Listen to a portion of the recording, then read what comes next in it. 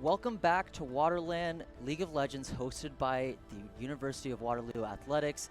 I'm Scott. I'm joined by... I'm Cameron. Welcome back to the stream. We are so excited for bracket play. Before we get into it, we want to once again thank all of our sponsors, especially the Esports hosting office of the Waterloo region. This can't go on without them. This can't go on without you guys watching, so thank you all. Cameron, how are we feeling about bracket play? I'm feeling really good today. I'm hoping to see some crazy performance from our top laners today. We'll see some crazy games. I'm hoping to see a bit of a shift. The support meta in the last couple of days, the games yesterday, has been a lot of like bandle pipes and a lot of engaged supports. I'm hoping to see some of those mage, some of those damage supports, and some more of those new items in the top. Yeah, and we're going to find out real quick because we're already getting in a draft between OTSU and Durham. These teams share a campus out in Oshawa, so we are dubbing this the Oshawa Battle, or the Battle for Oshawa. The Battle for Oshawa. Whoever wins this goes on to play Guelph in quarterfinals. And already the Talia ban coming out, that champ had a fair bit of presence yesterday, especially around the mid lane. Those roaming mages, especially in this meta, can create so much pressure to get either their top laner or their ADC ahead. So I'm not really surprised to see that ban come out. Absolutely, yeah. Talia was a pretty popular pick yesterday with that popular ultimate. Mordekaiser getting banned out on the side of Durham, keeping Mordekaiser out of the hands of Darken Moment. Yeah, a player that personally I'm keeping my eye on this game. I remember we have a wall of people's favorite moments, and I believe he wrote down Mordekaiser getting through that he got to play it yesterday. So absolutely, I'm not surprised that we're seeing that ban again because he was a monster with that. Yeah. Jarvan coming out on the ban from OTSU. Yeah. Pretty more of a meta ban than anything. Jarvan just kind of a omnipresent jungler no matter what the meta is. The Ezreal ban coming out, which I'm not sure I'm huge on. I don't know if Ezreal has that big of an impact. I'm pretty surprised at how often we've seen Ezreal this tournament, but I think working with the new Sheen Essence Reaver coming back has been working really well for Ezreal. That's true. And now Sylas banned, again, one of those omnipresent mid laners ever since his release, has just constantly been in the mid lane. So many good ults to steal. There it is, the Malphite ban coming out of Durham. OTSU trying to ban Sylas to get that Malphite pick in the safe zone. But obviously you don't want to give up that first pick. Malphite, another champion that's had a lot of presence yesterday in the pool play. So not surprised because I think that would have been first picked otherwise. Yeah, I think Malphite's been almost 100% pick ban this tournament. Close enough, if not entirely a Felios pick. How are you feeling about that?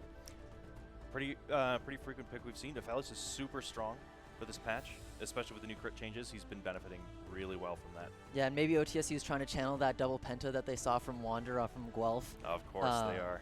But we'll see if that works out as well for them. Sivir in response from Durham makes sense to pick up another ADC. It's like, listen, we've got a counter pick, though. I know counter picks aren't huge for ADCs. Right, yeah. Another strong crit scaling ADC. Nico coming out of the side of Durham. Support pick that we've seen quite a lot this tournament, with the Pop Blossom being, of course, one of the most powerful ultimates in the game. Yeah, and we'll see if they can make it work. I know it hasn't seen much success recently, more favoring stuff like Leona or Nautilus, but maybe they can make Nico work. And Morgana in response. Interesting pick. All right. Renekton coming out on the side of OTSU for the top lane.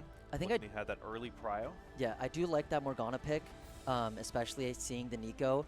Basically, you can say, hey, one of my teammates are not going to get hit by this Pop Blossom no matter what with that black shield, so that's going to be a pretty good pick. That's right. Durham banned out the Ezreal, so he can't Arcane Shift away. Yeah. Sivir, or not Sivir, Vel'Koz locked in as well. I believe we saw this yesterday too, to varying degrees of success. Yeah, Vel'Koz for Durham's mid laner. That's right. Yeah, Vex ban coming out, which is interesting. We haven't seen Vex yet this tournament. Yeah, maybe it's a comfort pick. I'm not sure how that matchup is against Vel'Koz, but looks like OTSU is trying to ban out Viego. Yeah. Keep those carry junglers away from Durham's jungler. Yeah, I think we are probably going to be seeing an AD jungler, so taking away options, or AD jungler on Durham's side. So taking away those options are going to be pretty important. And Durham banning out the Syndra, trying to keep those bans for their mid laner to give them as much success chance as possible. Yeah, especially when you blind pick a mage like Vel'Koz, you know you're going to get counterpicked, so it's just controlling what the counterpick's going to be. That's right. Vel'Koz, especially being an immobile mage, can be super vulnerable in the wrong scenario. and the Nefiri ban coming out as well. I believe was another champion that Jerome had played. But locking in the Ornn, how are we feeling about that Ornn in this meta? Ornn pick, honestly pretty solid. As long as Ornn can get to those level 13, level 14 spike where he can start building those masterwork items for his ADC, then he'll really start to pop off. And we saw some Ornn performance from Spice Mikey yesterday. Honestly, not too bad, but some tough matchups for him, so we'll see if he can pop off today. So Alistar is going to be picked. So this is signaling Morgana is actually going to be mid lane, which I'm not huge on personally, but if you can make it work, Alistar is a great support nowadays. Another one of those Bandle Pipe champions, another tank engaged support, and Kha'Zix's locked in too. Jerome's got to be scared for their squishies at this point. Yeah, they better be. Ornn's got to be on his game, peeling his ADCs. And Teemo. I think that's a troll hover. There's no way they lock in Teemo. We always love. And they are going to lock in Wukong instead. And it already sounds like we're loading onto the Rift. It seems like these teams are ready to go straight off of the draft. So we're going to get right into it. The battle for Oshawa begins right now. We got our teams rolling out. Wukong and Kha'Zix both going to be looking for early ganks to secure some leads for their laners, and we've got immediate pause. Immediate pause, all right. And that gives us time, because I want to ask, how are you feeling about these drafts? Who are you giving the edge to so far? That's tough. I think OTSU is definitely going to need to look to get an early lead on their jungler. I think Durham looks like they have the. I think Durham has the stronger team fight late game with the crazy. Sivir's going to have crazy team damage. Ornn's going to have that awesome, Call of the Forge God engage. And Wukong, as you know, he's got his ultimate as well, which is excellent engage. Yeah, these are huge team fight ults. It's signaling exactly what Durham wants to do, and OTSU kind of had the response with the Renekton of saying, hey, we're just going to send him in the side lane. He's going to have Ghost. He's going to run you down if you try to fight him. So I think we're going to see two very different strategies in the late game, and we're going to see who comes out on top. That's right. Honestly, though, I think the Ornn pick was not too bad because Renekton can struggle sometimes against, can struggle with killing tanks sometimes. Yeah. So Spice Mikey probably playing for that weak side and just looking to scale for the late game. Dolly looking to catch Disarray. Gets a little bit of poke damage after turning into a minion. You got to count those minions when you're against a Nico. Absolutely. With Nico, it's always mind games. Yeah. Listen. It's tough to always want to count minions. Sometimes it's like, okay, I'm just gonna start hitting them. I don't care how many there are. Oh, there's one more? That's just extra CS for me. Of course, right? You got to get that level 2 spike first. Yeah. Darken Moment pushing in the top lane there. Looks like Slack Mason might have an opportunity for a gank here if he can get his clear done quick enough. Yeah, I would be surprised to see a very early level 2 gank from this Wukong. Just you kind of say, Ornn, I love you, buddy. You're my top laner. But you're weak side. I'm playing towards the bot side, so we're gonna see. I think that we're gonna see this Wukong just continue to clear towards bot. Getting some grass procs there. Yeah.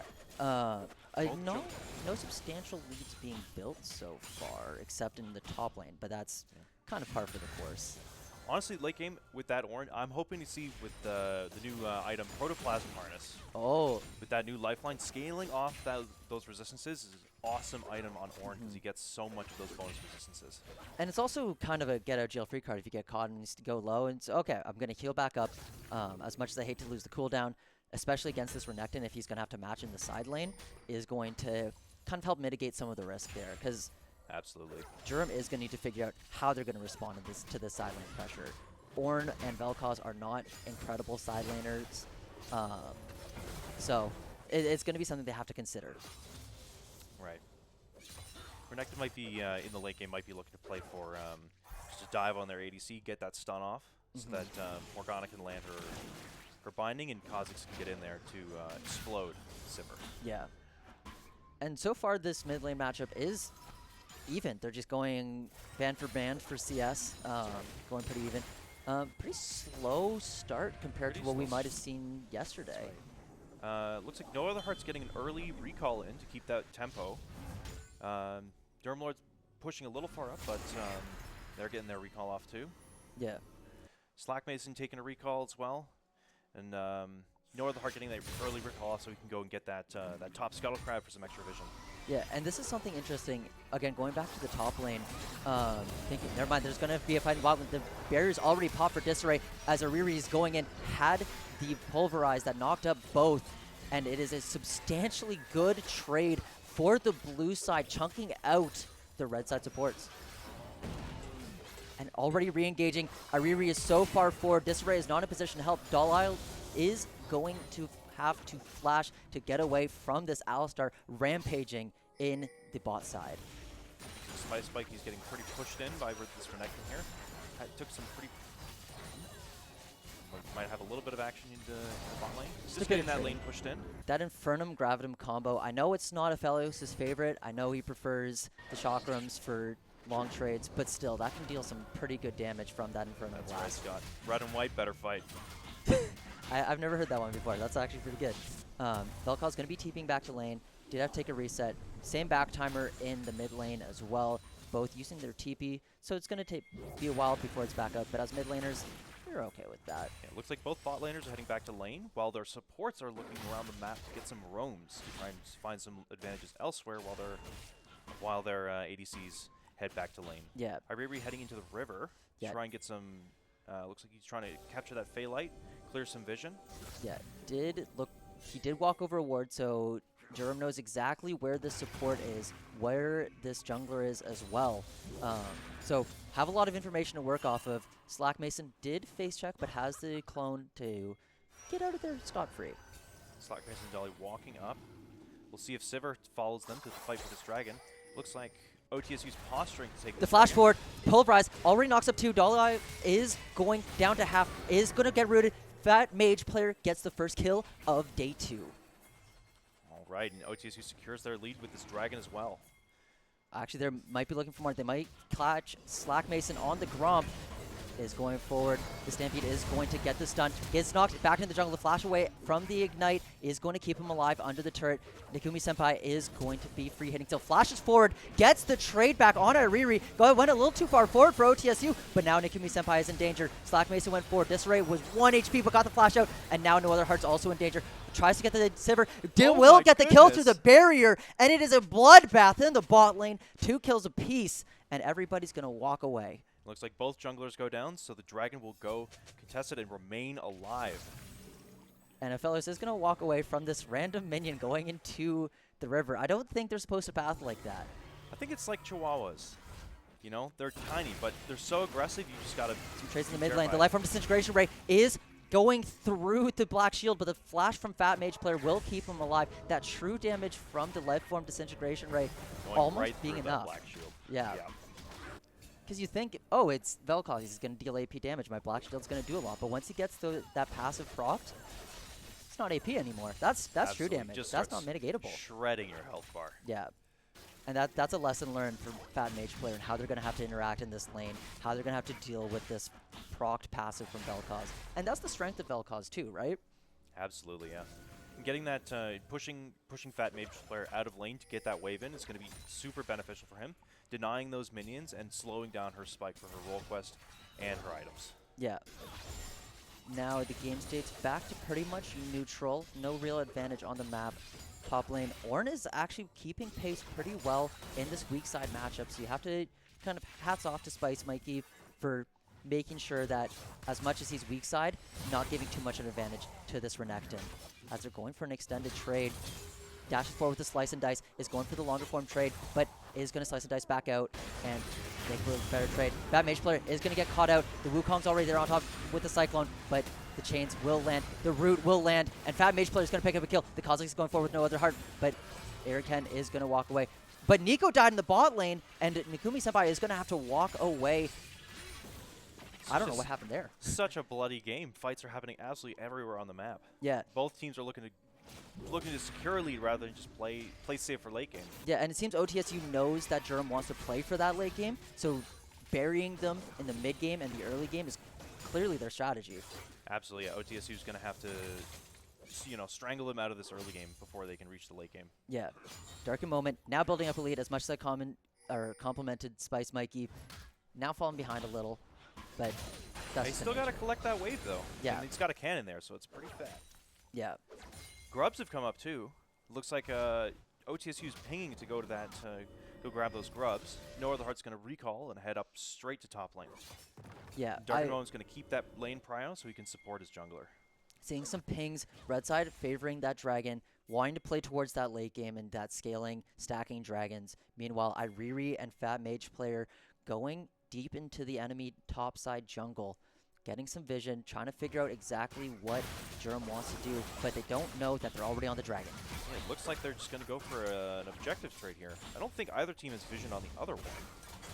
But you could probably guess at this but point. I'm sure they're tracking each other's movements. Yeah. They know exactly what's going on. And now they know for sure. Durham Knights are going to take the Mountain Dragon.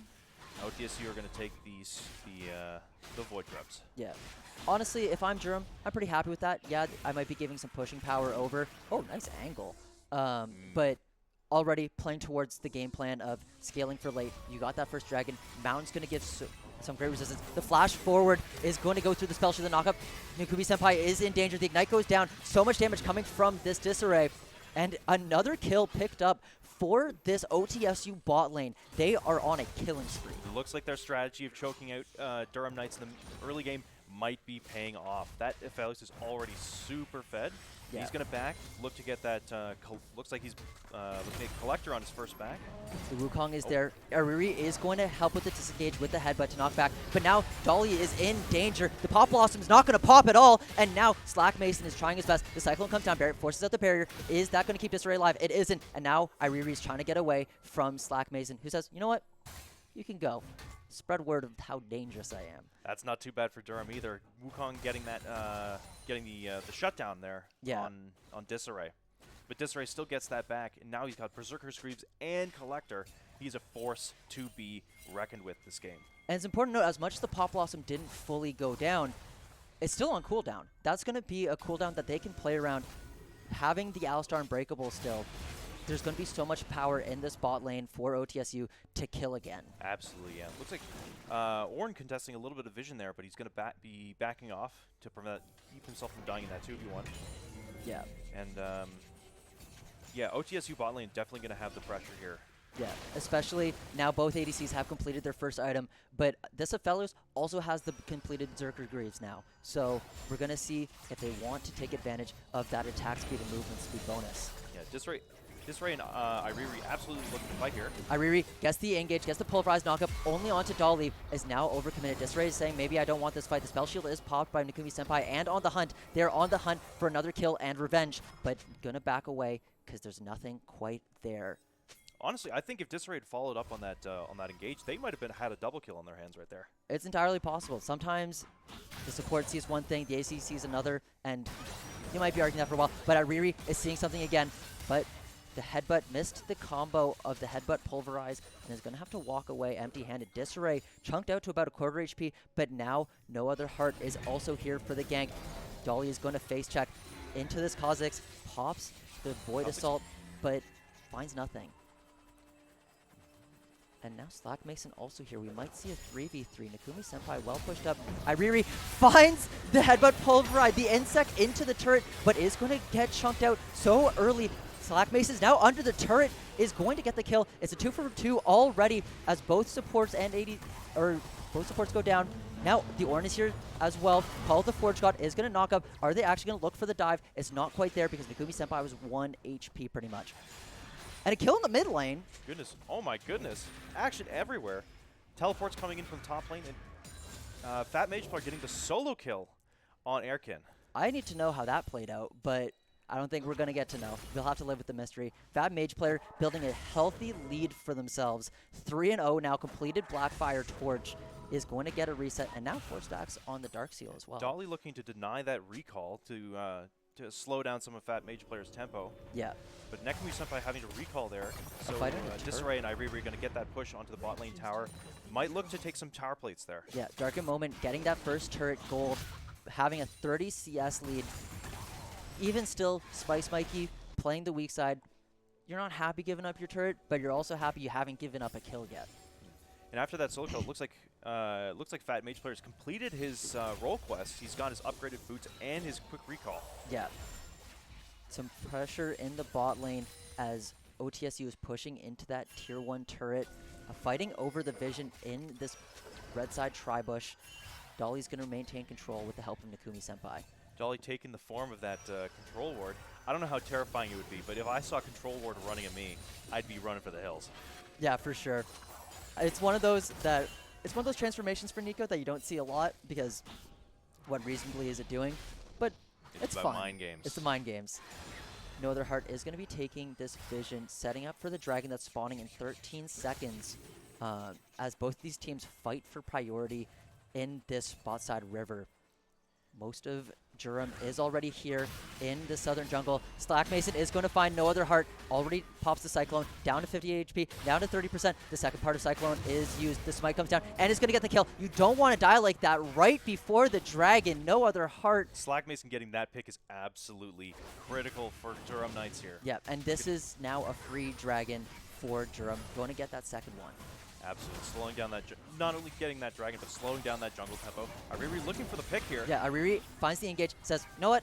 Maybe I don't want that. I don't know where my ADC is. Disarray might be getting caught here. Slack Mason is going to dive onto him, but the chakrams are spinning. Oh my gosh, bursts down. Nakumi Senpai is now trying to kite out to the best visibility. Slack Mason's there again. Pop Blossom's going to find 3 as Lifeform Disintegration Ray is burning them down.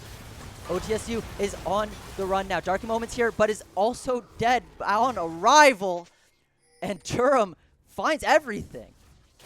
Goodness. 3 for 3 in the bot lane. Absolutely crazy fight we just saw. Honestly. OTSU definitely coming out on top there. Yeah. It was a pretty even fight, you know. But for having a 4v5 pretty much, or a 3v4, I guess, because there was 2 people or a person missing from each side, you have to be happy with OTSU. You gave up the drag, but you went even in kills pretty much. Absolutely. Durham definitely buying themselves some time there with getting that second dragon. Keeping themselves, they could get soul point on the next dragon. Yeah. And keeping that game alive is going to be key to their strategy of playing the long game, getting those masterwork items, and getting their Sivir and Vel'Koz scaled into the late game. And also another thing to note is before that fight, while the drag was being taken, this Darkened Moment Renekton was on the top side tier 2 and got 4 plates already. Yeah. So that turret is on death's door. Absolutely. That Crocodile is going to be at like a monster in those team fights.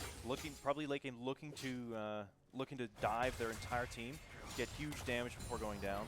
Maybe he'll get a stun off on Nakumi Senpai. We'll see how those play out. Yeah. And for Durham, at this point, knowing that they're scaling for late game, there's a fight in the top lane actually, but it's not really leading to anything so far. The Slice and Dice is going forward, is looking for more. Meek is going to deal some damage, and Spice Mike is just going to laugh it off. Spice Mike getting those cheeky emotes, taunting his opponent. Says, hey, listen, we're not on lane anymore. I've got a full item. You can't just quite burst me down anymore. No, it definitely doesn't win those extended trades, but man, those slaps in the face with that brittle proc must hurt a lot. Yeah. Looking for a fight in the bot lane. Ariri goes again. Finds Nakumi Senpai, ignores the Gravitum root, but still the damage comes out. The Moonlight Vigil is going to do some damage. Pop Blossom goes to return. The TP is coming in as well. Disarray is brought down to a quarter HP. They're going to try to kite it out. Can they help with the TP? Spice Mikey shows up, is now full HP with that TP shield, but everybody's just going to walk away. Spice Mikey may be looking for more, but is not going to find it. So, and in response, Red Team is going to get the turret. Now Slack Mason's getting caught in the tri-bush. Oh, No Other Heart's going to jump away. Uncertain. Slack Mason clearing that vision there. Darkened Moment absolutely pushing his pressure in the top lane with only Nakumi Senpai to answer for him. Yeah, and he's probably going to have to walk away. I don't think as much as this is a strong Renekton, I think he's going to get cut out by Nakumi. After taking that tower, Darkened Moment definitely sitting on some gold there. Yeah. And as squishy as ADCs are, Sivir definitely not the ADC you want to be diving with that spell shield. Yeah, especially now that it gives HP back too, so. Exactly. Fab Mage player around half HP chunked out by this Vel'Koz. That Artillery Mage is going to do wonders for buying space. No objectives up on the map, so both going to be playing for lane cryo. Yeah. Trying to get those minions pushed out for better tempo and trying to get some of those towers down. OTSU going to be looking for that top lane by sending Darkened Momentera to break that down.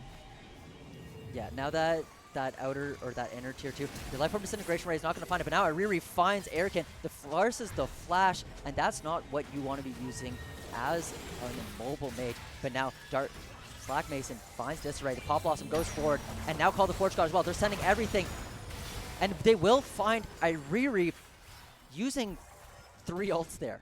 Alistar picked under his own tower. That's gotta hurt. Yeah, and Disray also chunked out, trying to keep this Durham team from finding the mid lane outer. Meanwhile, Darken Moment still running amok in the side lanes. Yeah, Darken Moment absolutely consolidating all those resources, getting to be that raid boss that we like to see from him.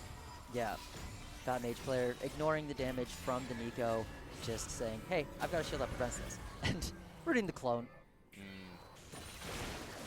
Dragon spawning in 40 seconds. We'll see how teams want to set up for this and prioritize getting it. Because OTSU, as much as it's not giving Soul, you still don't want to give Soul point. Because that puts you on such a back foot.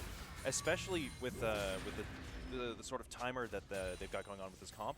OTSU has the pressure on to get this next Dragon. Yeah, and you have to hand it to Durham for mitigating the early game disadvantage that their draft had. Now they're firmly in the mid game. They are about even in strength, and they are ready to go for fights. And OTSU looking to take down this tower with the Herald.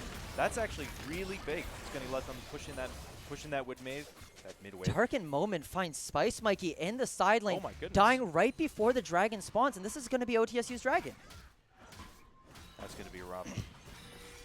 Spice Mikey didn't have that ult up, unfortunately, so he would have just been a body in that team fight, but still, Ornn is nothing that can be ignored. Yeah, OTSU gets that first drag for themselves. Baron now spawning, but that's the problem is, yeah, you found that pick a minute before drag, but now all your ults were down for it. You couldn't really fight for it, and again, your top laner getting caught right before as well. Your main frontline tank.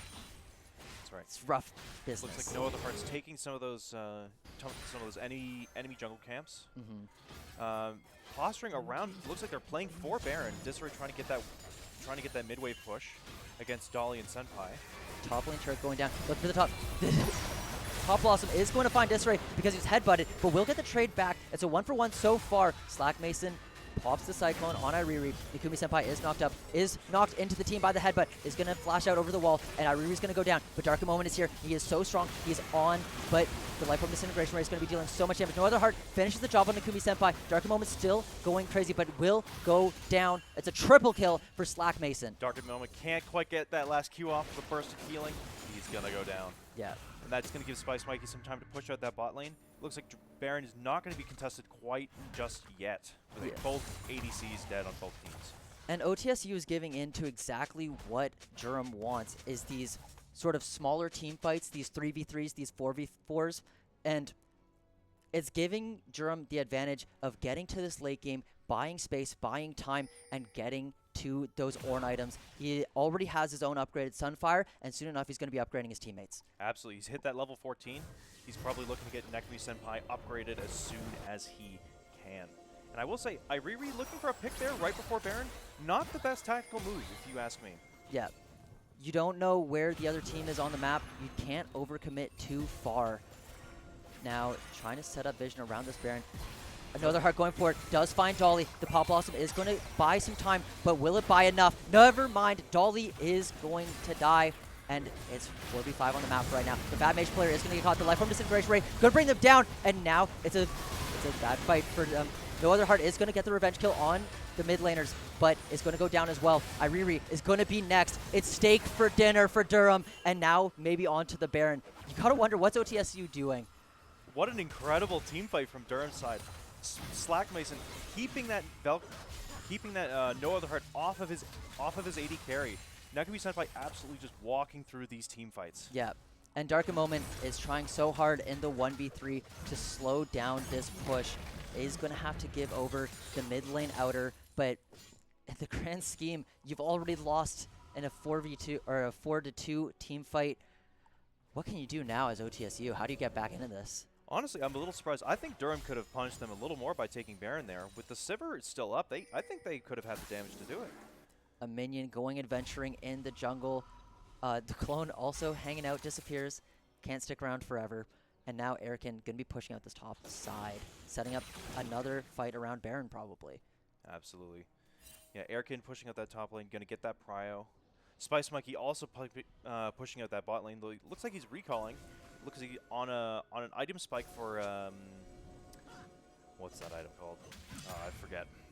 Either way, actually upgraded the Wukong's Trinity Force first. They didn't prioritize the Sivir upgrade. Oh, right. Well, I guess Slack Mason being the most fed member of their team, they're going to want to prioritize the damage on him. That is a strong Wukong. I mean, those dives on Slack Mason onto Disarray and onto No Other Heart before those team fights start have been absolutely critical for securing some of these objectives. Yeah, and with a 2K gold lead, it makes sense that you're upgrading your jungler.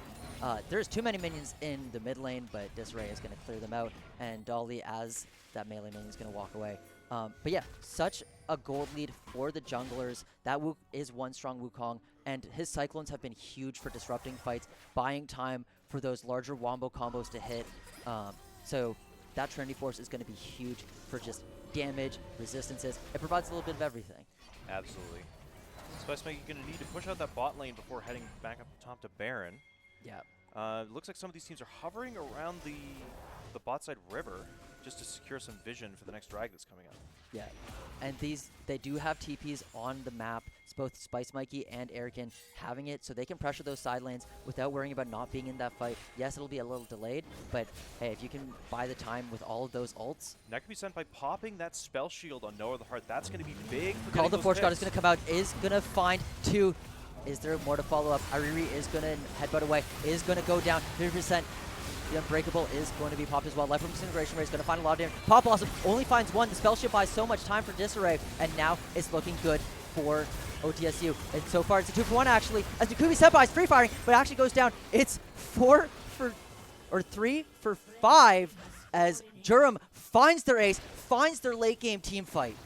Absolutely beautiful team fight. Durham going to get that soul point, putting even more pressure on OTSU. And with that ace, they're getting super. At this point, I think they're about ahead of the game. Yeah. With about almost a 1K gold lead.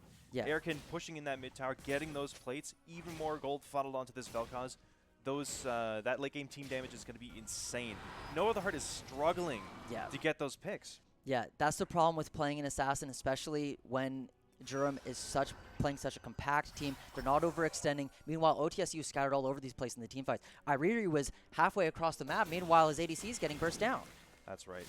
And Iriri needs to be that engaged for their team, but also needs to be Peel to keep that to keep Slack Mason off of Disarray and No Other Heart at the same time. Darkened Moment being not great for Peel, and Fat Mage player, he can do a little bit of peeling, but yeah, and I want to shout out Dolly's Pop Blossoms have been massive. But speaking of that, Dolly is going to get caught, but the fight is there. The Dominance is popped from the Renekton. Cyclone is popped in response, but now Renekton is in the middle of the back line. It could be Seba trying to kite. Pop Blossom finds 3, but is it going to find anything other than her own demise? Disarray gets the kill. Erican gets the revenge on Darkened Moment, and now No Other Heart going a little too far. They squashed the bug, and now they're looking to squash the rest of OTSU. Iriri's going to go down a triple kill for Erican as OTSU is running for the hills. Disarray gets caught by the Boomerang Blade. Moonlight Vigil is going to get the trade kill back, and he's going to get another one. He's going to find both of the carries. Disarray finding the pick. But now, Fat Mage player might get caught in response. Good flash away from Slack Mason and Spice Mikey. Disarray still free firing, still trying to hit and buy his team back into this game, or at least mitigate the damage. And Slack Mason just barely dodging that Calirum Q. Could have been his end with that Collector. Yeah. As I was talking about Dolly, finding these huge Pop Blossoms for their team, whether or not it's hitting 1 or 3, they hit 3. Dolly has been an amazing support for this team. Those ultimates have been on point every single time. Yeah. And honestly, like, OTSU turning it around, that fight looked so bad for them. But Disarray, we've seen what the Cephalus can do already this tournament, and now going super for the rest of his team. Yeah, if Durham can't execute on these team fights, Disarray in those extended fights will eventually mow everybody down with those shot drops. It's important to point out that the next Ornn upgrade has been the Rabadons for Erican's Vel'Koz. I guess they're saying we want more poke damage right now. We know this Sivir is going to be dealing so much damage when she gets her free fire. Absolutely. Slack Mason going in. They find Iriri. The Unbreakable is popped to cleanse the CC and is going to just walk out, but that is a huge cooldown with Baron up. Darkened Moment on the flank, but the fight's not there for him, but they are going to try to find him still. Darkened Moment gets out just by the skin of his teeth there. Fat Mage Dolly is caught by the root. Can they find the damage to finish the job? No, they can't, but that is a chunked out support right before the Baron fight as Durham is posturing. Yeah, Dolly having to hit the Proto Belt out to escape.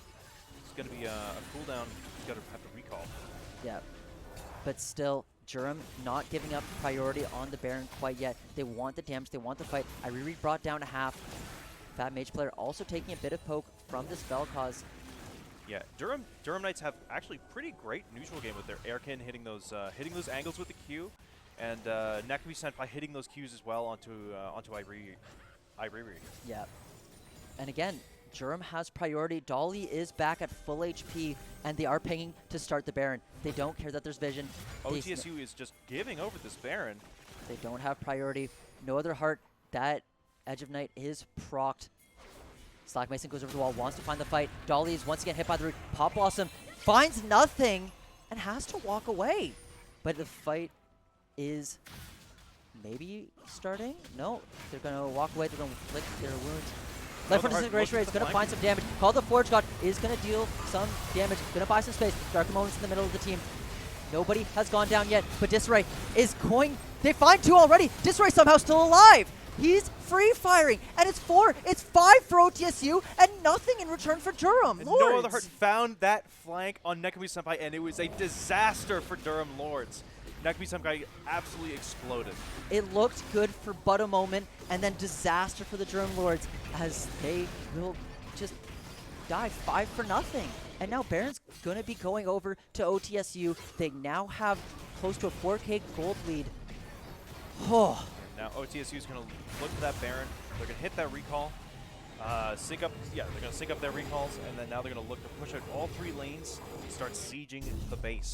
It's also important to note that Dragon is up in 20 seconds. Durham is not even going to be on the map for it, but they're okay with that. It's not giving away Soul quite yet, but still, and it looks it's like another thing. Winions take down that mid tower for OTSU. Now the map is fully open for both teams. Yeah. And now another looking to secure some vision here, clear out those control wards. The upgraded Infinity Edge now on for the Sivir. They are maybe going to look for the fight. I said they weren't going to be here for it, but Disarray is going to start the drag. Is there going to be a fight around it, or are they going to back off? The root hits on the Spice Mike. On the hunt, popped by the Sivir. The Wukong's already in there. Cyclone pop. Life from Disintegration is dealing some damage too. Iriri's disrupting, but Darkened Moment's already down. Pop Blossom finds 2. Disarray is already GA popped. He is in so much danger. The Dark Shackles is going to buy so much space. Disarray is getting hit by both the Spice Mikey, and Slack Mason is going to go down. And now Durham Lords have found their fight. Durham Lords take the almost a flawless ace. No Other Heart just barely getting out of there alive after sneaking that dragon. That damage absolutely let him get that get the dragon there and deny that Hextech Soul, which is pretty big for OTSU, but at what cost? Yeah, a 4 for nothing. Respawn timers are still 20 seconds. What can No Other Heart do to stop this victory march for Durham? Came into the day 0-3, but now looking to get their first win in the tournament and put themselves in quarterfinals against Guelph. Looks like Durham Lords might be looking to end here. Erkin heading to the top lane to push in that, catch that fat top wave. Yeah. That's going to be a big chunk of cash. 2 cannon waves there.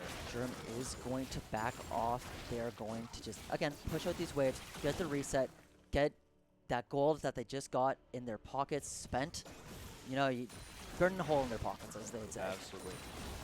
Looks like almost every Ornn item is almost complete. Just looking for a last one on Dolly, and it looks like Durham Lords have nearly scaled to their full potential. Yeah. Looks like Slack Mason has his GA, those extra power and safety on those dives. Yeah. Disarray, I believe, is starting to build his 7th item. Now as an ADC, finishing your quest in 26.1, you can start building a 7th item. It's going to be dealing so much damage. Meanwhile, Sivir only on 6, I believe, without completed boots. Oh, never mind. The boots is in a different spot now. That's right. They're in the quest slot. That's right. Doesn't show up in the UI anymore. It looks like Sivir with full completed crit. She's going for a death stance there. Interesting pick.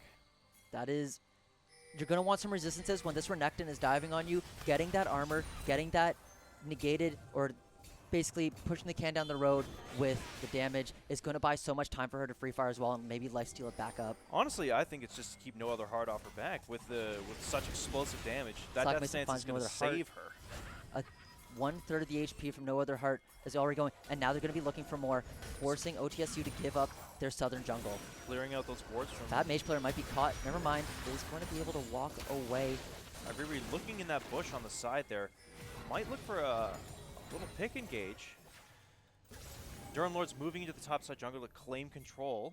It looks like they're looking to break that crystalline growth and secure the top tower. Yeah, that's a lot of standing gold on the map for them still. Dark Moment looking to see what he can't do to stop this push, but will get rooted up and have to slice and dice away. So much pressure on the map, even if they don't have Baron. But Slack Mason is gone, and Ariri brought down a half. Cyclone is popped as Dark Moment finds his way onto Nagumi Senpai. On the hunt is popped to try to cut away, but now it's 5 versus 2 in the mid lane. Nagumi Senpai finds no other heart, but he's going to get burst down in response. Pop Blossom's here. The rest of Germ Lords have arrived, and Disarray finds Dolly. Call the Forge God is going to buy so much space. Disarray still free firing. Does so much damage. Burst down. Erikin will go down, but it's so far a 4 for 3. And OTSU finds a favorable fight. Not bad on the side of OTSU. Keeping the game alive. Punishes that split for sure. Spice Monkey not there to tank for his team. These teams are just going back and forth, just one blow after another, just breakneck pace in this late game. Absolutely. Looks like Darken Moment and Spice Mikey both looking to push out those lanes on the side, on opposite sides of the map. Yeah, and then looking to probably set up for that last dragon. If OTSU can secure this, then it'll be soul point for both teams. Yes. And at the same time as this dragon spawning, Baron's going to be following suit in 15 seconds after that. So we might see an exchange. We're going to see which one these teams want to prioritize. I imagine as OTSU, you're going to want to be getting this dragon to not give over soul. Dark Moment, now level 18, going to be pushing on to level 19 and 20 thanks to that top lane quest. Oh, yeah. That is going to be one strong proc. For sure. In the late game, actually, I'm not sure which ADC scales better. Is it Nekubu Senpai or Disarray? They both scale really well. They're just going to try to one-shot each other. I guess so. That death stance might make the difference. And that's what we saw from Disarray. We saw how much damage that Aphelios could pump out. 200 years of gameplay right in those weapons. Oh, that's right. Looks like Nekubu Senpai's gotten herself a GA. Yeah. And for this dragon fight, it looks like the GA will come back for Disarray as well. We'll see what these teams can do. Just in time. We'll see if Spice Mike and Slack Mason can get that dive soon enough. Priority for Durham in the pit. They're going to start it up. Are now going to be tanking it, not dealing a lot of damage, but it's already brought down to 8,000, brought down to 7,000. No other hurt. Free They're hitting. down just below where everyone's setting up. OTSU needs to get it. Pop Blossom is going to find 2. Is going to catch Ariri. Meanwhile, Spice Monkey's in the back, trying to buy time against Disarray. Ariri's already dead from the Life Form Disintegration Ray. Disarray's free firing already. 4 dead. Disarray's all that remains. The GA is going to be popped. Slack Mason is standing on top of him. Disarray's not going to last long and is going to go down. An ace for Durham Lords as he's going to push for the end. And with no inhibitors standing, that looks like it's the game, with Durham Lords taking their first win for the tournament. And what a first win to get in this elimination game, going on to face Guelph in the quarterfinals and maybe a Cinderella story. Absolutely fought for with blood, sweat, and tears. Yeah. So don't go too far. Don't count out this Durham Lords team.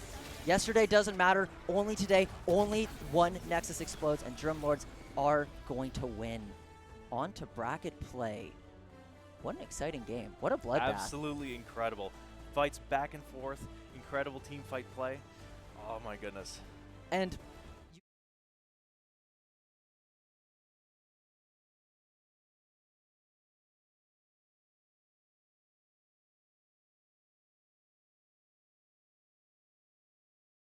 item Sivir, who could just free hit. That Vel'Koz damage was going crazy as well. Absolutely, yeah. If you ask me, that Ornn pick was excellent in the top lane. Yeah. Keeping Renekton from snowballing that early lane, keeping him from becoming that raid boss quite soon enough to carry that game into a finish for OTSU.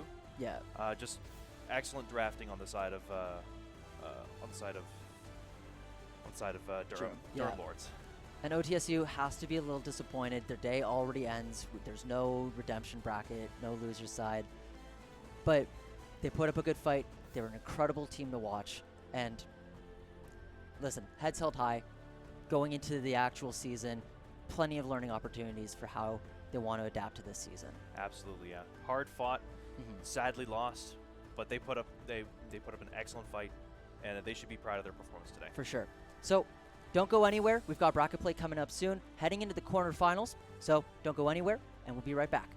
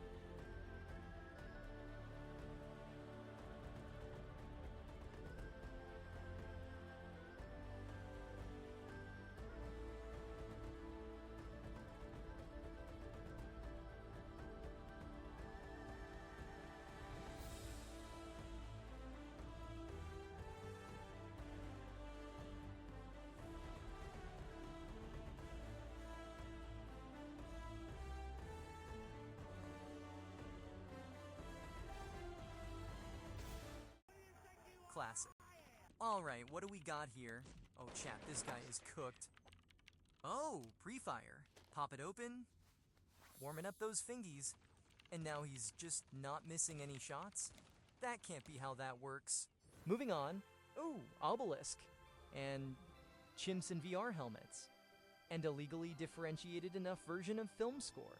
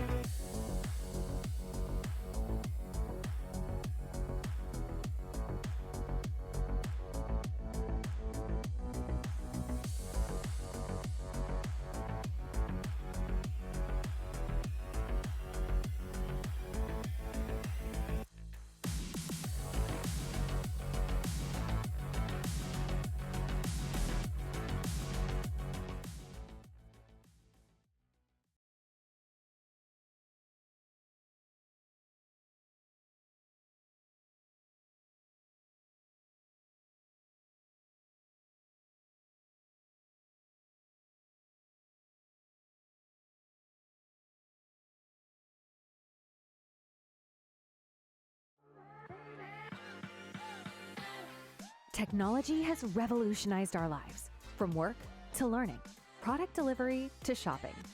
It's not just amazing. It's the force behind making amazing things happen in our homes, schools, workplaces, and journeys.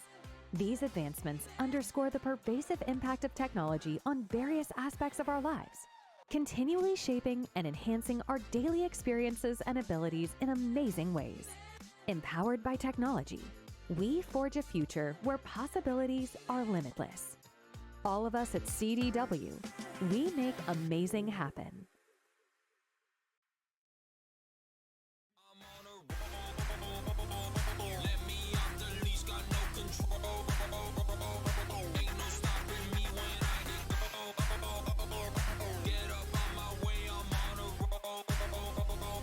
Y'all already know that I'm in my zone. Oh, yeah!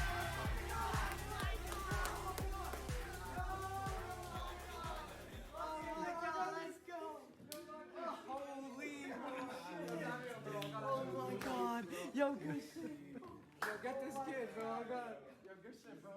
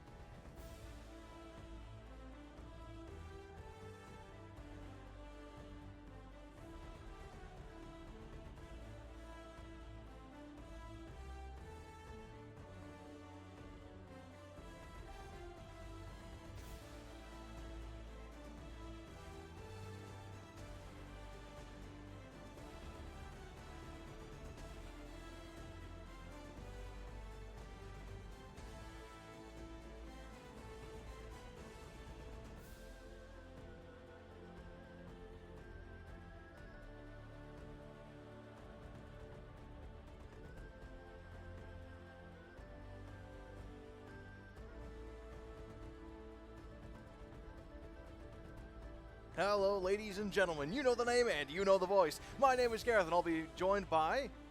Jason. Today. All right, Jason, how are you feeling? Well, I'm feeling pretty... I really like that Ontario Tech versus Durham comeback. You know, Durham did not win a single game yesterday, but clearly they got the message that they needed to reset, and reset they did. Absolutely. Winning against Ontario Tech with a pretty fun win, I'd say. For myself. Honestly, yeah, they had quite a lot of strengths in that team comp, but they weren't able to shut down the Vel'Koz. And as we saw in those team fights, that life disintegration ray really lived up to its name. It melted through every member of OTSU pretty much instantly, I'm not going to lie. But I believe we're going to be seeing Conestoga, if I'm not mistaken. Or is it Yes, we are seeing St. Clair versus Conestoga. A bit of a historical... Yeah, it's a bit of a historical matchup, if I'm not mistaken. St. Clair is a pretty big rival of Conestoga across a lot of esports titles, but especially League of Legends. Yes. So I'm particularly excited to cast this one. Any observations going into this one? Like any kind of team comps, hear anything from the players? I mean, we are, I think, reasonably going to see Lazaro's Quinn one-trickness get banned again. Yeah. I really wish we get to see it, but of course we know that quarterfinals are now Fearless Draft. So we might be seeing more and more interesting niche picks coming through. Yeah, all right. Well, I mean, I know we certainly saw a lot of niche picks when, what are the names? Fanshaw was coming in with that Zach mid and quite a lot of other creative stuff, even the Garen top. So honestly, if there's a game that you want to look out for, it's going to be that one. But hey, if you want to stay up to date on all the esports action, make sure you find us on Instagram and Twitch at UW Esports. And before we actually get into all the amazing games today, let's first give a huge shout out to all the amazing sponsors that we've been working with. But the biggest shout out easily going to the the Esports hosting office of Waterloo Region. Thank you very much for your continued support, and thank you to all the awesome viewers and all the awesome staff and players that are making this tournament possible. Big hats off. The other essentially group's quarterfinal qualification game that was not streamed, we see that Western did beat Brock. There's no essentially redemption team for the ones who lose in like quarterfinal qualifications, so Brock and Ontario Tech are going to place 9th to 10th, I'd say. Okay. But we do see now Waterloo versus Western. That is also going to be a fun game to watch. I'm not sure if we're going to be streaming it. I hope we do get to. That would be pretty nice. Yes. Personally, I'm very excited to see the mid laner and the ADC. The mid laner gave a very, very awesome interview yesterday. Yes. And the ADC has a secret pick that he's yet to he's yet to say anything publicly. But I was digging around on the op.gg's, and I can confirm I know what it is, and I can also confirm he can play it very well. For Conestoga? No, for Waterloo. Oh, actually. interesting. Yes. But let's start talking about Conestoga actually. The mid laner Siren, he's a bit of an experimenter. I'm not gonna lie. He whipped out the Tom Kench mid yesterday. Yes. Didn't quite go according to plan, but he promised me that it works. He promises me that it has a lot of damage and it's got potential. So I wouldn't be surprised if we see it. And correct me if I'm wrong. These are best of threes, right? Yes, these are best of threes. Okay. In Fearless Draft 2, and we know that the mid laner Siren is actually essentially mainly a bot main, but he does play everything mid. That is very true, and everything he does play mid, he's got obviously his pocket pick Tom Kench, but he also has a bunch of other standard picks, you know, stuff like the Orianna, the Talia, all that good stuff. Yes. But the top laner as well, he's got a solid pool. He has a few secret picks, aside from the Quinn. Yes. I don't think we're going to be seeing his Darius, actually. He has an alt account where he's been grinding some Darius. I don't know if he's doing super but good. I mean, Darius is not super common in this tournament so far. I know it's Not like really. I know that it's like not terrible in pro play. It's very matchup dependent. And we do know that the Pablo from St. Clair also likes playing Darius sometimes when like Cassante is banned, or well, he is an Aatrox main, but we have not seen much Aatrox. Why do you think that is? Honestly, you know, kind of like the other casters we were talking about before the stream, Aatrox is just very inconsistent. A lot of his pressure, especially early game, comes from that Q1, Q2, and Q3. It's not an auto attack. It's not a point and click. It's a skill shot. Yes. You have to land the smallest part of the skill shot in order to get that damage. That really makes him strong. And so with how much mobility is in the game, even something like Cassante, who's a big bulky guy, he can very easily dash around and make Aatrox feel like a minion, basically, that heals. Essentially, yes. And we do see from Floson that, apparently a Vlad main. I'm not sure if we'll get to see it. There is potential. Also, a Zeri mid enjoyer. A Zeri mid enjoyer. Now, see, the Vladimir and Zeri, haven't seen them at all. We didn't see a Vladimir yesterday, I don't think. I don't think we we'll saw just say that we Vladimir. didn't. I would love to see a Vladimir and a Zeri mid, but if I had to pick one over the other, I think I'm much more in favor of the Zeri mid lane. How about you? Especially with a new item, what's it called? Fiend Hunter Bolts, right? After you Oh, cast, yeah. after you cast your ultimate on ADC, you get essentially an auto attack buff, and you're guaranteed to crit, I believe. Yes, for the next 3 auto attacks, the next 3 auto attacks are guaranteed to crit, and if you already have crit chance and that auto attack would have crit, it deals extra damage. Indeed. So honestly, I'm surprised we didn't see it on Kaisa, because she's been picked a couple times. That's true. I don't believe she's picked up the Fiend Hunter bolts. But yeah, like you were saying, Jason, Zeri is going to be able to abuse it. Kai'Sa's going to be able to abuse it. Vayne is going to be able to abuse it. We haven't seen Vayne at all, but I wouldn't be surprised because there's a lot of health stacking in the game. You've got Heartsteel, a lot of these beefy top laners like an Ornn, a Mundo, so much stuff that Vayne absolutely loves firing those silver bolts into. And these ADCs have proven once and again that they are very mechanically gifted. Absolutely, yes. We've seen the Aphelioses go bonkers Yes. in this tournament so far. In the last match with that Aphelios, like doing so much damage for his entire team, but just not being able to have that survivability. And yesterday as well, we saw 2 pentas back to back on Aphelios. Wonder, I believe his name was. Yes, from Wander from Guelph, I believe. There we go, Guelph. Thank you very much. Yes, Guelph. So honestly, yeah, just a really quick shout out to the esports channels out there.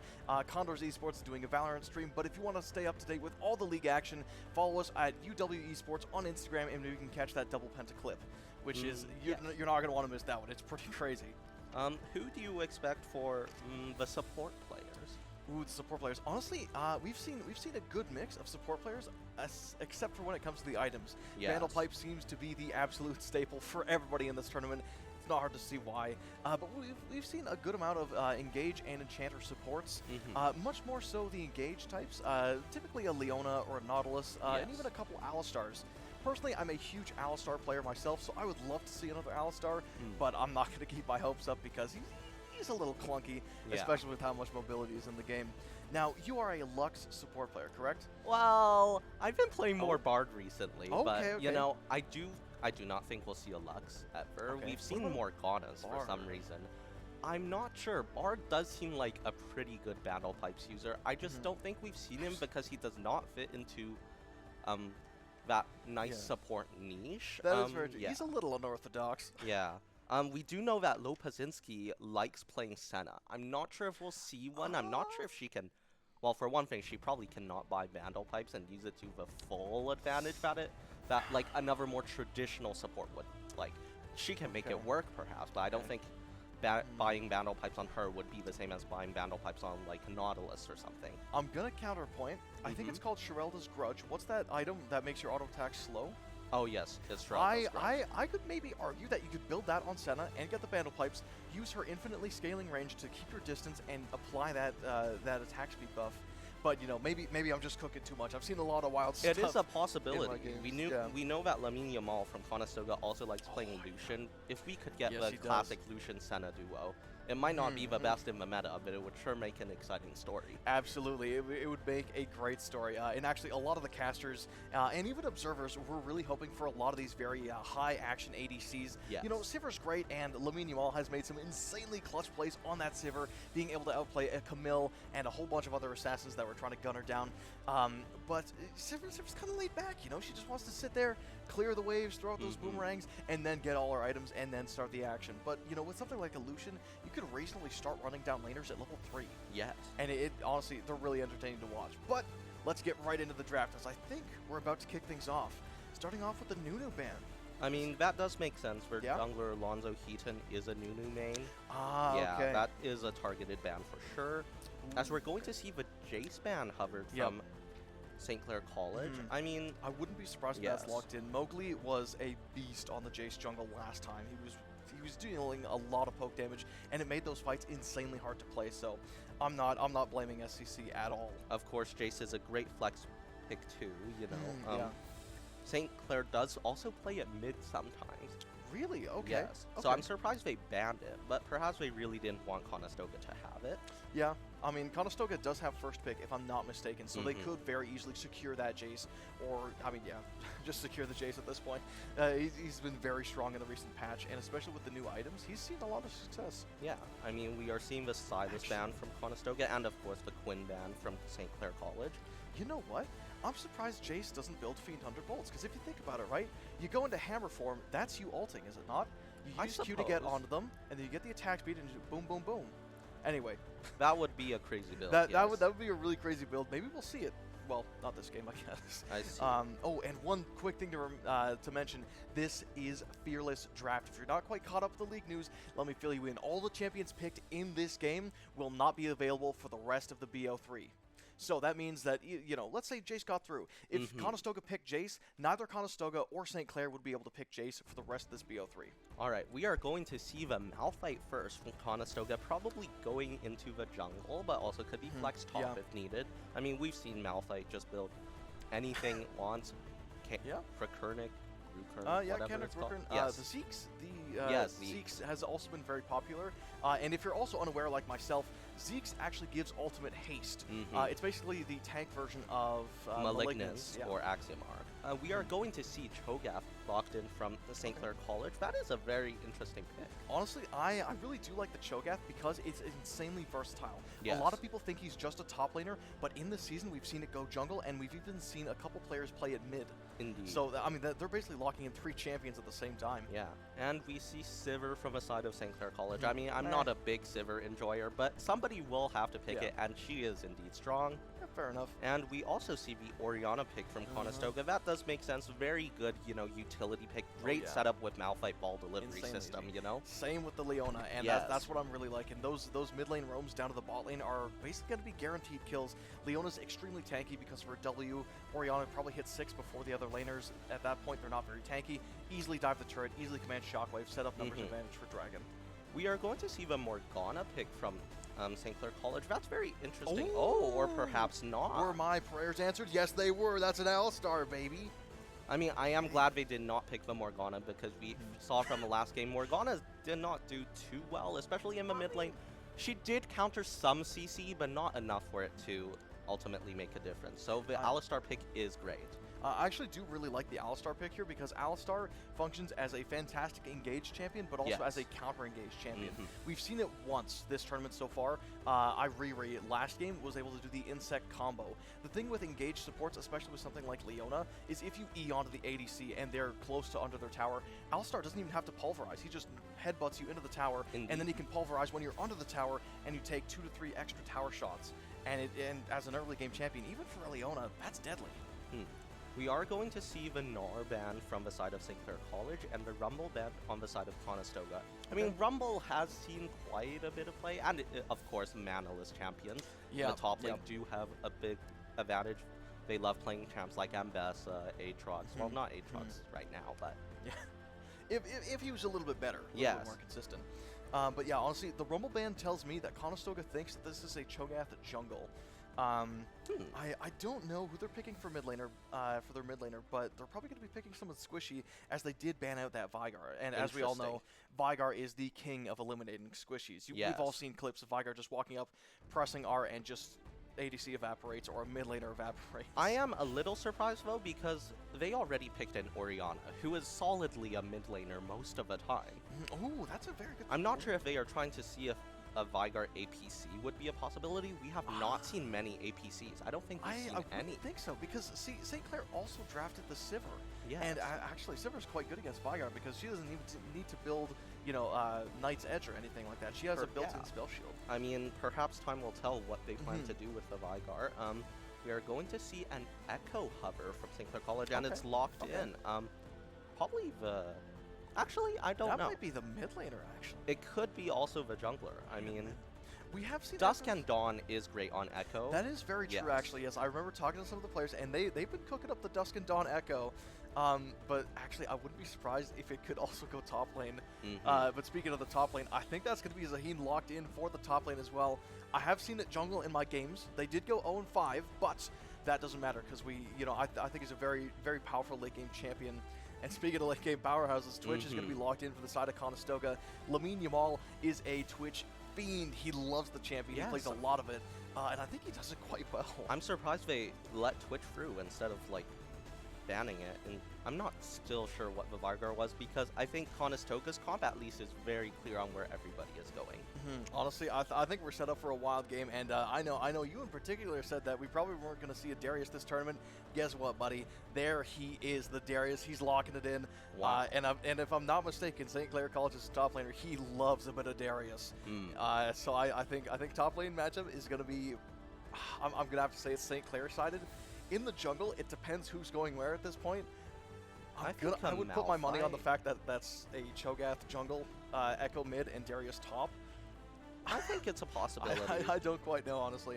But hey, you watching the stream, before we get into game, if you can't stick around, that's all good. Make sure you find us on Instagram at UW Esports. And once again, a huge shout out to all the amazing sponsors, and the biggest shout out going to the Esports hosting office of Waterloo Region. Thank you all for making this tournament possible. And without further ado, I think we're going to be getting into game in a few minutes. What do you think interesting will happen in the first few minutes? Do you think we'll see any crazy plays by either side? Based on the first blood, I think, or based on the champions that are chosen, I think this game is just going to inherently be interesting. Though I do think that first blood is going to go towards the side of St. Clair. They have Sivir, which deals a surprising amount of damage with that level 1 Q, and it's also able to push very fast. It can very easily set up dives, and because I think it is a Cho'Gath jungle, he's a tankier jungler. He can stay very healthy in his jungle clear. I wouldn't be surprised if he starts on that red side, you know, for top lane, makes his way down, steals the Krugs to heal back up to full health, and dives bot lane. And you know, you have Alistar as well. He's allergic to taking damage. If he has the Aftershock, dives are going to be so free. That's true.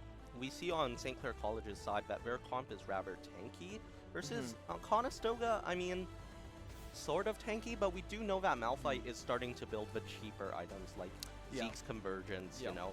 They do give some defenses, but not as much as, say, I don't know, Heartsteel. Not that he would build Heartsteel. Actually, I wouldn't be surprised. You know what?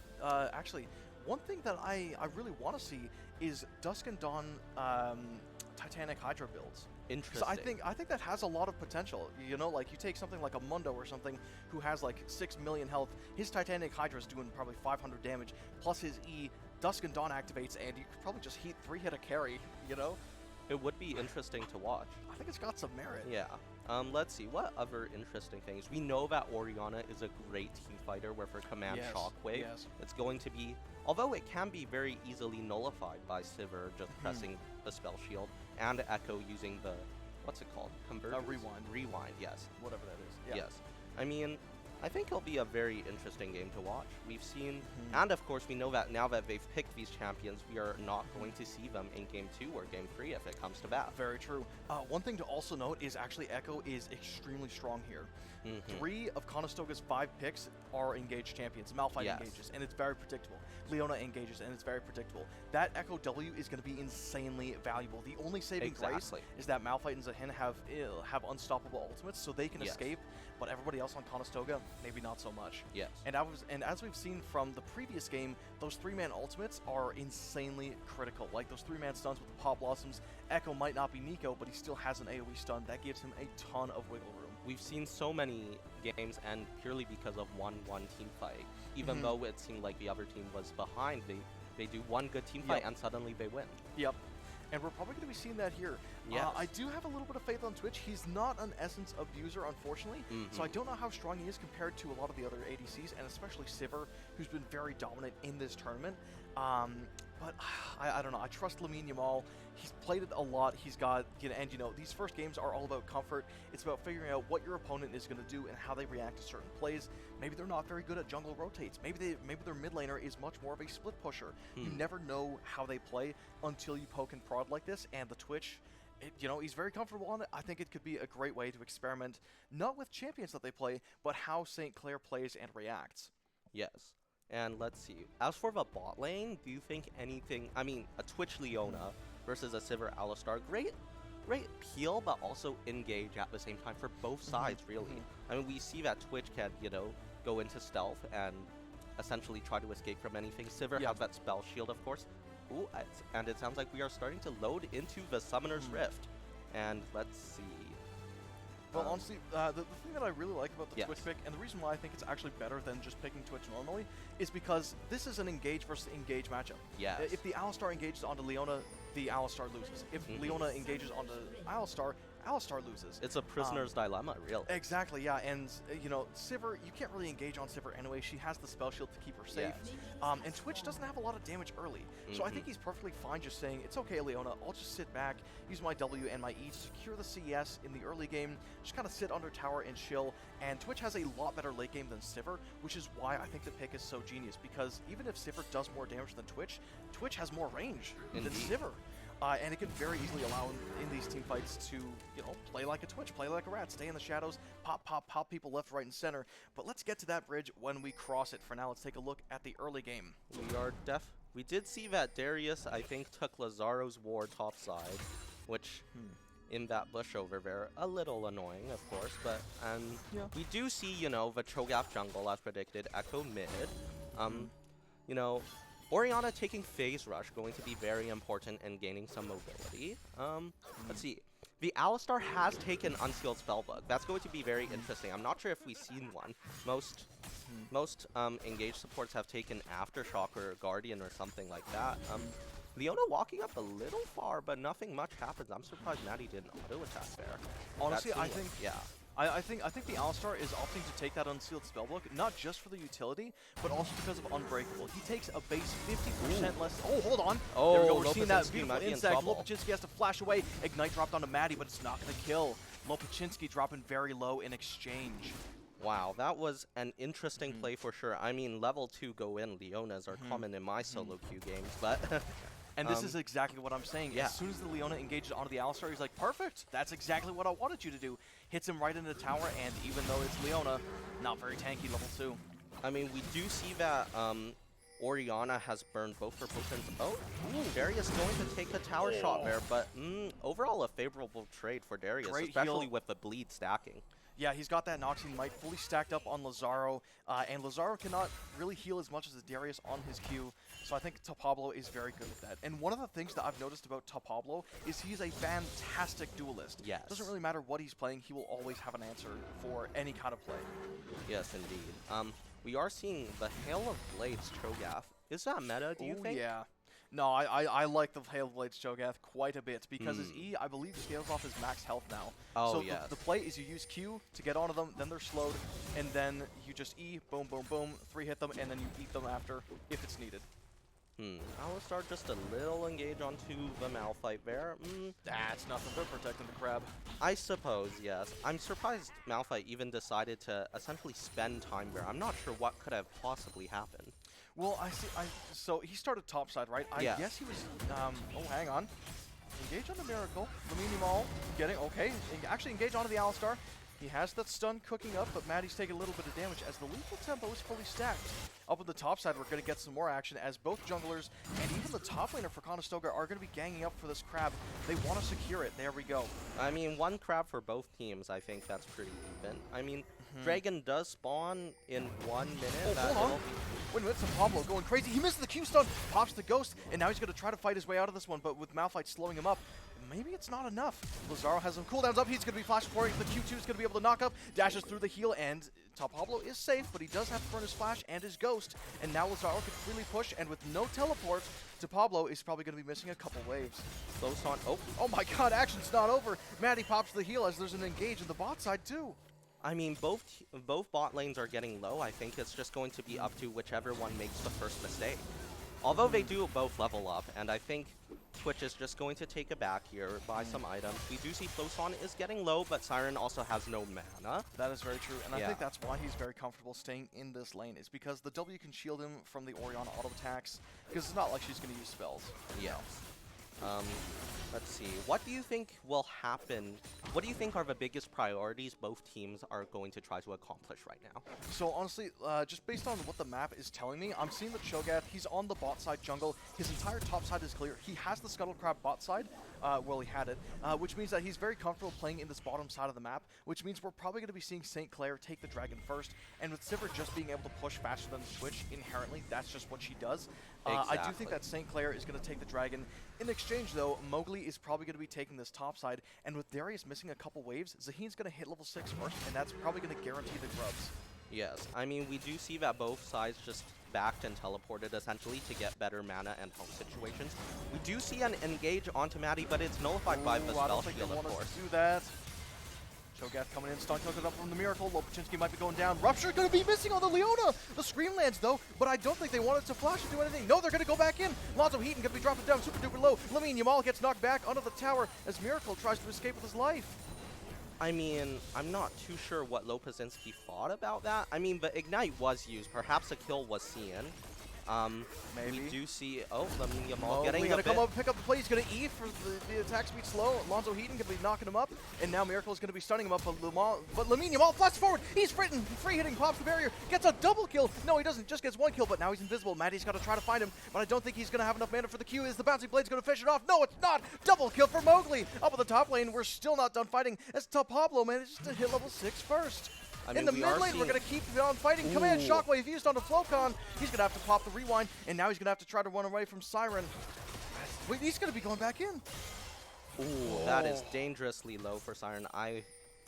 Wow, just tons of chaos happening everywhere, and not even the dragon We're taken. not done yet. Lazaro's taking a trip to the mid lane. He's going to have to shove Echo off of the wave to allow Siren to get this good push. But up in the top lane, this Alistar's continuing to move and make plays around the map. Lazaro, if you can hear me, get out now. The Q knockup is going to go into Lazaro. He's going to try to fight his way out, but without the level 6, he cannot buffer that CC and will give a kill to Pablo. Wow, I mean, I'm surprised that ward was not there initially on Lazaro's side. I think it was pretty obvious that, well, it's obvious on our side, of course, but we have to remember that players are dealing with limited information, of course. We are starting to see, perhaps, the Leona, the bot lane is finally gathering everybody back where they are supposed to be. An attempted engage by the Leona, but it doesn't hit onto Maddie Bear. I don't think Twitch doesn't have a BF sword, so that might be why they're trying to go in. But honestly, like I was saying about the Alistar in the very, very start of the game, this is why he takes the Unsealed Spellbook. It gives him a lot of utility, and Alistar just doesn't take damage because it's unbreakable. Wow, we do see Lamine Yamal popping the ult there.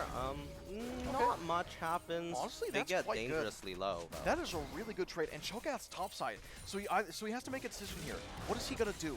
Is he going to continue farming the camps, or does he want to save the bot lane? And he has to make a decision before Siren gets there. I think he has we are seeing a Shockwave dive. up as well. Lopachinski onto the tower by himself. Command Shockwave, maybe going to go out. Miracle's going to be able to get a kill. Lamine Yamal going to die to the turret. What? I mean, the Alistar did get the kill, but I'm quite surprised, honestly. I mean, bit of miscommunication. Sivir going to pop the ulti now, and now Siren's in trouble as Lamine Yamal. No, that's not Lamine Yamal. That's Lonzo Heaton coming down to the bot lane. Will Amazing spell shield from Maddie.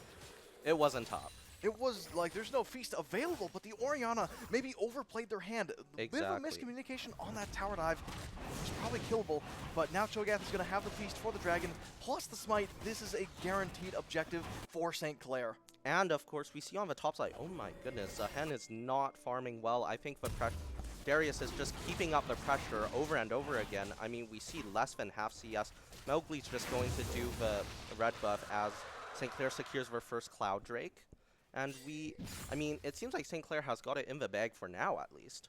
They certainly do, but the saving grace with Conestoga's comp is Malphite can never be useless. The Unstoppable Force, even if he only has a Doran Shield at 30 minutes into the game, if that's even possible, the Unstoppable Force is guaranteed to work. The only saving grace, hold on. I don't know if they even want to engage. Solar Eclipse is online for Lopachinski. Lamine Yamal is feeling very confident, so he's going to try to go for it. Maddie going to get slowed up, but that Lamine Yamal could pop the ultimate. Alistar's not level 6. That's why they're going in. He has no Unbreakable. He's going to be dropping down super duper low. Pops the stun on Lopachinski, but it's not going to be enough as Lamine Yamal is melting him. Lonzo Heaton is going to be coming down. Lopachinski caught in the wrong spot. Gets ruptured up. And is he going to be eaten? Yes, he is. No, he's not actually. Just to be slain. Well, I mean, that was a pretty expected play. Miracle not having the level 6 Unbreakable, or what it's called, there. We are seeing a small fight top lane.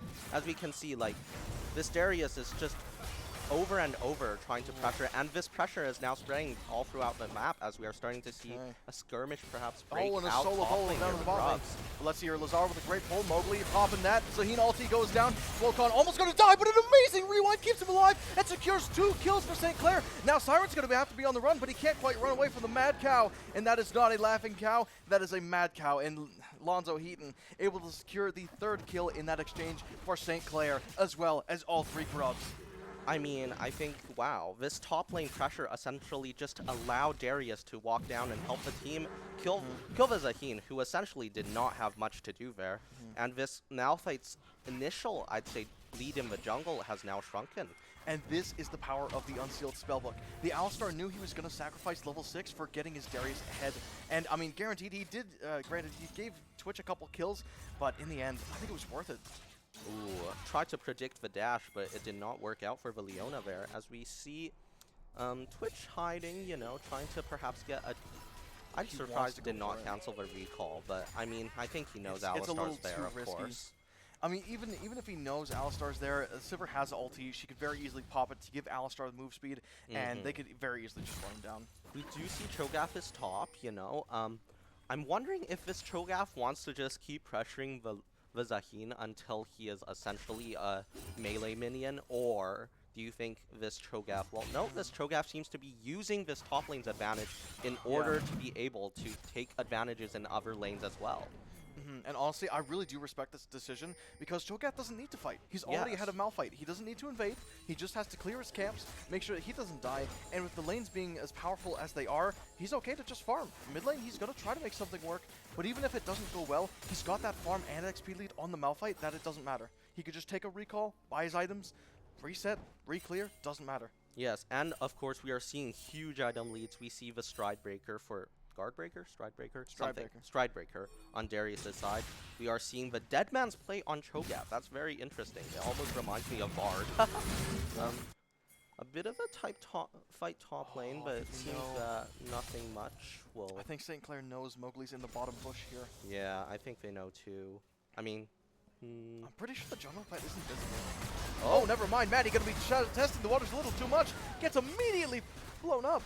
Wow, that is quite a surprise. I mean, we do see that in return, Pablo's going to take the enemy blue buff. We do see the Dusk and Dawn coming out on the side of Echo. I mean, it's a good new item for Echo. We are going to see an engage onto Lamine Yamal. Pops on Breakable. He's going to flash forward to stun up Lamine Yamal. A flash from Lamine is going to dodge the Rupture. Now Lonzo Heaton's going to have to try to kill the kiting Twitch. That lethal tempo is fully stacked up, but with Lokicinski having no mana or a Solar Eclipse, it might not be doable. Miracle dropping extremely low. Is that poison going to kill? It might have, but he heals to save himself. I mean, that is the effect of... Essentially, they took a melee versus melee range fight, and once you have to disengage, this Twitch can just auto-attack you forever. And as we are seeing an Maddie once again getting caught up, gets stunned by the Leona, but is able to spell shield. Oh, the Searing Dawn is not going to be enough. And now Lamine Yamal going to be on the run, almost going to be able to kill Miracle. One eat from Lonzo Heaton is going to make this Lamine Yamal turn into Ratatouille, and he's done for. Lopaczynski as well. No mana, low health, and nothing left in the tank but a few bits of gold for Cho'Gath as he picks up a double kill.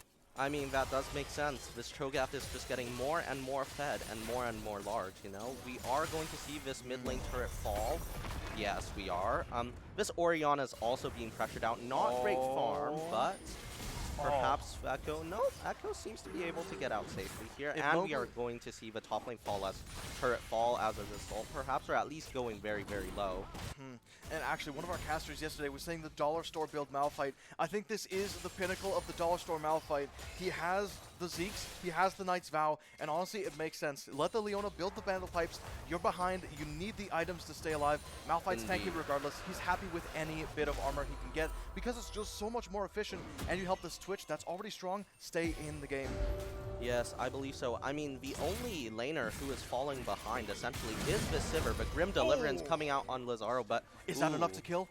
No, he's completely fine. I mean, why does he back there? I mean, we are going to see the top lane turret fall as a result, most likely. There's no way he stays. Yeah, we are going to see it go. I mean... Oh, no. Lamine Yamal caught out. I don't think he can get away. He has to barrier for a little bit of safety. Okay, unstoppable force. Going to be dodged by Echo with a good rewind, but it's not quite going to matter as that phase dive, whatever that is, dives in and he kills off the Twitch. Mowgli going to try to run away.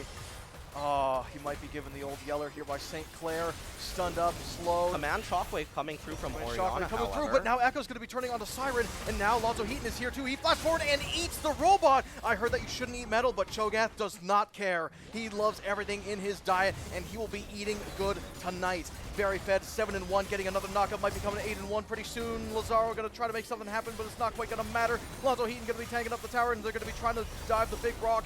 Dwayne "The Rock" Johnson able to fall, and he gets out alive. That Goodness is absolutely gracious. crazy. I mean, now they can take the Rift Herald, which is up as we see the top lane turret's fallen, the mid lane turret's fallen, the bot lane turret's probably going to go as well, and this Rift Herald is just going to extend their pressure on the map further and further and further. It might be Raps, I'm not going to lie. This Darius has gotten so strong, and this Cho'Gath as well. They're so stat checky that even if you can try to outplay them, at this point they have so many kills, so much gold, they will be able to just walk over you 9 times out of 10. I mean, let's see. Yeah, I believe so too. This poor Zaheen has not essentially participated in a kill whatsoever, and is not even at a full item. Everybody on the enemy team has a full item. Everybody has one, except for you. So, it will be tough. Pablo might be shut down here, or this could be a crazy 1v4. Mowgli going to be trying to block 2 members of St. Clair from getting in there. Top Pablo going to be taking a lot of damage from Lamine Yamal. Lamine Yamal finishes to finish him off. Miracle gets a great knockup. Zaheen ulti now as well. This might be a turnaround for Conestoga. He has to flash away from the rewind. Command Shockwave going to hit 2. Now Miracle is going to be the last one to fall. Gets a 3-man knockup, but Siren gets some stake. And now he's back in the game, potentially. Cho'Gath and Sivir still farming very, very much quickly. Sivir might be enjoying some solo turret plates if she's not too afraid to continue pushing.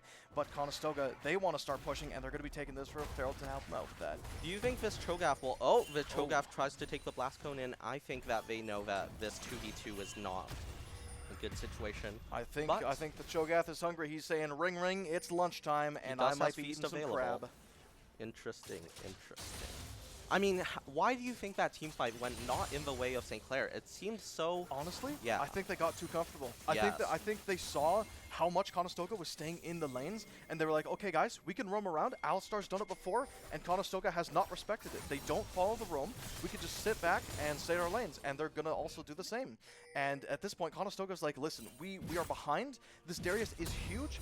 Zahen is insanely strong in the right hands with the right items. We have to get him ahead and shut down the Darius. They all gang up top lane, and St. Clair tried to respond. They sent the Alistar top lane. It's worked before, but they just didn't calculate it right. They gambled and lost. I mean, we are seeing, well, Siren does drop to half health there on the bot lane, but I mean, we are maybe seeing, almost missed invaded. I think that we might be seeing a little bit of a skirmish in the bot lane to try to stop this Echo from dealing damage. I mean, does take the plate for himself. But the thing you have to pay attention to is that top side. Even if Conestoga gets a couple kills, St. Clair can push so much faster with the Rift Herald because their champions are so much stronger. It's a lot harder to defend the push against a Rift Herald when all 5 members of St. Clair are a little bit, if not a lot stronger than all of your members.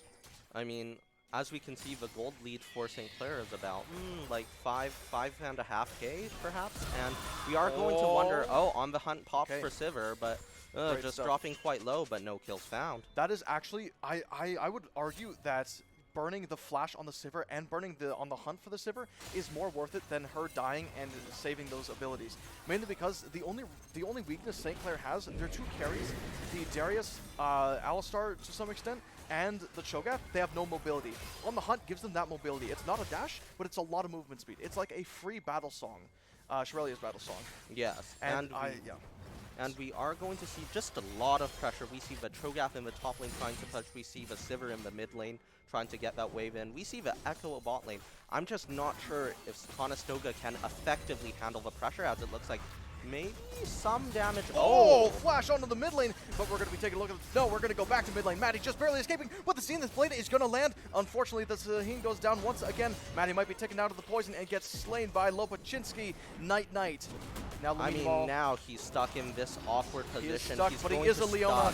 The Echo is going to be coming in as well. No Twitch ulti either. Lopachinski taking a lot of time to die. Maybe they want to feed the Cho'Gath.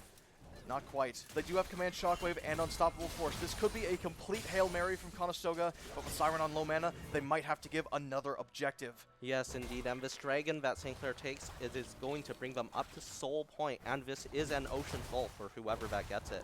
We are maybe seeing a Vision play for Mowgli here. Oh! Yes, we are. To Pablo hitting the Stride Breaker. Miracle coming in as well. Alistar not doing a whole lot of damage, but to Pablo is going to start to stack up, and even Mountains can be split. Mowgli forced to flash, but is it too late? The Noxian might be enough to kill him. That's true damage, not physical damage, and Malphite falls! I mean, this is now essentially... They could do Baron here, but I'd be surprised if they did. I think they need to check that Echo. Yes. As Lamine takes a ton of damage from the rewind, and actually, Alistar's going to be saving everyone. Flashes away from the Solar Eclipse. Lazaro's revive is also on cooldown for the next 2.5 minutes. This Zaheen, as if he wasn't vulnerable already, is now very, very vulnerable. Indeed, indeed. We do finally see the Triforce coming in for Zaheen. Everybody has a full item now, you know, that's good. But we are seeing the Gold League growing and growing. I think it's at 8k now. Let's look at some interesting items. I think this... Oh, wait a minute. Lopachinski maybe trying to secure some vision. Oh, on the hunt popped again. Not bad. Lopachinski will fall, which is a lot of Conestoga's vision. Oh, wait a minute. Rim Deliverance coming through. Oh, no, but probably a mistake, honestly. Maybe a bit of a miscommunication. Once again, Conestoga, a couple moments where a play maybe didn't look too bad, but then maybe some comm gaps happened and they weren't able to execute it correctly. Yes, we do see this Cho'Gath trying to eat some wolves for dinner. Let's see, and maybe eat a rock too. And the knockup barely misses. I mean, actually, even though that was not perhaps the best, like, it did not result in the outcome that they wanted, I think it was still a good play. I'm surprised Twitch doesn't have the Fiend Hunter bolts, because when we were theory crafting earlier on, the main weakness is these ADCs that are able to use it, Kaisa and Zeri, they have to get close to use the Fiend Hunter bolt active. But Twitch, his ultimate gives him range, and that is him ulting, so he just gets free crits from a mile away. Yes. Let's look at some Cho'Gath's interesting items. We see the Dead Man's Plate, very normal. We see a force of... Excuse me. Ooh, and we are maybe seeing a little bit of a skirmish in the bot lane. Knockup goes on to Leona. It's a hard fight as Lamine might be pincered with the Alistar coming in hot. It's Pablo going to be bringing back Mowgli. The Unstoppable Force is taken down immediately. Lopachinski going to try to salvage the play, but it can't quite happen. Echo over on the bot side is going to be able to take out Lamine relatively easily. Now they're going to turn on to Siren. He's going to get stunned up, but he has to flash away, pop the Shockwave, but he brings Lonzo Heaton a little bit closer to his demise, and that might be another robot for dinner. Lonzo Heaton eating good tonight. And I think he's 10-1 at this point. I mean, I don't think they can come back from this. They have so many pushes going on. I think they will. If they wanted to play super safe, they could go for the Baron, but I doubt they will. I think. I don't think it's needed. But no, Darius I is think so they can strong. just end, but they are backing off. Well, will they? No, I think they will go for the Baron. They will go for the Baron. Lonzo Heaton says, guys, I am hungry once again. I need a meal. I need something exotic. And Echo says, I'm good. And they might be having steak for dinner. Conestoga, Miracle going to be taking a lot of damage. Just kidding. The 3-man rupture. The Grim Deliverance is going to be able to avoid the knockup. He does get the revive, but now Lamine free hitting. This might be the turnaround Conestoga needed. Lonzo Heaton dropping way, way low. Has to flash away. Now Lazaro back up to half health. Might be able to rejoin the fight. Lamine has to be careful of this Darius and Lonzo Heaton. One good knockup and one good silence is going to kill him immediately. And this Twitch might have just found another kill. Maddie. I mean, that decision by Flowswan to stay pushing the mid and having to commit the rewind for it, I don't think it was a good decision. Honestly, they should have just gone for the Baron. It was completely uncontested at that point, and Conestoga in no situation would have gone and challenged them for it. I think it's maybe they were feeling too confident. Like I was saying before, St. Clair is a huge rival of Conestoga. Maybe they're trying to rub salt in the wound of like, wow, only a 20-minute defeat. Come on, guys, you can do better. But now Conestoga, they realize they overplayed their hand. Even though the Echo's strong, he's half health. He can't rewind that much damage if it doesn't take a lot of damage to kill him at that state. And Cho'Gath as well. No flash, no smite, no extra move speed for him to actually get onto these carries like Yamin Yamal. Indeed, indeed. So I think as a result, we are going to see some more objective focused play. We do see the Dragon is coming up in about a minute. We know that Baron is up. I think we are going to try to see a steal play perhaps happen. I mean, they the team of St. Clair is posturing up towards the top side, trying to just kill the Zaheen. I mean, think, come on. yeah. I think he's been dead enough already, but... He's been dead enough, but he doesn't have the revive, which is why they're going for this play. They know he's Yeah. vulnerable. Oh, wait, the TP out! Get the scream. No, the scream does cancel it. That was almost a huge play. Grim Deliverance going to be popped as well. Going to try to fight his way out of this. Maybe get a kill. Matty dropping super low. Lazaro not able to get the damage off. That would have been a very high play if he survived. Yes, but the TP gets cancelled. I mean, we do see the Twitch, you know, walking into the enemy jungle, perhaps to take a camp. The Leona Flash does have to be used, I mean, but... At that point, it's not so bad. I feel like Conestoga needs to play front to back. You don't really need to engage onto anyone. Let the Twitch free hit the big tanks. Let him get all the stacks and get that lethal tempo max stacks. Because the sooner that happens, the quicker that St. Clair's members are going to be melted. And Twitch ult bullets go through members. So even if he's free hitting on the tanks, that Sivir is still going to be taking damage. That Echo is still going to be taking damage because it goes through everybody. Which explains why it makes even less sense that Twitch decided to invade the enemy jungle as we see a fight coming through. Hold on to Pablo, coming getting a from huge Malphite. Q. Great ultimate from the Malphite, but now Lamine has to be careful as Cho'Gath is going to be on him. Oh, baby, it's a huge shockwave, but it's an even bigger Darius. A double kill is going to kill both of the carries of Conestoga, and that is going to be game, ladies and gentlemen. Lazaro, a 1v5, can't quite do it. A flash is burned just for fun, and now Lazaro, he can't quite do it. He's Zaheen as Alonzo Heaton is going to start aura farming, tanking up that tower, because it just doesn't matter. 16,000 health, or however much it is, and that Cho'Gath is completely immune to death at this point. I think this was a very, very fun game to watch. Although, I think this is the benefit of being able to pick champions that can be flexed everywhere. We see this Cho'Gath jungle. No, he's just dead. I think it's over. It's like watching a deer slowly limp away from a tiger. Yeah. You know, it's very, very rough. A very slow and painful end, but the fights were explosive, and you can't deny that that was not entertaining to watch. A lot of great plays there, a lot of amazing fights. But warm-up game, I'm going to say it. True. A lot of these picks were signature picks for the side of St. Clair. The Cho'Gath jungle, we know their jungler loves it. Their top laner, we know he loves the Darius. Zahen, if I'm not mistaken, St. Clair's top laner also plays it a fair bit. So now, with both of those champions off the table, Game 2 could be a very different story. The only issue is now Lamine does not have his Twitch. Maybe he wasn't very confident in it because it's maybe not the best this patch, but it's still a big pick that does a lot of damage. We can't see the damage charts, but I'm willing to wager he had the most on his team by a long shot. And now that the Twitch is gone, I'm wondering what will the ADCs pull out? We see the Twitch, the Sivir gone. I think we are going to start to see perhaps some more utility ADCs, perhaps. Yeah, an Ashe, a Jhin, perhaps maybe a Varus. They've not been played much in this tournament, but I think that if we do get some more games in which we get more damage, perhaps on the support side, like a Senna, or maybe even an AP support, perhaps, not likely, but possible, and considering we're in Fearless, I think we are going to see maybe some more utility ADCs played. What do you think? Honestly, no, I fully agree. I don't know if we'll see the Ashe. A lot of people are not very happy with it. Personally, I think it's quite good. You know, the slow is a very early game. It allows you to chase, and even those early skirmishes with those hawk shots, you can very easily scout where the jungler is. And even if you don't get a kill, even if hawk shot doesn't deal any damage, knowing that you have the numbers advantage or that a fed player is here and not there, it could be the difference maker. I do think that Jhin is much more likely as the curtain calling is hitting a lot harder. He's just a very strong champion right now. He doesn't quite use a lot of the new items, but Bandle Pipes gives him damage instead of attack speed because he can't get attack speed.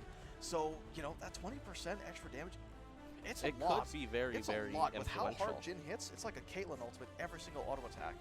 I mean, let's see. I mean, what do you think after that horrifying Zaheen loss, really? In lane, not great CS, not great impact on the game either. Really, Grim Deliverance has tried, but really not great ultimates. What do you think the top lane will pull out as a result on the side of Conestoga? Well, I'm not gonna lie. I want to say the Quinn. It's one of his picks that he would really, really love to play. But St. Clair cannot give it to him under any circumstances. They have to. They are forced to ban it out. If he gets it, he will absolutely play it 100%. If not the Quinn, and if not the Zaheen, because it's taken out, and not the Darius either, because that's also been picked, I wouldn't be surprised if we see the Gnar. He's played it It before, is and it's done ranged. quite good. Yeah, It is ranged, but sometimes. it also gives him a lot of CC. I That's think true. the main issue with Zehen is Darius was last pick. So Darius knows that Darius beats Zehen because he can easily pull him back, and he wants to get close to you. What does Zehen do? He pulls you closer. Yes. So Zehen is a huge, it's a very weak champion against the Darius.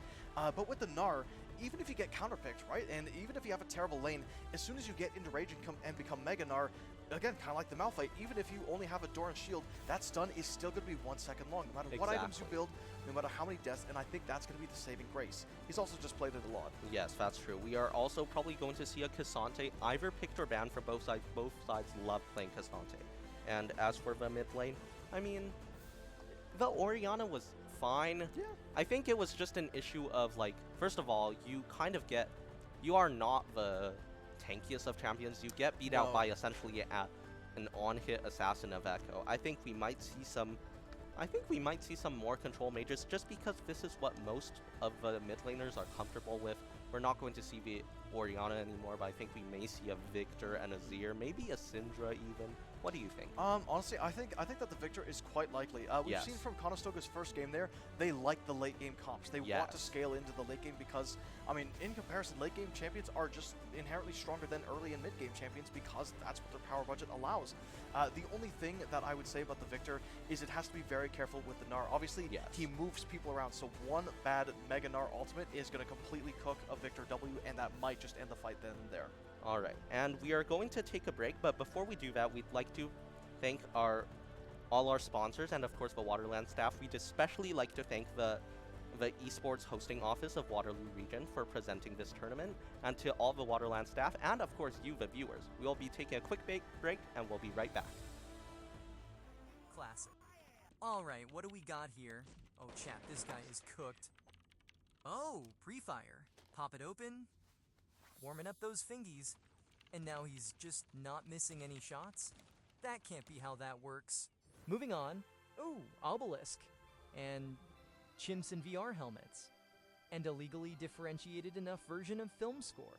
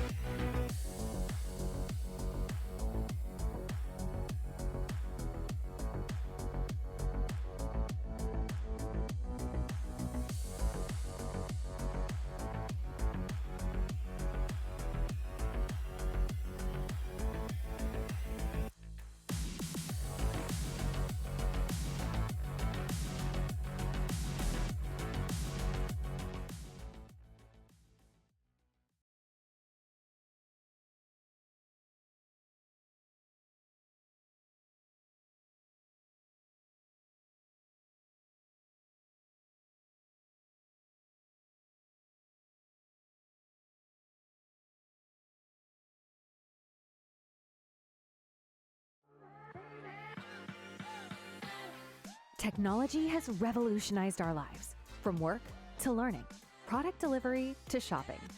It's not just amazing, it's the force behind making amazing things happen in our homes, schools, workplaces, and journeys. These advancements underscore the pervasive impact of technology on various aspects of our lives, continually shaping and enhancing our daily experiences and abilities in amazing ways. Empowered by technology, we forge a future where possibilities are limitless. All of us at CDW, we make amazing happen.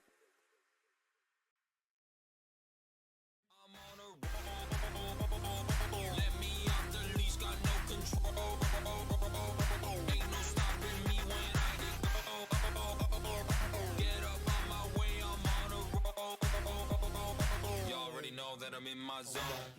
Oh, yeah!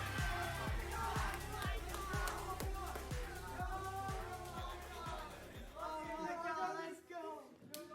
Holy oh my god. Yo, good shit. Yo, get this kid, bro. I got it. Yo, good shit, bro.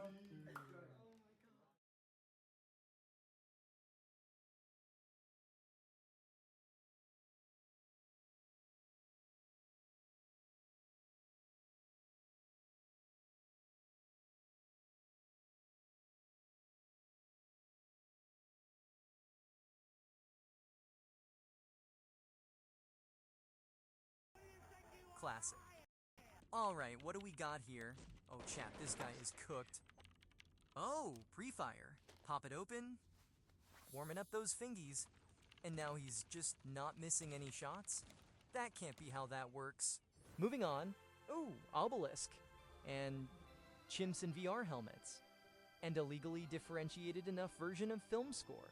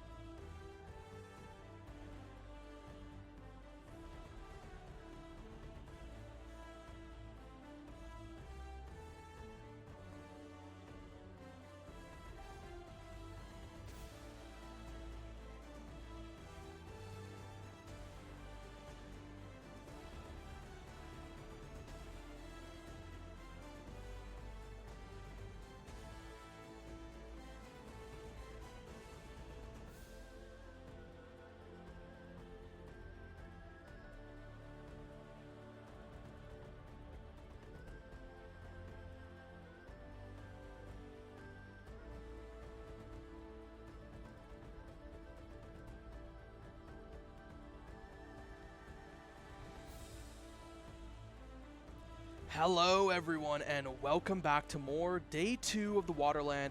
We're now with you guys in the single elimination bracket. I'm joined here by Scott. How's it going? I'm doing great. How are you?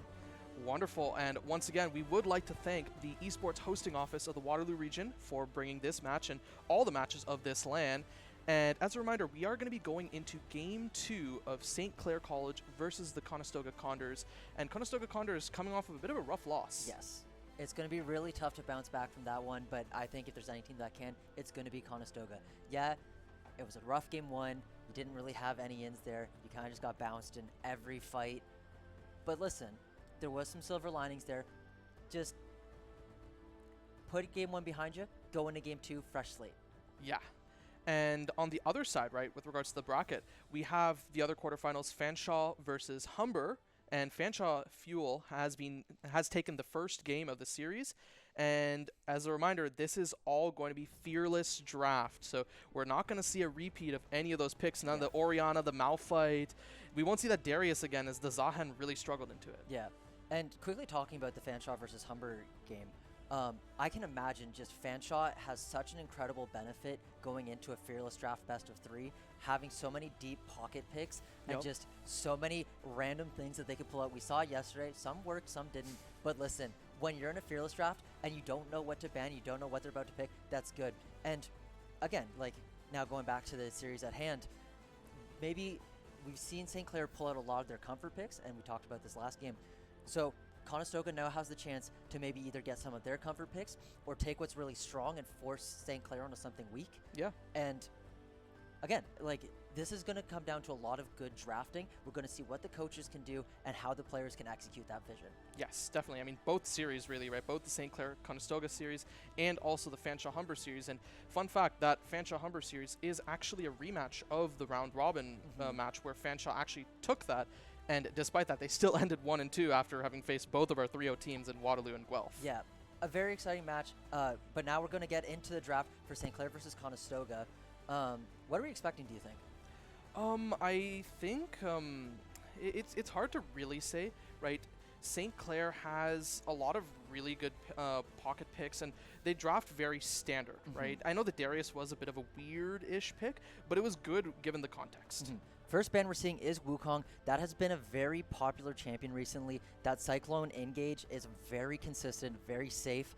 So makes sense to take that off the board early. Conestoga going to be banning Nunu as well. I believe the St. Clair jungler loves to play that Nunu. So taking away that comfort, we're talking about comfort's very important right now, as much as random kind of niche pocket picks are important. Comfort's equally important. Yeah, and the Quinn is another pick that Conestoga's top laner, Lazaro, really loves playing. I think he has been spamming that a ton in solo queue, and I think St. Clair College is giving well due respect for that. And it's so important to have a pick like that where you're basically forcing the other team to ban that, because essentially St. Clair's working with 4. Yeah. Because you have to assume that Quinn isn't going to get through. So what are you going to do with the rest of your 4? What are you going to let in the first round versus the second? Yeah, and I mean, I think it's a little tough, right? Some of the other bans I want to see are probably down towards the 80 carry side, as Lamine Yamal, right? He is a very scary 80 carry player. We saw that last time with the Twitch, and hey, that's not a pick that you traditionally see in a lot of these coordinated games, but it worked wonders even if they lost. Yeah, seeing the Jace ban as well, one of the more major bans in this patch being so strong as a flex pick and in the jungle, and Gnar in response as well. We've seen the Gnar a couple times, and now, Aphelios, you're talking about ADC bans. Aphelios has been so strong this patch. We've seen him do so much this tournament, even on the losing side, basically dragging out the game with how much damage he can put out. So we're going to see the first pick for St. Clair hovering that Mbessa, another staple of this tournament, high presence, and it's no wonder she's so strong this patch. Yeah, and I mean, that's almost certainly going towards Topablo, as I don't believe Lonzo Hedon actually plays the Mbessa jungle. And I mean, it is a flex pick. He could still move it there, but Topablo has played it before, has looked very comfortable on it. So I want to see if he can operate that to similar success. And now we actually see the Corki hovered, which will probably go to the bot lane. Yeah, so this is a champion I'm surprised we haven't seen more. With the Essence Reaver changes, now the Sheen damage dealing or scaling with crit, Corki has been a monster. And it's no wonder that they're picking him so quickly. And now Cassante, I believe, is a really huge comfort pick for this Lazaro I think he loves this Cassante. Yeah. I'm not sure how he does in 26.1, but if it's anything like It's the Cassante. Cassante of old, it's Cassante, Yeah. right? Like, this champ can do it all. He can tank. He can one-shot your ADC. He'll do it all. And now Ezreal in response. I can imagine this is going, or it's a flex pick, really. We've seen Ezreal mid. We've seen Ezreal ADC. Yeah, I think Floson has actually played the Ezreal in this tournament as well on day 1, which was a very odd draft to have seen, but it worked out really well. And now we see the Volibear actually hovered for St. Clair College, and it is actually locked in, and I think that's another pick that Lonzo Heaton loves. Yes, and I'm a huge Volibear fan. I'm very excited about this pick. He can do a lot as well in response. I'm assuming, I would assume this is going jungle and Ambessa, but they could be going either way. The Vi hover is also a very exciting pick. That is signaling that, listen, it doesn't matter what you pick, I'm running down your ADC. Yeah. I'm sending a cease and desist. Yeah, and I mean, I think this is actually something that was picked even like last year, the year before, where Vi was one of the answers you would pick into the Ezreal when it is picked, because it allows you to guaranteed lock that Ezreal down, and then you can go in with whatever top laner, whatever mid laner you have, maybe like a Talia Vi, because that's a very standard combo, Syndra Vi. Yeah, and now seeing the Braum ban, I think it's a very good ban. As much as Vi can lock down the Ezreal, once the concussive stacks can get on there too, Braum is one of the best peelers. Yeah. Mel as a ban, signaling, hey, we're going to start protecting our mid lane, which makes me think that this Ezreal is still going bot, and they want to get a favorable mid lane matchup. Yeah, Mel is something that Siren does actually play, right? He plays like a lot of the Yone, the Victor, the Mel, the Hui, and Talia, another one of those solid bans. It's just a really great mid laner all around, because you have the lane presence, you have the ability to cross map as well. Yeah, just so much pressure from that Talia. We've seen how consistently it can take over games and pump out damage. And Victor as the last ban, again, just securing those favorable mid lane matchups and signaling, like, hey, I don't think we're comfortable playing it, and we certainly don't want you playing it. I'd almost like to imagine that there's a chance this Ezreal actually goes towards mid, and the logic is they want to take out some of these other higher range mid laners so that the Ezreal can be very comfortable in mid lane. And now we see the Sylas locked in. That is really fun, because we already have the public execution and the Stormbringer, already very good ults for the Sylas to steal. Yeah, I really like that Sylas pick, but Cassiopeia might be the response. That is a really good pick into this. With how many dashes that Miasma grounded is going to negate so much mobility from this Conestoga team. Yeah. You'd honestly, Cassante, Sylas, like that is huge. And the Rel hover as well is going to be huge. And honestly, as well with this Cassiopeia, it still doesn't mean that that's necessarily going mid. That could be bot lane still, and the Rel locked in as well as the final piece of this puzzle. Both of these teams just want to run at each other based on these drafts. Yeah, it's really fun, and I think the Rel is really great here, specifically because it offers some well-do, reliable engage, and the Soraka, that is a fun one here, as it's always been like a pretty solid pick that not many people have been willing to play because of its unorthodox playstyle. Yeah, it doesn't go with the engage that the rest of the team is doing, like you might expect a Nautilus here, but Soraka at the same time will be benefiting from the disengage, keeping her team topped up, and is probably going to be slugfest team fights that are going to not be over immediately. These are going to be knockdown dragouts. Yeah. So Soraka is going to keep her team in the game for longer, is going to mitigate a lot of this Ezreal poke, and also Soraka is going to benefit a lot from the 26.1 changes. We see the new tier item that is going to benefit supports, give additional healing, and I like the pick.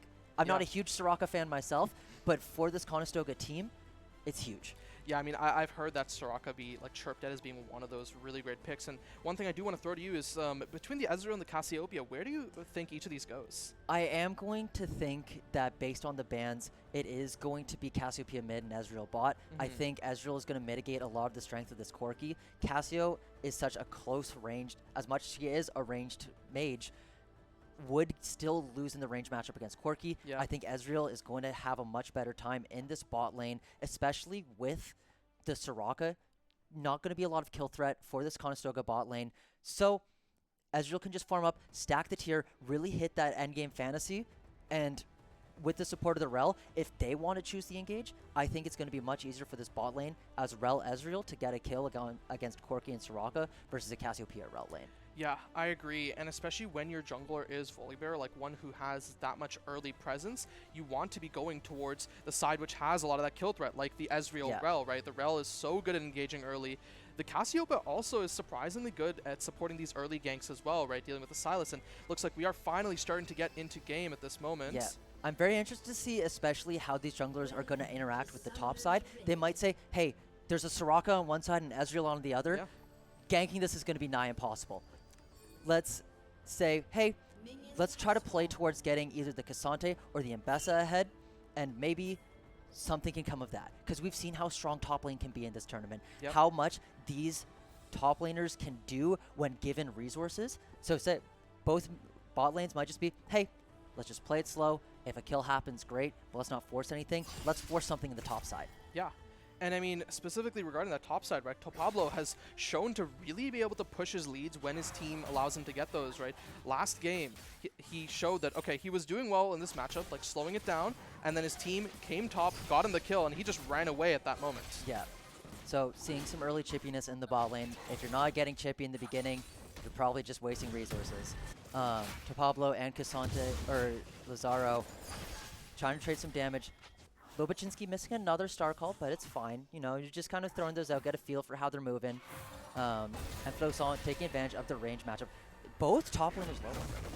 Yeah, already a lot of trading, and well, both of them have the grasp and have burned their potions, so they are going to start to sustain up bit by bit. But on the bot lane, we do have a bit of an engage. Maddie getting taken really low, like Lamine Yamal as well, and Miracle now being crashed down. I think he's looking for the remount, and Arcane Shift forward by Maddie. Just wants to finish off the Corki. A good stun onto Lamine Yamal. That's the first blood secured for Maddie, but Miracle gets traded back. But luckily for the side of St. Clair, that kill on Miracle goes to Lopachinski. Yeah, that is huge. As much as you lose one and you give over gold, it's on the Soraka. What is Soraka going to do with that gold early on?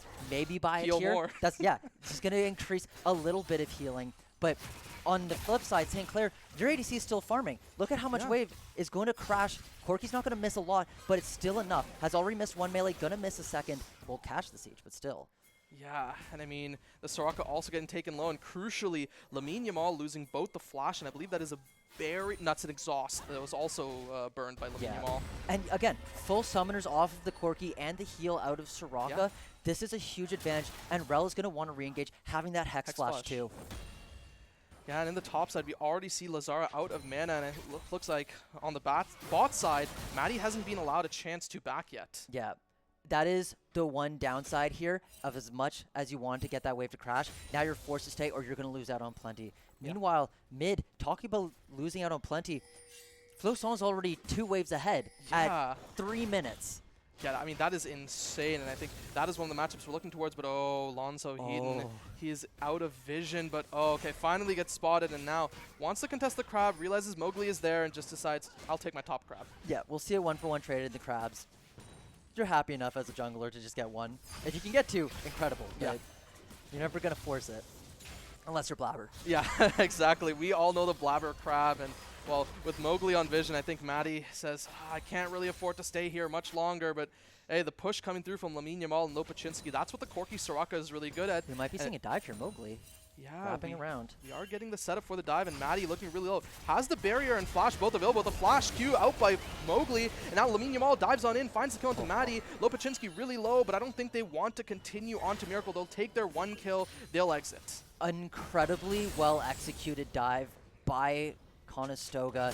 Lopachinski juggling that turret aggro really well, and within an inch of his life, letting Mowgli and Lamine Yamal do the damage, saying, hey, I don't need to heal you guys. I can just take the damage for you. And I mean, I think also by Mowgli, that was a very well-timed flash on the Vault Breaker to make sure that Maddie does not have any chance to flash or Arcane Shift out. Yeah. And Ezreal, again, as you said, like so hard to pin down with basically having a flash built into his kit. So tying him down's really well done. Yeah, big props. And yeah, back to the mid lane for a second, right? 20 CS down at this point. The Cassiopeia has already had a chance to get the tier, and Siren is just coming back to the lane, you know, trading back and forth. A little bit of damage onto Floson, but now traded back on Siren, and on the top side there, we are seeing a bit of a fight for Mowgli and Alonso Heaton, but in the end, it's Conestoga who are left far, far lower than St. Clair. Yeah, and again, this is just the advantage of Cassiopeia into Silas. Not only do you outrange, you can tie up a lot of his mobility. Half his kit is dashes. Yeah. So having that miasma that can just lock him down. He's poisoned. Now you're just hitting E after E on him. That point and click ability, just such a favorable matchup for St. Clair. And also, talking about favorable matchups, look at the top lane CS now. Yeah, I mean, it's already looking like a repeat of last game, and what's even worse is this time, it wasn't even due to the help of his teammates. Topablo just navigated this matchup so well, and Ambessa, she is supposed to be punished at this point early game without her items, but the Cassante already falling this far behind does not bode well. Yeah, and the strength of this Ezreal already scaling. Yeah, he died once, but he has basically the same item strength as the Corki with his tier stacking. It's having that early tier and getting that loaded up into the mana zone is going to be huge. Yeah, exactly. Right, and the CS, at least on the bot side is pretty even. So I think that is the one place that Conestoga Condors want to look to play through, find their advantage there, and then see if they can transition that to the rest of the map. Yeah, Conestoga is going to be putting a lot of faith in this Corki to be pumping out damage in the late game. So the more they can mitigate the early game losses, not that there's going to be huge losses. Yeah, but looking at the mid lane, we do have a bit of a 2v2 as Floson finds the Petrifying Gaze onto Siren and wants to finish them off. Lonzo Eden flashes forward, misses the Q there, and now Mowgli wants to trade back, but just peels to buy space for Siren. A very good flash, and unfortunately a missed flash Q by Lonzo Eden. St. Clair needs to take some notes from Conestoga on how to dive properly, I think. Yeah, I mean, unfortunately that they do, but I think they're more than happy to leave things as they are, as Floson's reached a point where he's almost doubled Siren's creep score. Yeah, and Conestoga, of course, happy that Siren survived that, maybe undeservedly, but still survived nonetheless, and can get back onto the map. Having some strength. Lonzo Eden does see Mowgli on the Raptors. Yeah, but Lonzo Eden, he has a Stormbringer available. Right, this is going to be a 2v1. Mowgli getting caught by the public execution. And now Lonzo Eden dives on in. Mowgli taking a lot of damage and gets taken down. And that is the lead that Topablo wants. He gets a kill, and he's going to be able to transition that into his lane. That public execution setting the example of nobody is safe when Topablo is on the map. Yeah. You have to know when that top laner is gone and where the heck they are. Yeah, I mean, he is called Topablo, but right now he is looking like full map Pablo at this point, right? Okay, I'm sorry for that one, guys, but hey, he's taking that lead back up to the top lane. Now we see a dive here, and they're going to try to execute a well-timed dive to Stormbringer to turn off the turret, and now Siren getting taken really low. The kill going to Miracle, unfortunately. Lonzo Eden taking a lot of damage back, but one turret shot shy of being executed. Yeah, they heard me talking about their diving ability, and they said, hey, let's do it again and do it properly this time. And boy, did they. That was so well executed. They timed the Stormbringer to not take too much damage from that turret and make sure that Siren had no chance of escape. Really well played. Yeah, very well played. And now Floson, a little bit of damage on him. The cease and desist is actually available, and Mowgli flashes forward, misses the Vault Breaker, and gets punished for it by the Petrifying Gaze. A lot of damage out on him by the turret, and Floson just collects the free kill. Unfortunate by Mowgli. Yeah. Did a little bit of an overcommit from Mowgli, saw the low HP, and now Lamine Yamal in danger. Yeah, Lamine Yamal having Valkyried forward. Lopachinski actually looking here to slow up the members of St. Clair so that Siren can come in and collect. He has the Stormbringer available, so they're going to go for the dive here, actually. The Stormbringer onto Miracle, nearly finds the kill there, and the flash forward from Lopachinski securing the kill, and Maddie gets taken down as well, but Siren pays for it with his life. But with with a flash burn there, I'm not 100% sure if it's worth it. Honestly, for Conestoga, I'm pretty happy here. With their mid laner off the map, you're not going to lose much from Siren. Their bot lane is now gone. You give your bot lane time to now farm up, push in this wave, get maybe a turret play because of the crystalline overgrowth. And yeah, maybe your top lane's losing still. They're down 3 waves, but now you're saying, bot lane, I'm putting all of my money on you. Yeah. I mean, I think the resultant play after the dive is what makes things worth, you know, getting the Drake. But hey, Mowgli might not be able to make it out safely as Floson runs on in, flashes forward, it gets the Q down, and Mowgli very, very slow, unable to escape. And that is a second kill to Floson. This Cassiopeia is starting to get really strong. Yeah. And yeah, you got a drag, but that's an early cloud drag. It's not ideal. Wait a moment. We actually have another fight here, a 2v1 on the top side, and it looks like it's just going to be a disengage unless Topablo wants to fish for more. The public execution is available, but just decides to back off. Yeah. And that's smart. Sometimes you'll see teams see the 2v1 and want to commit, but there's no volley barrel. Yeah, there's the public execution, but that's still a tanky Cassante now. Yeah, and look at the gold difference on both of the solo lanes, right? Both for Pablo and Floson, roughly up about 1,500 each. Yeah. Actually, the goal difference for Pablo and Lazar has been closed up a little bit, but we do see a potential for a bit of a scrap here, but it's not going to come through unless Lonzo Heaton wants to make something happen. Yeah, Lazaro might be walking into a trap, finds Lonzo Heaton.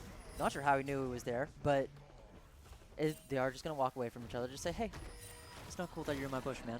Yeah, leave that bush to me. And, well, we see Mowgli actually pushing up toward this bottom side, securing some vision, and just Vault Breakers over the wall, wanting to prevent Lonzo Heaton from doing anything bot lane. And now we see Bitman engage mid lane as Floson sets the miasma down, and the Petrifying Gaze stolen away, Siren not having any chance to use it yet, and the Petrifying Gaze is also still available for Floson. Yeah, I think it's also important while we have the gold graph up still, that the only place that Conestoga really has a gold lead is in this bot side, 400 gold lead for the Corki over the Ezreal, but 400 isn't that substantial. That can go in a minion wave, pretty much. I mean, that's a longsword, basically. That's a longsword. It's a Right. ruby crystal. Yeah.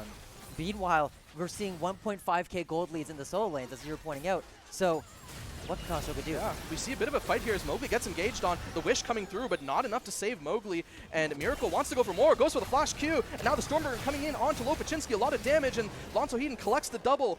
Wants to chase for more, but Lamine Yamal is far too far away. And now on the top side, we do have a bit of a skirmish, but it's not going to lead into anything as the all-out is still available, and that could be a dangerous tower dive if Pablo is taken there. Yeah, once again, Mowgli being caught in a really bad spot, dragging his team into an uneven fight, getting his support killed. Yeah, the all-out is actually Pop. Lazar wants to continue this fight, but the Eclipse Shield for Pablo means that he's not really under any sort of threat, and with the public execution still available, the mana low for Lazaro, he will have to be a little careful.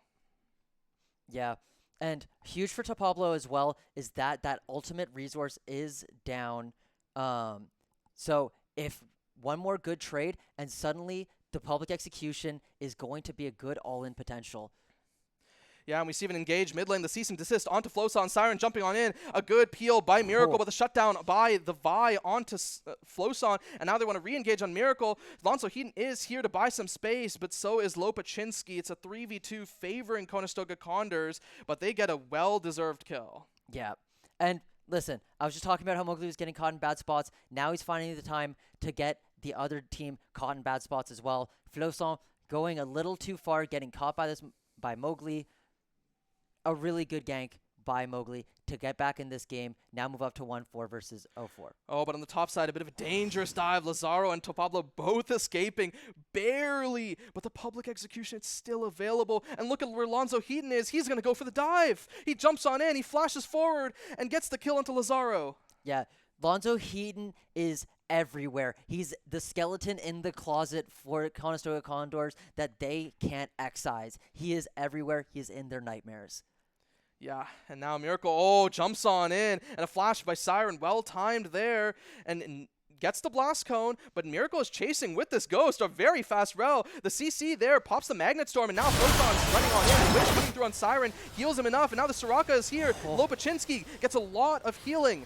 And now we see the chase onto Lopaczynski and Lamine Yamal, but the Vi is behind. She could re-engage as the members of St. Clair are looking kind of low. The good crash down by Miracle, flash out by Maddie, and they want to disengage this as Lamine Yamal keeps firing. Mowgli with a good concussive force, and now Floson continues the damage onto Mowgli. Lamine Yamal is the one in front and takes a lot of damage. The barrier alive, enough time to kill Miracle, but the Ignite is ticking, barely. The kill find by Maddie, but there's still more. Floson continues to chase, gets dove on by the Vault Breaker, gets taken down by Mowgli, and Maddie the only one alive in this 3v3. He's just firing with the Mystic Shot. A good Arcane Shift away, he's bought enough space, but now Mowgli and Lopaczynski, they opt to disengage. A very well-played fight from both sides, and it's just back and forth. What a mess. Everybody was on 1 HP for the entirety of the fight. Nobody could finish a kill, and then suddenly everybody was dying. Everybody was dropping. Somehow Lopaczynski got one of the kills with a star call, and it is not disaster, but you gotta wonder what was going on. What were the comms? I mean, that fight was a real mess. I think there might have been a split focus on both sides. Both sides both wanted to go in and wanted to go out, and that's kind of why you had both teams just like split up, right? There was a moment where Lamine Yamal ended up Valkyrieing on in, and a point where Floson continued chasing while Maddie was running back. So both sides, and yeah, we can see this Dragon able to be probably taken here, but Mowgli and Lopachinski, they're walking, they're aware of it. The Dragon ticking down to 1k HP. It is smited, and Miracle wants more, but Mowgli just Vault Breakers away. Yeah, and really smart play by St. Clair. Also smart from Conestoga to recognize we're not in a good position to fight. Mowgli's pretty much by himself. Lazar's going low. Yeah, going low, and on the other side, we do see the first turret taken mid lane and potentially a second by Top Pablo, and now Lonzo Eden gets onto Mowgli there, pops the Thunder there for Volibear, and now Siren wants to disengage for Mowgli, and instead on the top side, that second turret is taken for Top Pablo. Yeah, St. Clair building a healthy lead, now up 5k gold. They are firmly in the driver's seat as much as the tempo's wrong. Yeah, defensive Stormbringer used there by Alonso Heaton, I think pretty good to kind of escape there. Petrifying Gaze there, out by Siren, and now we see the Cease and Desist, the Wish coming through for some healing, and Mowgli getting taken very low. Good 4-man Magnet Storm as Miracle takes down Mowgli, and now Siren looking to be next on the menu as he's also taken down. Maddie continued to chase as Lamine Yamal and Lopachinski are also taking another kill, and now that is the 4th for St. Clair. They're looking so clean coming into this game too. Yeah, they have the driver's seat from last game. They carried the momentum into this one. They're firing on all cylinders. They know exactly how they want to play this map, and they're finding everything that they want. Yeah, we could potentially see the delayed haste, but Lazar does not want to give it to them as Lonzo Eden gets free reign over that top red side jungle. And, well, I think both sides, Conestoga Condors need to find a way back in. Pushing this wave might end up being pretty greedy by Lazaro. Lonzo Heaton right there is going to look for the fight, but Caster's there. Floson is collapsing. Yeah, a bit of a good time bait, and now the Ghost is actually popped by Floson as Lazar takes the all-out for Lonzo Heaton, and instead it just goes down so quickly. This Cassiopeia is known to be that kind of DPS character, but she is just bursting. On the bottom side now, we do see Pablo getting engaged on the public execution available, and now the counter public execution gets onto Lopachinski there, but a lot of damage taken on Pablo. May just take down the Soraka with him, and I think he's very happy with that, but now we see the Rel teleporting on in. I don't think they'll do much of anything, but they're just happy to be there for moral support. Mbessa might not be a balanced champion. Yep. Countering the public execution with a public execution of their own, taking down the Soraka, taking one with you in the 1v3 is huge. And with Conestoga, getting a 1-for-1 when you're behind, getting some gold back in your pockets isn't the worst thing. Yeah. But at the same time, with Lazaro going down, you can't be playing that aggressive without that much information. If you look at how much vision Conestoga has, they have nothing. Oh, but we do see the Petrifying Gaze here out by Floson now in this 1 versus 2. The Wish coming through for a good amount of healing. Floson looking very low. A lot of damage by Lazaro, and Mowgli wants to re-engage with Vault Breaker. Flash away by Floson. He lives there for now. And now the teleport coming in through by Topablo wanting to reinforce. It's still a 2 versus 3, but I think St. Clair, they have to be very careful. Lopachinski is now in here. Topablo dives in onto Lamine Yamal. A lot of damage by the Mbessa. That is the 3k gold individually from the Mbessa showing there. And Floson continues firing. The healing coming through from Lopachinski. Mowgli nearly gets taken down by Topablo, and this 2v4, they're just doing it all. No way that St. Clair wins this 2v4, but they want more still. How are they winning this? They're just playing with their food at this point. They have so much damage on them, and at this moment, we also see the Herald being spawned bot lane, so it's a completely 3-pronged attack. Yeah, and Conestoga is scattered. They're not sure how to deal with this cross-map pressure. If they're getting 2v4 to the top lane, how are they going to respond to the 3 in the bot lane? Exactly. There's so much gold in St. Clair's pockets, an 11k gold lead right now. It's going to be so tough for Conestoga to crawl back in without St. Clair giving them the layup of just saying, hey, let's run it down. But they're not running it down. They're unkillable. Yeah, I mean, hey, maybe not for long as Floson gets taken down, and Cease and Desist allows Topablo to be taking more damage there, and Lamine Yamal flashes forward, but Topablo could live for a little longer, but not until that CC comes in for Mowgli. Unfortunately, it was Divide that caught that kill there. I would have really loved for that to go into Lamine Yamal, but we see more fighting as Lonzo Heaton brings the Stormbringer onto Lamine Yamal, and Lopachinski gets the kill onto Lopachinski, and now Mowgli peeling for Lamine Yamal, but Lamine Yamal has no mana. He can't really contribute much in this fight as Lopachinski, after falling, it's Mowgli that also falls, and now the Magnet Storm buying space for Lonzo to continue through, and the True Shot Barrage chunking down the Corki, allowing the members of St. Clair to pick up 3. You know, it was nice. Conestoga had maybe 30 seconds where they thought, hey, we got something, and then St. Clair took that from them, turning around the fight, getting 2, maybe 3 there. I can't remember quite the sequence, but still, just, Yeah. it's rough for Conestoga.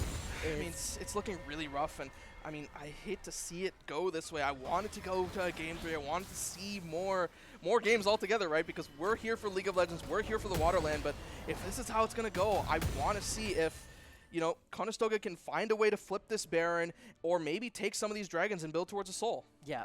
And obviously we can't count Conestoga out yet. The game's not over till the Nexus explodes. Yeah. But it's just, you have to wonder what's going in their heads. You have to wonder what the shot calling is of, how do we do this? Meanwhile, Miracle on the flank, finding Lamine Yamal. Yeah, may just go in there onto Lamine Yamal, but instead just scares him off and says, you know, you can just play under your turret, we'll set up our Baron, and Mowgli is actually going to be sneaking the Dragon in this meantime. But as he's sneaking the Dragon, on the other side, St. Clair's taking the Baron. Yeah. And if I'm St. Clair, I'm pretty happy taking the Baron. And when you have that Baron, having a 12k gold lead, what reasonably will Conestoga be able to do to stop the onslaught? We were already talking about how hard they're finding with the pushing power of St. Clair. Now with Baroned up super minions.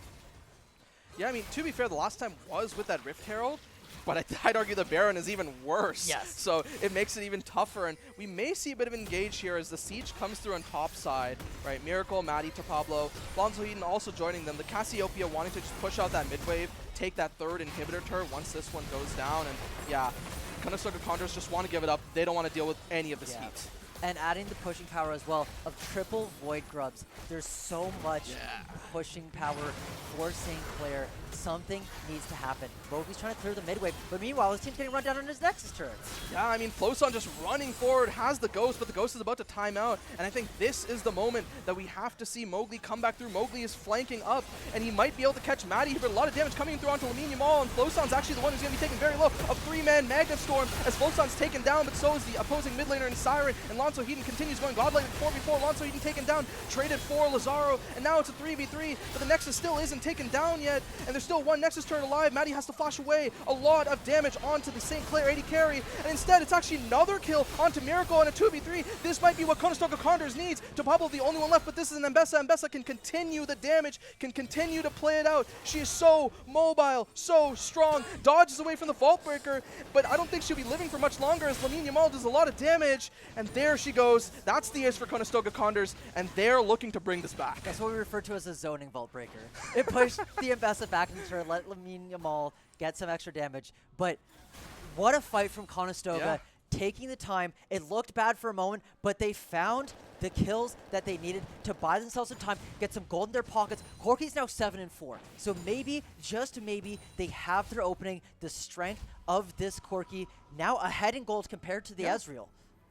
Through that fight, Conestoga found the Miracle in more ways than one, and, well, this might be the opening they need to get back into the game as, look, Dragon is going to come up in 3 minutes and will be the next objective they should fight for, and they might have a chance to take them up to Soul Point, but getting that Soul, it's so far away, especially considering you only have one Nexus turret available. Yeah, and now another breathing room for Conestoga is St. Clair's lost all of their Baron.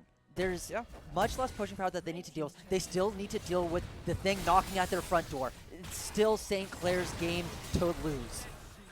Yeah, St. Clair's game to lose, but look at Floson. Floson's actually down to half health, getting chipped out by Lamine Yamal, by Lopachinski. That's the Corki, the Soraka, doing a bit of chip, but they are going to be sieging onto this second Nexus turret.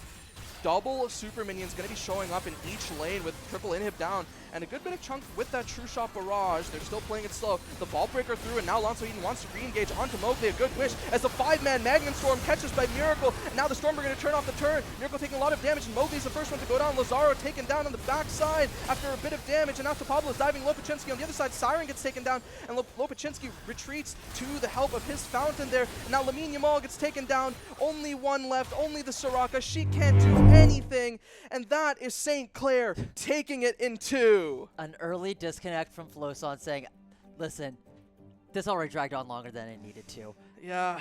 What a statement from St. Clair saying, hey, we might not have gone 3-0 yesterday, but we'll 2-0 anybody in this bracket. We are not on fraud watch. This is still our tournament to repeat win.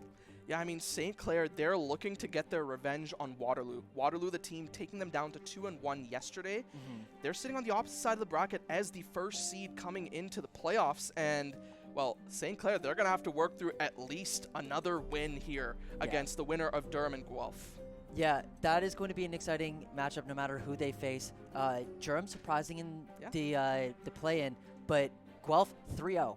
But still, St. Clair with a statement series saying, hey, yesterday doesn't matter. Yeah. Only today, and we are still the force that won last year. This is an incredible team. They looked so comfortable on so many different champions. Even with one bad fight towards the end there, they got back in the driver's seat immediately. They're like, listen, we don't have Baron anymore. We can still push down this mid turret. We can still push it in their base, take all of their inhibs. You've only got one Nexus turret. This game's still ours. Yeah, and as a reminder, St. Clair are the reigning champions from last year. And, I mean, yes, they lost Ricky in their top laner, but they got a more than capable top laner to replace him in Topablo. Topablo is showing his solo strength, winning these lanes, pushing his advantages. Yeah, for sure. And you got to hand it to Conestoga. As much as this is probably a disappointing conclusion for them, still had a really strong showing. Yeah. Still so much to take away from this tournament. I'm really excited to see how they go into this 2026 season. Yeah, I agree. But with that, that is going to be the 2-0 concluding here. And anything you want to say, or, I mean, we should shout out our sponsor at this point, right? Yeah. We have our esports hosting office of the Waterloo region to thank for this game and many others. Thank you. Yeah. And anything you want to say before we hop off? I'm really excited to see how the rest of the quarterfinals play out. I think the matchup between Waterloo and Western is going to be exciting. I know Western didn't have the best day one, but listen, that's still a really strong team filled with talented players. Day one doesn't matter. Day one doesn't matter. So I'm really excited to see, and I hope you guys stick around to watch it too. See ya.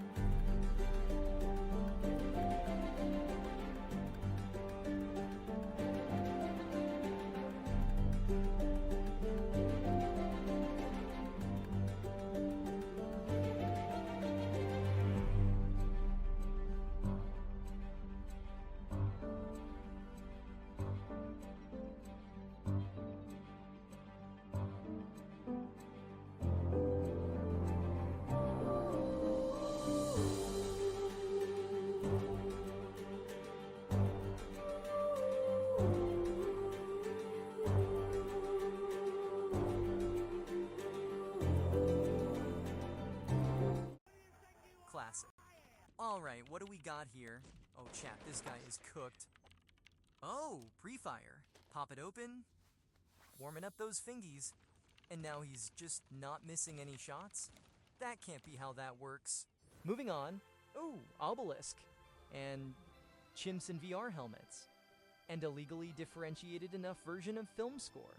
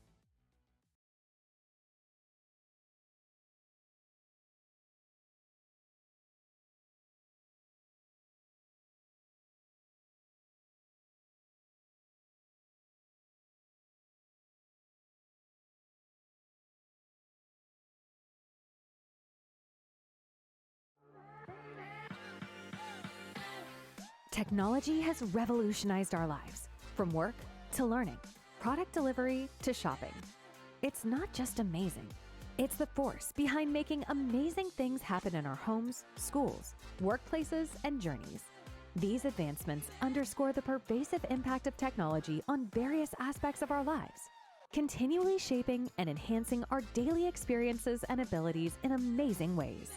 Empowered by technology, we forge a future where possibilities are limitless.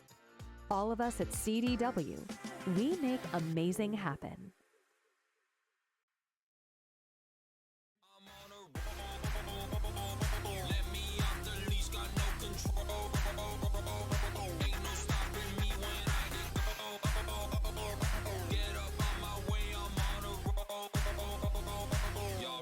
That I'm in my zone. Oh, yeah!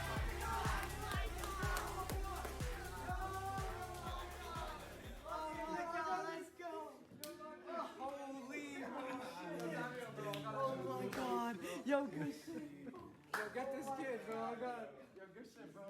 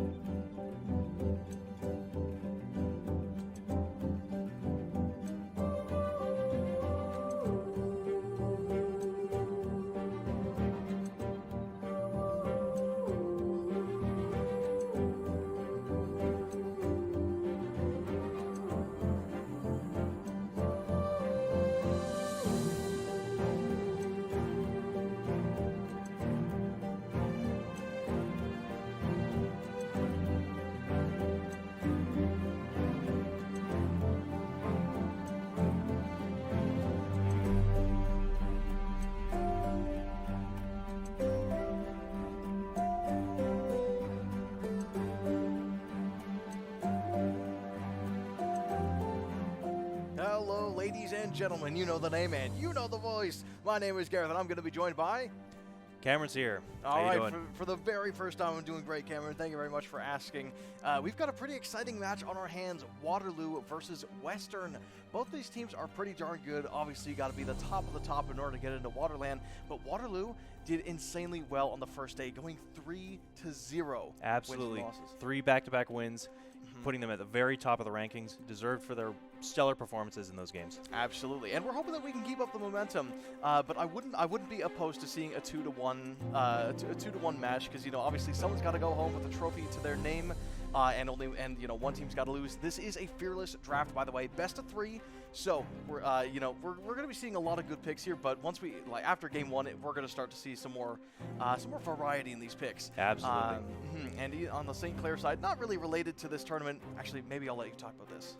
The St. Clair player with their very secret pick that they... Oh yeah, they've got something cooking up, but we'll see that later today. All right, fair enough. Well, just before we start talking about the draft, I just want to give a super big shout out to our main sponsor, the Esports hosting office of Waterloo Region. They're the reason why this is possible. Thank you very much, and to all the amazing other sponsors that we work with, as well as the staff and viewers. Without further ado, let's get into the draft. So, Cameron, coming into this one, what do you think of the Ambessa ban? It's been quite popular. Ambessa ban, honestly, pretty well expected.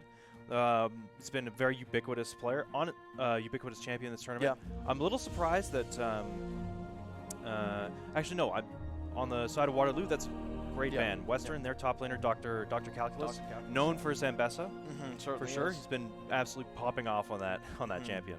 Western going to respond with the Jace. Honestly, it's a pretty standard ban. I'm not going to lie. It's been in the jungle. It's been crazy strong in the jungle. Jace has historically been a top laner. It's kind of shifted around. Waterloo's next ban, I wouldn't be surprised if they target that Camille, just because Dr. Calculus. Yeah, it looks like Ari's going to come out. Oh, Quality Player does play a fair bit of Ari, and he looked quite good on it. When he went up against Conestoga. They didn't win that game, granted, but he still had a lot of impact with those the Spirit Rush and Charm combo. Absolutely. Very, very potent. Yeah, I wouldn't be surprised if we see the Camille ban for Waterloo's third ban, trying to ban out that Western, their Western top laner, because trying to keep Dr. Calculus in check. Yeah, of course. Since, we have Agrison, who's autofilled in the top lane. You need to keep that. Yes. Keep that differential limited. We got the Malphite ban coming out from Waterloo. As well as the Kiana ban. The Kiana ban is kind of interesting. To my knowledge, I don't know if anyone on the Waterloo side, be it the jungle or mid player, plays a lot of Kiana. Yeah, it could be a good flex pick. We haven't seen it much this tournament. Although, okay, I wouldn't be surprised if they were picking it a lot, but, Anyway, we'll get to that when we get there. Western going to be taking out the Aurora next. I don't know how I feel about the Aurora, honestly. I know she's a good champion, and maybe this is just an elo gap, but I don't think Aurora is too strong. I don't know. She has mobility. She's got the mobility, for sure. She can sneak up on you. I guess. Not too bad at hitting those flanks, especially on if you're not controlling that vision super well. Well, you know what, fair enough. Someone who's probably not going to be hitting the flanks a whole lot is the Aphelios, but the Aphelios is probably going to be hitting those pentakills, because we've seen a couple, and if you want to see that double pentakill clip, make sure you follow us at UW Esports on Instagram, where all the amazing esport action is going to be posted, so that you never miss a minute. Getting the Varus pick for a first pick on Western. That's one we haven't seen yet this tournament. Actually, it isn't, and I'm glad that we do see it, because there's been a lot of talk between players, casters, and even observers that utility-focused ADCs need more time to shine. That's right. Ashe has been pretty memed here, especially with the theoretical build of Vandal Pipes. Vandal Pipes Ashe. We're still looking for that one. We're still looking. I don't think we're going to find it, but we are going to see the Varus as well as the Rumble, which actually goes hand in hand quite nicely. You get somebody with that Varus ulti plus the Rumble ulti, they're going to be dead before that Varus root ends. Yeah, that Rumble ulti, long range too. Also excellent lane bully. Rumble's going to be playing very hard for Prio in this game, which is super important with the current meta. Galio being picked up as well by Waterloo. Galio's quite good. The only thing about locking it in so early, especially when you don't see the mid laner, is you open up Galio for a very, very weak laning phase. Obviously he's melee, and the only range that he has is with his E and his Q. But in both cases, Q doesn't do a lot of damage, and his E actually puts him in danger. So that's very right. Careful. Galio definitely wants to be building that magic resist. Against their current draft, though, I don't mind it too much. Rumble's got that full magic damage, and Varus, Varus is pretty hybrid. Yeah, that's right. Okay, he could build full AP, but I think that's pretty rare. I don't think so. We won't be seeing that today. I have seen a little bit of lethality Varus mid. I've seen that a couple times, yes. And it is actually insanely good against the tanks, which is, in my mind right now, countering the Galio and the Jarvan. But I guess as a counter to that counter, the Western has picked up the Nico, which is just historically good against these engaged champions. Both Galio and Jarvan's movement is very telegraphed, very easy to land that route. Oh, yeah. I like the Jarvan pick, too. He's good to lock down that's the immobile ADC that Varus says. Absolutely. Yeah, be looking for that later in the big team fights, for sure. We got the Karma bans, and then following up with a Kindred ban. Interesting. We haven't seen Kindred, but if I'm not mistaken, I believe Western's jungler does play a fair bit of Kindred. I believe he does. I wouldn't be too surprised with that. But the Karma ban does make a lot of sense for Western. Phelios, he's insanely good late game, but the one caveat is his early game is horrendous. Karma, it's a big, giant AoE shield and movement speed and a lot of poke. Can make that lane a lot easier, and same with the Lulu, same thing, right? Oh, yeah. It gives a lot of poke. It gives Phelios more damage as if he needs it. So yeah, great bans from Western. Gives him some good support, get through the early game. Good to get out of the way. And Xin Zhao as well. What do you think of the Xin Zhao ban? That's a good question. I don't mind it. Though I think with the... That's a good question. I think Xin Zhao would have been a good pick to get on the Aphelios. Since he's immobile, Xin Zhao is a good way of locking him down and Okay. following up with him. But it might just be a target ban on that one. Maybe. Following up with the Volibear into the Sylas pick. Sylas getting some good ultimates on the other team with Varus, Rumble, and Nico. Very true. Even with the Volibear, you could disable some towers with that one. Yeah, I could definitely see some maybe mid lane plays with that. Like, maybe Volibear goes to gank it early, and he just happens to hit level 6, grab that Volibear ulti, and, off a failed gank, now Sylas can set up a great solo kill. Oh, yeah. And let's see here. The last pick for Waterloo. Melio. Okay. Melio. Okay. Interesting. All right, I'm hoping to see... We haven't seen too many of the new items, but I'm really hoping... I've seen some busted combos with this... They've got updated Echoes of Helia and the new item Diadem of Songs. Works like a feedback healing loop, and with Melio's damage over time burn, it ticks for lots of healing. I'm hoping to see it. That is very true. I've also seen some brands running around in my games. Unfortunately, they also like to go top lane. I'm hoping that a lot of the other brands actually go support like they're supposed to. But anyway, they also build... Oh, yeah? Looks like we got a Corki mid. Okay. Also, yeah, Corki very strong. So that makes me think that this Varus is actually mid lane. Unless it's Corki mid lane. We've seen both these ADC carries go flex to the mid lane before. I'm not gonna lie. I remember there was a period of time where Corki mid was much more popular than Corki ADC. Yes, it was. Okay. So I wouldn't be too surprised if we see him there. But who do you think is really going mid? Do you think it's going to be the Varus or is it the Corki? That's a tough pick. I'm not too sure. Since Corki was reverted back to being primarily an ADC, I don't know how well he functions into the mid lane. Although against Sylas, it might be a Sylas counter pick because Corki doesn't have a that's super not a bad idea. Super bombastic ult to steal and then run off to bot lane or top lane. Yeah. That does make a lot of sense. But then I guess the Galio is going to go top against the Rumble, which, like you were saying, it's not a bad pick either, because Galio just inherently is good against the magic resist. That's true. Okay. But the Melio, I'm going to question the players here. Typically, when you draft a Melio bot lane, you want at least 2 ranged characters, because the Cozy Campfires increases the range of your attacks. Obviously, Philio likes his, but how is Galio, Jarvan, and Sylas going to use it? I mean, I guess Melio could use it, but really auto-attacking on him? Really, it's just the ADCs that function off the long attack range, unless you're doing something like maybe Zoe or someone who works off that attack range, but I think Melio's going to be sticking to that Aphelios for most of the game. I'm interested though, because the Western draft doesn't seem to have a lot of melee laners. Rumble is somewhat melee, but he's got a bit of range on him. Really, the only one that Melio's looking out for there is the Volibear, trying to block that engage. Actually, you know what? I do actually like the Melio here. Like even though the W isn't like crazy efficient with the team, giving the movement speed to Galio, who slows himself when he taunts, that's very good for getting him in position. It's very good for speeding up a Sylas, because in case he takes a Volibear ulti, gets that extra health, he wants to get in there more. I think it's very good. And then as well as the Melio Q, it can completely screw over the Nico engage. It can completely screw over the Volibear engage, because after he ults, when he's finished being unstoppable, you know exactly where he's going to be, and you can immediately knock him back with the Q. That's so true, it's actually quite good here. I'll take back my words on that one. Okay. Yeah. And then I don't know. I'm still hoping to see some of the new items. We're definitely going to see Essence Reaver on Corki. That's a staple of his build. So, yes. Hoping to see some Gunblade on Silas. Really? You think He's we'll got that see 80 scaling in his passive.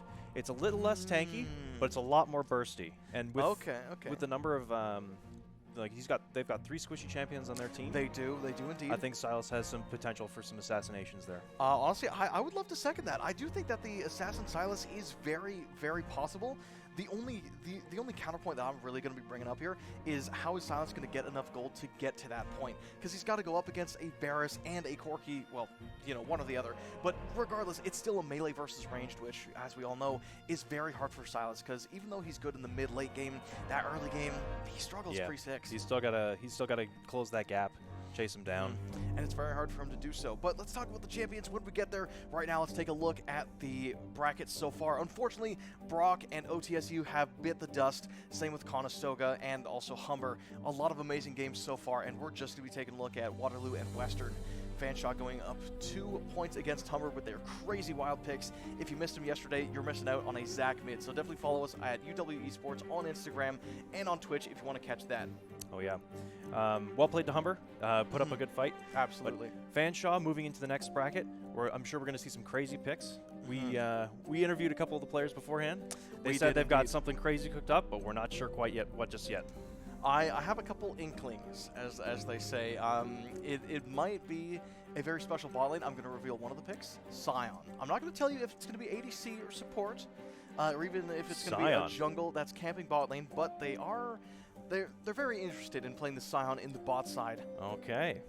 And then over here, we've got Guelph versus Durham. The winner of that is going to be going up against St. Clair, which has looked extremely, extremely dominant in this series so far. On day 1, they looked really good, but they actually managed to lose a game. I believe it was against Conestoga. I believe it was. And so they learned from their lessons yesterday, and they came in today complete 2-0, shutting out Conestoga from the rest of this competition. And like I said before, it's going to be St. Clair going up against the winner of Guelph versus Durham. Any predictions there? I don't know. St. Clair's shown an absolutely dominant performance over the course of this tournament, with only 1 loss, and against some of the top-seeded teams in the tournament. I think we're definitely going to see them as possible contenders for the grand finals. In the semifinals, we might see a 2-1, maybe even a 2-0. Interesting. Okay. But definitely expecting them to move on. All right, well, no worries about any of that stuff.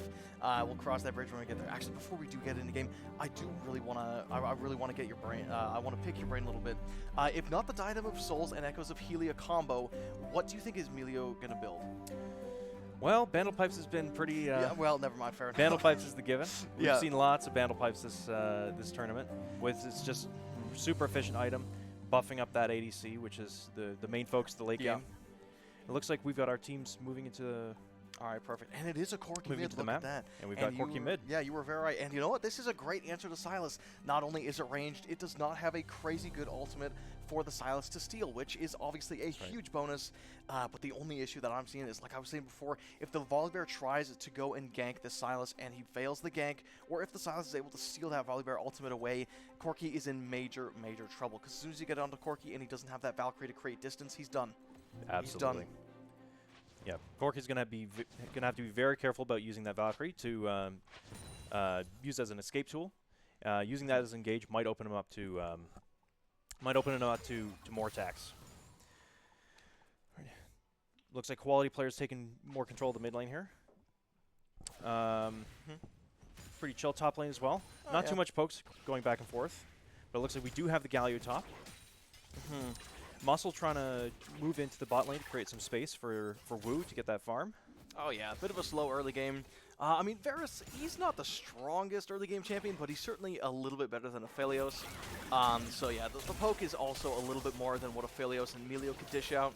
So I'm not surprised that Waterloo is happy to give up some real estate in the lane, maybe even sit under their tower for the first few minutes of the game. It's not terribly exciting, but it does give the Aphelios a lot of safety. And Volibear's dives are only really an issue at level 6, and he's not level 6 yet. Absolutely. And something interesting about the trading dynamics in the bot lane here is Varus has just a little bit more attack range than most ADCs do. That is but very that true. goes along with Aphelios' Calibrum, his sniper rifle there. He also gets that bonus range, which puts him just a little bit above Varus. So Varus is going to want to back off until Aphelios uses up the ammo for that gun and switches into his red and purple. And there we go. And yeah, in the mid lane already, that Silas taking a pounding. He can absolutely try to fight back, but at the end of the day, Corki doesn't need mana to harass. He just has the auto attacks. Yeah. Agerson running out with the phase rush there, keeping himself safe. Oh, there we go. Hold on. Maybe a bit of a solo kill. Dr. Calculus almost in heat, so that flamethrower is really going to be hot, hot, hot. Aggro Sim having to flash away there. Saves himself from the fire spitter, which probably would have been the first blood. That's right. But Agerson very low now. Might have to recall, and could be denied a bunch of minions, putting him behind on XP and gold. He might have to recall. He does have the teleport available, but do you really want to use it that early?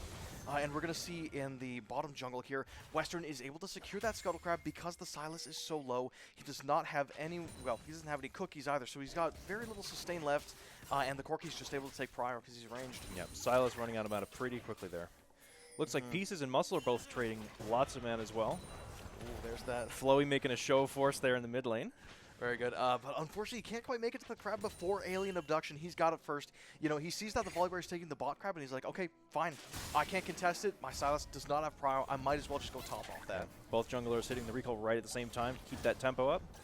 Moving back to their starting camps to get their money up. And we're seeing that the Dragon's coming in a minute 30. So I wouldn't be surprised if Volibear goes for another clear. His Crutcher spawning, just goes for another clear, get that level advantage. Maybe try to see if Jarvan pays attention to this top lane. Because even though the Galio is a very gold-efficient champion, if he gets shoved off of the XP, he's not going to have that grand entrance for those level 6 roams. Absolutely. If Rumble can get put behind, that's huge, huge for Waterloo. It is quite big because the Equalizer's scary, but it's only scary once you have Death Cap and Leandries and all those other big beefy AP items that Rumbles like to build. Oh yeah, Leandries especially. Honestly, okay, looking at the game state right now, where do you think some of these players are going to start to play? Like, are we going to see rotations, maybe a lane swap? What do you think's happening? I don't know. I'm definitely not seeing any lane swaps, to be honest with you. Corki definitely won't move to the top lane. Galio has a lot of pressure on him with that big dash, I think. Using Valkyrie to keep himself safe would be fine, but... Wait a minute. Let's pay attention to that mid lane there. Looks like there's a bit of a gank going on with Volibear. Shaolin almost going to get the solo kill, but Pieces is here for the backup. Unfortunately, nobody dies. Nobody dies, but tense moments. Quality getting forced out of lane there. Gonna have to recall to keep himself healthy. And Aphelios as well. Agerson trying to hold that wave in front of the tower. Let's see here. Okay. Dragon coming up. 5 seconds if I'm not mistaken. Or am I mistaken? Looking like Volibear's trying to finish up clearing his bot camps to move towards the dragon as it spawns.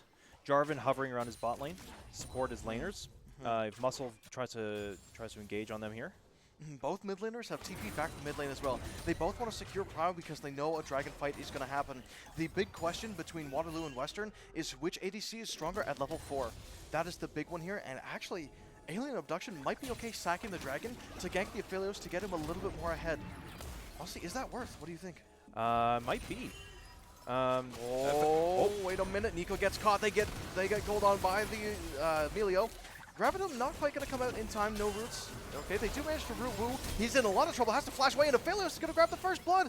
And meanwhile, Volibear's topside, he could have taken the dragon. He could have done maybe something, but he's trying to kill this Galio. That's too bad. Rumble's got that lane pushed in.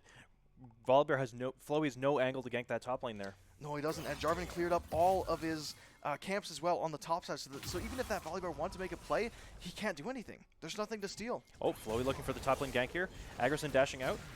Man, he keeps himself safe. Oh, there we go. Solian going right in on the quality player. He has the Corki ult in hand, and that's a lot of damage. Holy crap. Selen taking the solo kill. Oh my. Wow. I thought the Corki, like we were both saying the Corki ult isn't that good on Silas. But I guess when you're this level of player, anything could work with the Silas. You know what? I guess, yeah, that Corki ult definitely gives Silas a little bit of range that he doesn't normally have, just to secure those kills with like a tiny bit of extra damage. And that way, actually, it works for Silas because he's taken. Normally, he might need that extra damage from Ignite, which he didn't take this time. Instead, he's opted to steal Corki's ult and finish him off from afar. I love that answer quite a lot. We might be seeing another solo kill here as both junglers are coming up to the top lane, but Dr. Calculus has the numbers advantage. Alien Abduction forces the flash from Flowey as he has to flash over that Cataclysm, but no Volibear ultimate left on the table, so they cannot dive the tower for the second kill. Excellent. Excellent reinforcement from both junglers there. Oh, Muscle just barely getting clipped slow. He's going to force Icy in. Strong trades there. Looks like Corki might be roaming to the bot lane. or he might just be backing off and moving back to clear his second wave. Looks like that. Oh, Corki in trouble maybe. If Corki Silas takes the had that Valkyrie Corki out there, he might have been able to go for that solo kill. That's right. Solin's gonna look to push in that lane to try and capture those that crystal growth there to get those plates as well. Yeah, always get that crystal stuff stacking because it can only get so powerful. You know what I mean? It can only stack so much, and then it just becomes, you know, you're just kind of sitting there. So hitting that tower every couple minutes is much more efficient than letting it cross for like 5 minutes. Absolutely. Waterloo looking like in a much better position to take Dragon here, with Jarvan finishing up his Raptors camp, having bot lane pushed in, and the Waterloo bot lane moving up to take the Dragon. The key thing too is Volibear no ulti. However, the Nico does have the Pop Blossom, so getting crowded up in this Dragon Pit could actually be very detrimental to Waterloo if they're not careful. They need to know where this Nico is, what she looks like right now, because she could be Ward, she could be a Blast Cone. They have no idea, and they need to make sure that the Melio is there to respond with the Melio Q to stop that engage. Yeah. What do you think your favorite Nico morph is? For me, I gotta say Scuttle Crab for me. Scuttle Crab. It is quite funny to be like, that Scuttle Crab's moving a little bit funny, and then boom, you're dead. No, I'm gonna have to go with the minion. It's so classic, and it's, you know, no matter how good you are, you're always gonna fall for it at least once a session. It's hilarious. Iverson taking a quick trade there in Dr. Calculus, taking the phase rush out. Okay. Solon moving up to the top lane to hopefully get a gank there. Looks like Dr. Calculus has put a ward down though. Yeah, I think Silas knows it's warded. I think he's just backing off here. And you know what? He's fine with that. His lane is pushed. He doesn't need to do anything with it for a few seconds. He's good. Yeah. Take a little bit of a risk. Wu playing pretty safe there until Muscle hops back into the lane to provide positioning. Dr. Calculus trying to get a couple autos off with that overheat. Didn't manage to find any. That Conqueror fully stacked. Any more extended trading from the Galio is going to be a loss. But the big thing here is Volibear almost has ultimate, and he's heading towards the bot side. It's either going to be a free dragon or it's going to be a free dive, and now Waterloo has to choose which one they're willing to sacrifice. Absolutely. Waterloo may not know where Jarvan is at the moment. Oh, maybe not. He might just be trying to go for an invade or get some deep vision. Muscle hits the root on Icy there. Gets a good trade. Yeah. Very good harass like for the Aphelios. Volibear starting up that dragon, Corki moving over to support his jungler. But now the big question is Jarvan, like, do they know that the dragon's being taken, and will they take grubs as a response? Because the golden rule of League of Legends is if you lose an objective on one side of the map, you go and you take something from the other side. Absolutely. So in order to stay on top of things, he's going to have to make some kind of objective play somewhere else with the grubs or some kind of gank. It looks like Agroson's TPing up to clear that wave and move down to grubs. Silas is moving in to take the grubs as well. And that's right there. Waterloo's moving into the grubs, making sure Western pays that opportunity cost. And we're seeing down in the bot lane, the Volibear could have gone for a dive, but the Melio is level 6, but very low on mana. They could cleanse a stun from Icy, but I don't know if the Volibear wants to gamble. Pieces will have to choose between kicking that soccer ball or using his cleanse. Oh, actually, I don't know if they could dive the Aphelios then. That's a very good point. I didn't know he had cleanse. Pieces is backed off, and Icy's also backing off. Oh, the soccer ball misses! Misses the soccer ball. But the Graviton Root, is it going to be enough? He's going to cleanse the slow, but not the stun. Pop Blossom could have had it as well. They hit the Melio with the flash stun, and now there comes the Volibear ultimate, but is it going to be enough? Yes, it is. The Cozy Campfire is just not enough, but they do secure the kill anyways. And now there's going to be a TP response from Solian. That's a Pop Blossom of his own, and they're going to be going straight for Wu, who's going to be going down. Maybe not. Are they going to let him live? Alien Abduction. Maybe a little bit of miscommunication. Does not have the swag flag available, but will skewer him in the back. And now Silas getting a freebie onto Muscle. Big plays for Waterloo there. Huge plays. Especially with the late game that Waterloo is drafted, especially with the Aphelios, right? You need to push this back. If you're Western, you need to win on other parts of the map because bot lane is going to be Solon gets the solo kill in mid lane. All right. Great stuff as well. Solon moving in to take those tower plates for sure. That's going to be a big chunk of gold for him. Already got that 200 gold bounty. Solon's going to be the player to keep an eye on for this game. Controlling those mid and bot rotates. He's going to dictate the tempo for the rest of this game. Although one thing that Waterloo has to be careful of, Dr. Calculus just finished the top lane quest. So he is going to be getting that extra minion XP as well as that TP shield. And he does have TP, so he gets a 30% shield for 30 seconds. Or sorry, 15% shield for 30 seconds. Absolutely. Another thing to note is the XP, the CS differential in the top lane there. Galio's gone down almost 40 CS. Actually, exactly 40 CS. Yeah, it's quite rough. Rough there for Galio. Rumble having already finished an item, being even better now at pushing Galio out of lane. Although the one saving grace for Galio is that Hollow Radiance. He's got the Bombies, he's got the Spectre's Cowl. The only thing he needs is a little bit more money, and he can get that Hollow Radiance. With that in his pocket, it's kind of like a magic Sunfire, but it also kills the minions. Oh yeah. Personally, I love building that Hollow Radiance when I can. It's just the perfect wave clear item for those tanks that really need it. Exactly. And Galio is one of those tanks. Doesn't always need that wave clear. Yeah. But it feels so good to use. 1 Q clear the whole wave. Absolutely, and I was just going to say, a lot of top laners like playing, even if they have a physical damage opponent, they might still opt to get it because the minion killing is such a wonderful passive. It's so useful, and especially on something like a Mundo, who doesn't have a lot of wave clear. That's how you push out the waves. Oh yeah. Looks like Floey's looking for, Floey might be looking for a dive here. Wait a minute. Relentless Storm not quite up yet. No, but maybe the threat of it maybe being up is enough for Waterloo to back off and play defensively. That's right.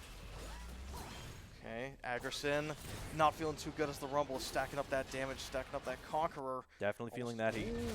Oh, hey, Alien Abduction lands the ultimate, stuck in the Cataclysm. Can't escape.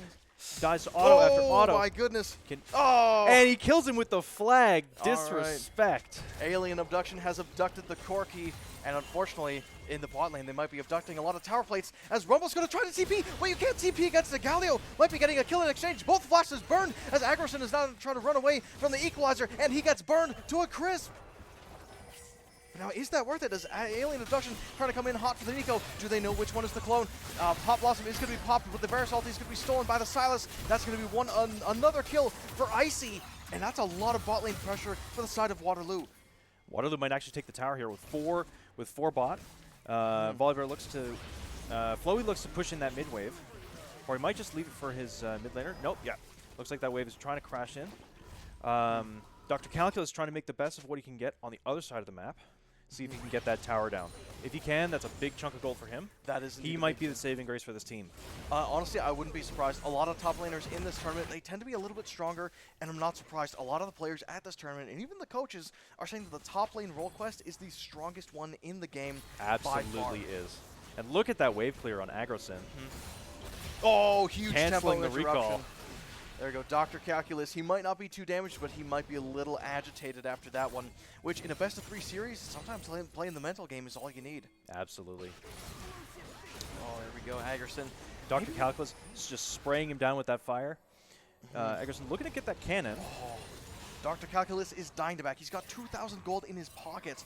And same with the Varus. He hasn't been able to back because he's been pushed back behind his tier 1 tower because of those 4 members of Waterloo being bot lane. And he still hasn't been able to back because Silas has better wave clear. Absolutely. And definitely doesn't want to back while Galio's in his face. Because Galio can clear that wave in a second and start taking those plates. Oh, looks like we got a solo kill for Silas in the bot lane.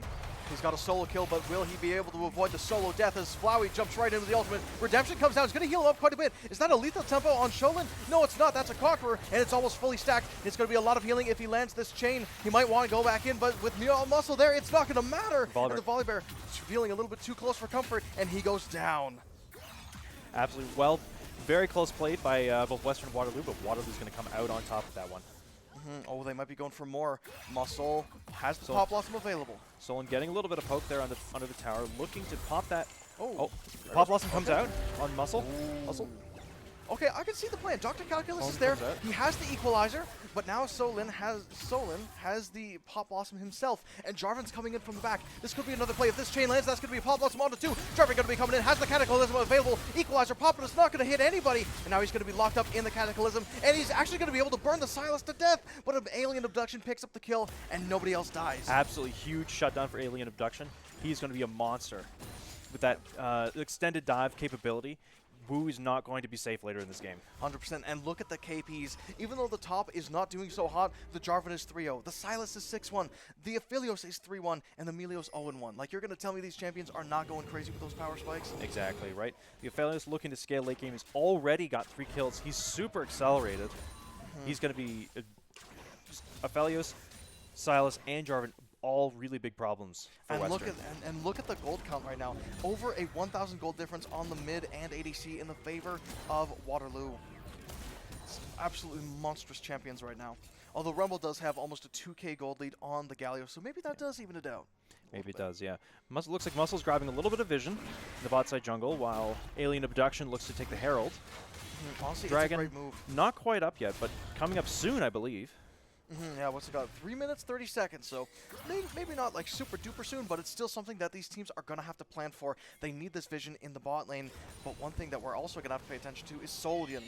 He is currently facing down a 1v3, and he doesn't even know it. Volibear's got that Raging Storm on lock if he wants to. Pops the stun, pops the Pot Blossom. Sholin's going to respond with his own Rising Storm. Galio's going to teleport in, but it's a little too late. Emilio comes in as well, but he's going to have to fight Dr. Calculus and the Nico. Can't quite do it enough over there by the tower. Aggresson is able to kill off Flowey. Muscle's going to push a little bit farther for that route. Equalizer dropped as well for the Emilio. Now Galio's going to try to clean up the 2v1. Can he do it? But without a Justice Punch and the clone standing in the way, there's no way he can get it. Redemption drops as well for a little bit of extra damage, potential healing, but it doesn't quite matter. Now Icy's going to be coming by, drops the Moon presence from the Aphelios as the ultimate is able to take out the Nico. Can he find Dr. Calculus? He's going to be cowering in the bush, but he has a ward in there, and he will get the double, but we're still not done as the Varus comes down, but he decides that the Aphelios is way too strong and decides to take a tower instead.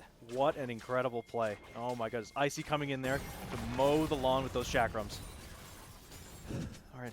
Wu backing off here. Alien Abduction looking to get a play on Wu. Teleport comes in from Solon. Solon going on Wu.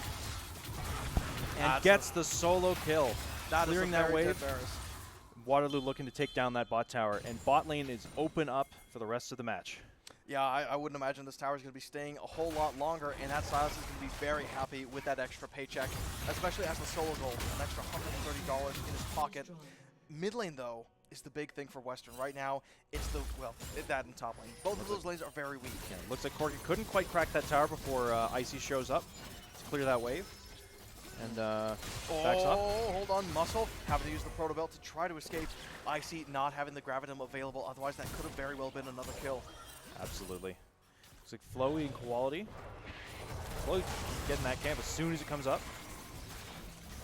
Solon playing a little further up, matching that Rumble. Let's take a look, though. Rumble coming over. He has the Equalizer, so they have to be very careful. They need to respect this. Pieces as well. Has the Pot Blossom. Varus ulti almost on board, and Volibear still has that ulti. Did not burn at bot lane, so he can use it mid lane for that tier 2, because I imagine this tier 1 is going to be cracked out first.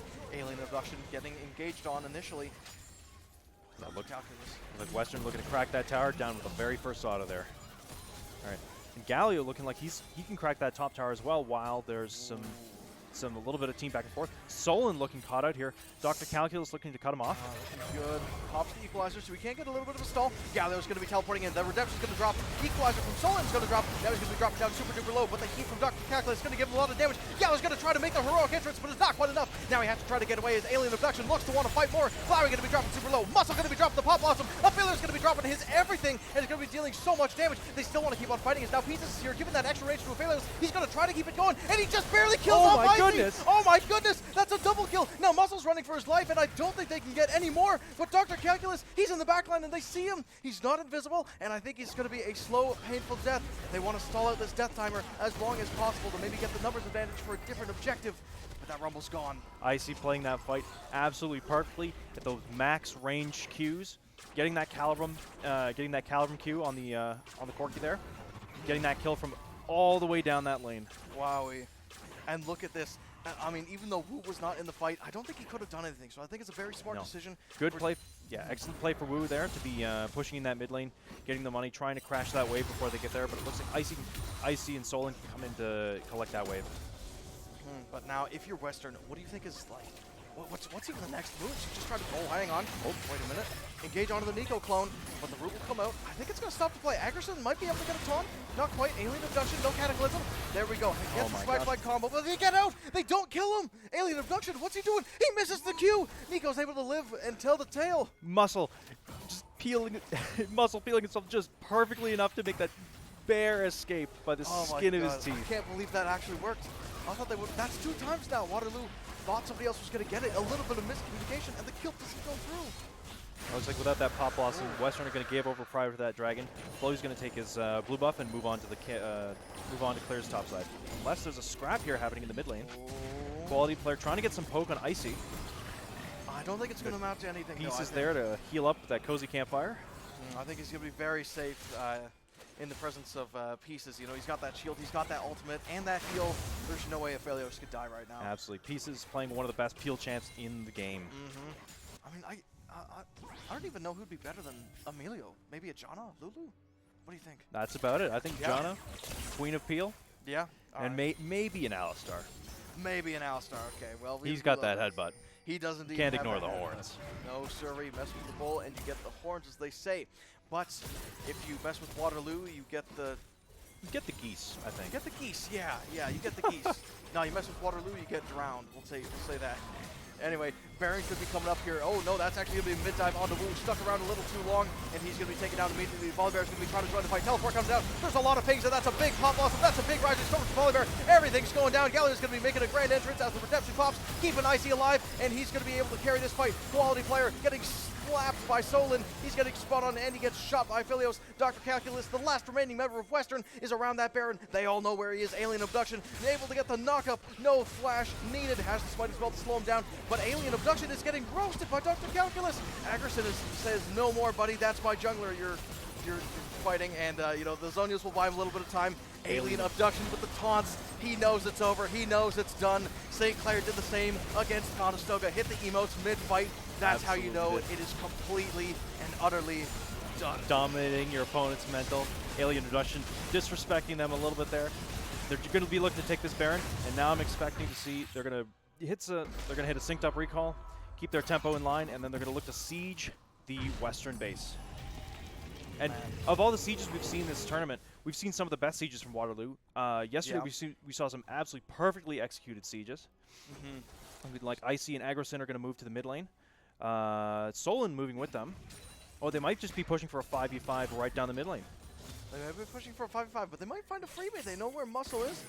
But with Agerson getting rooted, I don't think they could chase for the kill. Agerson can't quite get the pick there. Wu trying to get a little bit of poke on Icy. Look at the Aphelios items. He's so much stronger. 14,000 gold in net worth. That's 6,000 gold over this Varus. And take a look at that Silas as well. 3,000 gold up on the Corki. 2,000 gold up on the jungle. So let's get to that a little bit later. Peace has to flash away from Flowey and Dr. Calculus, who are extremely mad. They do not want this Emilio to live. Emilio throws the soccer ball into... Oh, hang on. Oh, that's a painful pop blossom. Over there, the Equalizer gets dropped, but they can't touch the Aphelios. Now Sholin's in a little bit of trouble. He's fighting a 2v2, but the Redemption and the Zonius will be able to save him, and that is going to be an entire, almost an ace. No, not an ace for Waterloo. The only person standing is Wu. Wu, I'm going to be honest, I don't know who can stop this push. Just, he does have that, he's got his spell shield there, but I don't think that's going to keep him alive if he decides to defend that tower. Wu might have to change his name to Boo, because this is a very sad game. Boo-hoo indeed. It's not looking good. I don't think this Varus has it. Varus has a lot of damage, but he needs those blight stacks. And at this point, I don't think he has the attack speed or the time to apply those. Yeah, Agerson tanking that tower there to make sure they chunk it down. Very good. They're going to take the inhibitor, but I don't think they can take anything else there. The rest of Western is respawning. If Galio had more health, they could have absolutely continued to overstay their welcome. But because he's so low and because he's basically their main front line, even though Jarvan's tanky, he has to get into the back line in order to do what he needs to do. Jarvan, but if he's in the back line, he's not healing. Jarvan needs that.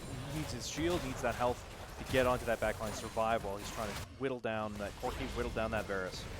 And we're seeing from the Aphelios, once again, I can't overstate how strong this guy is right now. The Infinity Edge, the Collector, that's basically going to guarantee that he kills anybody under maybe even 500 health. Those auto attacks are not going to tickle. He's hitting like a truck, and with that ultimate in hand, it becomes a giant AoE auto attack. For sure, and it looks like he's got his shield bow back up. And as I say, when you're ahead, you build defensive. You've got the damage. You've got the damage to kill him. You just need to make sure that they don't kill you. Alien Abduction hitting the Cataclysm on Flowey. There we go, amazing grand entrance as well. Fantastic kill. But there's not, I would say it's surprising, but it's just not. They're going to try to push for more. Redemption coming down. Solon going to use the Volibear ultimate himself. Missed the chance, unfortunately. Taunt also going to be going wide, but they're going to have to respect it. Even though they are stronger, they are still killable. Solin and the Affiliates going to continue to push in the mid lane. That tier 3 is going down way too fast. And now the 4 members of Western are going to try to turn their attention. They're going to go for the Affiliates immediately. Equalizer drops as well, but it's not enough to kill him immediately. Now Solin's going to try to fight the 1v3, but now he's going to be backed up by Alien Abduction. Dr. Calculus, nothing left in the tank. They're going to be going on to Wu, who has no spell shield. Agerson has the taunt, has the everything available. Alien Abduction's looking for more. He says, Wu, you're flashing, you're barriering, but that's not enough for Demacia, and Agerson takes him down. Honestly, awesome, that's devious. He awesome can't get away pick on with the side of Western here. Flowy's still trying to defend his base. Oh, I don't think it matters. Has to ult out. Even without the damage from Icy, Waterloo still has the ability to pressure them, even at their Nexus turrets. They're going to take that inhibitor. It looks like they're going to back off to try and take that dragon. They're taking everything. They're just leaving Western no room. All the jungle camps are down for the side of Western. Even if they were able to push out of their base for even a few minutes, Polar has nothing. Exactly, right? He just get XP from lane minions. Otherwise, you need to get more gold onto this Varus. He has to get a little bit stronger, because right now, the power difference between him and Aphelios is literally an entire champion. Yeah, Aphelios nearly has almost 8,000 more gold than Varus does right now. He's nearly 2 items ahead. Massive difference. It's crazy. It's like Waterloo's. It's like it's 6-4. There's so much money on this Aphelios, and they haven't been able to shut it down. Absolutely, yeah. Pieces has been feeling like a pro. Sholin as well, even though he doesn't have a lot of crazy healing tools, if he just sits by Aphelios and readies that stun, and maybe even has, you know, the Nico ultimate as Pop Blossom, you can't touch it. He's invulnerable. Yeah, and that's sole point for Waterloo. Looks like even with Western, their defense being as good as it is, they're just absolutely choking out Western here, taking those jungle camps, pushing in those waves, making sure that Western has no room to breathe here. And I think this next... Posturing to take that bottom tower. Icy getting a little bold there. Agerson landing a little bit of poke. And Solin pushing that lane in. He's splitting up Western. Now they have to give up this tier 3 as this other wave of minions is pushing in. They have to deal with the mid wave. Oh, hold on. Alien Abduction finds a Cataclysm onto 2. The Galio ulti is going to hit 2 as well. And same with the Aphelios dealing a lot of damage. Pop Blossom from 2 people coming out. But the Silence Pop Blossom is better. That's almost going to be an ace. Quality players forced back into his base. But Alien Abduction is going to look to try to kill him. That could be another Aphelios Penta. Is it going to be doable? Yes, it is! Pentakill! Oh my god, for Waterloo. This is only game 1, ladies and gentlemen. Don't move a muscle. Oh my goodness, he does die for the pentakill, but every single Aphelios pentakill we've seen is very, very hype, and you're going to want to see it on the UW Esports Instagram to make sure that you catch all those awesome clips. Shout out to UW Esports, by the way. Absolutely. What an incredible hard-fought finish on both teams. Incredible defense from Western, but in the end, that base could not hold. I don't think anything could hold the Aphelios back. He was doing so much damage. We can't see the damage charts, but I'm pretty sure his damage is from here to the moon. Absolutely. Ridiculous damage. Yeah, and with that range too, nowhere is safe with that sniper rifle. With the Calirum, with the Calirum Q and those Aphelios ults. It's so hard to fight. You know, if you put yourself in the shoes of Western, you know, you have the Equalizer. That's great. It's damage over time, and it slows. But the only issue is Aphelios has Cleanse. He's got Emilio ultimate to get rid of the slow. He's got the shields. He's got Echoes of Helia, Redemption, and Emilio heal. There's no way you can get onto him from a range. You have to get up close, but you can't because you have the Jarvan Cataclysm. Absolutely. He's got so much appeal on him, and they got him accelerated, and it paid off in this game, for sure. Absolutely it did. And the pentakill at the end, you know, chef's kiss, and he dies to the fountain. Like, tell me that's not poetic. What a perfect way to end a perfect game. All right, and honestly, I think we'll see you back for game 2 if I'm not mistaken, unless we're getting right back into it, which I wouldn't be too opposed to, I'm not going to lie.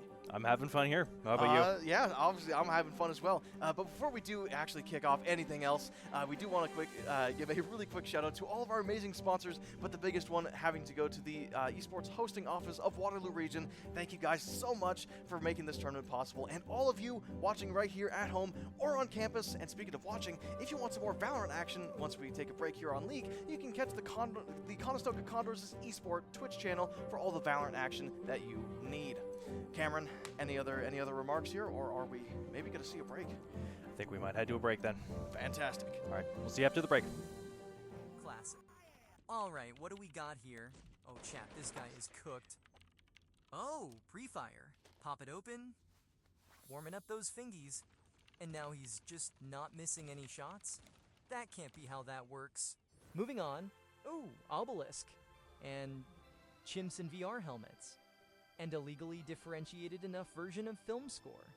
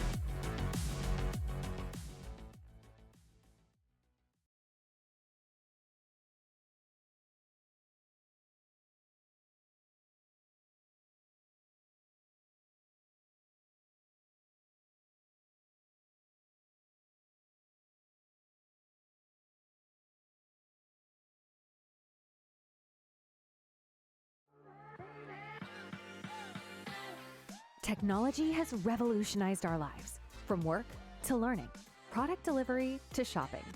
It's not just amazing, it's the force behind making amazing things happen in our homes, schools, workplaces, and journeys. These advancements underscore the pervasive impact of technology on various aspects of our lives, continually shaping and enhancing our daily experiences and abilities in amazing ways. Empowered by technology, we forge a future where possibilities are limitless. All of us at CDW, we make amazing happen.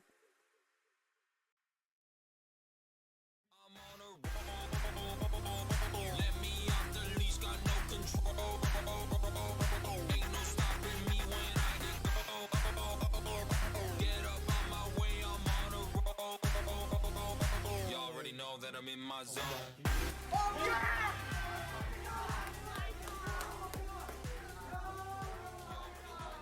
Oh my god, let's go! Holy oh my god. Yo, good shit. Yo, get this kid, bro. I got yo, good shit, bro.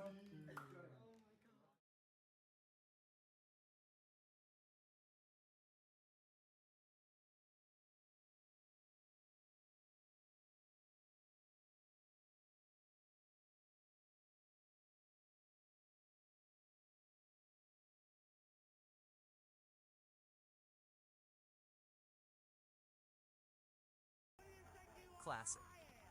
Alright, what do we got here? Oh, chat, this guy is cooked.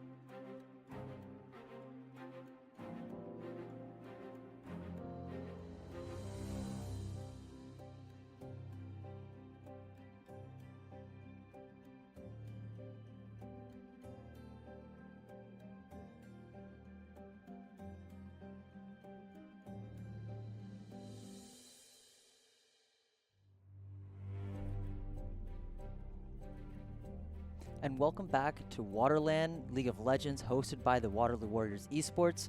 I'm your host, Scott, and joined by... Oh, hello, I'm Jason, and we just witnessed a very interesting Waterloo versus Western game. It was a bloodbath, don't you think? Yeah, it was very commanding from Waterloo. As much as it was back and forth for a little bit, I don't really feel like Waterloo ever let the pedal off the metal and just... Especially with that pentakill from Aphelios at the end there. We have seen 100% win rate from this Aphelios and a totally free pentakills. Yeah. So, crazy. At least the silver lining, we're not going to see Aphelios this game because of the Fearless draft. Yes. We're going to see some diversity. Maybe we'll see something more like the Lucian or the Corki. I'm hoping... Not the Corki, yeah, but... just got played. We are, I forgot they picked the Corki. But either way, we're going to see some new ADCs, we're going to see some new champs, and we're going to maybe see a new Western team who Waterloo has had their number this entire weekend. I believe they met or they didn't meet in the round robin, but still, this is a strong Waterloo team. Hopefully Western can bounce back and make this an interesting series, save us from a 2-0. Yes, I mean, Western is known for, on the first day, they lost 2 games in a row, but finally they could win the last one. And now as we turn our attention to the bracket, we did see that Guelph won against Durham. I heard they let Aphelios through towards Guelph, and Guelph just took it and ran with it. Yeah, again, that Aphelios so strong, especially with the new crit changes where crit is back to dealing 200% damage. And of course, we know what 200 means with Aphelios. 200 years of game design. And that is just so much damage nowadays for Aphelios, and teams are facing that wrath. You can't just let him through anymore. I think as we get into semis and we get into grands, some team is going to ban it if they're not first pick, because we are seeing the absolute strength of this. Indeed, indeed. I think on the side of Western, we are going to see, I mean, we saw the Corki pick mid just getting solo kill left and right, not doing much damage. I think that quality player is going to stick to his strengths of picking control mages. We think the Syndra, the Ahri, maybe the Orianna, the Aurora, things like that. What do you think? I do agree. I think we're also going to see some more traditional top lane picks, some more traditional junglers. We saw the Jarvan pick already. I think we can see something like the Xin Zhao this time around. But right into the bans, the Qiyana ban coming out. We know Waterloo really likes that Qiyana. Yes, so that's a reasonable first ban. We'll see what Waterloo responds with.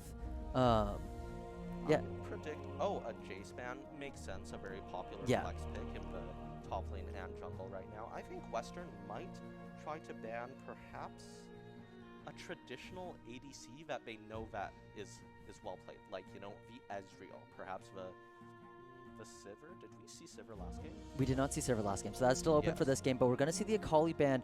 Doesn't want to see the assassins coming out from Waterloo. Akali, a very strong assassin right now, especially with the re-addition of Gunblade. Yes. Remember, Akali, since the dawn of time, since the invention of the Gunblade, has loved that item. Yes, indeed. We are going to see the Malphite ban on the side of Waterloo. Makes sense. A very strong top jungle, perhaps even mid-flex pick. We have seen the Malphite build things like Zeke's Convergence or Knight's Vow, which are really cheap items just to get that power spike really fast. And then, after all, a Malphite, even when 0-8, can just ult in and completely change the course of a team fight. As we move on to a Talia ban by Western. Yeah, another strong mid laner. We always talk about how she can roam and affect the map, dominate her own lane. Just a really strong mage right now. So if we are going to see those traditional mages, it makes sense to take Talia out of the pool at least. And then the Mbessa for the last ban has also had a very high presence day one and in these playoffs. So taking that off the field, basically saying, we want to make sure that you don't get the lane bully of your choice. But as you predicted, we are maybe going to see this Aurora hovered over the first pick, and that's locked in. Yes, indeed. I think Western realized we need to stick to our strengths, play a control mage. I mean, Aurora is known for essentially being a bit of a lane bully. And being able to roam around a lot, you know, having some stealth. And of course, being able to one-shot the squishies. And we see in return the Syndra on the side of Waterloo. Again, a very popular control.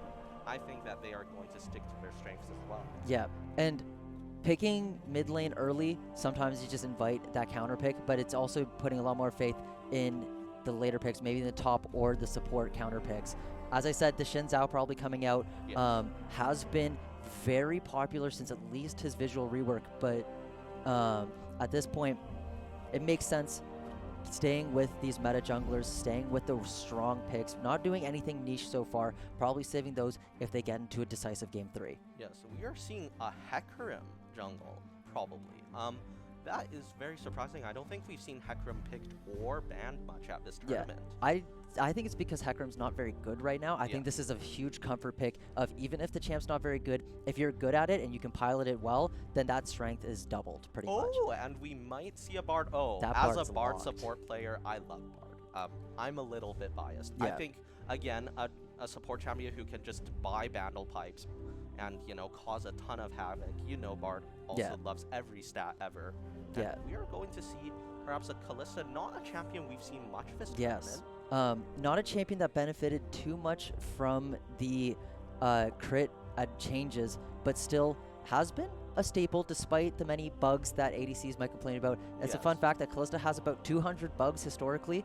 That's a lot of bugs. A lot of them not fixed. But I guess in a Fearless draft, having something in your back pocket like Kalista that has so much mobility that can dash around in these fights is going to be so important. We are going to see the Sivir ban from Waterloo make sense. A very popular champion in this tournament so far. And we are, I mean, we are going to see the Renata glass. Renata is very good with that Callista pick. Yes. That W will gas up Callista's attack speed, so buffing up her movement speed as well. It basically necessitates it. It's one of the best synergies in bot lane, so it makes sense. And a Jhin? Jhin ban, basically saying we want to take out the ADCs that you would want to pick in response. Ashe, a really good pick into the Callista, because that slow from the Ashe basically slows the Callista move speed. So Ashe makes a lot of sense. Even if it's not the best pick right now, it's still going to be a significant counter pick that they want to take off the table. I think perhaps a potential for Western might be a Caitlyn pick. You know, if Bard lands a stun or maybe an ult, you can just Caitlyn Yordle Snap Trap and set them up for a great headshot. But we are going to see the Pyke ban for Waterloo. I mean, it does make sense. Pieces does play a lot of Pyke. Yeah. I'm wondering if perhaps we might see a Karma on the side of Waterloo being picked. I'm not sure if it's great with Callista, but it wouldn't be the worst either, at least for not picking a Yuumi Callista. I like this Pyke ban a lot from Western. Waterloo has shown a lot of comfort with that champion. We are going to see the Lulu locked in. I think that is a really good counterbalance to Callista. One of the best enchanters in the current patch with those changes to support items, with the tier addition, with the diadem. So I like Lulu here a lot, and it's going to keep that Callista alive. Do you think she will buy Vandal Pikes?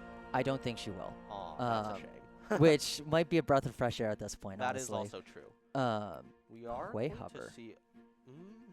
that would be... Oh, and so it is locked in. That is an interesting pick. That could be an AP carry in the bot lane for Hui, or it might be an Aurora top. Yes, that's a I think we'll see what exactly they're going to want to do with this based on the final pick. I'm going to suspect that we're going to see probably a more traditional top laner, maybe like the Riven, maybe like... somebody with consistent heavy AD damage. Probably Aatrox? A very... interesting popular pick in past. Yes. I know Aatrox has been a staple. I think he's fallen off a little this patch. I know he's getting buffed in the next one. Aatrox into this team, I'm not a huge fan of taking Aatrox into this Waterloo team with how much mobility it has, especially around this Callista. It's going to be really hard to hit those Darkened Blades. But hey, if he can pilot it really well, get an advantage in this top lane, who is going to have to counterpick it. An Ornn Hover coming through, I'm not too sure. I don't hate it, I don't love it. I mean, we have seen Ornn be able to essentially... Ornn is a good pick because you can benefit your teammates by upgrading their items towards those Artifact Master ones. I mean, it's not bad, I would say. You know, they do need a great tanky character. They do have, you know, a Syndra as a heavy AP and, you know, Callista as heavy AD. They have, you know, some crowd control. I do think we will see tons of shenanigans from Western side. I mean, Bard is just a crazy playmaker who throws everything in the kitchen sink and then somehow comes out on top. There is no traditional ADC on their side. What do you think of that? One of the things that stands out to me is with this Ornn pick especially is, once again, Waterloo is signaling that this top side is the weak side. Yes. Agrison has not been having the best tournament, either being forced into being the weak side through just... Like, we saw an Mbessa pick that was getting run over by Jax, and that was kind of left to his own devices, or being picked like tanks. Last game, we saw him on the Galio into the Rumble to mitigate what they can do. I know that Agrison is, I believe, in an off role. I believe he's traditionally a jungler, now put in the top lane. So it makes sense that maybe he's being a little outmatched, and they decide, okay, we'll put you on champions that are by default useful. Galio, one of the most utilized mages in the game. Ornn, always going to be useful. So this is the weak side king at this point. And yes, it's not the most ideal matchup into Aatrox, but at the same time, sometimes you just gotta mitigate it, you know? Yeah, that's true. And we know that Aatrox in this meta, in this tournament so far, not the strongest AD top lane. Yeah. I'm surprised they did not go for something more traditional that hasn't been banned, say Renekton and Mbessa perhaps? Yeah. I'm surprised. Both of those made it. Well, Mbessa was banned, but Renekton did make it through. And that, if you want a lane bully, that's the prototypical one. That's who I think of when it's like, okay, I want to run over my lane. I got to pick Renekton. Maybe you could have picked a Jax, but we've seen, as strong as Jax can be, this Waterloo team can play around it very well. I'm not sure how I feel about the Bard. I'm very fond of it as a whole, but I just don't know what the identity of this Western team is. Is it going to be a tempered fate onto hopefully hitting the Callista and then Hecarim and Aurora just try to run them down? Because if that's the case, that is putting all of your eggs in a very small Bard basket. Yes, indeed. I mean, we are also going to see the mid lane matchup. I'm not sure. I think it will probably be Aurora mid versus Vissindra. I mean, a pretty classic matchup. Yeah. I don't think it's particularly favored for either side. I think both sides will be heavily dependent on skill to determine who wins the lane, of course. Who do you think will get first blood? I'm going to give it to Shinzao. I think we're going to see a gank mid, and that Shinzao is going to get the first blood. I think these junglers are going to be playing a lot through this mid lane because Callista doesn't lack kill pressure early, but with Lulu into Hui Bard, it's going to be really hard to find the entries into these kills in the late or in the mid game. So if teams want to make something happen, it's going to be through the mid lane. It's going to be one of these mid laners over pushing, overextending, and forgetting that there is a jungler on the map. And it sounds like we're loading right into the game. I mean, I hope that we get to see some fun stuff onto the Summoner's Rift today. And as we see, it is a Hui bot, Aurora mid. Very typical items, I would say. I'm a little concerned over... Okay, Aatrox does not take Comet. I'm not sure if that's still a meta. It's probably not. No. They've taken Conqueror. He's looking to take these extended trades, punish Agrosin, who has been one of the weaker members of this Waterloo squad. Not to say that he is a bad player per se. He has been doing his job to perfection, playing this weak side, absorbing the pressure, going down 40, 50 CS, but still staying in the game, staying relevant how he needs to. We are seeing that the Bard has taken Electrocute instead of Unsealed Spellbook, meaning that we are unfortunately and likely not going to see any ult the jungler portal in Smite the objective plays. However, this Electrocute ensures that he has a good early game that is oppressive. As we see that Pieces is already chunked to half the health bar. My goodness. Bard can proc that Electrocute so well, make these trades so early to chunk out this Lulu Callista lane. But for right now, we see that we're going to have opposite pathing from the junglers. Shinzao starting in his top side jungle, while Hecarim starting in his bot. So Shinzao, if he wants to gank somewhere, is going to be towards the bot side versus Hecarim either going to be going for a level 2 gank into the bot lane after the Krugs, or just pathing towards the top side and trying to get this Aatrox ahead. That is a possibility. We are seeing bot lane that perhaps Hui and Bard are pushed in a little. I mean, Hui does not have... I mean, Hui just has not too much wave clear early. That does make sense. Yeah. Of course, we are seeing that Aurora is trying to push in as we see that both junglers are just quietly farming their own camps, doing their own thing. We are going to see the heal taken second by the Bard, so no crazy portal play second at level 2. That does make sense. It's a pretty safe lane. I think both teams want to inter-team comp play safe as we do see Electrocute a lot of draw. damage coming out onto Solon, but at the same time, Quality Player has very little mana. There's not a lot of threat for the all-in, but still going to have to play a little safe as Quality Player is going to be regenning. Yes, and I mean, the poor Ornn pushed under the tower. We are seeing essentially a weak side comp, although he is CSing decently, you know. Yeah. It's not as bad as we've seen from earlier. I think this is wonderful. Let's, you know, just what do you think will be a priority of the mid laners? Do you think we'll see any roams, or will they mostly stay in their lane? I think we're going to see a lot of roams from this Aurora. I think Solon's going to be more looking to develop a lot of strength localized in that lane, and if that exists, then going for the roams. I think Aurora is going to be countered to that, where it's try to get the waves in, try to find some early roams, try to get either the bot lane or the top lane ahead, but I think it's going to be, they're going to have a really hard time finding those good roams. But we're seeing a gank from Flowey onto Solon. I told you that it would be a gank that might find this, but it's actually the Hecarim that gets first blood. Interesting, interesting. And as we can see, oh. Ooh. Icy gets the return kill though, doesn't quite get the rend, but it's okay, finishes the job onto the Bard, and it's 1-1 across the map. I think Xin might be thinking about it. No, I don't think he will do it. They were thinking about the dive, but they don't have the wave in a favorable state to enable this. They're just going to scare Wu by revealing the hand of, hey, I'm here. You got to be a little bit scared, but no dive's actually going to happen. Yes, indeed. And as we see, both teams have taken one Skull Crab. As predicted, Hecarim did take the top one into a gank mid. Yeah. Meaning that he does really believe that perhaps top would be a favorable gank, while of course Xin Zhao took the bot one and was looking in fact to bank the Wu. Although we do see a bit of a trade here. Yep, Alien an Abduction extended showing trade. up. Quality player caught on the wrong side of mid lane, gets the leap away, but Alien Abduction still wants more, is still there, but is going to walk away, uncertain where the enemy jungle is. Smart heads-up play to not overextend, even if it wasn't actually the most dangerous of situations. Indeed, indeed. We are going to see the first Mountain Dragon pop up in about 40 seconds, you know. I think it's going to be a great test to see which lane Another gets fight higher. in the bot lane. Icy trying to run down Muscle, but the fear from Wu's Hui is going to stop that from happening. But Yeah, and Jesus wants more.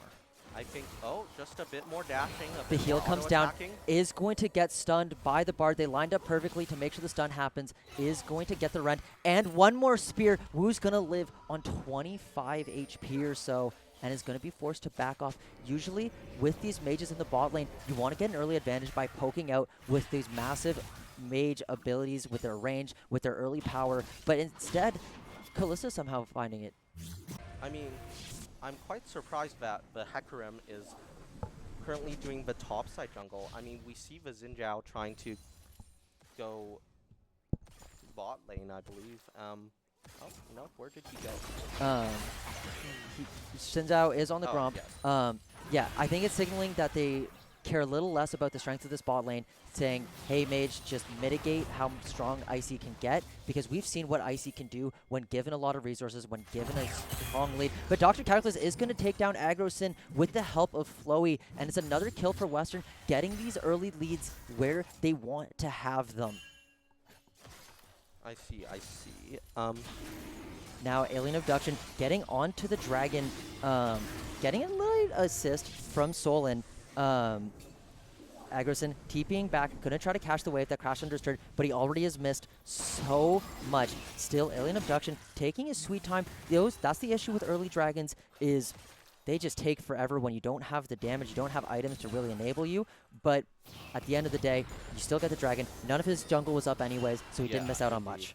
I think that this is going to be... I mean, we do see the early Berserker's Greaves buy from Kalista, going to delay her first item, but I do think it's a good choice. After all she does right now is auto-attack, dash, auto-attack, dash. Yeah, that Zerker's Greaves completion is going to enable her so much in these extended trades. Right now, as we see, trying to go run down Muscle avoids the grasp from Wu, who's trying to push the wave, but now they're looking for more. Though Flowey is there, they might look for the gank to counter this aggression, but Flowey's going to walk away. Probably go clear his Krugs. I mean, we do see that Ornn is a bit low up top. I mean, he is playing the weak side. He's already died once. He did take the Grievous Wounds armor item, which will, of course, decrease healing. And, of course, a great item for any team fight. I think there's quite a bit of healing, you know, we see the Bard one, as we do see a fight in the starting bot to lane. break Flowey is bot running lane. down pieces, caught in a bad spot, but the Fate's Call will save Flowey. Decides to go back in, just offering himself to the gods, and will just give over a kill to Western. Do you think that was a misplay, or perhaps, like, a Hail Mary? I think they thought they had a bit more health to work with to go back in and maybe flash back out, but they died on impact pretty much. They were DOA. That is a little unfortunate, as we do see Icy maybe trying to make something happen, dashing, but not a lot of mana. Ignite just comes off down. the fear. Icy drops the exhaust onto Wu. There's no mana on these mages. Will get the kill onto Muscle. Is now looking for more. There isn't the damage. He's autoing. And the Rend is going to finish the job. A double kill in the 1v2 for Icy.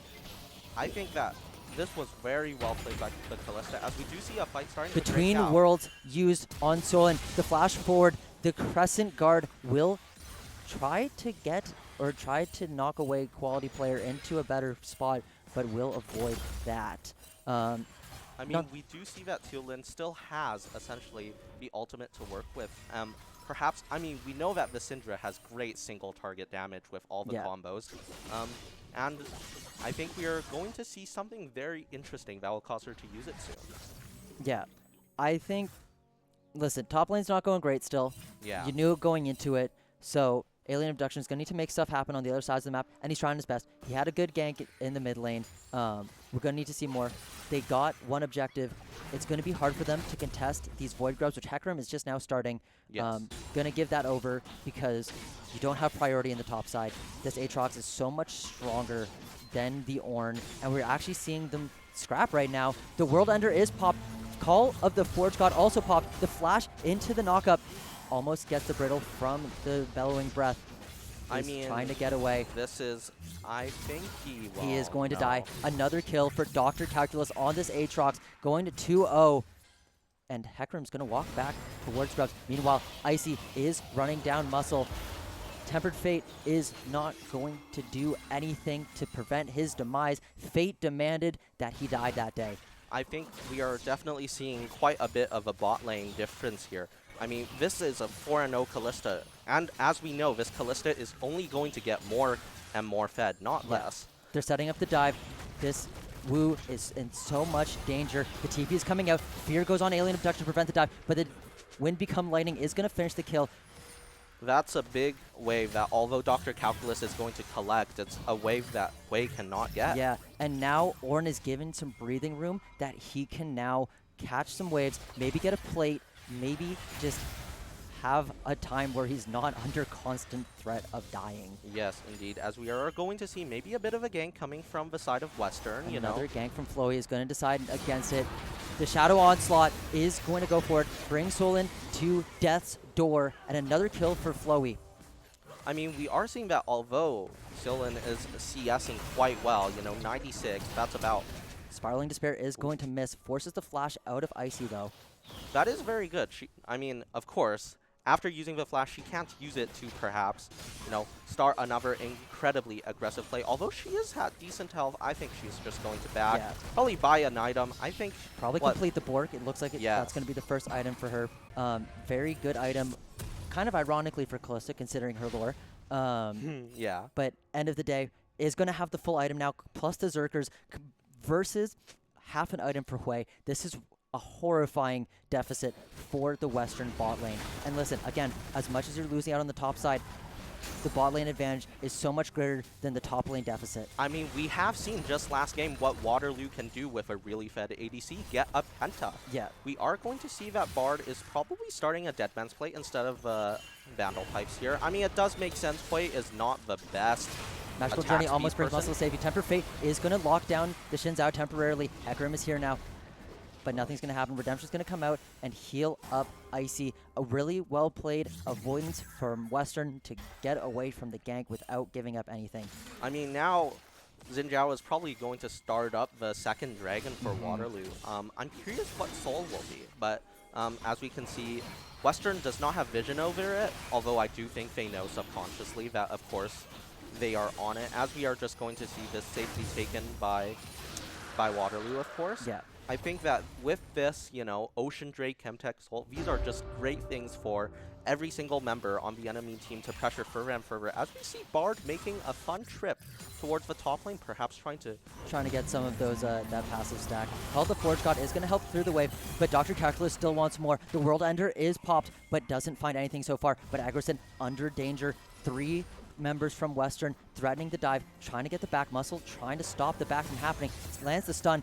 The Darkened Blade lands one. Icy goes unstoppable in the bot lane. Between the turrets, gets the kill, but still, Agrison trying desperately to get away from this dive. Dr. Calculus gets the final blow with the Darkened Blade 3.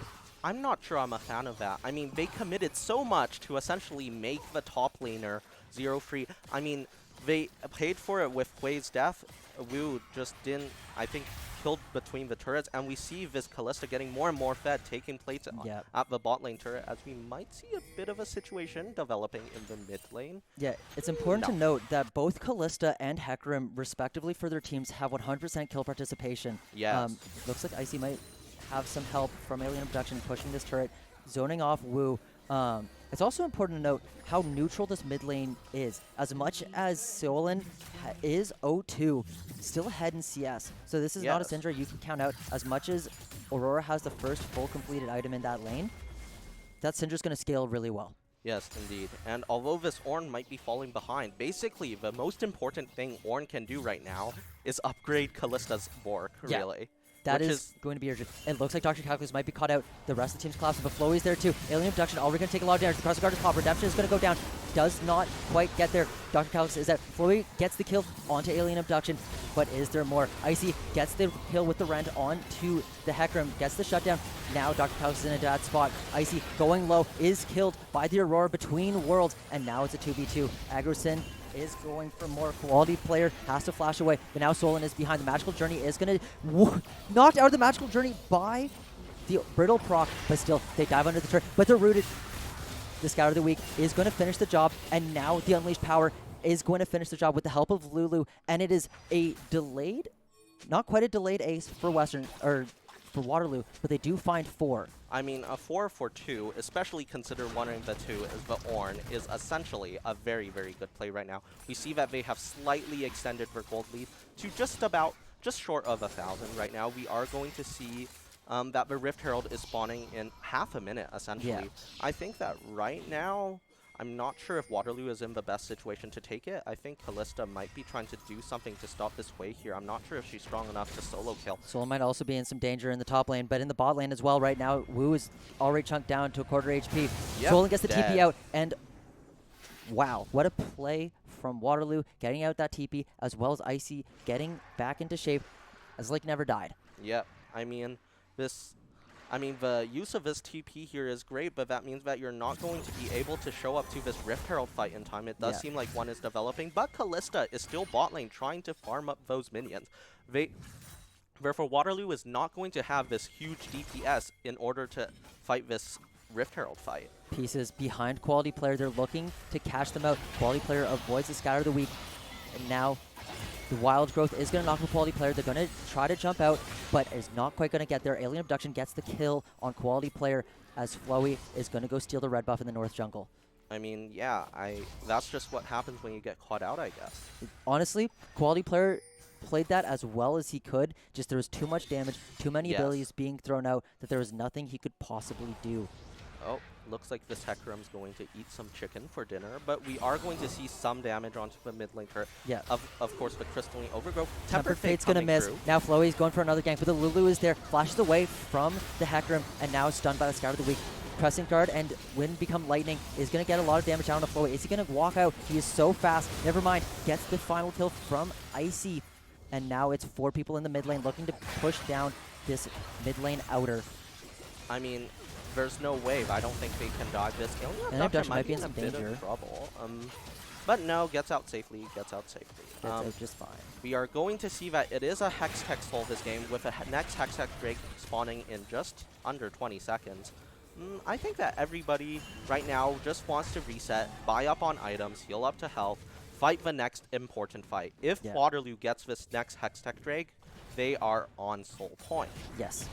So I think we are going to see a big team fight. These teams are relatively even in strength, so this dragon fight is going to be massive for these teams and might decide how this mid game is going to play out, who's going to be on the front foot, who's going to be on the back foot, or Waterloo might decide to just give it. They already have 2 and happy to just give up 1 in the mid game. I mean, but let's look at the gold chart right now. I mean, we see that Callista has somehow accrued 10,000 gold. That is approximately double of Quay as we see a fight breaking They out. find that 5k goalie.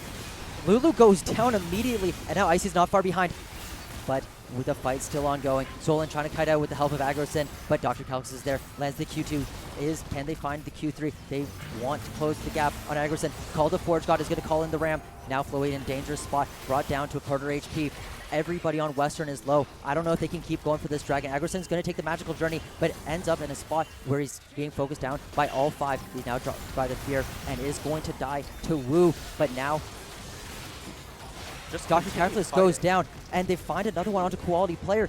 Tempered Fate is going to try to buy some space. Somehow this is looking good for Waterloo, as Wind Become Lightning is going to finish the job on Muscle, and it's a 3 for 3. Suddenly, Waterloo's turned this around, and it's not bad after all. I mean, that was a big shutdown onto Icy. Wu's now stunned too, gets the flash away, but is it going to be enough? The Q from Solon lands, and he's going to finish the job as he's thrown a Siege minion.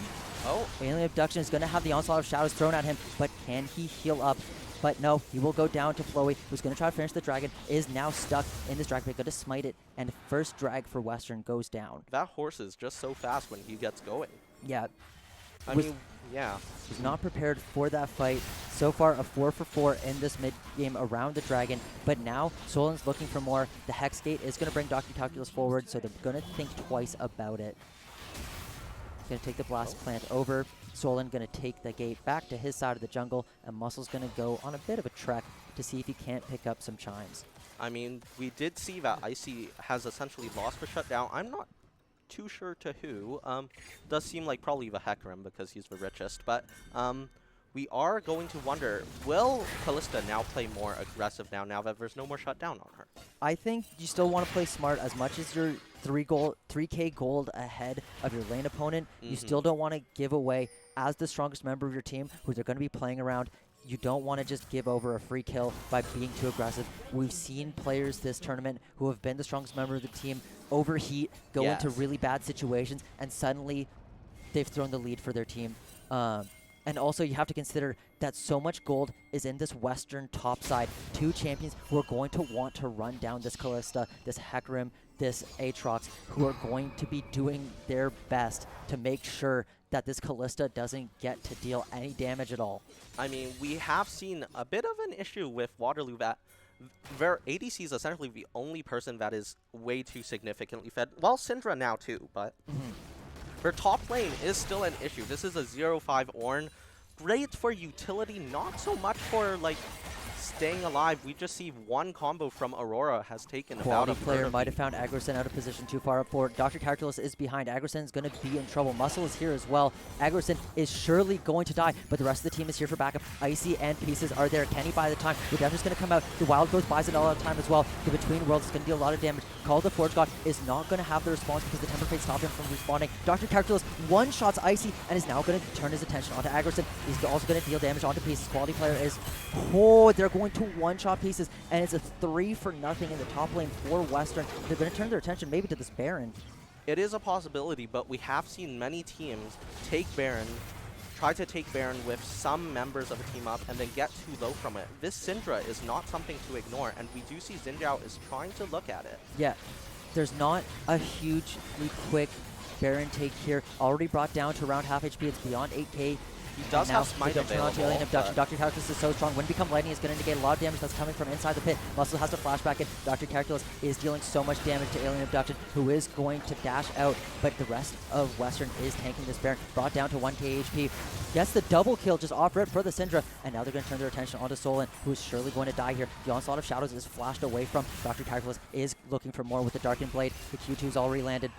Solin still kiting. Pieces is there and gets a third kill. Solin is basically putting the team on his back. As bad as it looked, it is already another 4 kills. Only Aurora walking away with the Baron buff, and it is disaster for Western.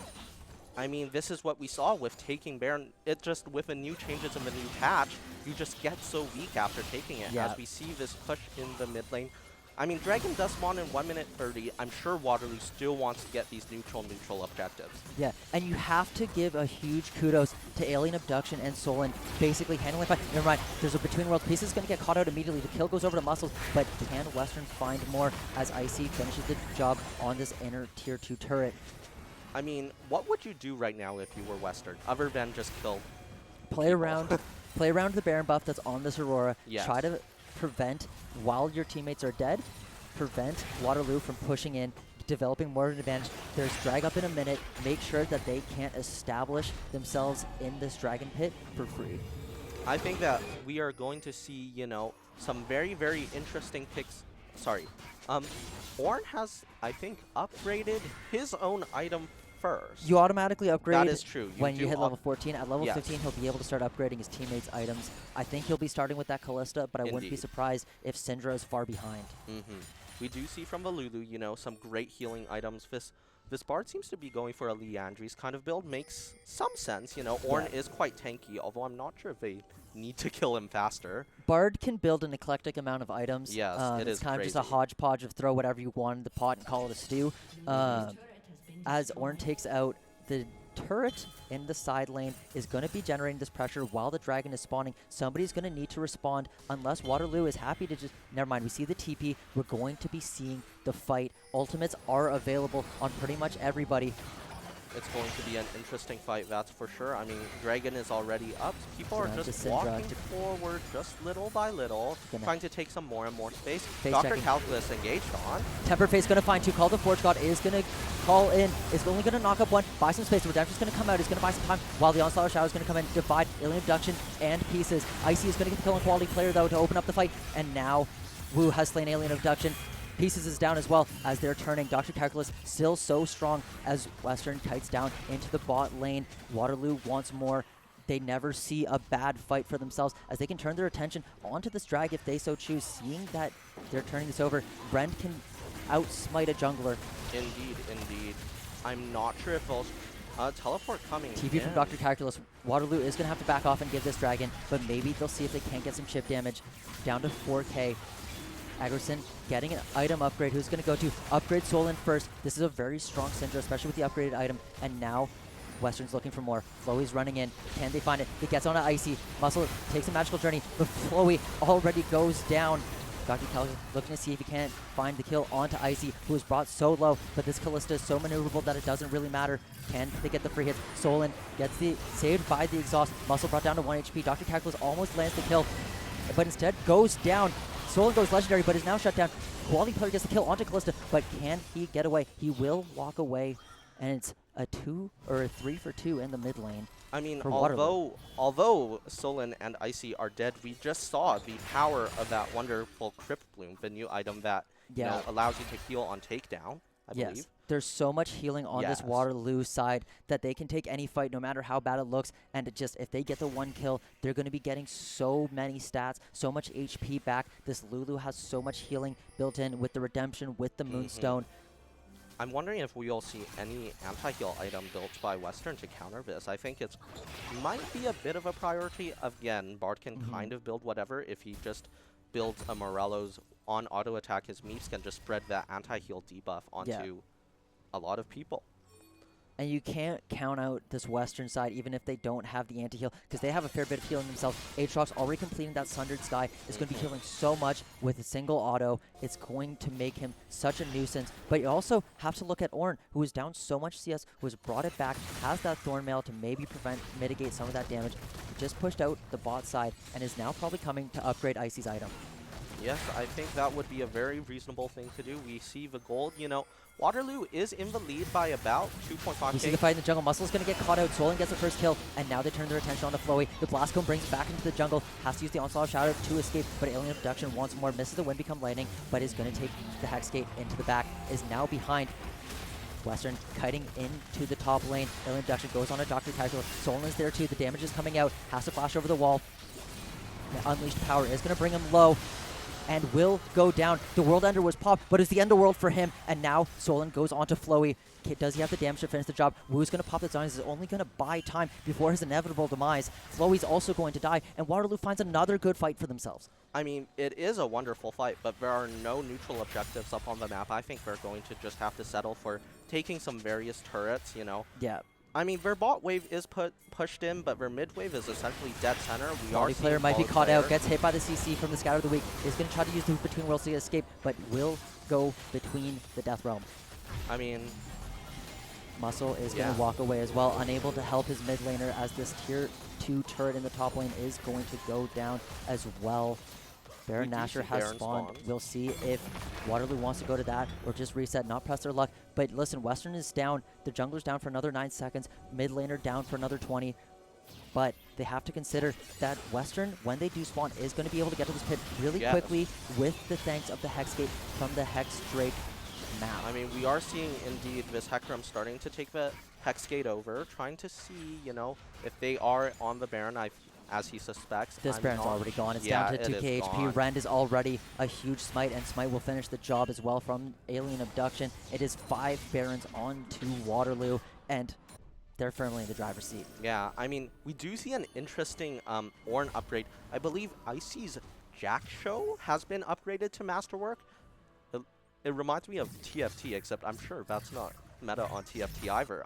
Why do you think that this item is the one that got upgraded and not something like the Borg or Jinx? It's going to provide a lot of resistances for Kalista, who's already going to be dealing plenty of damage with the Bork, with the Gwinsus, with the Terminus. So they might have decided, hey, we trust that no amount of upgrades on the Borg or anything is going to give that much of a substantial increase, but keeping you alive, that's going to be a damage increase for our team. So let's upgrade this Jack Show. Let's give you the healing for when Dr. Cactus is on there. The Tempered Fate's going to miss on a Solon, and now they're going to play on the aggression because the Tempered Fate isn't there to buy time anymore. Alien Abduction walking forward, pushing towards the Raptors, get the Trinket into the bush to know that they aren't walking into a trap. They see 4 out of 5 members in the mid lane, and no Hecarim's walking towards the top side.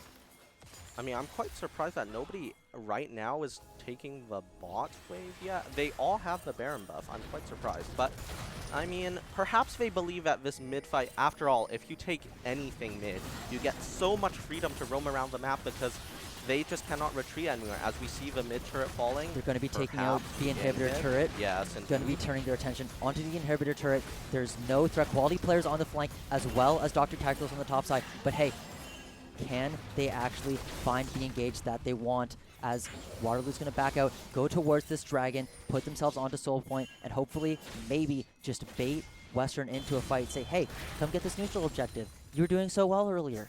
Yes, indeed. And did you see Icy's damage onto Bard? About like 3 auto attacks. That took away half the HP bar. Yeah. And as we see, they're finally starting to push the bot wave as Xin Zhao starts on the dragon. Yeah, we're going to get the upgraded redemption. Yeah. You know, being support, you're always going to get the last upgraded item. But, you know, that's just kind of the role you take. Yeah, as a support, I can relate. I don't think Ornn even upgrades my items. But yeah, as we see, Hecarim is going to help Aatrox probably put some pressure onto the top lane. Perhaps for somebody to back, but no, they are the ones backing off instead. Wu brought down to about half's going to have to back off the turret, heal up in the fountain, as Icy is going to just batter down the turret. Fate's call calls for the inhibitor turret to die, and the inhibitor is next. As we see, Alien Abduction has maybe a goofy flash, is now going to go into the next turret. Crescent Guard is going to buy him so much time. Redemption's going to come out to heal him back to full, and they are going to wait out the Crescent Guard, see if Western can't engage again, now that that is a big cooldown off the table. I'm not sure if I'm a fan of what just happened. It seemed like a lot of stuff happened, but nothing also happened. But we are seeing the Nexus turrets, you know, taken down little by the help of those buffed up cannon minions. As we start to see the Tempered Fate coming through. Tempered Fate misses. Alien Abduction now fighting Flowey. There's 3 people fighting him now. Crescent Guard won't save him, but there's enough damage where Lulu's keeping him shielded and alive. Quality player is going to be between worlds to try to find Solon, but the Unleashed power is going to bring him down to pretty much low. Dr. Taos is getting bounced around and will go down. So will Flowey, and there's 3 members left from Western to try to clutch this out. Can Waterloo finish the game? Wu just disconnects. It's over. They're going to dive the fountain. This is BM. It's so rude. You've already 2-0'd them, and you're just insult to injury going to get the triple kill under the fountain. A double kill for the Bard to end the game, but that's the last kill Western's going to get in this tournament. I mean, Waterloo is still continuing their streak of not having lost a single game in this tournament, and Western decides to go home. It was looking real close for a minute there in that mid-game. So Waterloo moving on to semifinals against Fanshawe, a team that they properly walloped yesterday. Apologies. But what a statement from Waterloo saying, hey, you might try to win the mid-game against us, but there's no fight that we can't take. They just had better micro and macro play. This is the team to beat, maybe. I am very, very impressed by Waterloo's showing so far, but it will, of course, depend on whether they will be able to face off against Fanshawe's crazy off-meta picks. Yeah. And we'd just like to take a moment to thank our sponsor, Esports Hosting Office, Waterloo Region. Thank you very much for your support. And to all of you viewers who are watching this, we love you too. Yeah. We'll be coming back with a Guelph versus St. Clair game really, really soon with new casters, so see us then. Yep.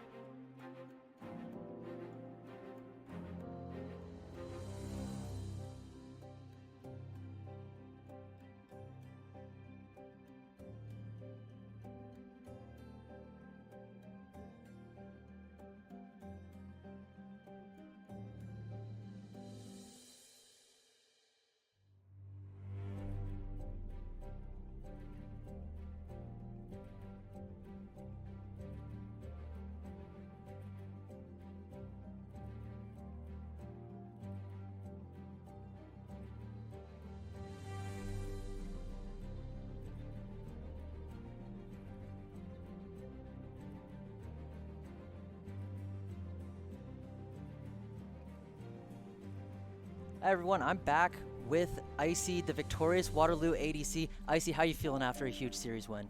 I'm feeling good, feeling pumped. A nice, it was a fun series. It was a fun series. I'm happy we got it in a good 2-0. Yeah. And, it was nice. So you guys went 3-0 yesterday. How is the mentality coming in today? Was there a lot of confidence? What was the kind of thought process? Well, yeah, yesterday we went 3-0, right? So I had to make sure the team, stay humble. Yeah. Disciplined. Like, I wanted to make sure, like, we have to constantly respect our opponent, because when we're winning down there, lots of yelling, lots of, honestly, disrespect. Yeah. So I want to make sure that we're grounded for today and prepared for the playoffs. Yeah. So how much disrespect was there in the comms then? Or was the comms really calm and you guys were focused, laser focused on the mission? I think everyone in the room can say that we were definitely calm today. Okay. We tried to make sure going to playoffs that we would just like be really focused and take it as serious as possible. So that's why you can see in our gameplay today that we're trying to be clean around and make the right plays and right decisions. Right. And going into semifinals against Fanshawe, you guys played them yesterday and had a very dominant win against them. How is that making you guys feel going into the semifinals matchup? I think it makes us feel good, but we still have to be careful. Of course, they just beat, I believe, I'm not sure who they just beat, but we're being careful about it. We don't want to be too confident about yesterday. It could have been like an off day, or we could have been having a good day. So we're being wary about it. Yeah. And one last question: with Fearless Draft, you're kind of being forced into different ADCs. We've seen you play a wide diversity of ADCs already.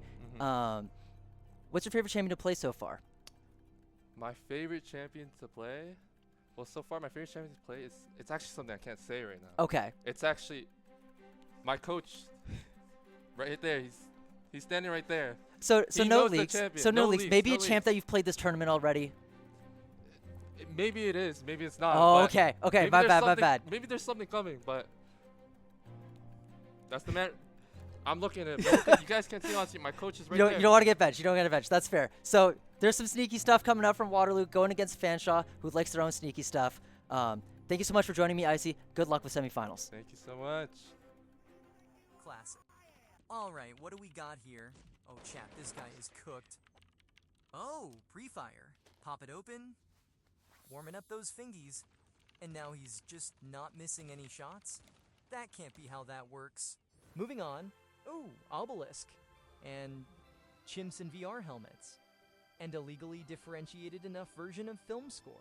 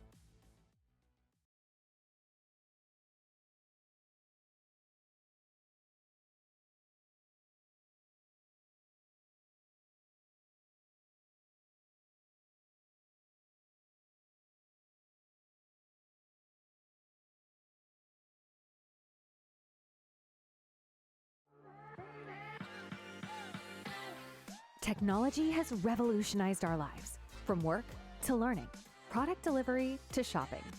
It's not just amazing, it's the force behind making amazing things happen in our homes, schools, workplaces, and journeys. These advancements underscore the pervasive impact of technology on various aspects of our lives, continually shaping and enhancing our daily experiences and abilities in amazing ways. Empowered by technology, we forge a future where possibilities are limitless. All of us at CDW, we make amazing happen.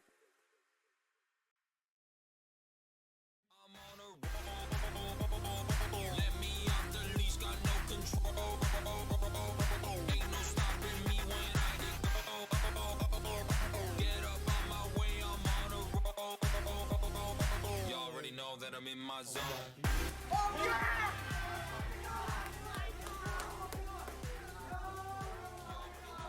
Oh my god, let's go! Holy moly! Oh my god! Yo, good shit! Yo, get this kid, bro. I got it. Yo, good shit, bro.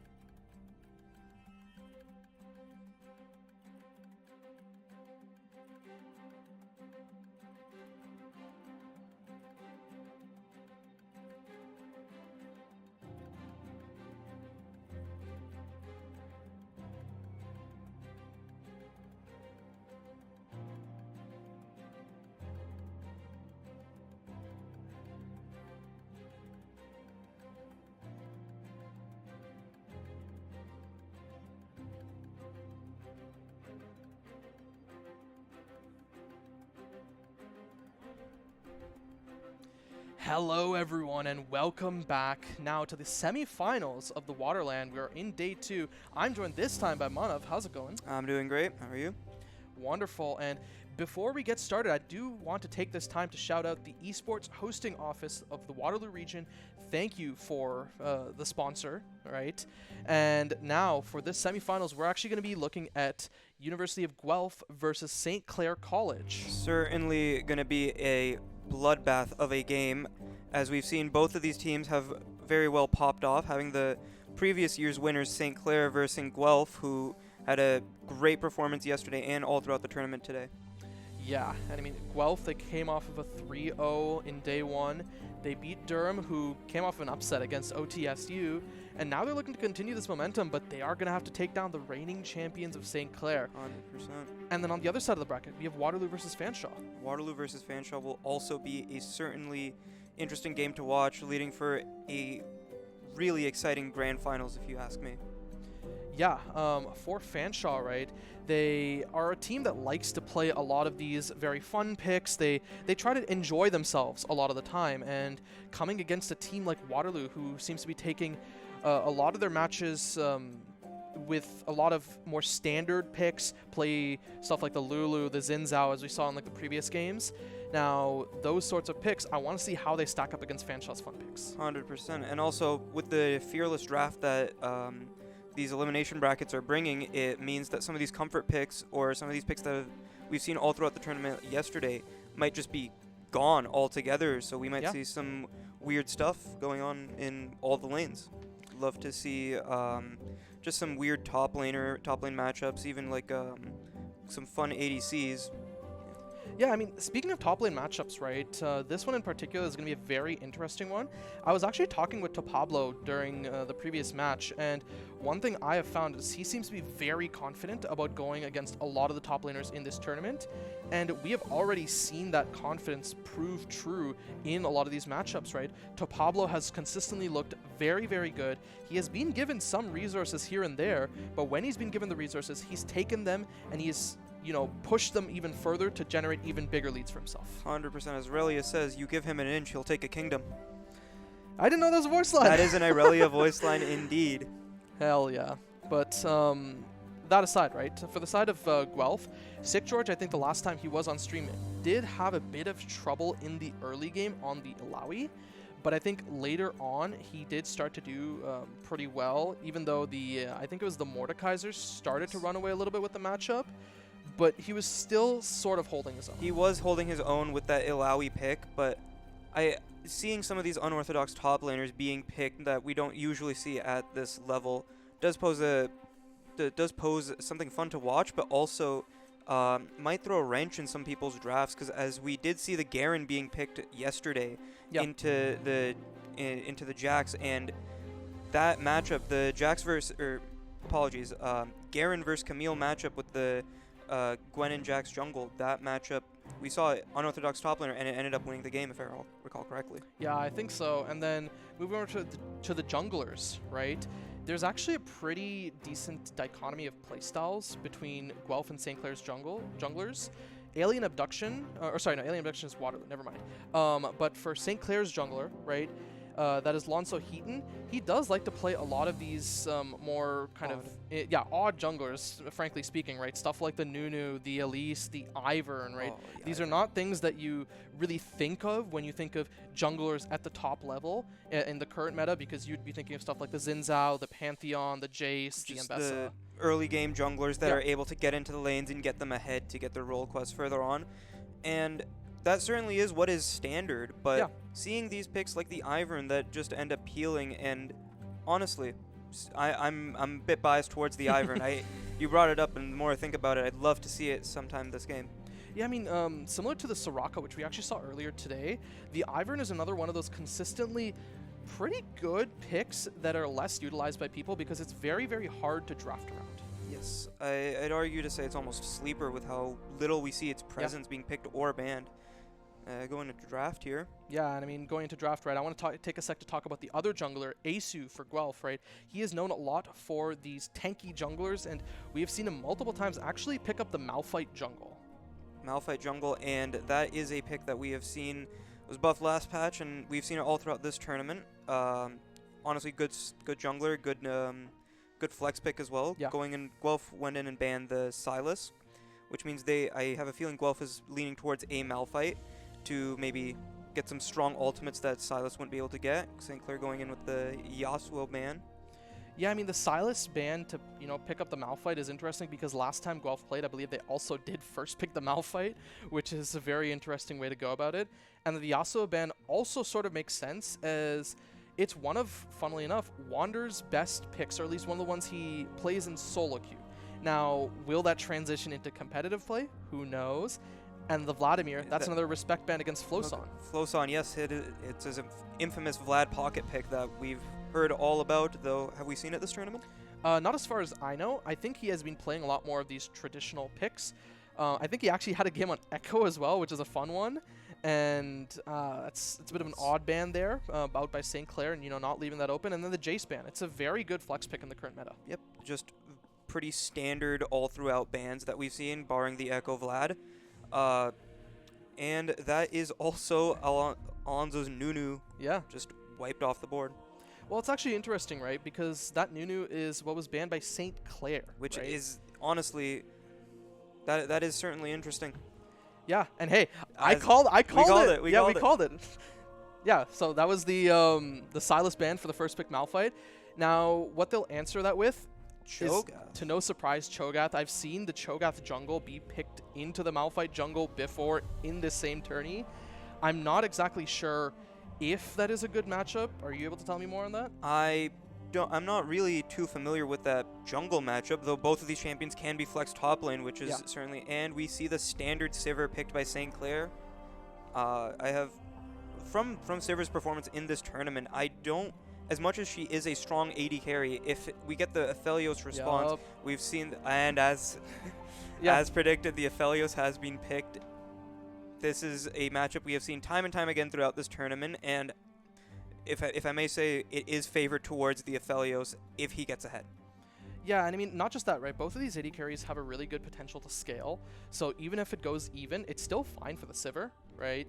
But I think we have seen the Aphelios, and often paired with Melio, do very well in the lanes, you know, get that push, you know, get that prio and get Aphelios ahead.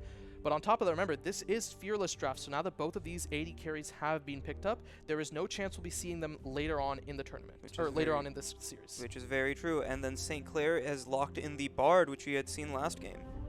Yeah, Bard is honestly, it's a very fun champion, mainly because he gets to really move around the map a lot, and with an AD carry like Sivir, who is able to relatively safely clear a lot of waves, the Bard pick kind of makes sense. Does make sense, but if this Bard roams too much, as we've seen before, the Sivir might just be dove and dove again, especially with the Aphelios Melio, which would make it an impressive lane to play against with just the constant poke and poke and poke. Yeah, I mean, we see the second round of bans starting to come through, right? Orianna, one of Toothboot's signature picks, getting banned away. The Cinder Hover is interesting as, I mean, I guess they want to pinch the mid lane pool even more, and it is a good pick for Toothboot, so it's unfortunate that they do have to go with that ban. I want to see if they opt to ban, the Victor would make a lot of sense, and, you know, for Guelph's mid laner, the Talia is actually what I'm looking at right now. I want to see if you'll get a chance to pilot it. Yeah, I mean, Talia has been a highly contested pick all throughout this tournament, pick or ban, and it does not look like we'll be going ahead and seeing that ban, so it's likely we'll see it on St. Clair or Guelph.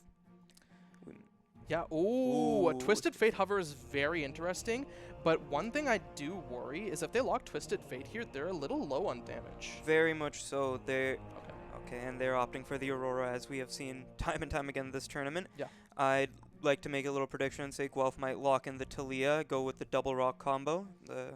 Yeah, I mean, Talia in general is pretty good. You have that map presence, and I think into Aurora, I'm not sure how the matchup is. I think it's okay, I think it might but be not pretty great. even. Is that the Rise? And that is the Rise. One of my favorite champions to watch, and just overall see in this draft. I think a short range mage might be what Guelph wants for this draft, all things considered. A short range mage versus a short range mage with the Aurora versus Rise matchup. I think the other logical way to think about it, though, is also the fact that Aurora has the ability to contest in side lanes very well. So if you pick up another mage who can also play that side lane really well, then in that case, you know, he's pretty happy to play into Aurora. And the last picks of this draft are coming in really fast, right? The Ornn already picked up for Guelph, and the Aatrox wouldn't be a surprising answer, as it does do, like, it's a pretty even matchup. And that is what St. Clair ends up going ahead with, the Aatrox. I would like to point out that Cho'Gath and Aatrox might be able to flex and swap the jungle roles. Yeah. I doubt we will see it, but if we do, it will certainly lead for an same thing with Guelph, honestly. Malphite and Ornn Jungle both have been... Ornn Jungle was buffed, his clear time is very fast. I doubt we will see it, though, but we've seen crazier this tournament. Yeah, I mean, Ornn Jungle, in my opinion, seems like a thing of old, back when he used to have the shield on his Bellowed Breath, right? But now he doesn't anymore, as far as I know. No, he doesn't, but I believe it was a couple patches ago, Riot ended up buffing it, and he had one of the fastest jungle clears in the game. And this Ornn Jungle doesn't really need to back, ever. Yeah, that's true. But I mean, all things considered, it seems to be a pretty standard comp. You know, you have Ornn, Malphite, Rise, Aphelios, and Melio. And looking at this at a second glance, you actually have a really good amount of engage on both on the side of Guelph in particular, both committal and non-committal engage in the form of Unstoppable Force and Call the Forge God. Also decent disengage with the Melio and the Rise ult. Yeah.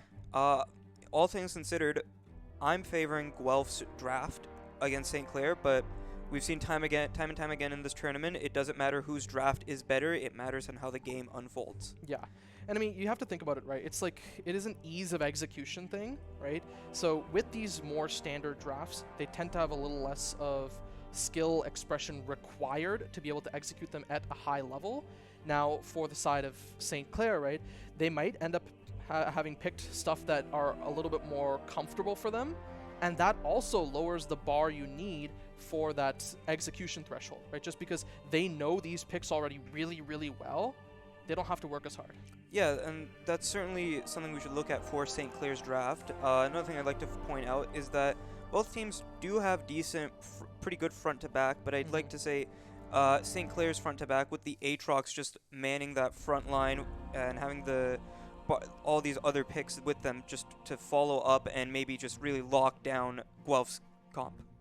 Yeah, and I mean, I think the Cho'Gath as well is probably going to be the one who wants to hold that front line, with Aatrox looking for these flank angles, and St. Clair's solo laners themselves. I think both of these should actually be pushing lanes, Aatrox into Ornn and Aurora into Ryze. So Cho'Gath, despite not being a traditionally strong early game jungler, will have those pushing lanes to work with.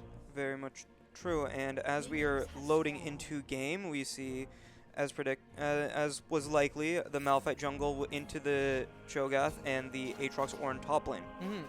Oh, and we do have a bit of a scuffle at level 1, right? Flosan already getting a little bit of damage onto him. Toothbooth continuing the trade, and well, with minions already spawning this early on into the game, Flosan is pretty much stuck here in lane. He has the teleport available, but he very well might have to use that. Otherwise, he might get flash auto-E'd by Toothboot. Yeah, there also might very much be a chance that after Asu finishes his topside clear, he might just go and look for an early gank as he's pathing back bot lane. Yeah, exactly. And I think one thing I do want to point out here, right, there's actually a teleport disparity in between the teams. St. Clair has 2 teleports, and Toothboot is sitting with the Ghost. I think wanting to play these side lanes as well as the team fights with that Ghost, as a short-range mage like Ryze, it allows you to be way more mobile. You say there's a teleport disparity, but Ryze's ultimate at level 6 is just a free teleport that can bring other people with him. So I'd like to disagree with you on that. Yeah. But it's going to be an interesting mid-lane matchup to look out for. Yeah, and I think another thing I do want to point out here is the Ornn actually opting to buy refillable pot only at the start, and then he actually crafted a Doran shield for himself just now after getting a few minions. Now that is something that's ingenuity, all things considered, because Ornn can buy items, but he cannot buy consumable items. As his passive does not allow for that. This gives him a lot more sustain, and I'd like to think that he opted for bone plating here as well instead of second wind, but I have to see that play out. Yeah, he kind of has to, and another thing I do want to point out as well is Asu picked up the press the attack. What do you think about that? I mean, it's pretty standard Malphite jungling that we've seen previously throughout this tournament. We see the press the attack, just gets the damage off after he CCs them and just sticks onto them, just hits him, runs away. Yep. I want to know if Asu is going to be building from the dollar menu. Yes, the dollar menu Malphite. We are very much familiar with that, as Asu has done it before.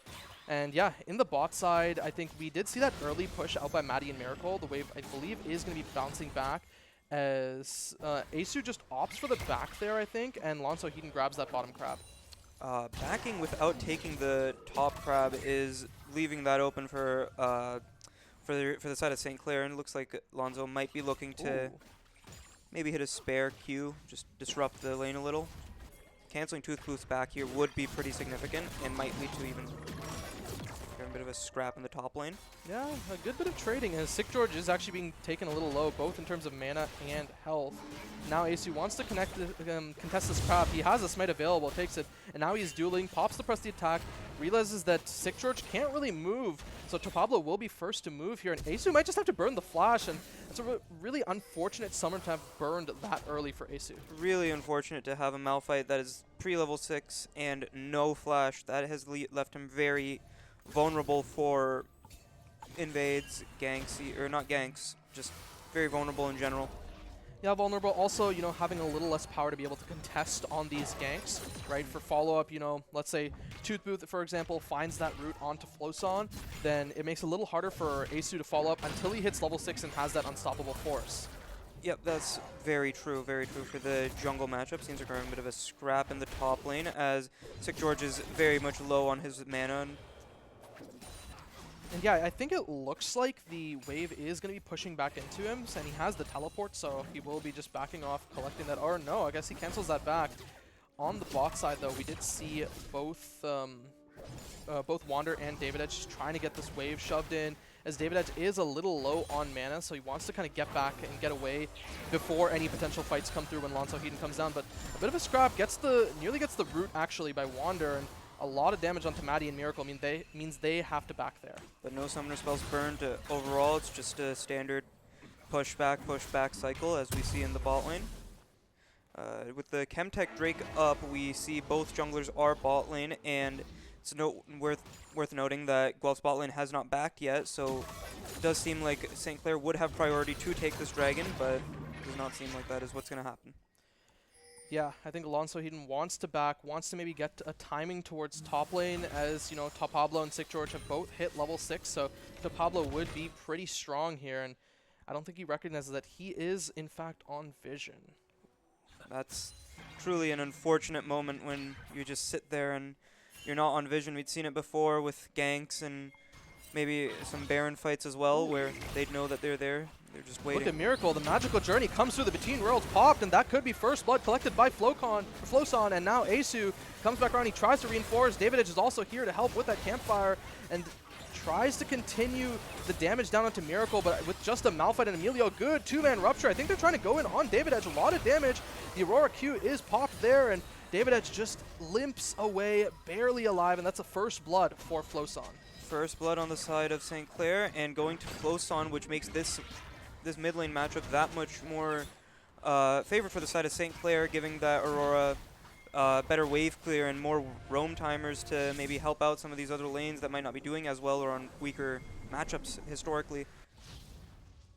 Yeah, I think overall right now this Aurora should be way more powerful, should be able to do a lot more. And we do see Lonzo Heaton moving up to this top side. They're trying to get a gank onto Sick George. Sick George has the flash available. The rupture comes down through, burns the flash there. And I don't know if Lonzo Heaton can continue chasing this, but look at this. Asu is level 6. There's the call, the Forge God. He's trying to get down onto Lonzo Heaton. Lonzo Heaton knocked up, the Unstoppable Force going in. That's a kill onto Lonzo Heaton. And Toothboot just comes in to try and say hi. I'm here to help, but just there for the assist. What a great fight for the side of St. Clair there. For the side of Guelph there. Yeah, I mean, that does put Asu ahead. Unfortunately, you know, that just means a faster Zeke's convergence if that's what he chooses to rush there. It does seem like he's opting for that with a bit of scrap in the top lane. Yeah, I mean, the Ornn E was cancelled there by Pablo, but he just doesn't have the capability to chase as he burned the World Ender in the previous fight. I mentioned the Zeke's convergence, and it does seem that's exactly what Asu is building, as the Kindle Gem Cloth Armor and Null Magic Mantle does sound like a Zeke's convergence, if you ask me. I doubt he's rushing any other item. Yeah, and first Dragon going to be taken here by Lonzo Heaton, getting those feast stacks a little early. And yeah, I mean, it's pretty clear that that's how it will go, because St. Clair has the push both in mid lane, both in bot lane. They take the timing, take the Chemtech Drake, and the next one to spawn will be Infernal Drake. But look, top lane, Asu is here, no unstoppable force in sight, but could get that seismic shard to slow down to Pablo, and that might be able to follow here. Sick George comes through, he's looking for a knock-up, he actually misses the knock-up, and that could be a turnaround by Pablo. He goes on in, finds the kill in the 1v2, and now Asu takes a bunch of damage. Pablo can chase this down with the dash, but Asu just gets a chance to walk away, but I don't think Pablo is done yet. The seismic shard hits, that's 1, that's 2, but no third, and Asu walks away. That is a 1-0 Aatrox in the top lane versus an Ornn. It is going to be very hard for him to play. I mean, even right now, a bit of a scrap in the bot lane, but doubt it will lead to much. There is a 30 CS gap in the top lane, and as we've seen before, having that strong Aatrox is certainly a force to be reckoned with. And this time, it does seem like St. Clair has a bit of the lead here. Kills and CS accounted for. Yeah, and we see Miracle here mid again. I think they're trying to set up another play. They know that Asu is there. The Between Worlds pop and Magical Journey taking 2 there. Toothboot runs out, and Lonzo Heaton just flashes forward, grabs the feast. And on the other side, we do see Wander punishing the roam, getting the kill on Maddie. Both summoners burn for both 80 carries, but I think the kill getting onto Wander is very big. That is very much true. We've seen what a Fed Aphelios can do time and time again in this tournament, and that has given him just the resources he wants to just build that Storm Razor first item, just get it out of the way, and we've seen that many times this tournament. And a clean 3 Void Grubs taken by St. Clair.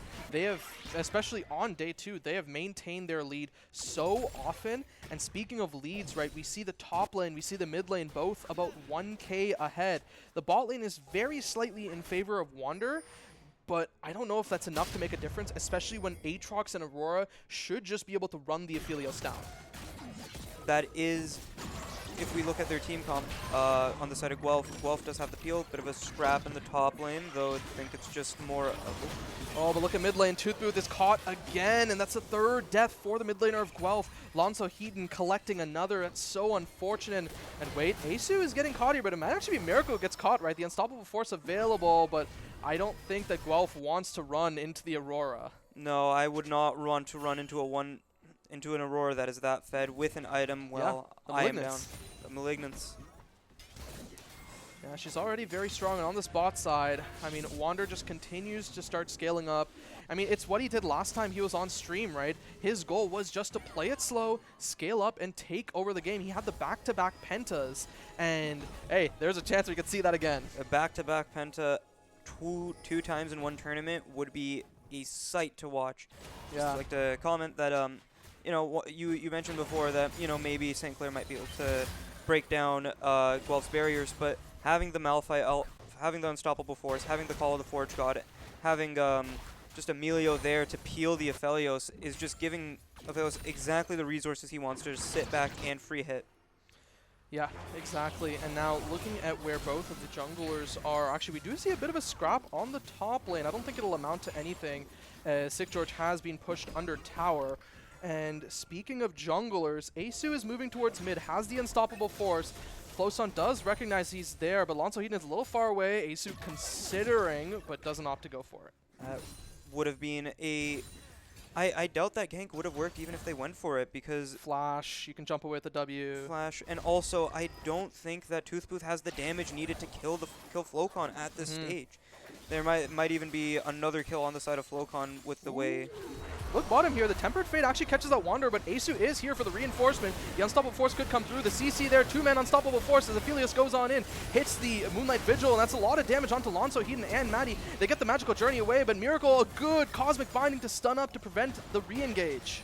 That is a bunch of ults and summoner spells burnt. Oh no. Look at top lane though, the World Ender between worlds. It's a double world kill onto Sick George.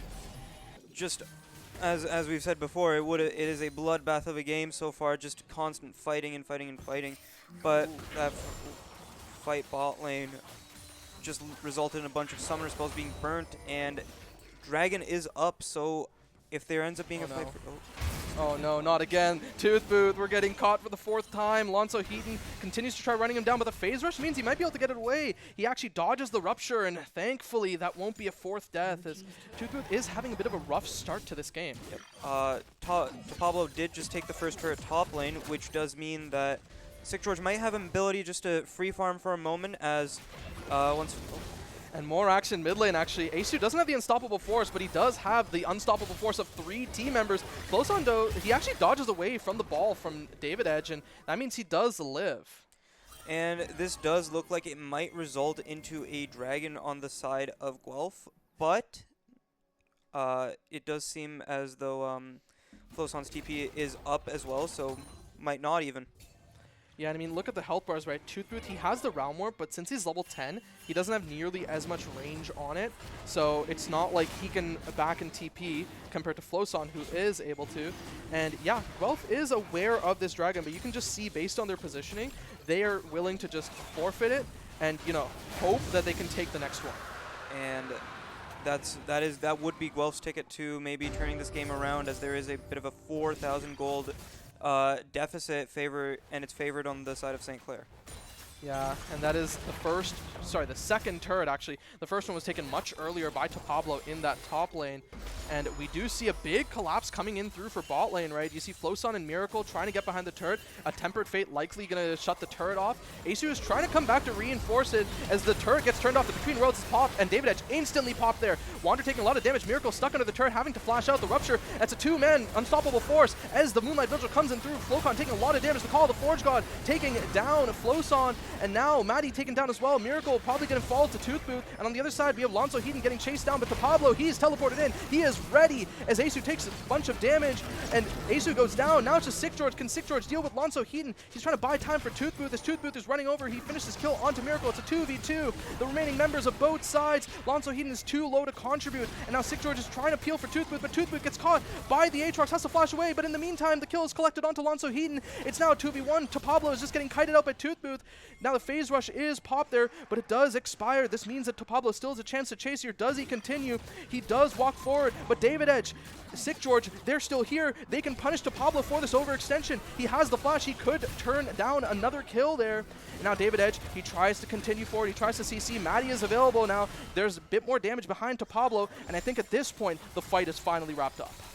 What a thrill. That fight was certainly a bloodbath, and that was... We honestly saw the power of a Crescendum and Infernum Aphelios, just having those two guns that will just machine gun down anyone that dares to walk in his range, but it was not enough for the side of Guelph. Yeah, and now we see the Rift Herald actually getting started up by the side of St. Clair, and it is completely dark for Guelph, right? They probably have an idea that it's being started, but they can't do anything about it. No, and that... Oh, we do see Aceu getting a little engaged on, but Floson might be the one getting caught out of two-man unstoppable force there. And now Floson pops it Between Worlds, but it's a little too late. And now Miracle trying to get out, but Wander is chasing him down. Lonzo Heaton trying to pop the Rupture to disengage, but Toothbooth, he is the one who isn't Tempered Fated, and he puts the damage in. And Milio is actually the one who collects the kill onto Miracle. And despite that fight, St. Clair was ended up getting the Rift Herald and is able to walk away with that. So a bit of a sacrifice, but might work in their favor in the end. A bit of a scrap with the jungle. Yeah, another scrap here. Aceu gets taken down, and now Toothbooth has to be a little bit scared of Pablo, right? Pablo looking very strong, but there's the cavalry. The cavalry is here. Wander and David Edge, they're coming through the jungle. The World Ender is about to expire, and now this is the point at which Pablo is a little weak, but look at the pathing. The inside line is there for Pablo, and that means he should be able to get away. And it's exactly... It's good that he was able to get away as World Ender right now.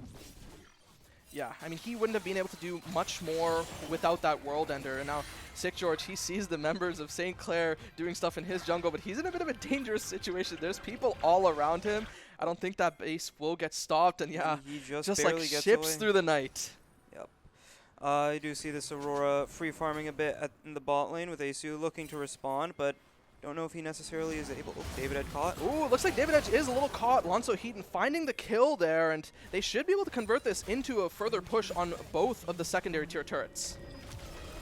And it seems like it is going in St. Clair's favor this game so far, but it always is anyone's game. Oh, it does seem as though Lonzo Heaton has popped the Rift Herald and has placed it mid lane.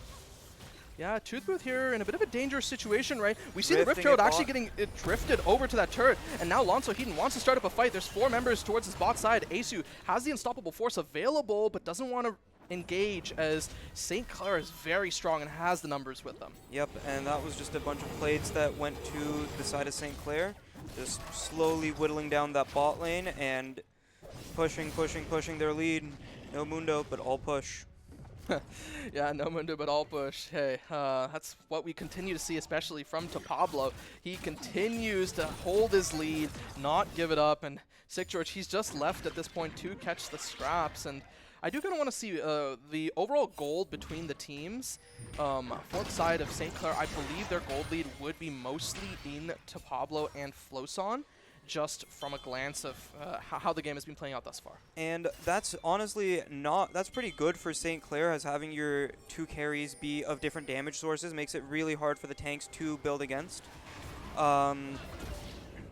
Build against the 2 carries, and there's only a couple items that give multiple resists.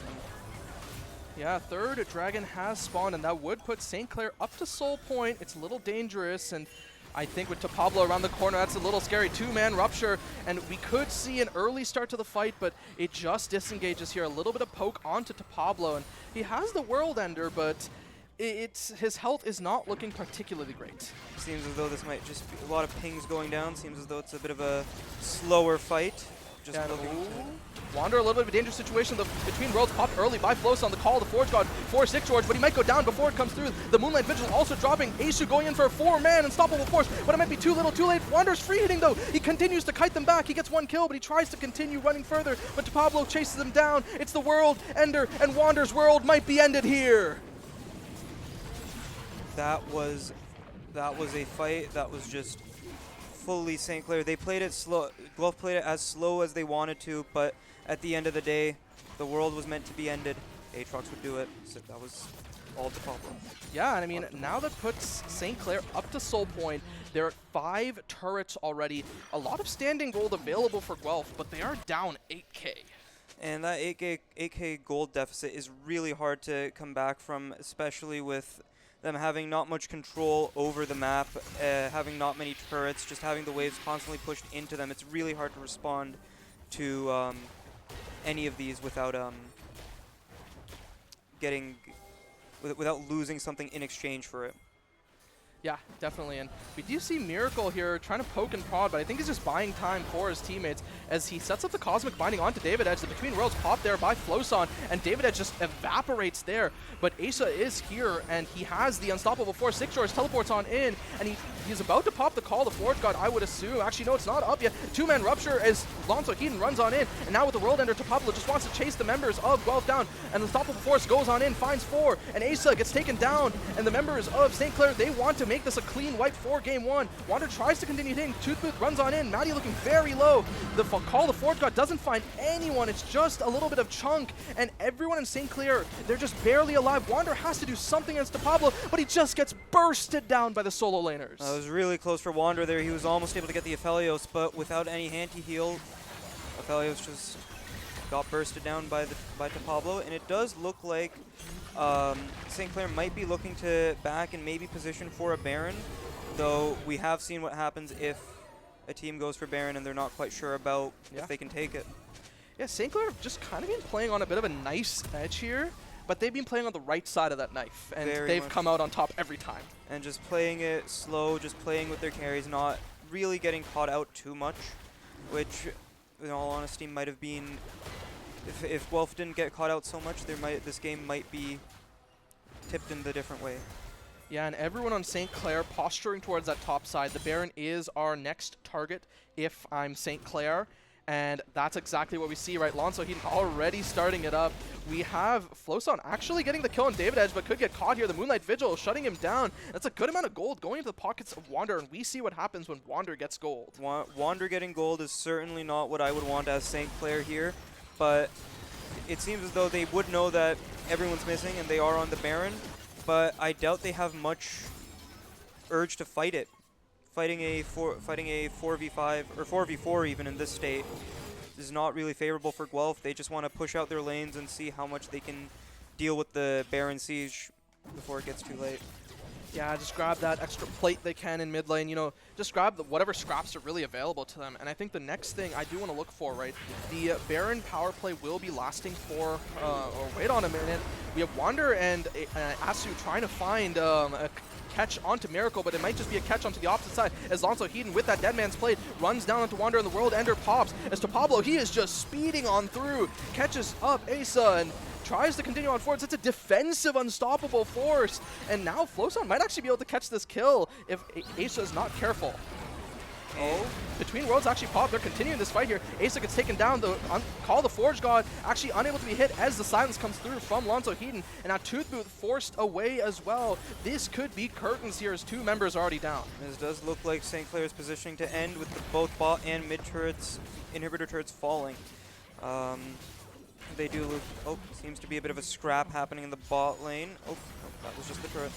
Yeah, they just find the turrets, they find the inhibitors. That's 2 turrets, 2 inhibitors apiece. And they, with Asu taking about 10 seconds to respawn, they seem to be just looking to reset and take whatever farm they can, just continue to further deny Guelph's resources this game, and maybe look to end after one more push. Not necessarily, actually, because I think this reset timer is in time with the dragon. You can see the dragon is spawning in 1 minute, and that would be St. Clair's soul. They want to make sure they get onto the map early, or they want to get onto the map early to catch Toothbooth, as Toothbooth is a little offside as Miracle comes on through, finds a Cosmic Binding, but no stun. He continues to run forward. Asus is here with the Unstoppable Force. The Tempered Fate catches Toothbooth, but Teleport comes through for Sick George, and this would probably be the game-ending fight as it stands. Sick George tries to dash on forward, but he is alone. He has no friends around him, and the damage comes through, the Rupture comes through, and so much damage to Pablo. Dominant 6-0-9, a 700 gold bounty. That fight certainly... Is Wander caught here? He might just be caught, and, well, it might just be delaying his base, as the only people in base would be Asa and David Edge, as Wander just tries to run around the map, and this would be the third inhibitor turret if they get Wander. If Wander does not... Oh, and it seems as though Wander was caught. This has made their wave... This has made the Guelph's wave clear so much weaker, even with the Rise. The Baron-empowered minions will do a lot compared to a Rise's wave clear, especially a Rise that is relatively behind compared to everyone else. And David Edge just forced to flash away there.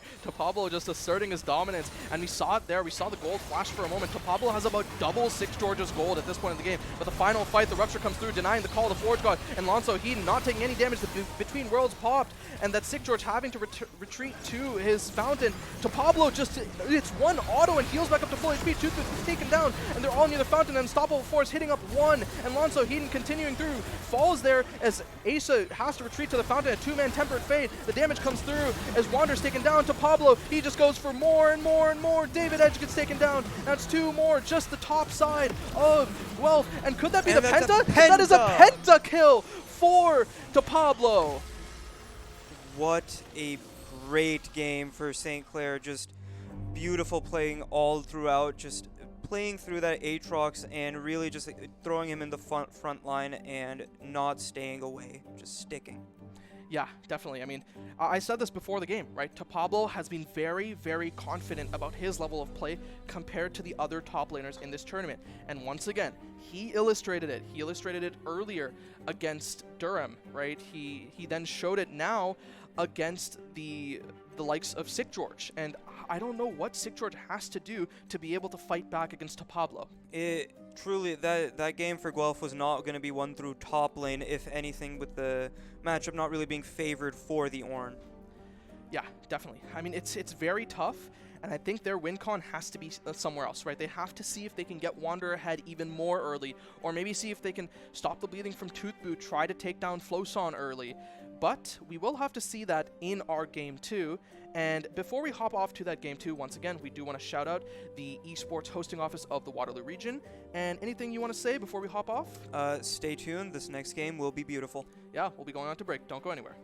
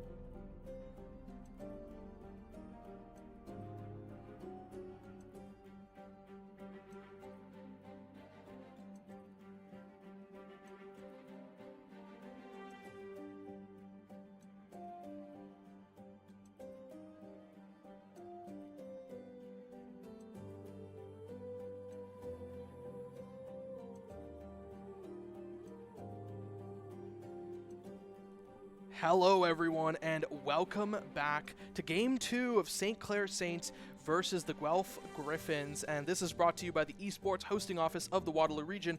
I'm joined this time by Cameron. How's it going? I'm doing well. How are you? Wonderful, and I am excited to see if Guelph has a chance to bite back against the Saints, because the Saints were absolutely running Game 1. Definitely did. We've seen a pretty strong performance overall from Guelph, but in this last game they didn't look too confident. They're going to be looking to bring back that confidence this game to retake that win and see if they can get for a 2-1 finish and a shot for the finals.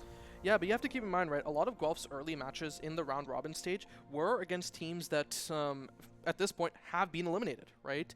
They ended up beating OTSU, they beat Conestoga, both of which are out, and Fanshawe actually on the other side of the bracket 1-0 up against Waterloo. That was the other team Guelph beat, so if both of these teams make it through to the finals, that will be a grudge match. Absolutely will be. Guelph is in for a tough reckoning this match. This will be their test of strength to see if they can stay in this tournament. Yes, and on the other side, right, St. Clair, they are already up 1-0. They want their rematch against U Waterloo, but U Waterloo's already down one game in their series, and we're already getting into draft as the Echo ban is being hovered and finally locked against Guelph. One of Toothboot's staples, even if he is more known for playing a lot of these control mages. Absolutely. Honestly, I'd be expecting to see a little bit of a target ban for the for hopefully the ADC or some of the support to try and get that a bit more power in that bot lane, because Guelph has been sort of running on their ADC to win these games. St. Clair's been absolutely dominant in the top and mid lane, so I'd expect to see a little bit more focus on trying to get a win for this bot lane. Yeah, and once again, that Yasuo is being hovered as a bit of a respect ban, right? They don't want to let Wander have that, as it's one of Wander's most played solo queue picks, and it is in fact locked there for that ban. The Nunu coming in by Guelph a little before that. Banning out that Jace, a powerful flex pick we've seen all tournament. I think we've seen just about 100% presence in the pick ban. I'd want to keep that off the table for St. Clair. Yeah, and I think that Jace has been leaning a lot more towards the ban side as compared to picks. As Absolutely, a lot of people don't really want to play it, but they know it's so powerful, so they don't want the enemies to play it. And now the Syndra, another takeaway from Toothboot, but that's a little bit of an odd one. As no, Syndra wasn't picked last game. Never mind. No. All right, a Vladimir ban on the side of Guelph, keeping that out of the hands of Flocon. Flocon being one of their strongest players, they're going to want to keep that like late game carry champ out of his hands. I mean, it's also a pocket pick for Floson, right? He is known for it, and he has the ability to carry with it. And I am happy that they are taking that away. The Orianna being the first hover, a very, very strong mid laner, and banned away from Toothboot in the previous game. I'm curious to see if this gets taken for Floson, as it's a pretty strong laner, and Floson is known for his laning prowess. Oh yeah, absolutely. Orianna is staple pick for any competitive mid lane. Any competitive mid laner. Yeah. Good pick on the side of St. Clair to take that away from Toothbooth, and just that huge team fight ult later in the game can make a difference between games. The command shockwave, amazing in that regard, and unfortunately it doesn't have the Malphite to pair with it, as that is gone due to this being Fearless Draft, as a reminder for everyone. And Xin getting locked in for Guelph, another very powerful pick on this patch, and this is what I was excited for last game. We finally get to see it, the Toothboot Talia. Toothboot Talia finally gets through the draft. We've been seeing ban after ban after ban with Talia being kept out of the draft, but finally we get to see it.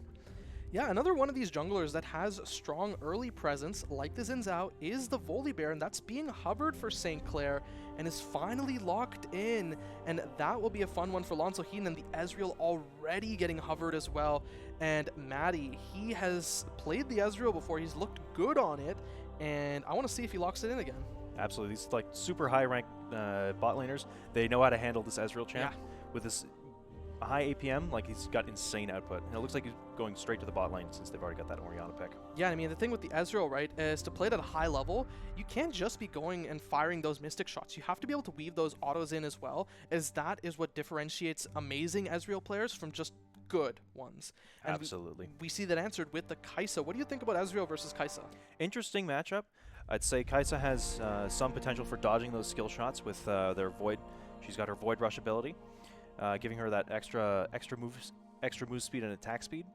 But Kai'Sa's definitely more bursty than Ezreal. Ezreal is going to be a bit more of a lane bully in that matchup, I think.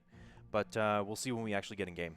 Yeah, I mean, it is also dependent on the supports, and I think both teams kind of agree with that, as the Karma already gets banned away. Ezreal Karma is a bit of a... I don't even want to say deceptive. It is just a really strong lane. Very oppressive poke lane. You're under fire the entire time.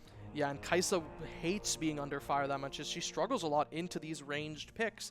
And Nautilus is one of those picks that would kind of deal with those ranged picks, and that's why St. Clair wants to ban it away. And this support pool just continues to get pinched as they ban the Poppy as well. Yeah, Poppy looks like a good pick. Very good ban from Guelph's side, keeping Poppy out to prevent dashes in from Xin Zhao. Keeping Talia from dashing in with her Weaver's Wall, keeping that Kai'Sa move speed down.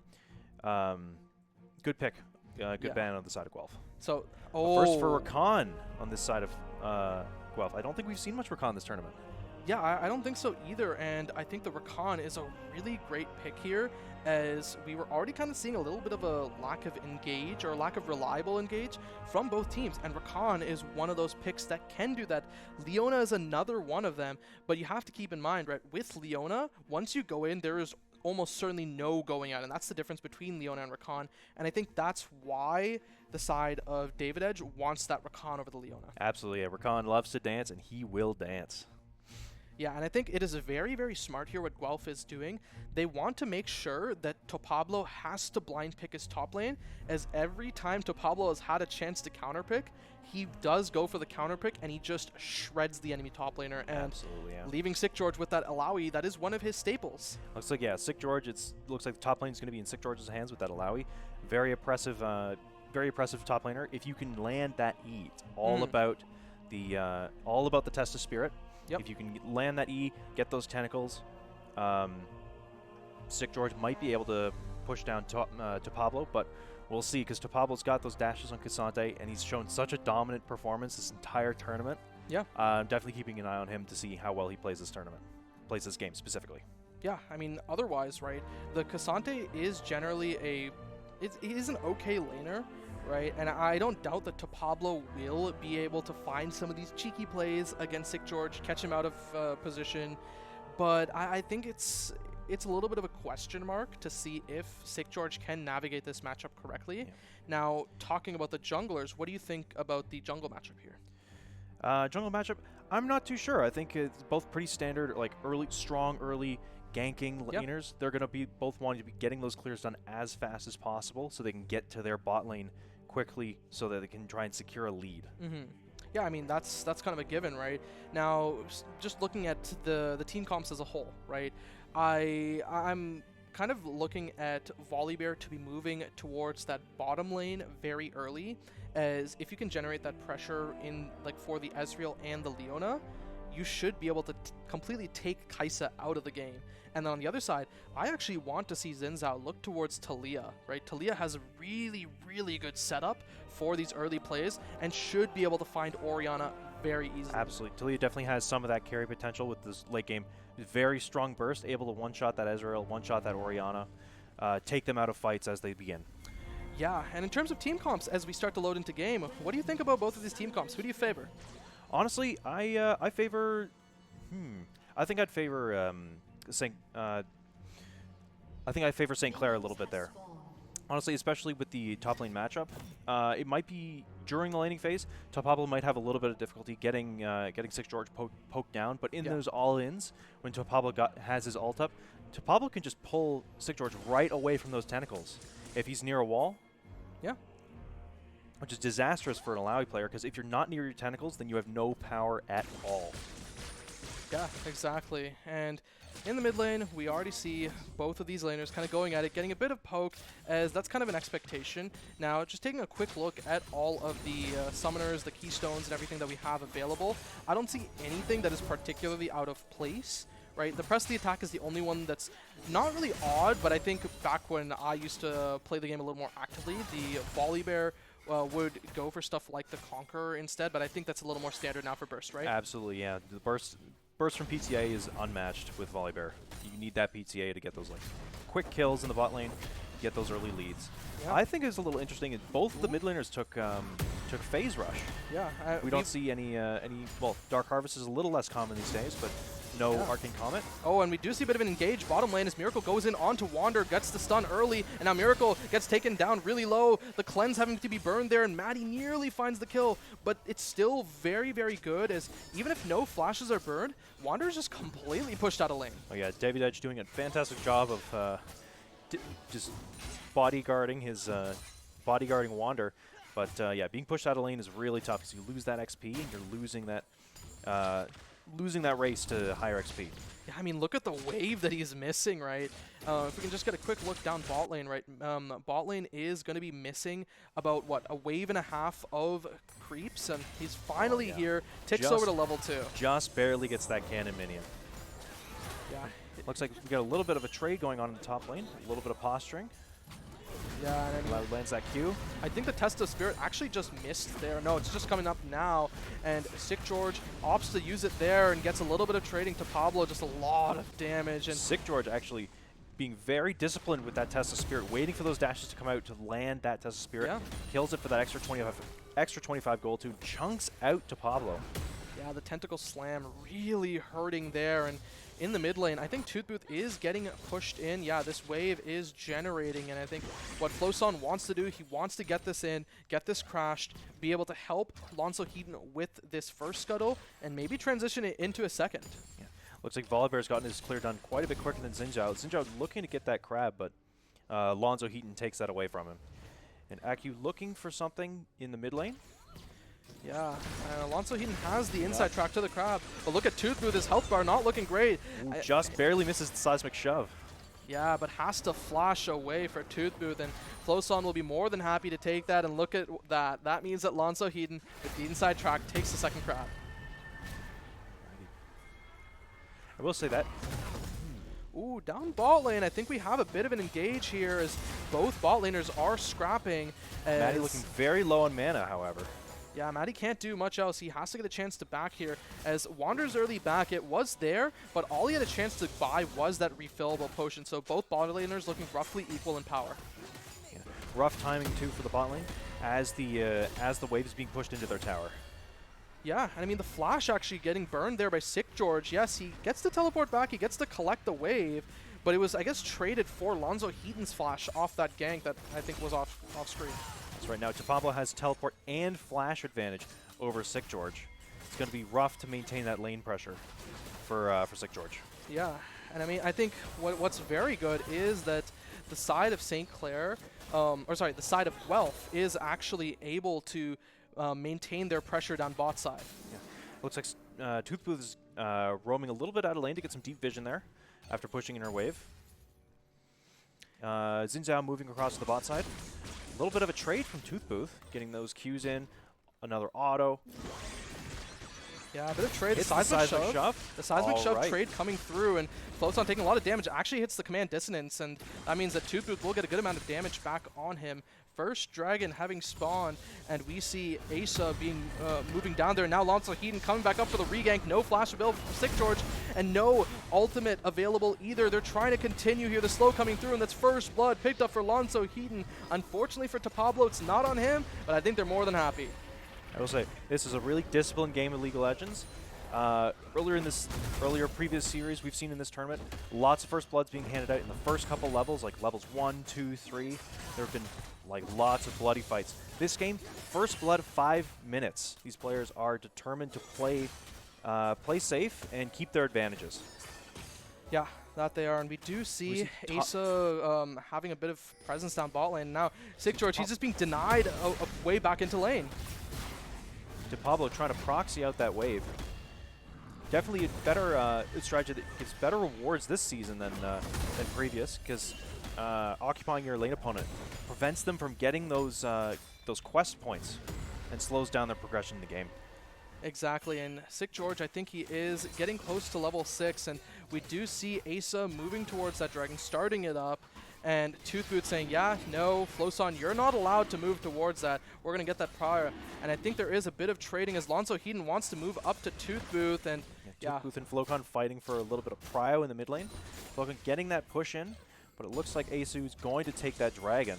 Yeah, we have a fight down bottom lane, actually, as Wander gets engaged on, and now David Edge goes for the re-engage, a flash away from Miracle, and Miracle tries to continue this fight, but the Kaisa passive stacks are on him. David Edge really, really low. Maddie is trying to free fire. He misses the Mystic Shot, and now Asa, he's finished the Drake, but he's flashing away as Lonzo Heaton comes on through. The Stormbringer is still available. He can get a 2-man Stormbringer. That's a lot of damage onto Asa, and he goes on in. The Shockwave missing as David Edge flashes away. It was a good kill, but in the end, Wealth actually manages to pick up the Drake, but it's not over yet. Lonzo Heaton wants to continue the dive, right? He has the health available, and the wave it's pushing in. If this wave is lost for Wander, it would be absolutely disastrous for bot lane. But look at the health bars, right? Maddie, Miracle, they're not looking great right now. Lonzo Heaton moves on in. There's a True Shot Barrage getting the chunk onto David Edge, and now the Grand Entrance is dodged away from. That's 3 kills. The barrier popped from Maddie, but they get the kills, and Toothbooth might be a little too late to collect. But look, he has the Weaver's Wall, but no, he just opts to slow it down.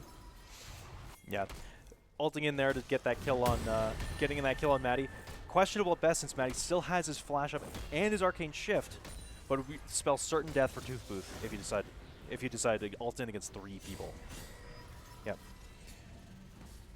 Yeah, I think overall, both sides are looking pretty good, right? I think Floson is pretty happy with his current state. I think Joe Pablo building a Bramble Vest there that cut the healing from Sick George, cut down on Sick George's lane pressure a little bit there as Sick George builds towards her Black Cleaver. Just try and shred some of that armor off of Cassante. Yeah, we see a lot of pressure actually coming towards that mid and top river there as they want to go for the grubs, but I think we have a bit of a skirmish up top side. Yeah, as the Test of Spirit comes through, the Alawi ult not actually available. Neither top laner's ultimates actually, as Pablo wants to continue this scrap with Sick George. Sick George already down quite a bit.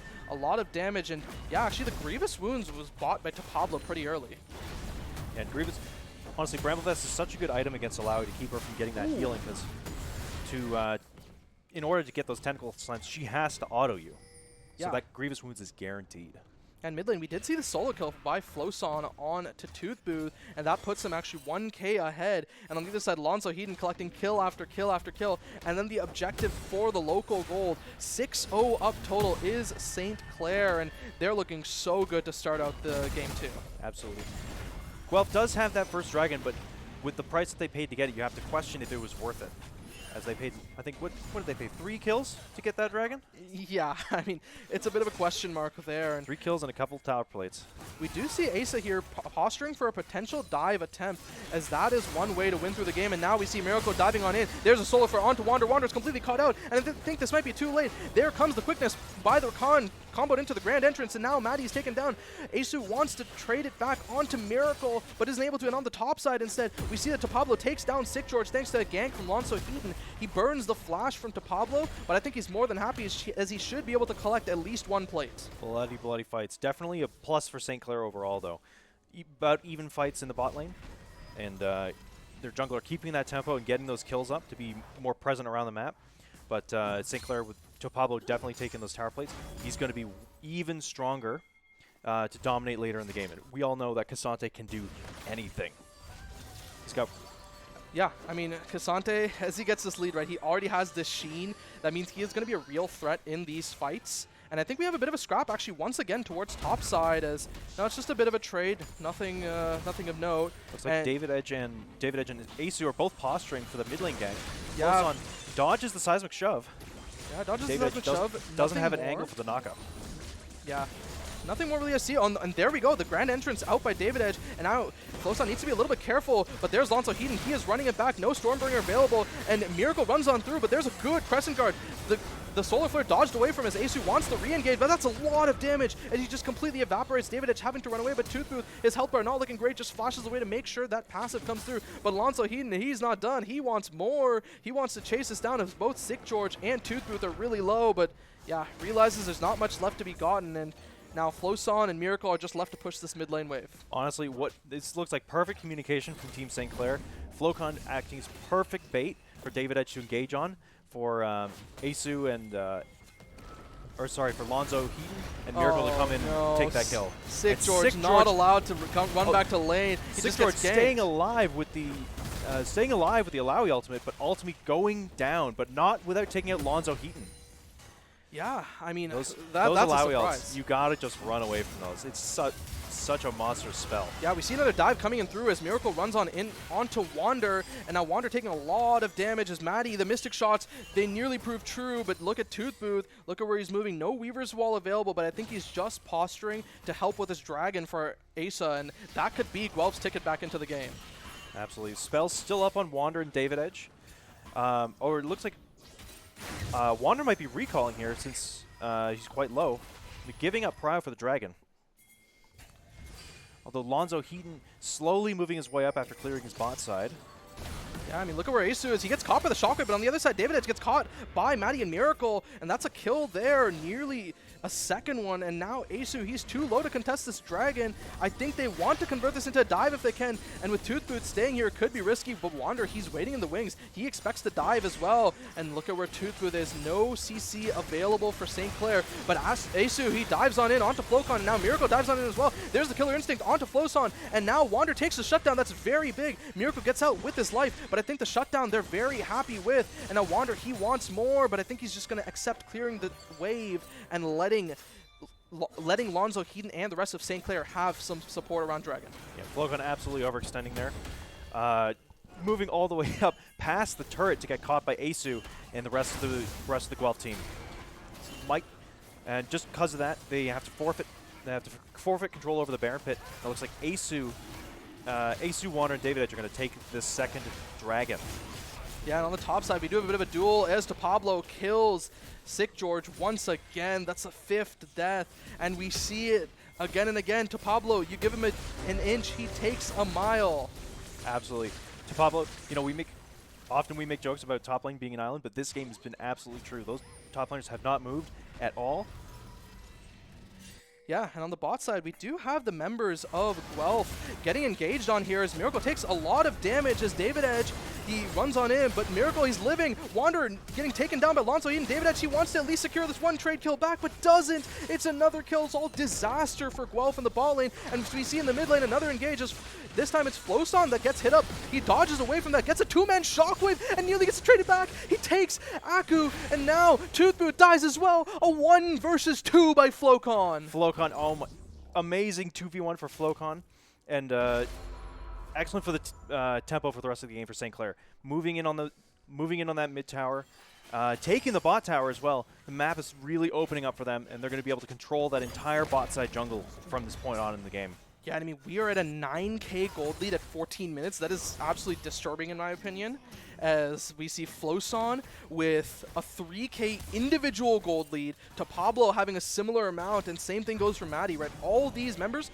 they are contributing to the massive gold lead that St. Clair has, and I really don't know if there's any other avenue back in for Guelph besides getting a soul.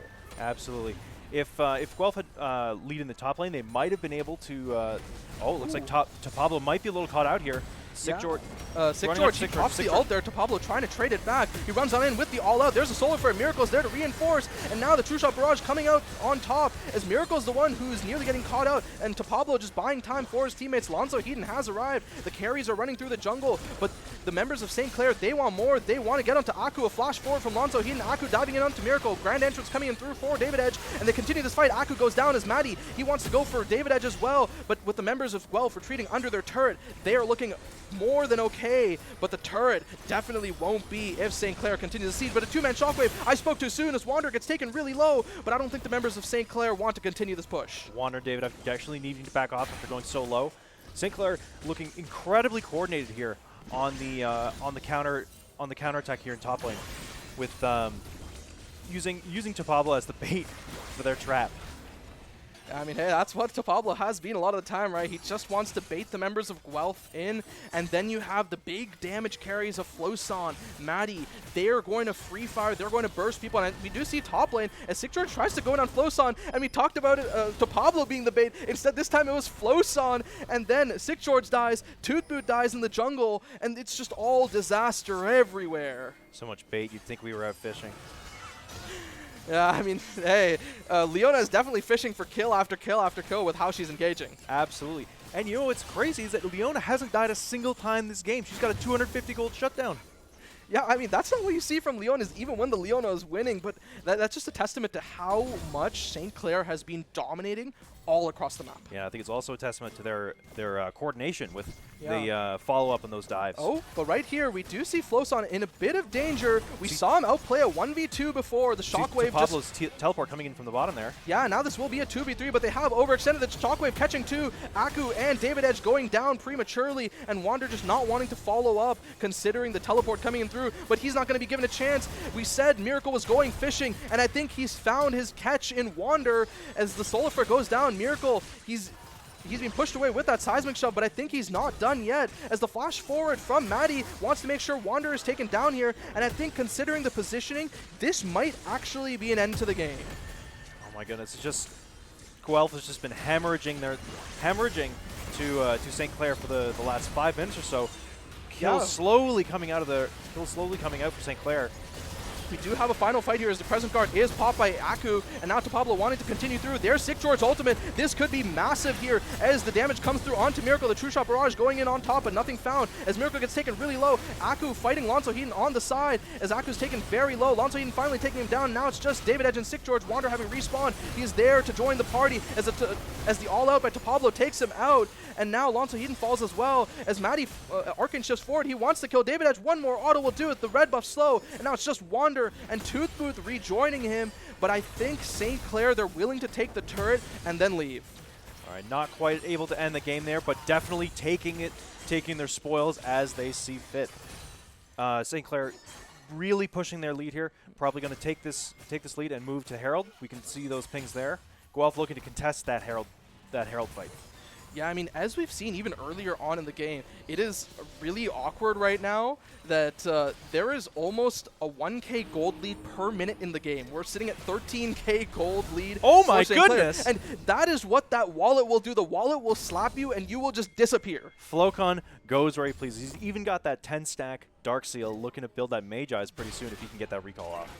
Yeah, and I mean, we're still early enough in the game that the Rift Herald still exists when he's this far back. Look how deep behind enemy lines Flocon is. Looking for some picks there with Miracle in the mid lane, while Lonzo Heaton and AQ go for the Herald head to head. Yeah, and we do see that Herald battle as Aku, he falls, and the Herald falls with it in favor of Lonzo Heaton. On the other side of the map, we do see a bit of a siege coming in through for St. Clair. This turret has almost fallen, and with the help of the Ezreal and Orianna, they should be able to take this down very easily. But look at Sick George. He is right behind them. He is moving through, but this is an Alawi. How well do you engage? And David Edge goes on through with the quickness and the grand entrance, but he goes down very early to Maddie. And now Sick George, he pops the ultimate there, but the Solar Flare stuns him up. He can't do more. And now the Weaver's Wall just defensively to escape. And this is all but curtains here as the inhibitor gets taken. And we have a Rift Herald spawned in front of the Nexus turrets. The Killer Instinct burn there as Wander gets taken really low. And now the Rift Herald, it's not going to be used to crash, but actually dive on in onto the members of Guelph as Toothbooth gets knocked out. Move. And oh my god, we're just doing loops. Flocon taking a lap around their Nexus just as a show of force. We might even get to see Shelly dance for this final. And now we have a two-man Shockwave. David tries to go on in, but Toothbooth gets taken really low, as this time it's Maddie taking the Rift Herald train, and instead it's damage onto the members of Guelph bit by bit as Sick George gets taken very low, gets taken out, and now Guelph is completely annihilated. Wander, the only one left. Floson dying to the Fountain turret, and I don't think they want to overextend here. The Nexus is in their eyes, and St. Clair, they'll take it 35-6 with an 18K gold lead. Guelph unable to stop that slow bleed, letting go pick after pick, led to their demise. St. Clair is going to take this one for the 2-0 win for the series. Yeah, St. Clair looking so clean. Those are our reigning champions. Absolutely. My money might be on them to win the grand finals. They just showed incredible coordination the whole time. The baits were immaculate this game between Floson to Pablo and the bot lane. Very, very well executed. Yeah, I think overall, right, they were impeccable with how well they're drawing in the enemy team into their traps and then just turning things at the drop of a dime, right? Absolutely. And I think I do want to see St. Clair Saints continue this pressure against whoever the grand finals opponent will be, as Fanshawe is still sitting up at 1-0 against Waterloo. I don't believe their second game has concluded yet, as this was actually a 20-minute game. It was done basically by the time Baron spawned, so I wouldn't expect that second game on the other side to have finished. Fanshawe showing a pretty dominant performance today, actually.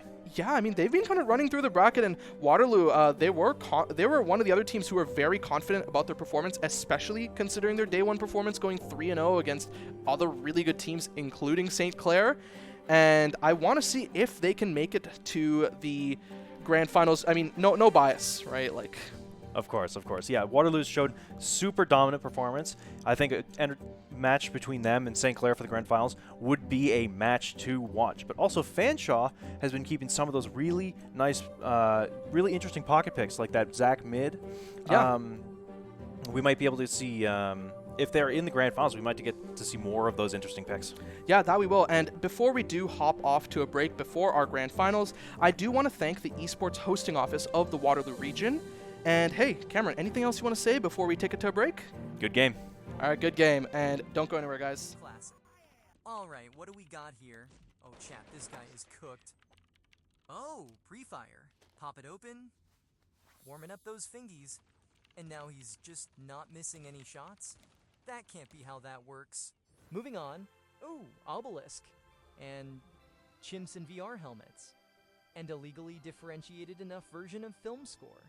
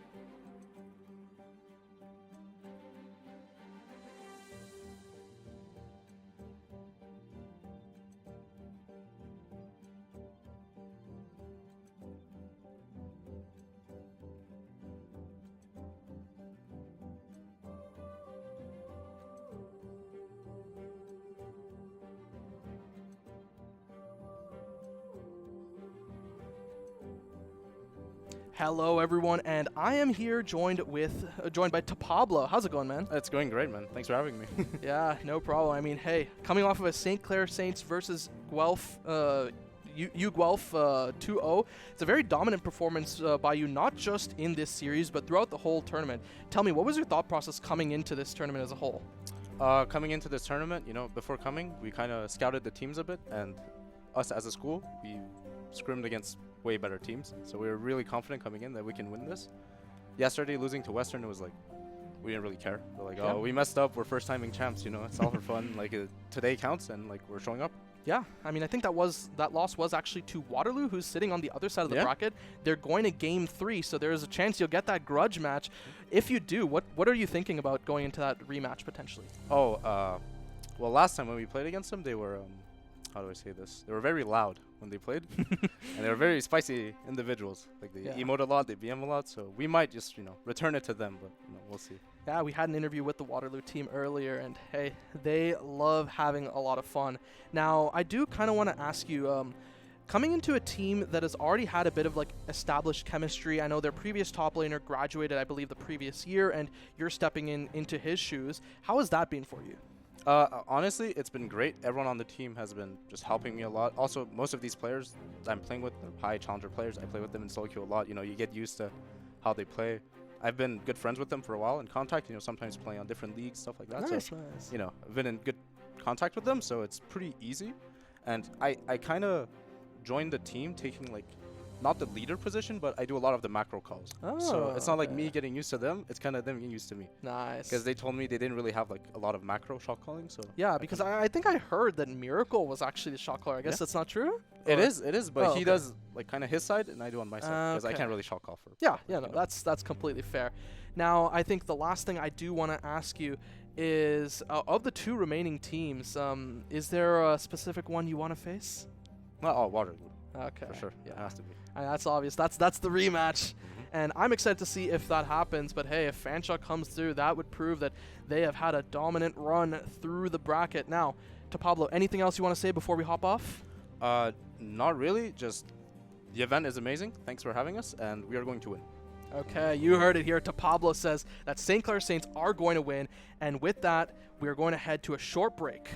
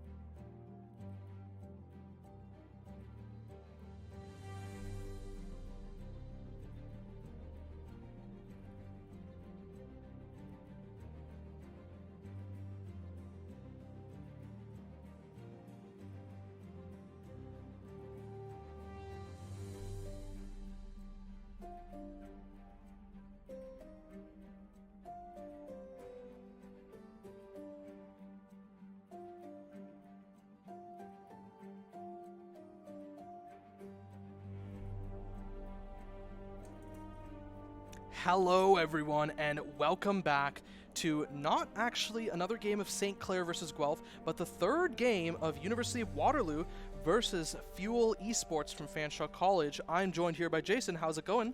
I was very surprised at. If you want to know a brief rundown of what just happened, Fanshawe won the first game, quite a stomp, and then the Warriors won the second game, pulled it back. It was also quite a stomp. I think it'll be very exciting to see what comes next. Yeah, I mean, before we continue, I do want to take just a moment to thank our sponsors in the Esports hosting office of the Waterloo region. Now, I do want to talk about draft just for a moment, right? Game one, we had a bit of an unorthodox draft from Fanshawe College, right? And that's kind of what we expect from that team, right? That team likes to play a lot of very, very fun picks and just make it work. Indeed. And that's what they did, right? The Victor bot was surprisingly insane, but insane enough that it worked against Waterloo because they're used to playing against a lot of these traditional comps, right? It was Victor paired with Tom Kench, and then the top side was Jax, Belbeth, Diana. That is quite an interesting comp. This is a Diana mid, by the way, who I think went 8-1, so quite impressive. Yeah, and I mean, that was against an Akali, so it was melee versus melee, and hey, Solon is known for a lot of those melee picks, so it was a bit of a shocker that he actually lost that that lane, right? And we kind of saw how dominant he was looking against Western, and as I said, a bit of a shocker. But then game two, Waterloo punched back, running another relatively standard comp, right? The Azir mid, you have the Jarvan 4 jungle, and the Smolder bot. There are some more interesting picks like the Poppy being flexed up to top, because nowadays it's more commonly seen as a support, and the Janna. And then for the side of Fanshawe, I think they overcooked a little. They decided to put a Cassante mid. I'm not sure if that was like a moment of, oh shoot, we got counterpicked top lane, or if they just wanted to try it out, but it did not work out for them well, clearly. And as well, the Varus bot lane with the Braum, I think they just got poked too much by perhaps with Smolder Janna early, and they were just not able to convert any of their carry potential into actually carrying. So now as we walk into the third lane, I think we are going to see some very interesting picks. Some important, very omnipresent picks that have not been picked yet that we might see are maybe a Sivir or an Ezreal for bot side. I'm thinking maybe an Ambessa, Malphite, or Jace, although those have been very pick bound. What do you think? yeah, I mean, I kind of expect to see an Ambessa probably banned again, considering it hasn't been picked yet, right? The Cassante has already gone through, so that's another top laner that's gone. And then shifting our focus over to jungle, right? One of the other picks, right? The Xin is gone, the Volibear is gone. We saw the Vi a little earlier, so that's another premier pick that could be grabbed there. The Malphite's gone. The Cho'Gath actually has been played multiple times, and I'm curious to see if it would get picked again, because we saw it in the previous series.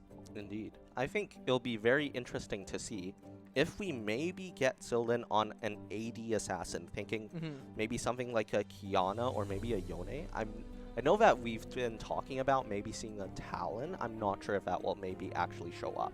What do you think? I would be surprised if they go about it that way, because Alien Abduction, as far as I know, the only actual AP jungle pick that he plays at like a high level compared to his other picks is a Sylas. And I mean, Sylas jungle, it isn't terrible, right? It's still very playable and still very solid, but when you're thinking AP jungle nowadays, you're thinking of stuff like the Lilia. That's like the big one. Yes. And we could see like a Lilia Yone pop up, but I would likely expect Solon to go towards the Aurora. That would be a very interesting pick. Aurora, Syndra, I think those are all really great picks. Solon, he is known for assassins, but he has a good amount of mastery even on these mages as well, and he has shown really good lane prowess. Yes. I think that honestly, it just depends. I think a lot of this game will depend on the draft. I think it'll be won at draft, essentially. Either Fanshawe will cook precisely the right amount. I don't think they will undercook ever. It's just not in their... No, never. It's not in their philosophy. I am concerned they will overcook. Well, we'll have to see if Fanshawe can pull out a win here, or if they have, in fact, run out of fuel. Now, the Waterloo Warriors, on the other side, they're known to be pretty stock standard with their picks, similar to the other team that has won thus far and is in the grand finals of St. Clair Saints. They have also been very, very standard with their picks. Indeed, and how standard their picks have allowed them to essentially roll over Guelph. It was overpowering wins for both times for those who just missed the last two matches. Yeah, and I think it's a bit of a different playstyle actually for the side of U Waterloo compared to how compared to how St. Clair wins, right? Because a lot of St. Clair's prowess is through that new player into Pablo on that top side that we just interviewed, right? He has been shown running his matchups again and again and again, and for U Waterloo, it's actually going to be AgroSyn on that top side, who, if I recall correctly, is actually primarily a jungler in solo queue, but has been scrimming with the team to pick up more of that top lane, and he's been doing an okay job, but there's still some, as I was talking to the coach, right, there's still some matchup knowledge that he's still picking up. Yes. Do you think there are any interesting ADC picks that you'd love to see get picked, even though they might not be the most meta? Yasuo, Samira, interesting. Draven as well. Like, I want to just see something aggressive for Icy. I think we have seen many late game scalers like Aphelios and Sivir, and although they are good picks, they sometimes are a little boring to watch in the early game. So I'm really hoping we get something really aggressive, something especially paired with an aggressive support that can start the game out strong. I mean, you're thinking of aggressive supports, right? And there is one that comes to mind for Waterloo's support, the Pike, right? Yes. He is known for the Pike, and I think to no one's surprise, it's probably been banned the first 2 games, which is why they haven't opted to play any of these aggressive AD carries with the Pike. And I honestly expect to see it fall through the same way and another ban come through for Waterloo Warriors. I mean, it is potential that, they will probably ban the Pike. I will say, I don't think they've played the Kiana yet. They'll probably ban the Kiana as well. I think at some point there are just too many things to ban and not enough ban slots. As we are heading into Champ Select and drafting, we are seeing a Fiora ban. Yeah, this makes a lot of sense, right? As HTK777 is known for that Fiora. It is one of his signature picks, so they probably want to just take that out of his hands, don't have to deal with it, because it is a bit of one of those non-standard picks, and hey, that's how you lose to Fanshawe. You give them their non-standard picks, they'll run you over because you won't know the matchups. Simple as. Interesting. We are seeing a Jace ban on the side of Fanshawe. That probably means that we are probably going to see the Pike ban definitely in the first phase, probably the Kiana ban as well, as we are going to see perhaps a Cho'Gath ban from the side of Waterloo. Yeah, Jace and Cho'Gath both make sense, right? Yes. Jace in general is a power flex pick right now, can be flexed into 2, potentially 3 roles. I'm not sure about his viability in mid lane in the current meta, but he is a very strong top laner, very strong jungler, and it's good to be taking that away, as I believe Alien Abduction has already played at this tournament, and I was talking about this Aurora, it's what I wanted to see on Solon, and they ban it away. But speaking of Solon picks, the Sylas and Syndra are both still up, and at least one of them will go through. Yes, I mean, now we are seeing perhaps the Malphite ban coming over from Waterloo. Yes, that's locked in. And so along with the Cho'Gath, I think they're really trying to focus on making sure that the enemy jungler is going to play something that requires, quite a bit of scaling. I mean, we've seen the Malphite and the Cho'Gath buy things like Shirelia's Battle Song or like Zeke's Convergence. Oh, we are going to see a Sylas ban. Probably it's from still hovered, Fanshawe. and it is locked. It's exactly as I said, right? These are the picks that Solon's known for, and will we see the Syndra lock first? No? Okay, that's another viable option. The Taliyah is hovered by Solon, and I wouldn't be shocked or really disappointed if the Taliyah gets picked up. I always love to see Taliyah gameplay. Yes, I think that the Weaver's Wall is incredible, especially in the state where split pushing's rewarded, you know? With a crystalline overgrowth in the new patch, of course, everybody loves split pushing. We are going to see it locked in. I wonder how Fanshawe will respond. Yeah, and I mean, thinking of how Fanshawe will respond, right? The jungle pool for the side of Hoeris has already been pinched, and the Gwen is another pick that we have seen Hoeris play in the jungle. I'm curious to see if they're going to move it there. It is a flex pick for both jungle and top lane. Another one of the jungle picks I was looking for Hoeris to potentially pick up was the Shyvana, which you've already seen. Unfortunately, I don't think it went particularly well when we saw it on stream. It did not go very well yesterday. But it's still solid, and we see it paired with a Nefiri, which is very interesting because this could be Gwen top Nefiri jungle, Gwen jungle Nefiri mid, Nefiri top if you're feeling a little spicy, and we know Fanshawe really love these fun picks. We are going to see a Wukong hovered for Waterloo. I mean, it's not been the most commonly played, but it's not completely new either.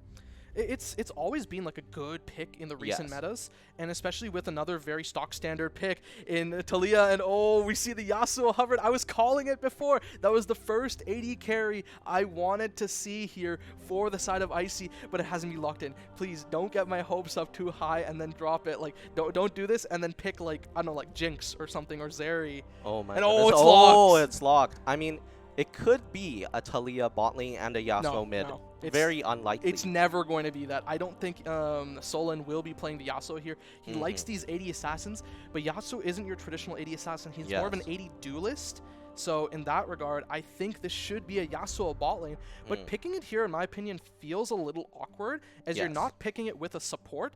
And we see the Ziggs answer. This could actually be Ziggs bot into Yasuo. I'm curious to see if it is. I mean, it seems fine. I'm not too sure what to say on this. I will say that Pyke has not been banned yet. I think they will ban it. Yeah. I mean, the key issue on Waterloo's side is they are not going to particularly want to pick the rest of the roster to be too tanky, because Gwen, of course, does that true damage. Yeah. And we are going to see a Rakan ban from the side of Fanshawe. I mean, It's it smart. would be good, because Rakan, of course, gets to W in and knock people airborne. Yeah. That is very important. I expect the following ban here from Fanshawe to be the Alistair. I'm not sure if Pieces actually plays it, but if they do go with the Alistair ban, it does leave Pyke open, and I don't think Fanshawe would be willing to leave that up. And hey, we're seeing these engaged supports getting banned again and again and again, and both teams lacking a little bit of engage. The pool is getting pinched. I'm wondering what the ADC will be on the side of Fanshawe. They know that this Yasuo is probably going to be bought, so now they at least can choose maybe something that will be fine with a wind wall. As we do see an Alistar being covered, makes a lot of sense. It's as I said, the Alistair ban comes to fruition, very expected, as it sets up the combos for Yasuo pretty much perfectly. Yes. And I expect here, if they want to continue this pattern, for it to be something like a Nautilus ban. And we know from last game that Janna has been played. Waterloo did play that on their support pieces, and they did win. So, yeah. But however, Fearless Draft means that, of course, Janna's not being able to be picked here, of course. Yeah, and I mean, once again, this is the Nautilus ban, right? They want to continue the support pool engage pinch. And are we going to see something here? Like, I feel like if we go for a Braum pickup, the Rakan is not available there to counter it. So the Braum isn't terrible. I think they might go for perhaps an Ezreal. I don't think it's been played. Has it been played? It hasn't been played, but I wouldn't expect the Ezreal. And the Maokai support, yeah, that's another one of those that is pretty tanky. This should be a Maokai, and we see the Olaf hover. That's going to be a very fun one. Very interesting. I almost certainly assume this is going to... I mean, this could be the Wukong flexed up to top, but I expect it to be the Olaf top. Yes, I think so. And, of course, with Maokai, not much presence in this tournament so far, but this is what Fearless Draft gets you. Yeah. Hey, we're going to Game 3 of a Fearless. Imagine if we get to if we got to Game 5, imagine what sort of stuff both of these teams would be cooking. Like, oh my we would be goodness. reaching into like the Teemos, the Garens, like all that fun stuff. But hey, we're only going to 3 games, and the Olaf is in fact locked in. And the Lulu, that's another option for that knockup. The Yas goes in, you just wild growth, and he suddenly gets to use his last breath. Yes, indeed. I mean, I'm a little sad we will not get to see the Pyke today. Well, we might in the finals. We never know. But we will not see Pyke this tournament. And I mean, I'm wondering who perhaps would finish off a Fanshawe roster. Let's see. Yeah, these roles aren't actually locked. Keep in mind, right? This could be Gwen jungle, Nefiri mid, and this looks like this is going to be the Trundle pickup, so that should actually be the Nefiri mid and then Gwen top, unless we're playing Trundle into Olaf, which I actually don't know who wins that matchup. I think it's Olaf after level 1, and then Probably. And then from there, it should be Trundle after level 6, I believe. I mean, looking at these ultimates, I mean, I think a lot of this is Waterloo is really hoping that their Yasuo ADC gets to pop off. Yeah. I mean, this that's Lulu will be trying to, you know, buffy Yasuo in every way possible. This Talia has airborns. This Wukong has airborns. Olaf doesn't have airborns, but that's okay. I mean, I'm not sure if Ziggs, when he uses his satchel, counts as airborne. Probably not. Not for the sake of Yasuo getting a knock-up Yasuo. onto Ziggs. but I mean, he is technically speaking airborne. Yes. But on the other side, oh, this is, wait, oh yeah, sorry, I thought the picks would start swapping around, but no, this is going to be that Ziggs bot with Maokai, and I think this is very strong into the Yasuo Lulu, mainly because you think of what the Ziggs and Maokai love to do, the saplings, the bouncing bombs. This Yasuo is literally not going to be allowed to farm. This will be a lot of poke in the bot lane, and it is honestly going to be up to the Yasuo and Lulu to see if they can handle it. Who do you think will get first blood then?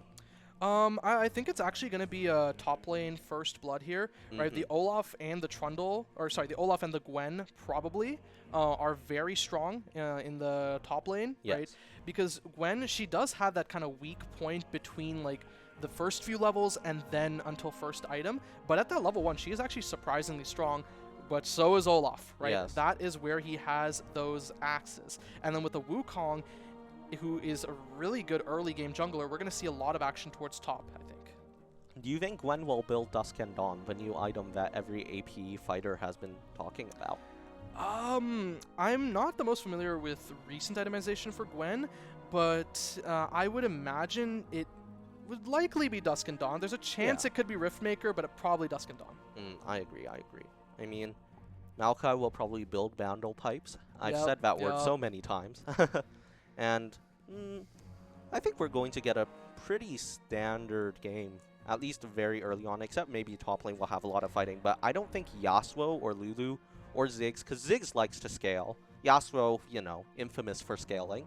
Yeah. I think we're going to get maybe a bit of action, a bit of poke that brings them down dangerously, and maybe the junglers will have to choose to decide whether to gank or not.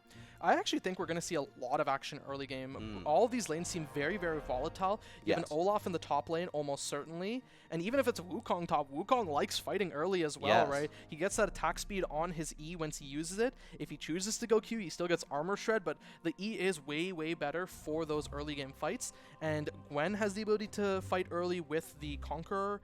And then Naafiri, you probably want to be taking some of these early trades into the Taliyah to make it easier to navigate. And then the bot lane, right? We're going to see poke. We're almost certainly going to see a level 2 engage if the Yasuo and Lulu choose not to back down. And indeed, I think both of these junglers, regardless of who is actually going jungler, is going to be, they are going to make some early presence. Yes.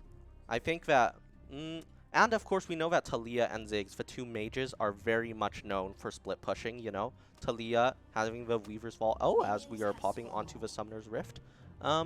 Let's see. It is Ziggs bot lane, Trundle top, Gwen jungle, taking Exhaust and Smite. That is a very interesting combination. Most go Ghost, don't they?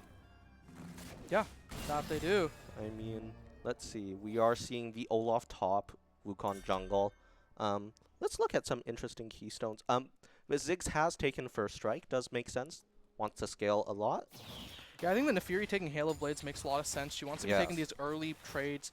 And I think one thing I do want to call out that's very fun is Hoeris actually opting for the Exhaust. Yes. I think that will be very influential in deciding whether to gank or not. And of course, we see that Seolin has the teleport, while we are seeing a bit of a fight bot lane. Well, Aggresson goes down to this Trundle level 1. Yeah, hey, it's as I said, right? The Trundle does win a lot of these with the Chomp. You steal the AD, you make it a lot harder, and that's particularly because he took the Ignite. Yes, both sides have used their Ignite and Flashes. They're not going to be out for a while. As we see just a bit of... We just see some evidence of how annoying this poke can be in the bot lane. No? I mean, not necessarily, right? This poke is actually coming in through on the favor of the other side, right? Guru taking a lot of damage as Icy just goes on in. And now Solon gets solo killed by Yemeni. Wow, this is not a great start for Fanshawe. You know, 2 kills by the enemy team in 2 minutes. I'm not sure if this Olaf potentially... Top lane, Aggresson seems to be going on onto HTK 777, and now the Chomp comes through, steals his AD, but Aggresson should be able to win this. One more hit is all that'll do it, and the speed zone pop from HTK 777 isn't enough as Aggresson takes him down. Wow, that is quite incredible. We are seeing this Lulu having either not bought potions or used up all of them, you know?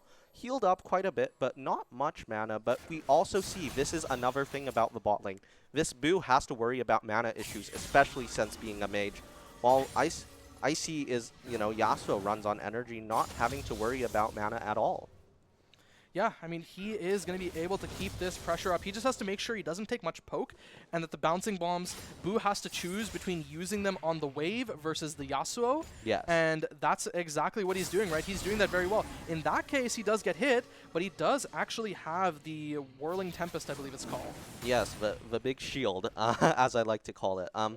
We do see perhaps the junglers are going to meet up over the Scuttle Crab at the bot lane as Yasuo starts going in. Yeah, there's a wraparound by Alien Abduction. He does go in onto Guru, who was polymorph, but Guru has bought some space and is able to run away, and now Horus gets turned back onto the Crab. But we might see an engage here as Alien Abduction and Solin, they are closing onto Horus, but Horus goes in first onto Solin, and now Yemeni has joined in on the fight. The Crab has been smited, and now Solin looking really low, but he's running into Guru and has no flash, and now we see a big scrap here. Horus is the one who's getting taken very low alongside Pieces. Pieces getting taken down by Yemeni, but now Horus falls to Alien Abduction, and now Yemeni wants to continue here. Solin taking a lot of damage as Boo hits the bouncing bomb, and now Guru flashes forward to peel for Boo, but it's not enough as Icy takes the kill. And now Guru goes onto Solin, gets the kill for Yemeni, and now Alien Abduction goes down to Yemeni as well. It's just one more kill, and that is a triple for the Nefiri, a bloodbath to open the game. Wow, 5 kills by this Nefiri early game is a ridiculous accomplishment. Already at 3,000 gold, that is a full item?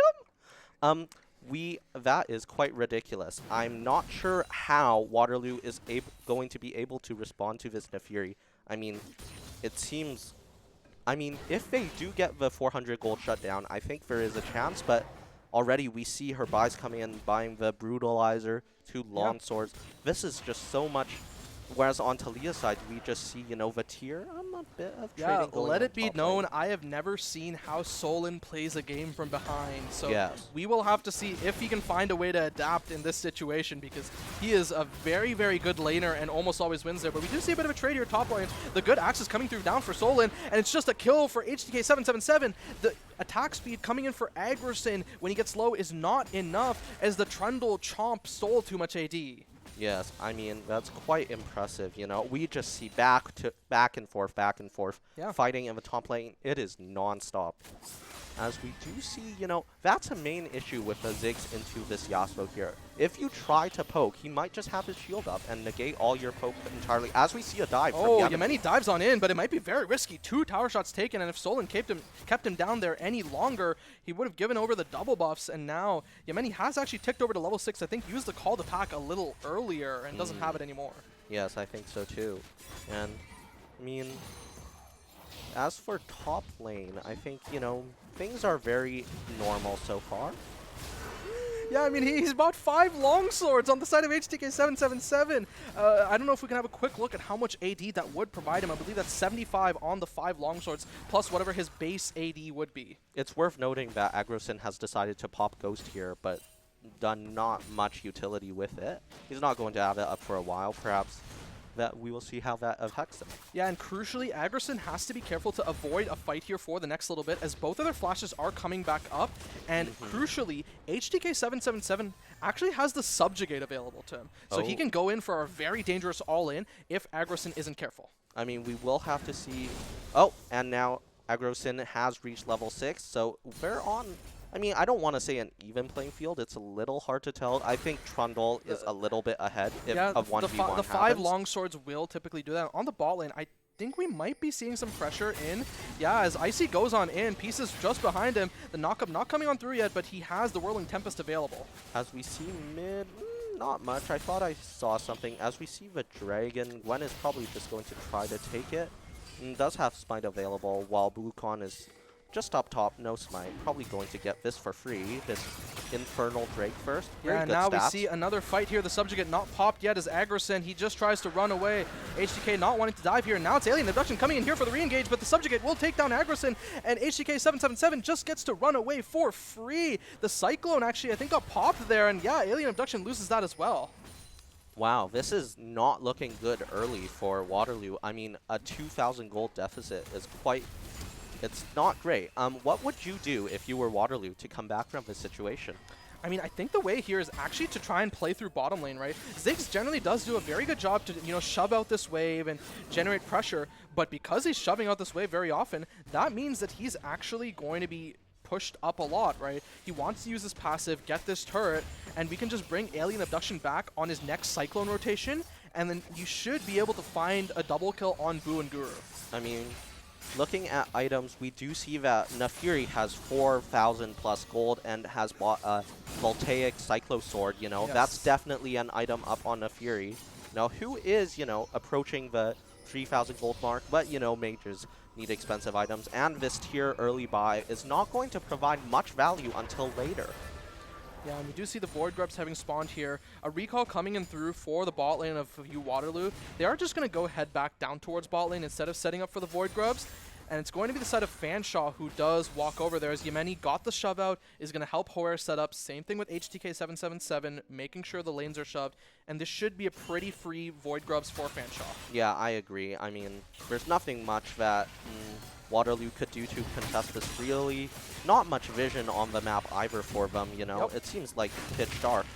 Yes. I think this Lulu has not had much time to roam. Not the Maokai either, but still, it seems like due to the advantages of all the other laners, they have much more control over the map.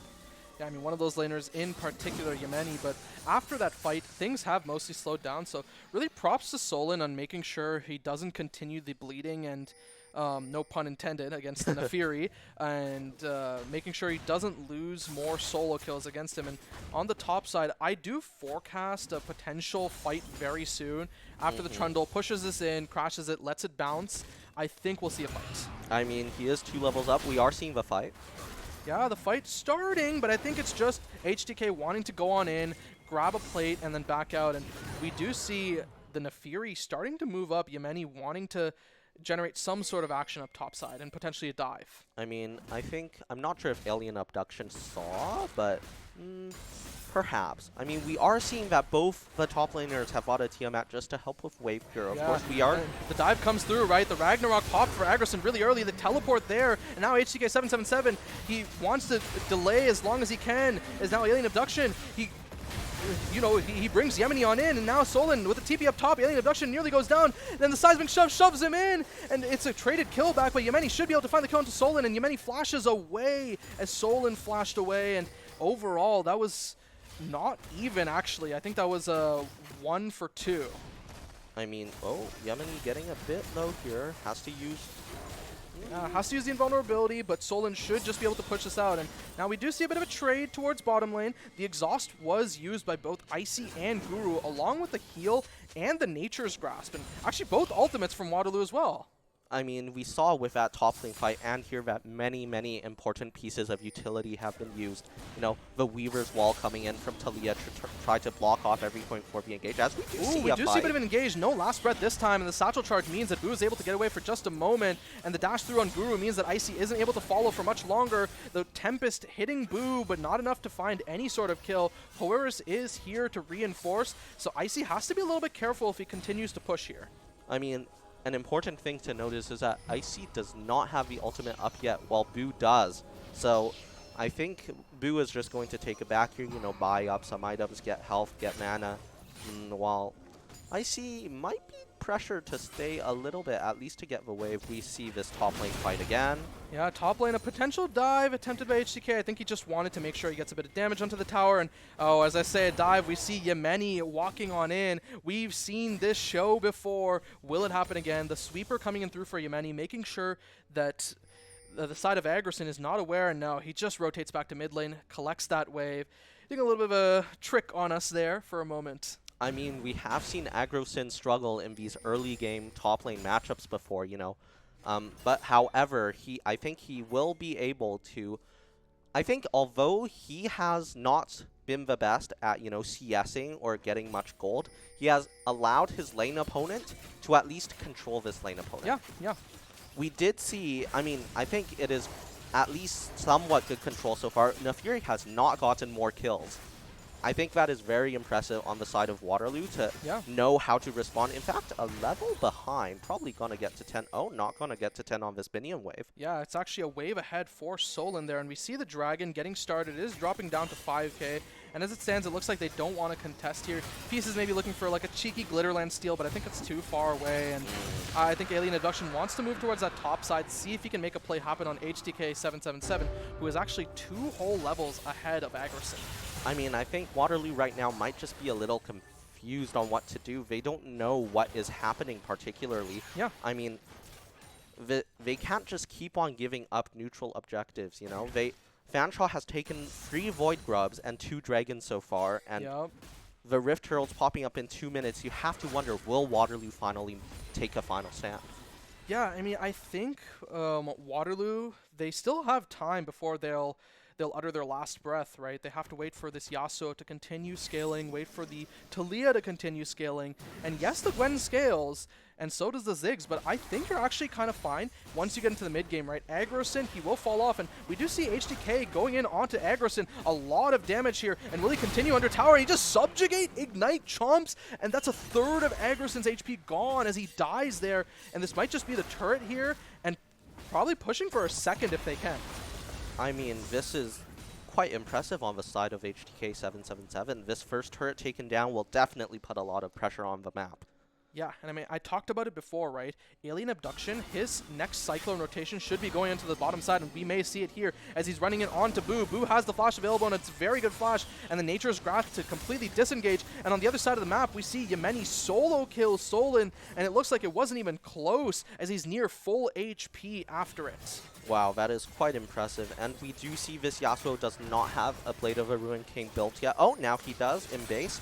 However, this Ziggs has had a Luden's Echo built ready for quite a long time. As we see the mid turret fall, just more and more protection being taken away from Waterloo. No place to hide for them. Yeah, I mean, we do see a 5.7k gold lead for Fanshawe already 14 minutes into the game. A lot of it carried through on this Trundle. And we may see a bit of a scrap here, but no, they're just making sure that that turret goes down and that they are set up for that third dragon in 3 minutes from now. Yeah.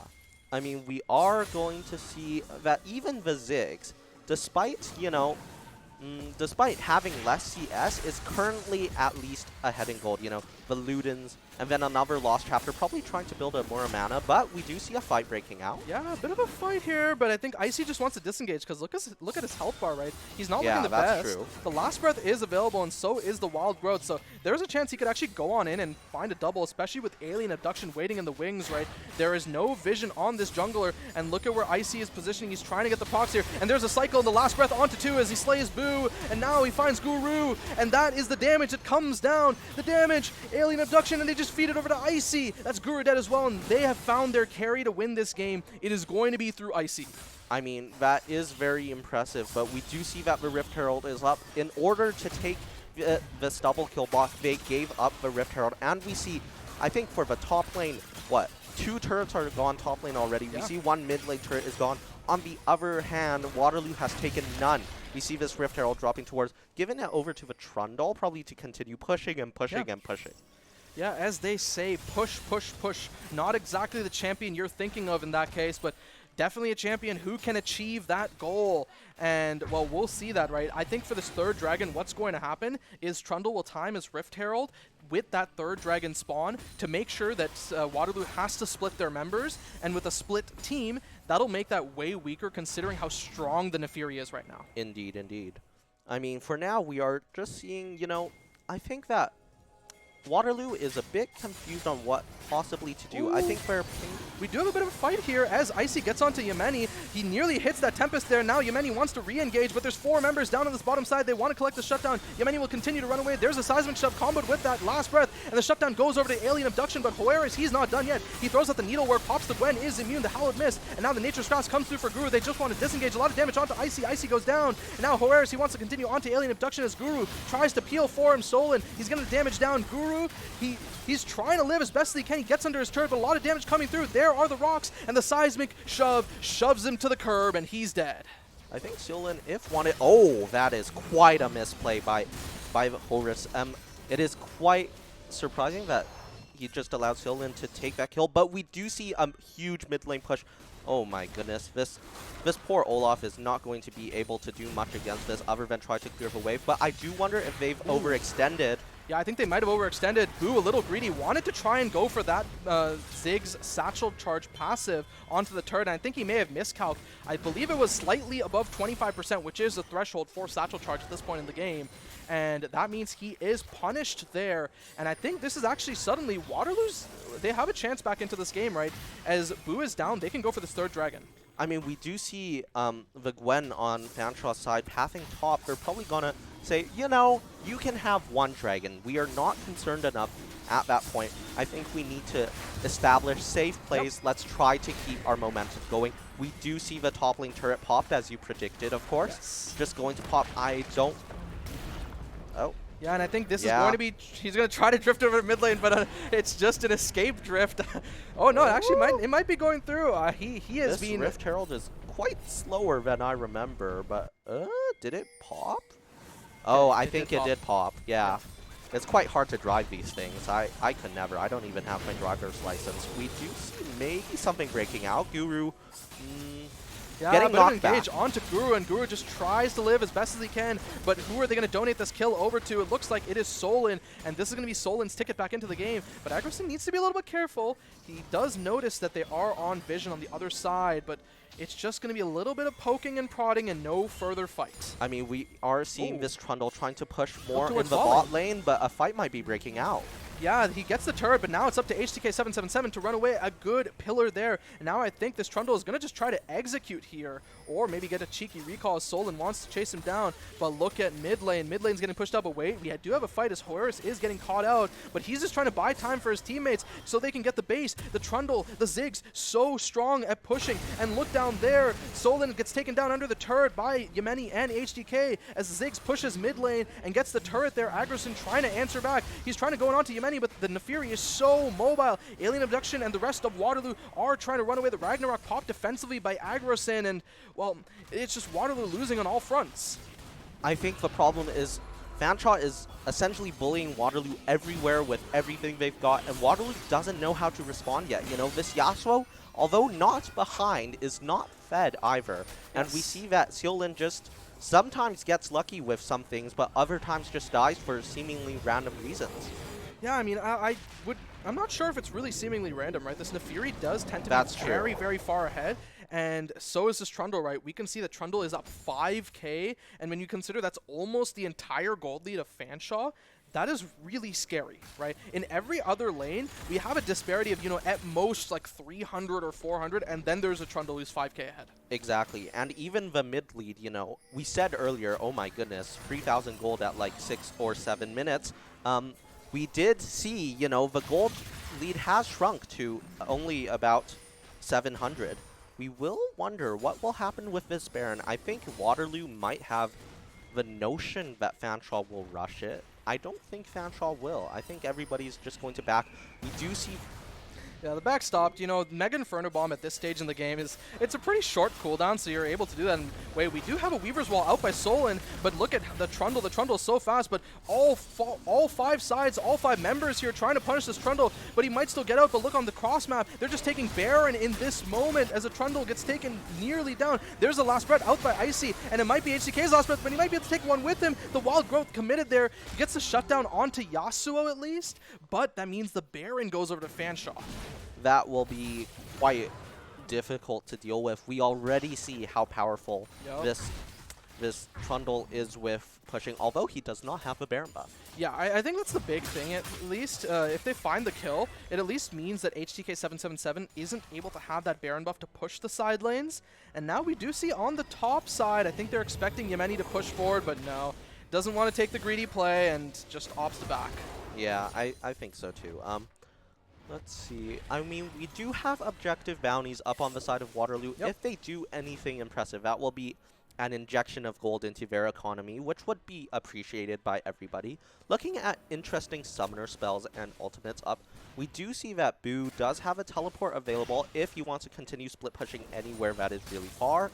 The the Trundle does not have Subjugate for a while. That will be quite important. It should be up, I believe, for the Dragon Spawn, right? Yes. There is 45 seconds until the Chemtech Drake, and I think everything, all the ults actually in the game should be up by then. The main things to really consider are the lack of a flash on HTK777 Yes. and the lack of both flash and exhaust on Icy. And I think those are our two biggest targets we're looking for in the fights, as has been said throughout the whole game. I mean, as we've predicted, we're just spending all of our time pushing, you know, HTK 777 pushing top lane, Yemeni pushing bot lane, Ziggs pushing mid lane. I think that Waterloo is trying to have, maybe try to make a fight happen in the top lane, trying to see if that's possible.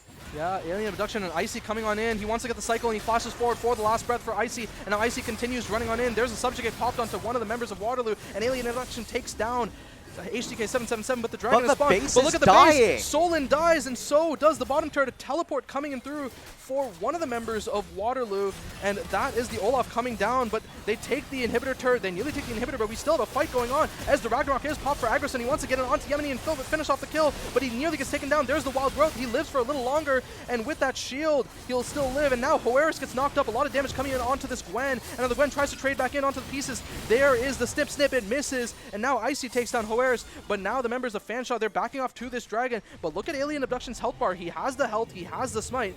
He can do this if he needs. And of course, we know that the enemy Gwen is dead, you know. I think they might be able to... I think they should go for it. I'm not sure if they will, but I think realistically they should. It is a little bit risky, but if there is one way to get back into the game, it is going for these risky plays. And perhaps they might look for a catch here onto Boo, right? Yes. As the Last Breath is available, and there's the Weaver's Wall, right? The Weaver's Wall getting in onto Boo. Boo flashes over, but there's a Seismic Shove into the Last Breath. That's two people caught out. Guru caught out as well, but he is a very tanky Maokai. And now Yemeni wants to consider a re-engage, pops the W for the Nefiri.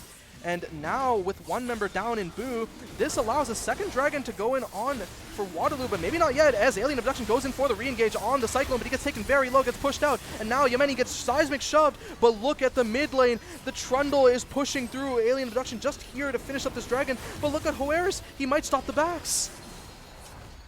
We are seeing this inhibitor mid just die and die and die. I'm not sure Solon will be able to... Well, good wave clear, you know, shoving him away. Okay. Both Nexus turrets are safe for now, but still, we have just seen many times. They find the kill onto Gwen, who's trying to stall back, but look at Solon's HP bar. He's getting taken very low here, and now Alien Abduction is here. He takes down HTK 777. This game is on a knife's edge. I mean, we can really see that Fanshawe has noticed, I think everybody's noticed the problem. This Gwen and this Ziggs and this Maokai are essentially, it's a two-person team. Yeah. While we see that at least on Waterloo's side, you know, this Yasuo's coming online. This Talia is not particularly behind. This Wukong is really strong. This Olaf exists.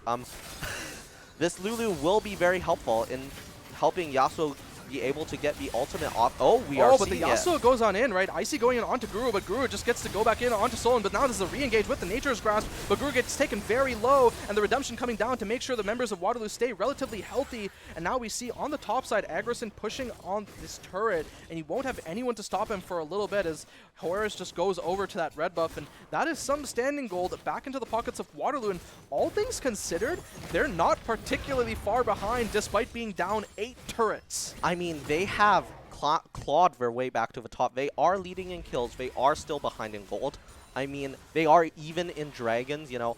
I mean, this Trundle having the Void Grubs, free Void Grubs buff will still help in split pushing, as will everybody. Yeah. They do have a strong split pushing comp. Ziggs can put... Yes, we see the Hull Breaker out on Trundle. We see, you know, some more supportive defensive items on the Ziggs. Also on Vitalia, you know, using the Rylai's, the Archangel staff that's now been upgraded. I think the main thing, it allows them to buy a lot of space against what is a primarily melee comp in Fanshawe's team comp, really. Yes. You just have the Ziggs that throws those bouncing bombs from afar. He tries to buy some space, buy a little bit of poke, so that when Yemeni and Hoeris, as well as really HTK777, when they go in, it makes it easier for them to burst down the members of Waterloo. Yes, and a key thing of note, Maokai did not buy Vandal Pipes. I think this might be the first engaged support with hard CC we have not seen with Vandal Pipes yet. Yeah, I mean, hard CC, but maybe not so much an engage support. He's typically considered as a disengage with that Nature's Grasp. Of course. He can, but he's not traditionally considered one. Now, on the bot side, we do see HTK777 pushing as they set up for the Baron for Fanshawe, but he is a little alone. Icy in pieces. I think they're wrapping around now. HTK777 goes in onto Aggresson, who pops the Ragnarok, and the Subjugate also traded there, and he tries to continue. There's the exhaust onto HTK777, but Icy tries to find the kill there. He tries to continue chasing this down, but look at all the time that HTK We're is seeing buying things there. at Baron, you know. The Fanshawe's probably just taking Baron right now. We see the inhibitor go down, and Ziggs has taken... Yeah, the inhibitor goes down, Yeah. HTK trades his life, but the Baron is there, and we might be seeing the members of Waterloo in the mid lane get chased down here, right? As Guru gets in onto Alien Abduction, who pops the Cyclone there. Now Solon here with Alien Abduction as well. Might pop the Escape Weaver's Wall if that's the case, but Alien Abduction is sticking around, right? He might be looking here for a flank, as Pieces and Icy are here as well. They want to get in onto Hoeris, onto Yemeni, some of these really strong members, and there is Alien Abduction. No Cyclone here. They find Guru, and there's the Weaver's Wall to cut Yemeni off. Yemeni has to dash over the wall, but there's Alien Abduction. He's still following through. Hoeris trying to retrade back there. Has the needlework. Pops the needlework there as Icy gets taken a little low there. Pops the last breath. It's already back. And there's the Zanya's Hourglass. The seismic shove there onto Yemeni, but Yemeni dodges away, but he's really low as Pieces gets taken down by Boo. And now Boo, he just wants to free fire. He wants to hit Alien Abduction. Wants to hit Solon and Icy and Solon. I think they'll opt to disengage here, and they're satisfied with picking up 3 kills and forcing another back. I mean, despite how stompy the early game was, I think I am really impressed in Waterloo's ability to essentially try to pull the game back, but I am still very impressed in Fanshawe's ability to take, I mean, what, 2 inhibitors, and the last one's 1 turret away from death. I think it'll be very easy for Fanshawe to close this out when it happens, but also Waterloo could do anything and wait for a mistake by Fanshawe. We've seen so many close games lost by 1 single mistake, haven't we?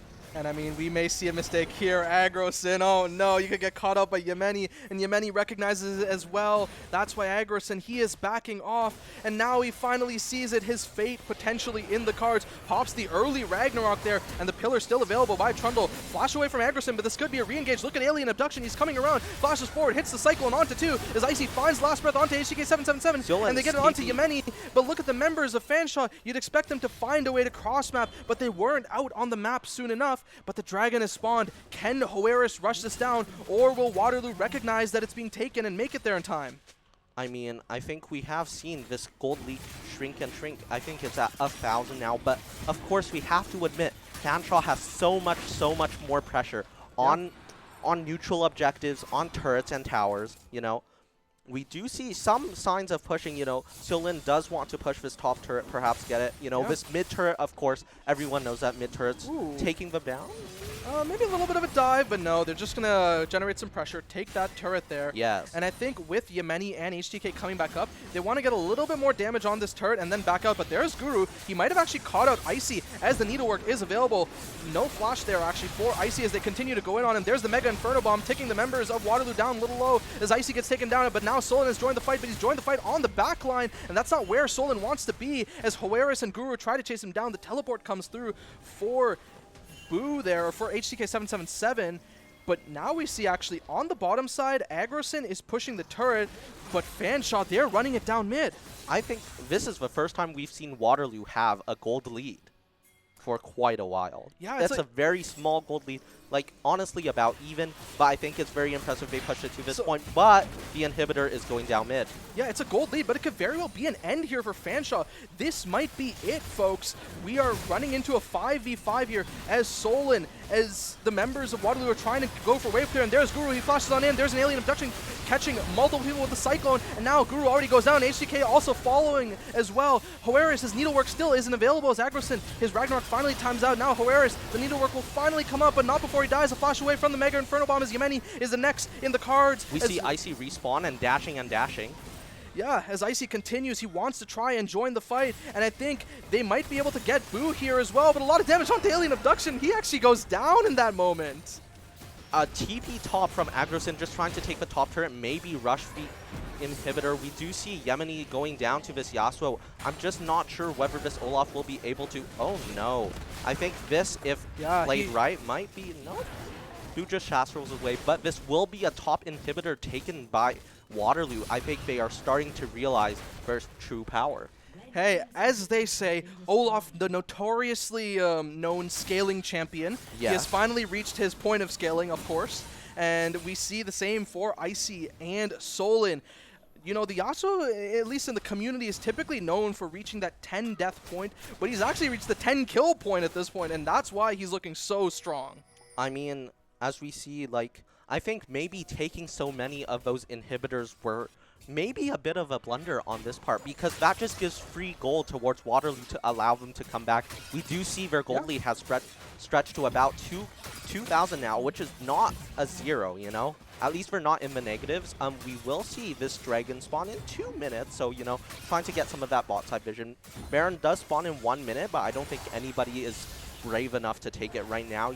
Fanshawe is probably going to try to not do anything that will decrease their chances of winning even more. Yeah, I think almost certainly what we're going to see is we're going to see some setup from either one of the teams. I expect it to be Fanshawe, though, because of how well Ziggs can control this Baron pit. Yes. They're going to set up Vision up there and then decide, okay, do we need to go to this Dragon or can we take the Baron? Because reminder, it is going to be Soul for Fanshawe, which means they can acceptably just take Baron and say, hey, you can have Dragon to deny us the Soul and we'll run it. But now we see Waterloo actually trying to generate pressure by pushing this mid wave. I mean, we do see both top laners still stuck in the bot lane, as we do see maybe a skirmish starting to break out. People trying to disengage. Actually, in the top lane, there is a 1v1 going on as the Ragnarok and the Subjugate both come through, but Aggrison should be the one losing it at this point in the game. But not if the Redemption is there, but HDK still takes them down. But now in the mid lane, they're just setting up some vision for this Baron. And with Trundle on his lonesome to answer that there's nothing else that Waterloo can do. Yeah, Wukong is trapped bot lane. Definitely not the right play unless Waterloo decides to go hero play. Tries to use the Weaver wall in, but it does not work. Yeah, I mean, really, I'm looking for the seismic shove here from Solin if they want to start a fight, but no, they're just going to deny it. They're just going to back away, but they have to be careful, right? Yemeni and Guru are chasing, right? The Nature's Grasp gets popped by Guru, and now Pieces might be the one that gets caught out here. There's the Wild Growth and the Cyclone also for Alien Abduction. A 3-man cycle and a 2-man Last Breath as Hoeris goes down. But look at the base. Look really at the low. base. I think the base is literally just dying. Yeah, the base is dying here. Oh, what will HDK, people do? Oh my goodness. Door. Fanshawe, he takes it with a backdoor HDK 777. An insane sequence of events as Fanshawe takes down Waterloo in a 2-1. I have no words. That was an incredible fight. You know, lots of wonderful plays that we saw, but ultimately I think Fanshawe just had the upper hand. I think the weakness of the top side was just for weakness. Well, you know what I mean. Yeah, I mean, HTK 777, he took that lead, he ran with it, and that's very familiar, or that's very similar to another name we're familiar with, and that is the name he will be facing in the finals to Pablo. And I want to see how that matchup plays out. But hey, overall, I think Waterloo can't really be disappointed with their season, or with their showing at the WaterLAN, because I believe they are a, generally speaking, newer team that has come together. Yes, I'm quite impressed. And I'm really impressed with how well they're performing thus far. I think as they get their team figured out, you know, having people play roles they're more comfortable in, gaining more experience, they will only grow better and better. Yes. And with that, before we hop off, I do want to once again shout out our sponsor in the Esports hosting office, Waterloo Region. Thank you once again. And Jason, anything you want to say before we hop off? It was wonderful casting this series. We will have Gareth and Scott casting the finals, Yes. all 2 or maybe 3 games, but it was wonderful having this experience. And to all the viewers out there, I love you, and I could not have done it without your support. Yes, from me, thank you everyone. It was a pleasure, and don't go anywhere. We'll see you at the finals. See ya. Classic. Alright, what do we got here? Oh, chat, this guy is cooked. Oh, pre-fire. Pop it open. Warming up those fingies. And now he's just not missing any shots? That can't be how that works. Moving on. Oh, Obelisk. And chimps in VR helmets. And a legally differentiated enough version of film score.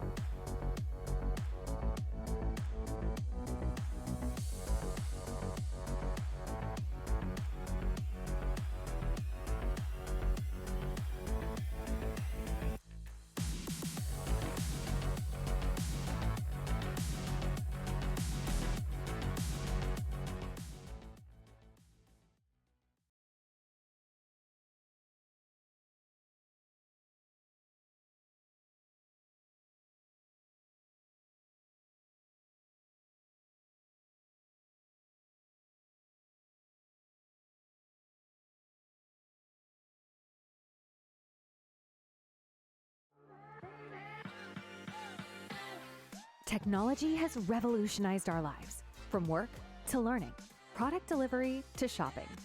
It's not just amazing. It's the force behind making amazing things happen in our homes, schools, workplaces, and journeys. These advancements underscore the pervasive impact of technology on various aspects of our lives, continually shaping and enhancing our daily experiences and abilities in amazing ways. Empowered by technology, we forge a future where possibilities are limitless. All of us at CDW, we make amazing happen.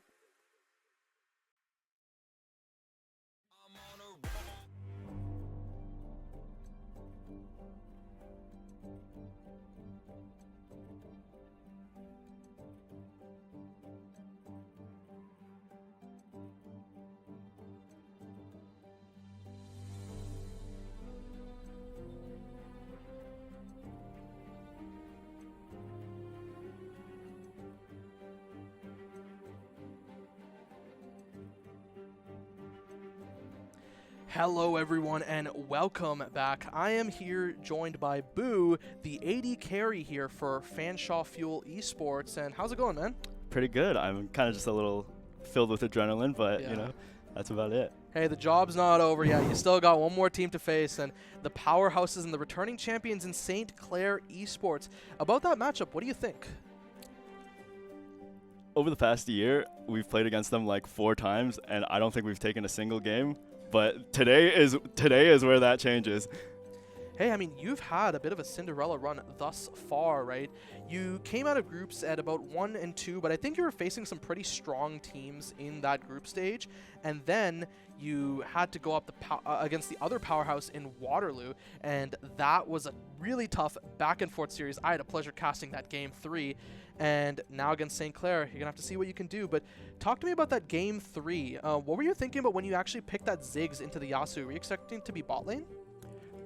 We kind of knew the Yasuo was going bot lane just because of the OPGG and like the research we did. I think Ziggs is just a pretty good neutralizer. I can just play like half a screen away and then stay relevant throughout the game. Yeah, I mean, that's true. And I mean, that's kind of what a Ziggs is supposed to accomplish. And hey, you just have to do your job and stay relevant when your mid laner gets that far ahead. I mean, what were the comms like when there was that bot river fight really early on where Yemeni got like 3 or 4 kills and then suddenly started snowballing? I think throughout the series, we were getting pretty chirpy with the other team. We were just kind of yelling as loud as we could after every play. And so after that triple kill, we all just kind of like exploded and we just kind of yelled as loud as we could. I apologize for that, but I think it was fun. Hey, look, it's all in good faith. You know, everyone just trying to enjoy themselves, right? Now, going into this finals, I kind of want to talk to you about how your team has evolved over time, you know, like in the past few years, and especially coming into this year. How has the team been? I think going into this semester specifically, we had a lot of changes. Compared to last year, we have a different jungler, and then our ADC, which was like a lot of the times our highest ranked player or like our most stable player, he couldn't play this semester. And so we were just kind of scrambling to like figure out who's going where. Yeah. Even especially yesterday, like when the interviewers asked us who's going where, we are just kind of like, we'll figure that out. So you're not traditionally an ADC from what I heard. No, I played mid. Oh, okay. How has that transition been for you? It's been pretty all right. I think this season especially, I can get away with a bunch of random picks. Like Game 1, I played Victor. Yup. So I think that's pretty fun. Well, good to hear. Now, before we do hop off and get you guys ready for the grand finals, is there anything else you want to say either to your teammates, the enemy team, or the viewers watching at home? We said we were here for a good time, not a long time, but I guess we are here for a long time now. So good time and a long time. Exactly. So look out for us. Hopefully we can get one game. Who knows? Maybe we'll create the upset of the tournament. Hey, and that is where the Cinderella run starts, and let's not see it end as Boo will go to rejoin his team, and we're going to see an insane grand finals in the Fuel Esports versus St. Clair Saints after a short break. Don't go anywhere.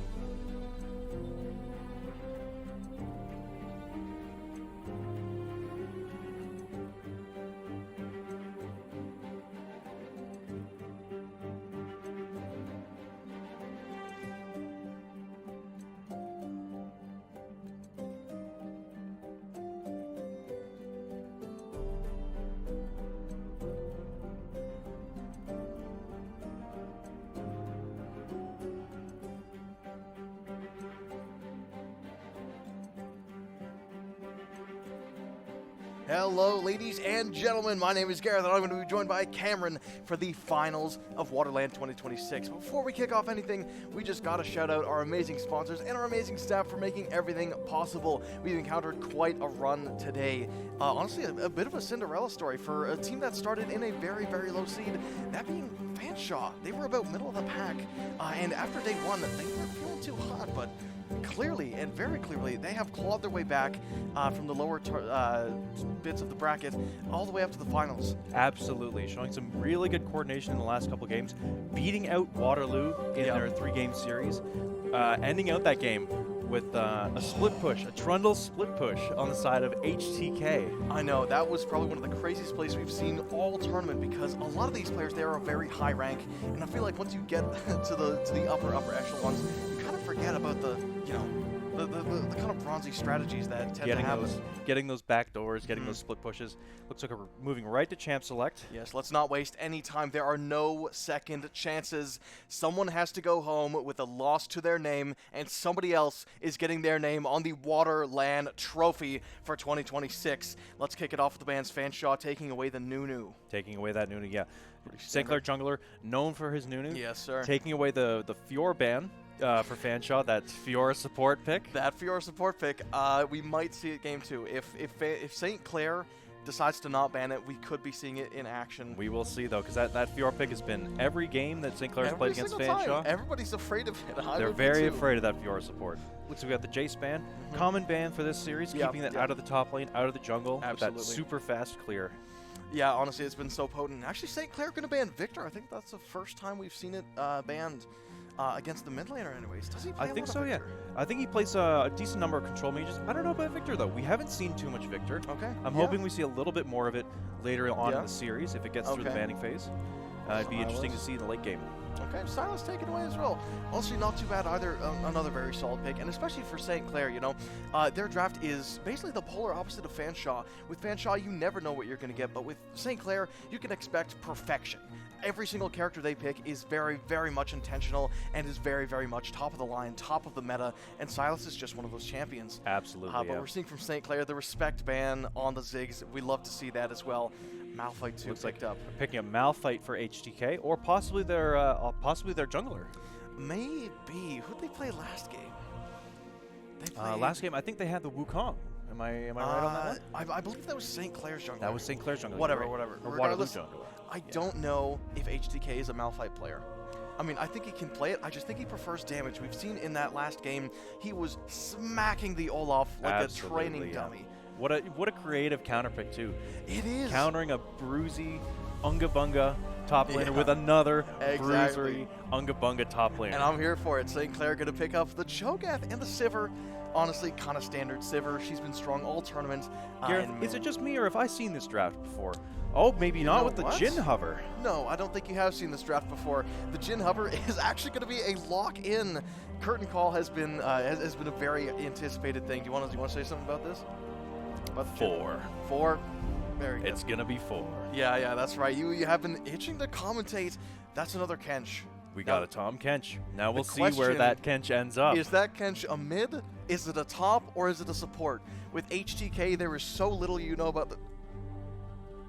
Is that going to be a Yuumi for game 1? Oh, Thresh. Ooh, Thresh. Okay, that got me pretty pumped. I was like, St. Clair might be pulling the same strats as Fanshawe and just kind of locking in whatever they feel like. Oh, we lock in a Rel. Okay. Okay. Haven't seen too much Rel this tournament. Maybe locking in some of those less picked support characters before later on in the series when maybe we have some weaker supports that are open. And you want to take some of those stronger picks against Absolutely, you do. And St. Clair wants to take away that Neferi. Again, I think it's probably a respect ban, which honestly, I really do like that from St. Clair, getting those respect bans in there. Fanshawe going to take away the Darius as well. And fair enough. Pablo's Darius, very, very strong showing. It is top notch. Yeah, we saw in their game previously today how he held a freeze against a hen for 5 minutes. 5 straight minutes. And looking at the Diana ban, Diana's been a pretty... been a very meta, pretty meta flex pick. Very good jungler this patch, and can be flexed mid too. And it looks looking like a Gwen ban for Fanshawe. Honestly, not bad. And then we're going to turn it over to St. Clair for their other pick. They're going to have to pick mid lane or potentially jungle. We don't quite know. It looks to be mid, actually. And Ari, yes, St. Clair's mid laner is quite deadly on the Ari. He's played it a couple times in this tournament, and if you want to catch the games where he did play it, make sure you find us at UW Esports on Instagram for all the amazing esports action. And don't move a muscle, because we're going to get more here. Absolutely. Look, we're looking at another Jax lock-in for HTK. Okay. Another one of those top laners that's really heavy on the split push. Amazing side lane pressure. Good duelist. Okay, and oh HTK, my goodness. HTK's been a bit of a monster on the Jax, but my eyes are glued to this Zac pick, ladies and gentlemen. I wonder if that's support. They've talked about it before. They've talked about it top lane. They've played it mid lane. Where is Fanshante? There's no way. Oh my God! I thought they were going to take a Teemo there, but they're going to go with the Cassante. Very, very standard, very, very perfect. You know, it is what it is. That's just how St. Clair likes to play. Absolutely. But this draft from Fanshawe, what an interesting mix. It's a 5-star meal. Where do you think this Zac is going? I don't know. We've seen the Tahm Kench mid. We've seen the Zac mid. It could be either one. It very well could be. I feel like the Tahm Kench. Oh, does it have to be? I don't know where the Malphite's going, because you would assume that the Jax is top, unless it's jungle. But why would you have it jungle? Because they picked Cassante, so they must think you're going Jax, because he can go unstoppable and push through the Counter-Strike, right? Right, of course. Okay, we're going to see, ladies and gentlemen, moment of truth. So it is the Jax top lane. And we it's have the Zac mid. Goodness gracious, he's running it back. He has done this in the tournament before. It didn't go so hot. I told him, hey man, don't let anybody get you down about that Zac pick. I think it's got potential, and I guess I really got to him because he's picking it yet again. But against the Ari, I think it's a little bit harder than Syndrome. We'll see. Yeah, Zac not exactly the most mobile. Not laner. exactly the most mobile. Might have some difficulty dodging those charms, but if Yemeni can get around Flocon's charms, could be a dangerous pick. He might actually have a very good shot at this lane. The only thing is Conqueror. How is he going to be able to stick to Ari long enough in order to proc it fully to make use of that keystone? It could be Yemeni's not playing for lane. He might be playing for those roams. He might not be playing, but we're starting off with some great sportsmanship. Everybody's spamming the emotes, which is very, very nice. Yeah, Flocon showing off that brand new Ari skin. Is that a copper drop for you? I mean, those brand new Ari skins, they're all pretty much bangers. It's a copper me. All right, very good. Guru going to go down, taking a little bit of harass. Not quite winning the trade, but not doing too bad either. Has the Grasp of the Undying as well, which is interesting. I would assume he's going for Heartsteel first, but we'll have to see. Both junglers are starting topside, so that means that they are going to be pathing down. But the one advantage that St. Clair has is that Raptor's ward for the Malphite. That means he is going to be seen on his clear down. And St. Clair is going to be able to avoid whatever gank he can do. And because of that extra information, they're probably going to secure bot Scuttle Crab as well. Yeah, those Raptor wards, very important for securing early vision.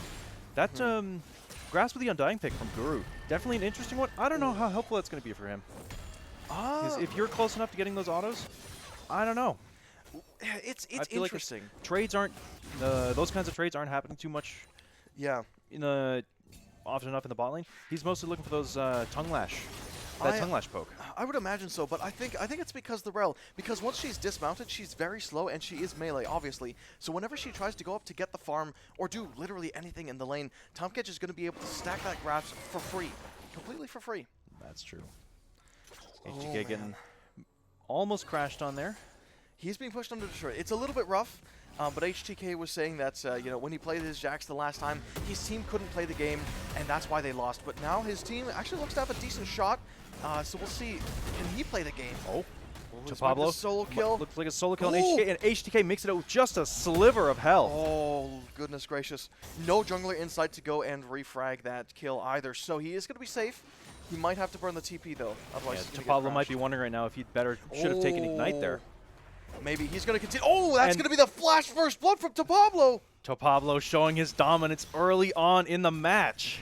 Taking that early lead and looking to expand it. Oh, it's going to be rough for the Malphite, who might be caught between a rock and a hard place, and that rock being the Cho'Gath, the Rel, and Maddie as the ADC, securing the second blood for St. Clair, but it's not quite done yet as Boo has the fourth shot cooking up. Maddie goes down immediately, but Guru still in the fight, and Flocon is currently coming down after him. Tahm Kench is going to secure a kill all by himself. Boo unfortunately whiffs the Jin W, and now he's going to have to try to be saved by Guru. Not quite going to matter, but now Miracle and Flocon are going to be going onto the lone Catfish, and and no roam from the Zac in sight. Guru's got a lot of damage, and he has a huge shield, but the Rel Q completely removes it, and that is going to secure the 4th kill for St. Clair. All right, 2 kills on Flocon. Going to be a monster later in that game.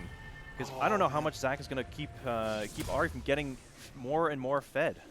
I don't know. Zac needs to, Yemeni needs to be pushing in those lanes as much as he can to punish Ari for those roams. He does, he has to be, but Zac doesn't really have the best wave clear early on. Late game, once he gets his W level 4, it does come up every single time he picks up a blob, but until that happens, what's he got? They're going to try to push in the top wave to give HTK a favorable back. Or at least that's the way I can see it. But Pablo might not let that happen anyways. Pablo doing his best to hold that freeze in front of the tower. He's baiting for Cho'Gath. Look, look, look. He's just finishing up the Krugs, and then he's going to come top. HTK's low. There's no way he can fight. And Malphite does not have nearly enough damage to actually go for a kill. It doesn't look like Pablo knows that HTK's in that bush. HTK didn't back. But no, I don't think they know that the Cho'Gath is in the river. He's going to be coming up. That Rupture, it could be hitting the Jax quite soon. Pablo, low mana and low health, but HTK going to get knocked up. He's going to be going down. Has to flash away immediately. Actually jumps in for the 2-man stun, and he gets the kill! He might even get out as the Cho'Gath tries to pick up the play. He actually manages to kill him. What an incredible fight in the top lane. Oh, it's electric. Neither of these teams want to let go. St. Clair, the reigning champions, and Fanshawe, the heavy, heavy underdogs with their ultimate bravery drafts. They're hanging on to everything. They said they're here for a good time, not a long time, but with all that adrenaline from that 2-1 against Waterloo, they have to be pumped. Fight going down in the bot lane. Miracle has those 3 stacks of Acquired Taste. Is he going to be stunned before Guru gets the shield off? No, he's not. Boo not able to finish off the kill either. Now Maddie's starting to free hit, and Boo has to back off. He's got no support either. Something I want to mention is there's been so many fights so early on in the match compared to some of these other games we've had where it's been a little like slow in the early. They play it safe, try to push for a lead where they have player advantages. But this game, they've been having so many fights, and those fights have been super even. They've been so close. They've been very close, but there's been 2 kills for every 1 minute. This last fight here, Guru went down, and they didn't get a trade back, unfortunately. That is very true. You know, Pablo and HDK both went down in the same fight. And now Flocon's going to come back to mid lane, but we have to pay attention to this top side because Pablo, he was one of the biggest reasons why his team was able to win those previous games. He's just able to break top open so darn easily, and with that level 6 and with that Q3, he's going to be able to get another kill, unless HDK gets his ult forced out. Might have the Counter-Strike available. Pablo still has his ultimate up. He wants it, no, he does not. No, he doesn't actually hold up. The stun comes through, and the tower shot. No, if Jax might have been able to kill if he W'd that to Pablo and HTK playing on the very, very edge of their champion limits. Where is this going now? Pablo gets, those little skirmishes are over. Pablo's forcing HTK out of lane and pushing in that wave to deny him those minions. Yemeni, good dodge on the charm. He's able to continue farming without taking too much harass, but he misses the Q, so he's not going to be able to get a good trade. Cho'Gath hammering on that dragon there. We've got vision control of the river. Lonzo's been a monster on this Cho'Gath, and he's been a monster at securing these objectives, and I think it's going to be a freebie. Flocon in the mid lane. Spirit rushes, does not manage to kill Yemeni. A little too tanky with his null magic mantle, boots, and Doran's shield. Yemeni needs to be very careful about those Flocon cooldowns. Gets hit by the Miracle. charm, and the true damage is just too much. Yemeni goes down under his own tower. Yeah, that burst electrocute is hard to deal with. Even though Zac is a bit of a tank champion, he's got no second life, and he's got no real magic resist, but now he does have the Merc Treads in his inventory. But the one that we really have to pay attention to is Boo. Even though Jhin is a carry, even though Jhin is very squishy, his auto attacks, especially in the late game, hit like a truck. It doesn't matter if you spell shield, it doesn't matter if you spirit dash away. If Jhin manages to fourth shot you, that is easily 2/3 of your health. Absolutely. Looks like Pablo looking for a heavy trade on HTK here. HTK going for the Counter-Strike, but Pablo gets stunned. HTK trying to run back to his tower, but Pablo keeps blocking him. HTK gets his lethal tempo up. Poer is coming up from the topside river. Ward. He knows. Pablo, I think, probably knows that he can't be killed, and Cho'Gath is up on the red buff as well. So any play that could happen here might go sour for Fanshawe. Pablo might be able to skew this fight into a 1v1 with his ultimate if a fight breaks out. Oh no, down to the bot lane. Unfortunately, Guru goes down. Amazing flash from Boo to keep himself from Miracle, but 1, 2, 3, 4! Not quite going to go for any kills, but that was very fun to say, and I'm sure that Boo was saying the exact same thing to his team. Absolutely, Gareth. All right, hold on. The Grubs fight is coming up now. Oh, amazing charm onto Yemeni, who has the Let's Bounce available. He's going to have to try to jump away to save himself, but I don't think it's quite going to matter. Horace as well. Oh, unfortunately, Yemeni goes down. Horace gets dragged by no, not Let's Dance. Oh, it's a whole bunch of stuff happening. Good flash away from the Rupture. All out used from Pablo, so now HDK might have some more breathing room as he's got very little dueling power. Action is not over yet as the Flash Q Ignite from Guru is not quite going to catch Matty off guard. He's got the reaction time to pop the spell shield. He anticipates it happening, and he, boom, blocks it. Otherwise, that would have been a kill for Boo. Absolutely. St. Clair managed to take those Grubs uncontested after Fanshawe have to forfeit their pressure over the area. Cho'Gath probably getting some extra stacks on those Grubs with his ultimate. Absolutely, and now he's just making Malphite. It's going to make Malphite insanely useless here, unless he buys these very cheap items that we've seen on him previously, like the Zeeks. That gives you that ultimate convergent. haste. That's right. Yeah, unless Malphite is going for those very cheap items, I don't think he's going to be able to afford anything. And same with Yemeni. He's just not feeling too good. 48 CS to 94 at 10 minutes. It's a very, very rough lane to say the least, and he misses the cannon. Oh, that's gotta hurt. Oh. I gotta be honest. I really love the ballsiness of picking the Zach mid pocket pick, but Me man, too. it just does not seem to be showing up for the game. Does not seem to be showing up, and unfortunately, this is Fearless Draft.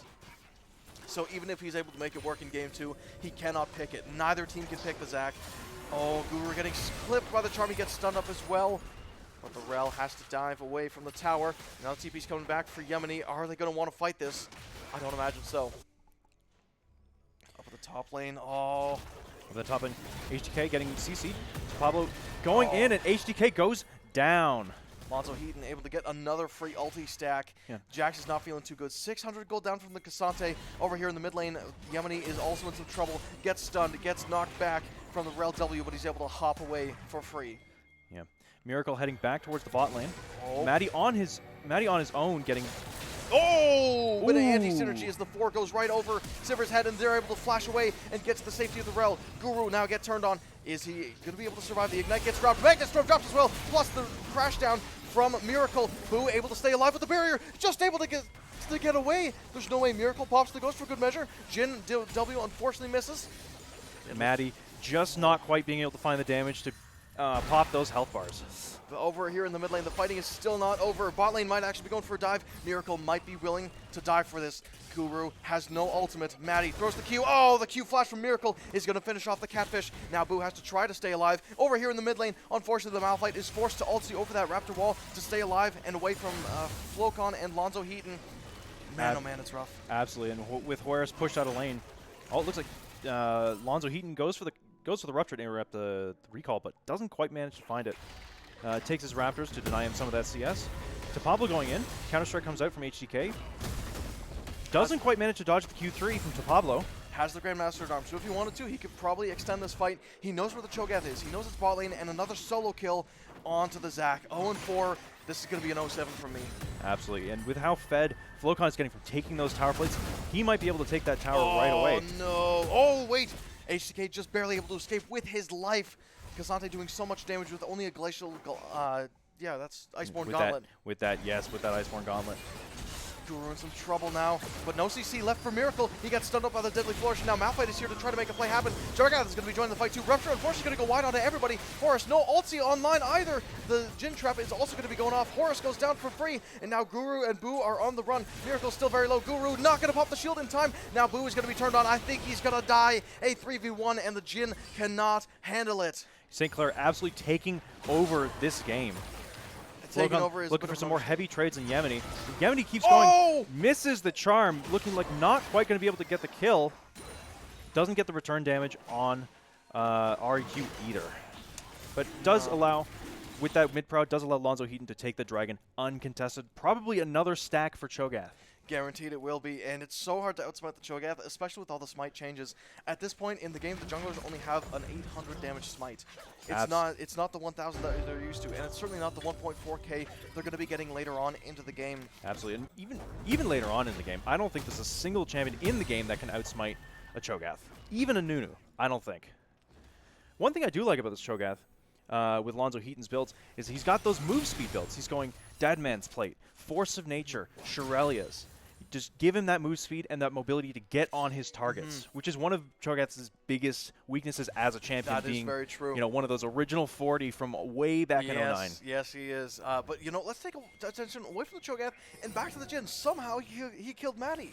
Despite being 10 CS down, speaking of kills, HTK might also be biting the dust. As there's 3 members up at the top lane for him, he's going to stand there, he's going to pop the counter-strike. He knows he's done for. Flocon able to pick up another freebie. That's too bad. Yeah, Pablo denying so much CS in the top lane there, forcing him out of lane.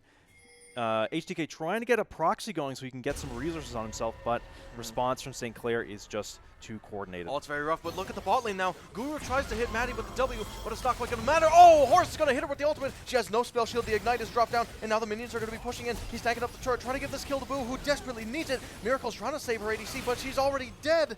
Now, can Miracle even do anything, or is this tower going to fall? Now, over there in the mid lane, Yemeni's making some moves on the Ahri, trying to say, let's bounce, but Ahri says, no, thank you. I'm not into that. And now she's going to Spirit Dash away. Is this play actually going to... Oh my god, Guru with the ranged eat. The Q, Tom Catch, ult tech. Miracle's going to try to survive, but with Boo being out of bullets, they are able to load one in the chamber and shoot her off the horse. Absolutely. Yep. With Juarez down, Lonzo looks to invade the enemy jungle, taking that blue buff, removing those resources from Juarez, and taking away those buffs from Fanshawe. But now look at the top lane. Lonzo Heaton and Top Pablo might be looking for a dive here on HTK. Oh, he can't catch a break. He finishes his quest, which is a little nice. But, oh man, with 3 members up at the top lane. They don't have Rift Herald, though, which might be the caveat. Yeah, with how strong they've seen HTK's split push to be, they're looking to absolutely shut him down every way they can to keep him from having that side lane pressure. Very, very true. On the sidelines, Yemeni not feeling too good as he gets silenced by the Cho'Gath. He can't find his way in. He cannot slingshot. Guru going to step up a little bit too much for Pablo, trying to get the eat on. Oh, Guru cannot get the shield in time. HTK also in some trouble. Now Boo going to be in the target of the next assault. Yemeni able to jump in, but with Dark Charm available and huge damage on Boo. That's going to be the curtain calling. 2, Yemeni unfortunately goes down. 3, 4! Not quite any more kills, but it's still just as fun to say as the last time. Boo has to be careful, though. There is a lot of CC and a surprising amount of damage on the side of St. Clair. Miracle, maybe looking for a new play? Man, what an excellent, what an amazing team fight from St. Clair. Just juggling that tower prio, trying to get as much as they can done. But it looks like Boo is able to keep the wave right out of that tower. And Maddie it looks like also Maddie falls to Malphite. Previously, he was 0-3. You know, it's like that classic meme. ADC can kite and be as mechanical as they want, but, you know, Malphite presses that R.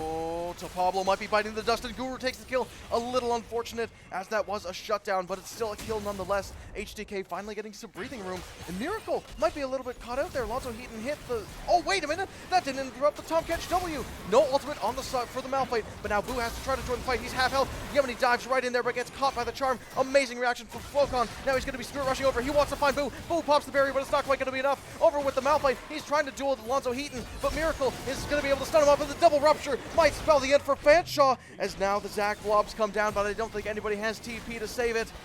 And that's going to be another kill over the side of St. Clair, 9-25. 9-25, even more pressure for St. Clair. HTK on the side of Fanshawe trying to generate some pressure on the top lane, but Pablo's TPing up, hitting those Qs, slowing him down. Oh, Lonzo Heaton, it might actually be helping get away. Maybe not, as the rupture comes down and stuns him right up. I think he's waiting for an ulti stack. Yes, he is. And Lonzo Heaton eats Jax for dinner. Man, that with the Hail of Blazers, taking that ultimate Hunter secondary really keeps that cooldown low, so Cho'Gath can stack his ultimate super, super quickly. At this point, I expect he's probably getting he's probably got the 6 stacks from his from minions and monsters. He's getting even more from champion needs. Yes, he certainly is. Oh, hold on. Horus going to try to go in, but Maddie is able to block it with the spell shield. They're going to have to flash away from the Zac, who's currently bouncing in there. Wants to get the stretching strike, but it does not matter. Horus gets ignited, and he gets chased away by the Rel. Yemeni going to be turned on now, and he has no second life, and he is going to be going down immediately. Miracle, unfortunately, misses the crash down, but will manage to hit the Malphite. You know, Gareth, I don't ever think I've seen a Rel this fed in my life. 7-1-13, finishing off so many kills. I don't think so either. This Rel is crazy strong, but now Guru is going to eat her right up, try to hit her over to Boo, but he gets charmed, making him turn around. 1, 2, 3, 4. Not quite there. Not quite. That was a fantastic reaction from Flocon. He charms the Tom Catch to make him turn around to spit Rel in a better spot. Yeah, I know. What an incredible display of skill from Flocon. Pablo really sieging this tower, but gets hit by the root from Blue. maybe playing a little bit too much. All Out comes out, and I think HDK's dead. When the Counter-Strike comes out, he flashes away. Oh right my into goodness. Pablo. What a Giga Chad. Pablo mogging his opponent as he runs out just enough health to keep his life. Let's Bounce coming in, no charm available. Mid lane quest finally completed for the Zac. Could this be the turnaround? And he gets the shutdown as well. Yemeni able to get his first kill of the game. 1-7.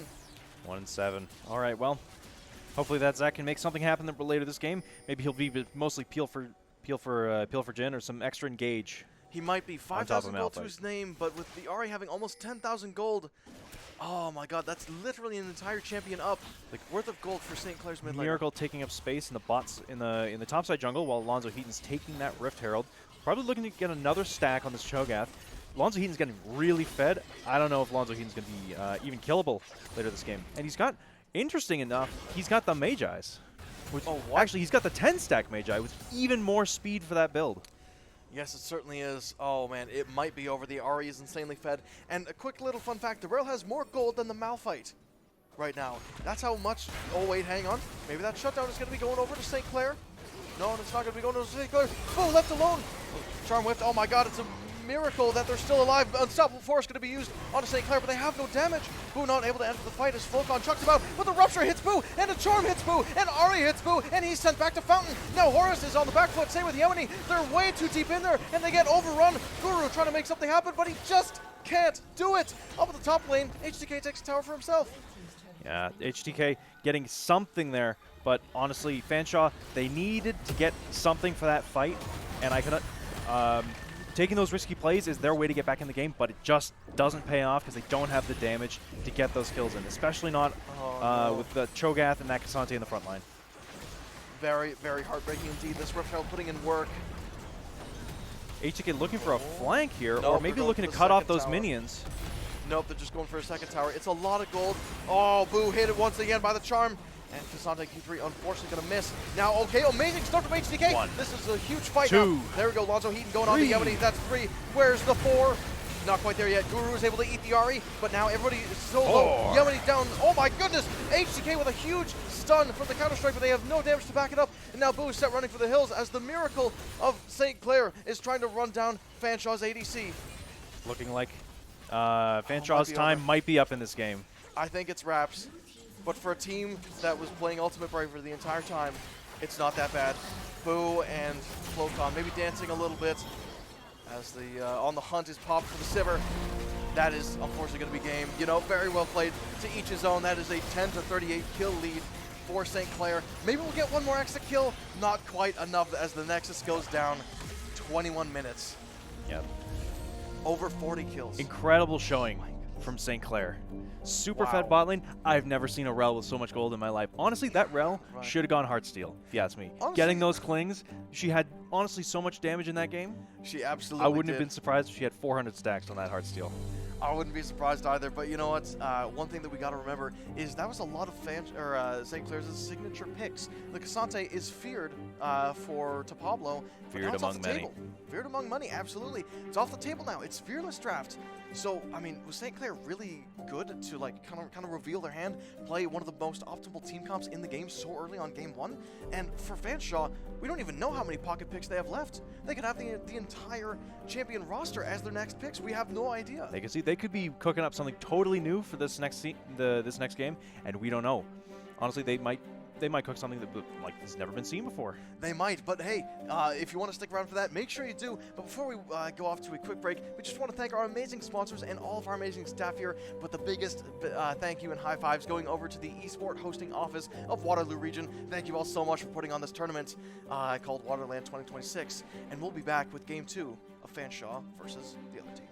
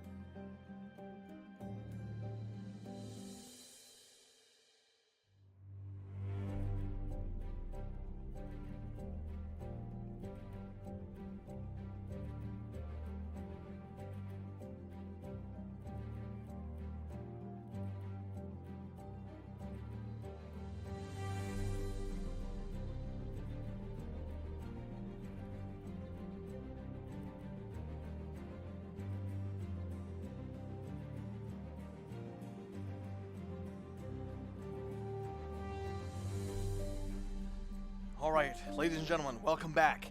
This is potentially the final game of WaterLAN 2026. Fanshawe going head-to-head against one of the best teams, the reigning champions of League of Legends, not just in WaterLAN, but across a variety of other events, St. Clair. It's a little bit of a David versus Goliath situation.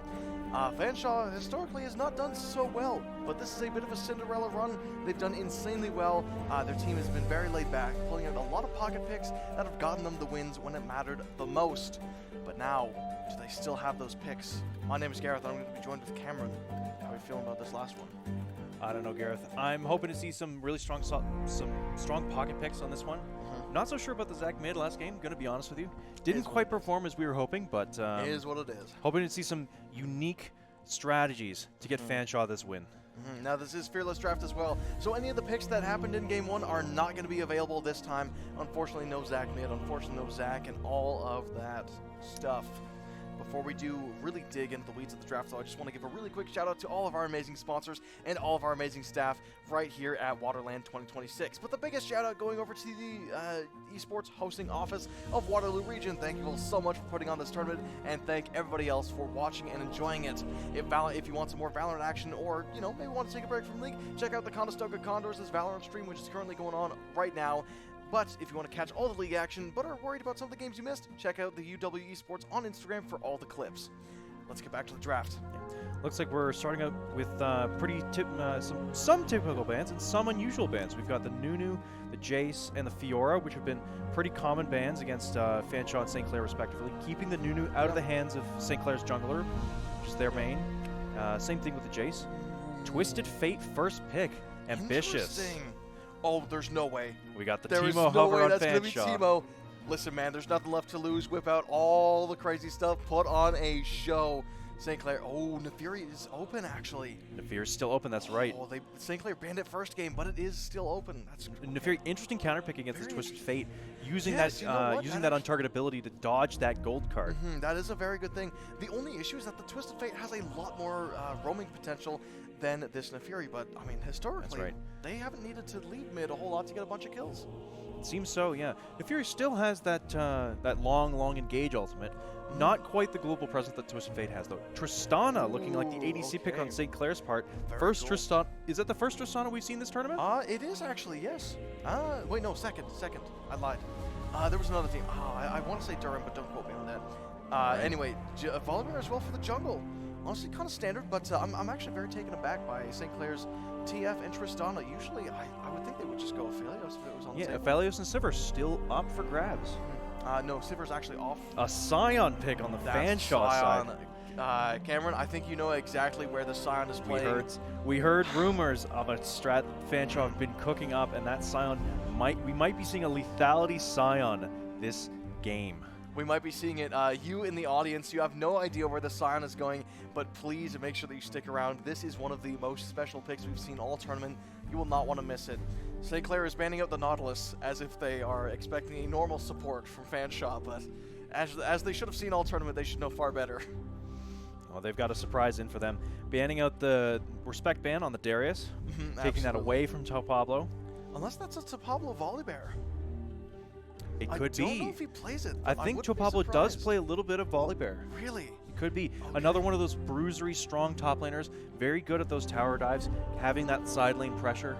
15% max health heals on those Ws. Very true, very true. Zyra would actually be pretty crazy. Bard as well. Also, he's been picked once this tournament, but the Zyra would be very, very interesting. Oh, Veigar. Veigar. Ooh, is it Veigar or Veigar? That is going to be locked in. I like to say Veigar, but... All right, well, regardless, the tiny man is taken. But the question is, where is it being put? Is it maybe top lane? Because I would assume Nefiri's mid. I would assume Nefiri's mid, too. It could be Veigar support. Unless it's Veigar APC, and we actually don't know where the Scion's going. That's actually a Scion top. That's right. St. Clair taking the Senna. That's actually a Giga Chad counter pick. There we go. Because if I'm not mistaken, a couple players on Fanshawe play it. Is that so? I believe so. I believe their support plays it a fair bit. Oh, so taking that Senna pick away from Fanshawe. It's stealing it. Maybe St. Clair is not feeling too confident. They think it's going to go to a game 3. We might have on the Mundo. Tau Pablo Dr. Mundo pick. I'm very excited for this pick. I've been waiting to see Dr. Mundo all game, seeing that push. And hey, a little bit of tidbit. And we might have a Yorick on the side of Fanshawe. Oh, there's no the Teemo hover. Teemo, what are we going to be seeing? We really don't know Fanshawe Mel. I really hope we see that Yorick. Teemo or Yorick. I'd love to see Yorick. Yorick, another one of my favorite champions. And we see the Varus lucked in for AP, or ADC. Okay. Looking like a Scion top lane, Veigar support, and Varus ADC against a Senna Tristana bot lane. I think it's Varus mid, Veigar Scion ADC. Like bot lane? Because if you think about it, right, I think so, because Veigar, one of the main weaknesses early game is his E costs a lot of mana and it's hard to land, and his W also costs a lot of mana. It deals a lot of damage, but it's hard to land. Which one out of these, out of Scion and Varus has more setup? Would it not be the Scion? He's got a slow. He's got a knockup. He's got another knockup on his ultimate. I think it's a very real possibility we see those two bot lane and the Varus going mid. I believe against. Oh, It never could mind, I don't possibly even be know. Varus top lane. Varus is like, we've seen It Varus might be a over Varus the top. years as a Varus top lane pick, but there's no, I'm certain it's not against Dr. Mundo. Dr. Mundo, I think, would roll all over that Varus. We don't know. Varus does actually excel against those very high health targets because of those blight stacks. It takes 3 auto attacks, and then his next spell against them deals a percentage of their maximum health. That is true, and he does have the E to kite, but that ultimate, Exactly. Dr. Mundo goes Very where he, true. that ultimate, Dr. Mundo goes where he pleases. Very, very true. And actually, one little tidbit of information before we got into this game, we actually spoke to Pablo. You were there too for that, and he was telling us about how he's actually a secret Mundo player. And he was saying, oh man, you know, I'd really like to play Mundo, but I don't know if the conditions are right. And Cameron, I think your prayers have been answered. This might be the right conditions. This we're might be the looking right for. game. Hopefully, if it's against this Sion, Sion's going to have a rough time. Those percent health magic damage Qs chunk out Sion for lots of health. And Sion is one of those tanks that likes to stack health in the early game. Absolutely, it could be a very rough matchup. And in the jungle as well, Xin Zhao against Volibear. Dare I say, that's Volibear sided, because even though Xin Zhao has the Crescent Guard and can knock Volibear away, Volibear can respond with the Rising Storm and just hop right back in, going for a stun, going for a chomp, nice juicy snack, and he probably is going to kill in the mid lane as well. Vygar might not be, if it is mid lane. Vygar, I don't even know how it is against Twisted Fate. He has 0 defensibility, very little utility. You're only picking Vygar if you're saying to yourself, listen team, it's going to be a rough one early game, but late game we will win. And because if you look at their draft, it's extremely squishy with the exception of Volimundo. That's true, and they definitely have. They've definitely picked a late game comp with that Sion and the Vhagar. Varus is going to need to scale too, but Varus is fairly strong in the early game, I think. Honestly, he's not too bad.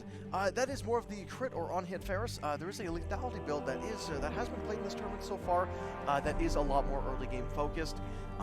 But depending on where this Varus goes, I don't know if that's what they want to go for. Yeah, that's right. Oh man.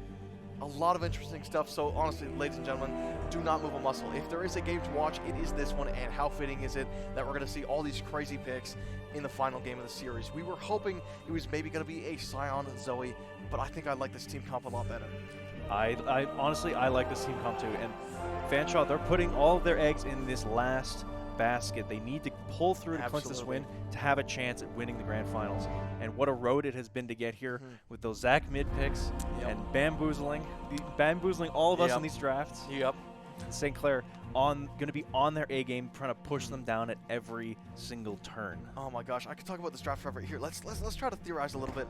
So, assuming this is a Vhagar mid, what do you think are the next steps going up against that TF? Because if we think about it, right, TF, he's not very lane dominant, but neither is Vhagar. He has a little bit of push with the Q, the Baleful Strike giving him AP, but how long would the TF stick in mid lane and let the Vhagar stack for free? I think this is going to be which mid laner can get that lane in first, and honestly, I think it's going to be Twisted Fate because Vhagar, early game, known for his weak early game. Not a whole lot of push power. Very true. Until he gets 1 or 2 backs in, he gets some of those items, and he gets that passive stacked up. Once he gets past the laning phase, Vhagar is going to be probably a force to be reckoned with, regardless of what happens in the mid lane, unless they really shut him down with lots of camping. And they're probably going to have to do that because, what's it called? Endless Evil, something like that. Phenomenal Evil. Phenomenal Evil, thank you very much. That Phenomenal Evil, it does not have a cap, just like the Scion Health Furnace, whatever that is. The Soul Furnace. Soul Furnace, thank you very much. I was close. Neither of these champions have a cap, whereas a lot of picks on the side of St. Clair, they do have a cap. Tristana as well, like she's very good in the late game because she gets extra range per level, but even she has a maximum level of 18, and at that point, she literally cannot get any stronger. Actually, that's not true. With Senna, she stacks those souls. Senna is one of the strongest scaling champs in the game. Very true. And in fact, Senna grabbing those souls with her teammates farming around her, she can stack almost. I think she was one of the hardest stacking champs in the game. And that Dr. Mundo. I'm not gonna lie. Even if he's not a health stacker, Dr. Mundo is one of the single highest scaling champs in the game. He is. But something that may have come to my attention just now, and St. Clair, maybe they've lost their marbles. Maybe they just simply don't care anymore. They might be taking the Tristana top lane for those extra 2 levels. Because if you think about it, Tristana already at level 18, she can almost outrange a tower. and I don't know how hard, I don't know how high the range gets when she's level 20. That's an interesting perspective. That's right, because if Riot didn't think about people taking Tristana top lane, she might be able to outrange the towers. that's right, because Tristana, her auto attack range and buster shot range, that scales off of level. That You're is very right. true as well. If that's the case, St. Clair might have just cooked up one of the best picks we're probably going to be seeing Clair. all sorts. Looking for that top lane Tristana level 20 outranging the tower pick. That might be one of the most gimmicky picks we've seen all all tournament. But what an what an incredible idea that would be. I'm thinking about it, right? If Buster Shot scales based off attack range, if you're Xin Zhao, she can attack you farther than your Crescent Guard will even reach. So you can't W dash onto her. If you're Scion, obviously she can buffer the CC with her jump. She can buffer any CC with her jump. If you're Nefiri, I guess you could try to dodge with that invulnerability, but with it coming so far away, can you even predict it? I think eventually, Tristana will outrange that Scion even in the max range of his Q. Veigar Q, honestly, not too long range either. It's not too long range. The only thing, it deals a lot of damage. It has very high AP scaling. The only balancing fact is it has very low range, and I think that's why they wanted to draft the Xin Zhao, the Varus, and the Scion, is for that little bit of lockdown to give Veigar even a couple, even a half second to step up, throw out the Q, and get a ton of damage onto whoever's unlucky enough to tank. That's done. That's right. And there's no, even regardless of what the game state is, there's no, you can't ignore a Scion engage with that ultimate. No, you can't. Scion charging down the river, you gotta watch out. You have to watch out. And actually, some of the things I've seen on Scion, or at least what happens in my games, is if they happen to die on top lane, and sometimes they'll intentionally die for this, where they run it down, but then they teleport bot lane, usually to the tier 2 tower, and then they ult down the bot lane, right? And nobody expects it really, because everyone just expects Scion to just ult back to lane, because it's kind of like a budget teleport, right? But this catches so many people off guard, and with Senna having no knockback, the only thing she has is a root after, I think, 1.5 seconds of hitting a champion. That's not a lot of peel for the Tristana. Granted, Tristana can jump out pretty easily, but if Senna's left alone, even if she goes invisible, that sign is going to be right up in there, and it's going to reveal her in her camouflage, and she's going to go down. She has no tank stats. That's right. You know, something else I considered, with the number of interesting picks we've seen from Fanshawe, we might see an AD Scion in the top lane. I think the AD Scion is an absolute given, especially with new crit changes. We got the 200% crit on those passive auto attacks. Do you think we could be seeing an AD crit Scion? There's no way he's running Essence Reaver. I'm just trying to think, what's the cooldown on his E? E cooldown not too long on the E, but no, there's no way. Listen, Fanshawe is absolutely bonkers when it comes to these picks, but I think Crit Scion, especially with Essence Reaver, maybe that's a little too far. I don't know about not Essence Reaver. No, you wouldn't count it out. When you're building Crit-Thality Scion, you usually take Crit-Thality. You take Yomu's Ghostblade for that passive movement speed. Okay. You take what's the build? I think you take Collector, Lord Dominic's. Although I think Lord Dominic's has been changed now. It's the Giant Slayer passive has returned. Okay. And I think it deals extra damage proportional to your max health, so it's not exactly an optimal pick for Scion. Interesting. Well, I mean, there's still so many questions to answer for this draft. I don't think we could even tell you. If you could just give us a couple minutes to plan out and try to figure out where everybody's going, that would be phenomenal. Cameron, are you okay with taking a quick break? I'm all right with that too. Okay. Yeah. See you in a few.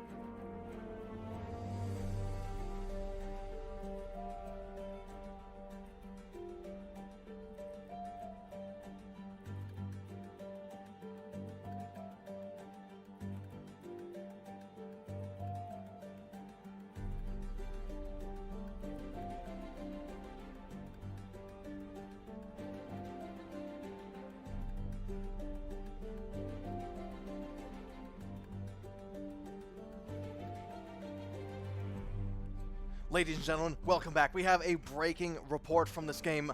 We still have no clue where anybody's going, so you're just going to have to stick around and see who goes where. But even if you have to leave now, make sure to hit us up on Instagram at UW Esports to catch all the amazing esport action and all the amazing clips. As a super duper quick refresher before we jump into this madness of a game, my name is Gareth and I'm going to be joined with Cameron. Oh boy, we've been expecting quite a lot of crazy picks, and this is the potential last game in WaterLAN 2026. So ladies and gentlemen, there is no second chances. Whoever loses here is basically going to be going home without a trophy to their name. Whoever wins here will be remembered in the Hall of Amazing Teams of WaterLAN. Currently, right now, I believe the only person who holds the trophy is Waterloo. Very fittingly so, back in 2025, if I'm not mistaken. Absolutely, but Waterloo's already been toppled from that throne. So I guess we'll see which of these teams gets to go home with the trophy tonight. Very true, very true. Actually, wait, no, I believe it is St. Clair. They were the reigning champions, and they are currently back to defend their title. That was what I've heard quite a lot from quite a lot of people. And honestly, it does make sense. They played extremely well this tournament. They have all been at their A, if not S game at this point, if we're talking league terms. Right. Yeah. And there's certainly no slouches here. But with this crazy draft that they have, I don't even remember who they picked, but Dr. Mundo's in there, and he's not super duper meta. He's got a very weak early game, and you know, considering what we've seen from Pablo in this tournament so far, you would imagine that he likes these very early game aggressive picks. Stuff like Darius, stuff like Casante. Stuff that can dominate the lane. That's right. Exactly. Stuff that gets that early push, has that lane prio for his teammates, and stuff where he can, you know, push that lane in, roam down to get those grubs, and get those early solo kills. Mundo is not one of those picks. No, he's really not. He is a bit of a dominator, like just in general in the late game, but until that happens, he's kind of like a minion that heals himself, is he not? Well, he's got a. It looks like Tapablo's going to have to land some of those cleavers. Those cleavers can have some big damage behind them, but you know, those minions, they work as pretty good meat shields. They certainly do. I'm just saying. No, and I'm picking up what you're putting down. One of the major questions that we have is they have a Vigar, a Varus, and a Scion. Previously, when we were talking to them, they said it was going to be a Scion Zoe bot lane, but I don't even know if that's the case. Where do you think any of these picks are going? Honestly, I have no clue. It could be a toss-up. Looks like we're getting into the game here. Support, of course. Oh my goodness! All right. Wait, is that a Xin Zhao mid? What the heck?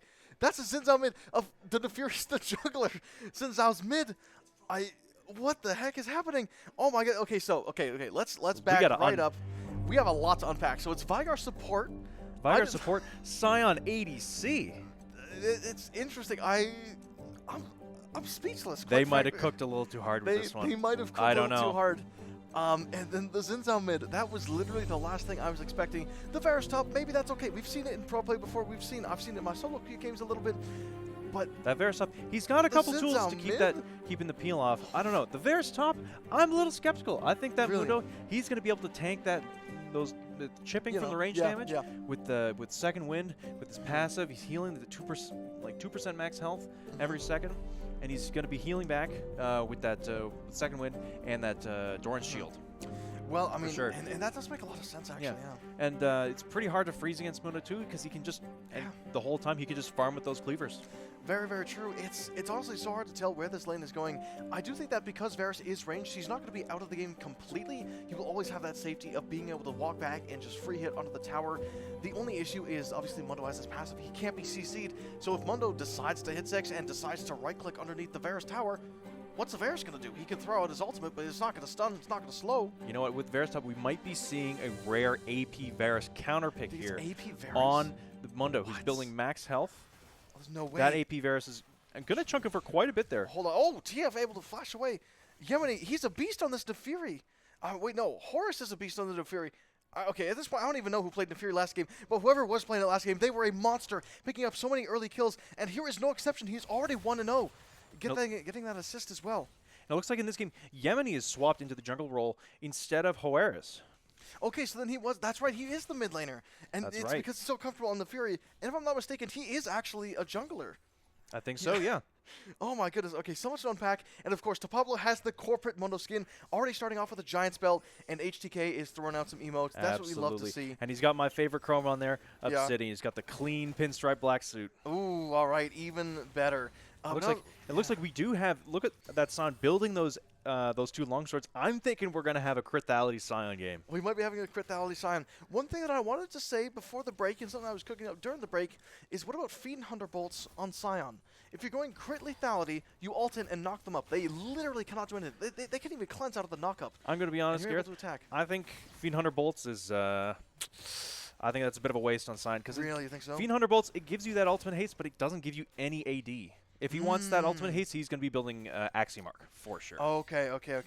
Actually, he might be building Axiomark very first thing. He's got that. Very good. He's got that serrated Dirk. Volleybear coming in for the topside gank. Level 7 does not have the ultimate. He is going to be using the ultimate as well as the flash. Mundo's passive is actually going to be popped, but there's not a whole lot of CC coming in from the Fury. HDK pops the barrier, and Volleybear pops down the storm.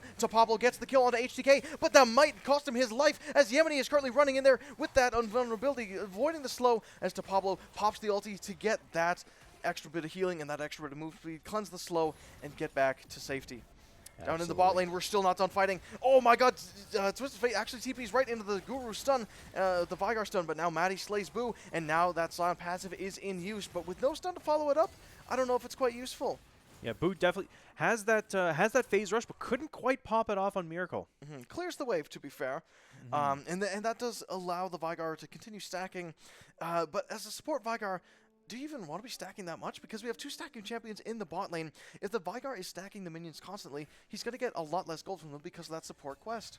Well, I don't know. I think that Vygar can still stack those. He can still stack that passive. Looks like Flocon's having a bit of a scrap with Yemeni and Hoeris right here. Oh wait, he's walking back in. What? Flocon has the gold card in hand. No, he's actually got the red card. He misclicked. Volleybear coming right in over to Yemeni. He's going to take him out immediately. And now Horace is fighting an uphill battle when he finds the TF. The W sweep is going to be able to find him. No Mundo ulti on the board either. So Horace is still probably going to die. But considering he's an AP mid Xin Zhao, that's not too bad. And HTK still farming up at the top lane. And that is looking like an AP Varus. You were 100% That is looking like an AP Varus. He's got the build path for that Nashor's Tooth. Getting that on hit, getting that AP. He's going to be building against that percentage health. And it looks like Mundo's...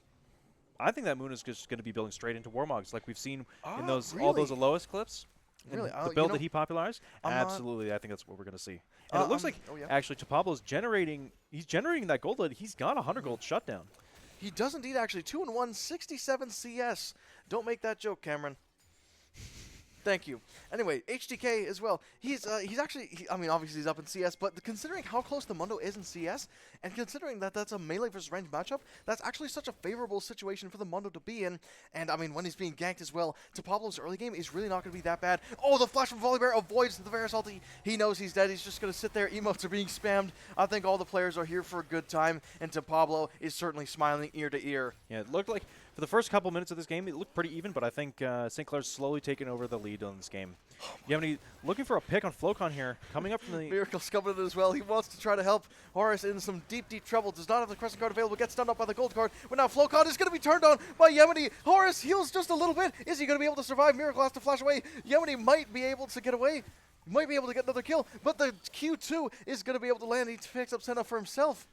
A little bit of BM there from HTK in the chat. Yeah, we're seeing it. Honestly, we might as well talk about everything. HTK, the king of mind games. He said he was the best player on his team as well. And I'm not surprised that he's also pulling out this mental warfare, trying to bait St. Clair into staying top lane. Looking like Pablo pushing that early lead, getting those early plates, proxying that wave to get a little bit better tempo. And Volleybear getting those grubs to help him push those towers. Push. And he might be pushing that. We don't know how much gold he has, but he could be very close to the Warmogs on his back. 1.8k in the bank. Is that enough?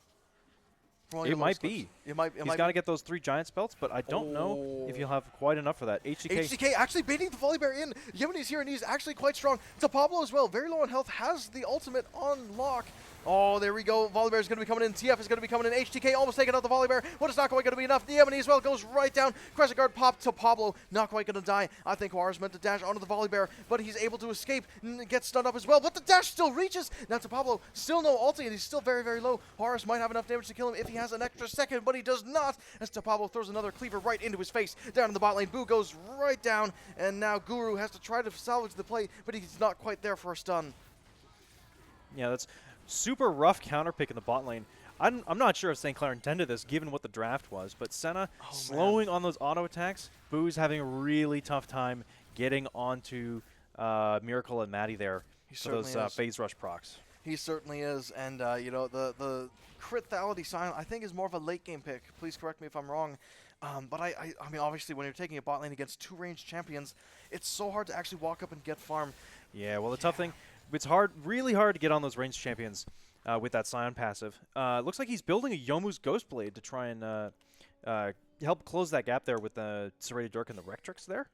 But I'm not sure it's going to be enough because Senna's still got that slow. She has the root that she can save, although often I feel like she's using that route a lot of the time to get those picks, you know? Yeah, and you know, we're looking at the Mono's build. You were exactly right. He is going to be rushing that Warmogs, but let's get that to later. I mean, where did Miracle go? He vanished. He's gone. I don't see him. He was like half health. What happened? Is that goodness gracious? Did AP Xin Zhao do that? Is that what it can do? I know my mid lane AP Xin Zhaos don't do that in ranked. Do we have an AP Xin Zhao? Is that what we have the Dusk and Dawn, of course. All right, wow, we've got just some crazy picks. We've got a little bit of off meta, like we've got the Nefiri in the jungle, which is unusual for this tournament. Off meta is an AP understatement. Xin Zhao, Lethality Scion, the Vagar support. It's just nothing but off-meta picks for this draft. Oh, yeah, when he's trying to make it work, but he's going to have to give that Dragon. Guru is there, so they might be able to catch off Flocon, who's currently caught in the cage, but without a Scion to set it up, and without a stun to land any abilities, Flocon's going to be relatively fine. The Baleful Strike coming out as well. The Supreme Darkness, Ultimate Evil, whatever that is. Yemeni takes the Dragon. Volibear maybe steps up a little bit too much. Horus over here in the backline. It might be able to get up a kill for himself as Tristana goes down. Volibear is also running. I don't know where he's going, but he's trying to lead a Fanshawe away to save his team. Yeah, Boo can't quite get the Decimating Smash onto Volibear there to secure the kill, and he's going to have to walk away empty-handed from that fight.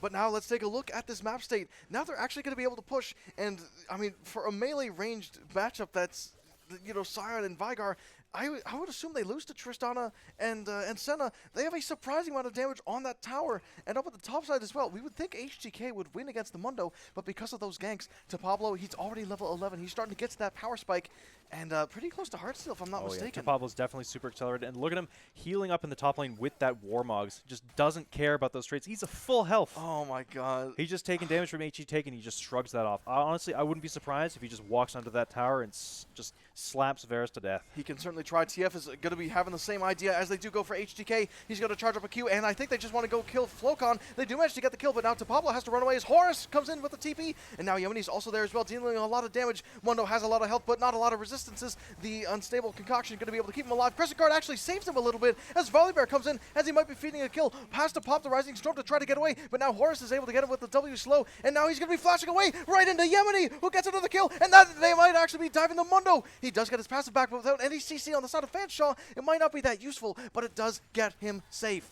Yep. That Pablo going to be already healing so much from that ultimate. He might be unkillable for the rest of this game. He may be unkillable. The one and look at him staying in that lane against Horus, healing up with that Warmogs. This is the power of Warmogs Mundo. He can take as many trades, and you can get him as low as you want. But if you can't burst him down, you can't kill him. He's coming right back in about 15 seconds. That is very true. Flocon coming right back for the gank on Horus. Gold card coming out, stuns Horus. Pablo can't quite hit the cleaver. Oh, wait a minute. Horus is actually going to be going back in. He doesn't even care. Mid lane quest complete for Flocon. Another beautiful stun. Pablo actually dropping down super duper low. Horus dealing a lot of damage. I don't even know if he could kill, though. Gets the W onto the TF. Is he baiting for someone? Maybe not, but he's getting the Volibear up top lane. So mid lane could be making a move as Varus is able to kill the tier 1 tower. Big shutdown going to Volibear. Down to the bot lane, we're not quite done yet. The Q2, he actually fully charges it. Matty's going to be locked in the cage, and that amazing Vigar ult deals a lot of damage, but they do actually kill him. He gets out, there's no way. Bo tries to get away with the skin of his teeth, and now Miracle is going to try to poke him down out of the tower, but do you really want to dive a Scion who's got a second life? Miracle has to flash away from the turret shot, and Yemeni's, he's in the enemy jungle, almost in their base. Where's he? Looks like Boo's going to have to give this... Oh, what? He kills it. He gets killed by the Buster Shot on the tower. Let's not count Yemeni out. He might be smelling blood in the water. He might see those 2 kills coming down. They're going to be recalling. Can they actually get away in the alcove? Oh, the Q just misses. Yemeni missing out on so much gold there. And Scion not respecting the Tristana enough. Something I would not have expected. That Buster Shot went unnoticed. And not something you usually see with the tower shot. Killing the tower buster shot, killing someone who's low, but that Scion needed to pay attention to that. Hold on, Ultimate right coming here out in the from mid lane. HKK. That's going to be another stun into the Varus Q, but no Vigar ultimate this time as he used on Tristana, and now they're going to turn around the play for HDK. Guru going to have to run for the hills as Maddie tries to run him down, but I think this mid turret is gone. But with Yemeni on the sidelines, they might be able to get another kill. Here comes the silent ulti. No Tristana to jump online just yet, but he might be safe. Oh no, he's trapped in the cage now. He is certainly dead. The decimating smash comes in, Yemeni comes in, and now Miracle is going to find out what happened to the Tristana the hard way, as Yemeni's going to be chasing him down with the Ignite, and no flash needed. Holy, there's so much action in this game. It's just a bloodbath. 17-16 at 16 minutes. We're having 2 kills every minute. That is very much correct, and I think this is just how Fanshawe likes it. Both of these champions, both these stacking champions, scale faster based off of kills. Cyan gets extra health from champions. That's right. Vigar gets 5 AP when he kills a champion with his ability. That's right. They're going to want to keep these fights going. Honestly, I think Fanshawe, the more volatile the match goes, the more they thrive in their element. That might be very much true, but actually, the Demolish Zinzao, we haven't seen the new Demolish at all. Is it good? I don't know. Zinzao typically isn't health. Demolish is typically something you take on, like, you like to take that in health stacking split pushers. Yeah, but they did change it because of the crystalline overgrowth. Is that so? I believe they did. I don't know if they nerfed the scaling, but I feel like if it was still very much health-based, I feel like the Mundo would take it here. But he's hit the tower a couple times. Never mind, there goes TF. Anyway, back to Mundo. So I feel like if it was still very stack-based, the Mundo would have taken it, and we would have seen him crack those towers. That's going to be a Mundo moment. HTK is completely dead. There's nothing he can do. He's going to try to root the Tristana. Actually deals a fair bit of damage, a little bit more AP. He might be able to start one-shotting these carries. Yeah, that AP Zeros, you can't. He's squishy. Oh, I don't know if but he's got those stacks. And the Dusk and Dawn is an interesting build on Varus, doubling those on-hit effects, doubling the Blight stacks as well. Interesting pick. I never would have thought of that. He's got the Dusk and Dawn and the Nashor's Tooth. Wait. He's got some really quick stacking damage. He can fully stack his Blade Stack with 2 autos, I believe. We'll get to that later as Guru's in some very much needed. Oh, he's dead. That's a Mundo moment. He gets caught by the Vigar cage, but it literally doesn't matter. Horus, though, he's an entirely different threat. Yemeni dashes on him. Flocon knows he's going to get dashed on, so he flashes over the wall. Now Horus is actually going to go back in. He's probably dead anyway, but he wants to save Yemeni as Pablo is now unstoppable, as Mundo should be. Look at those Mundo slaps. Oh, he's taking people for half of their health bar. Goodness gracious.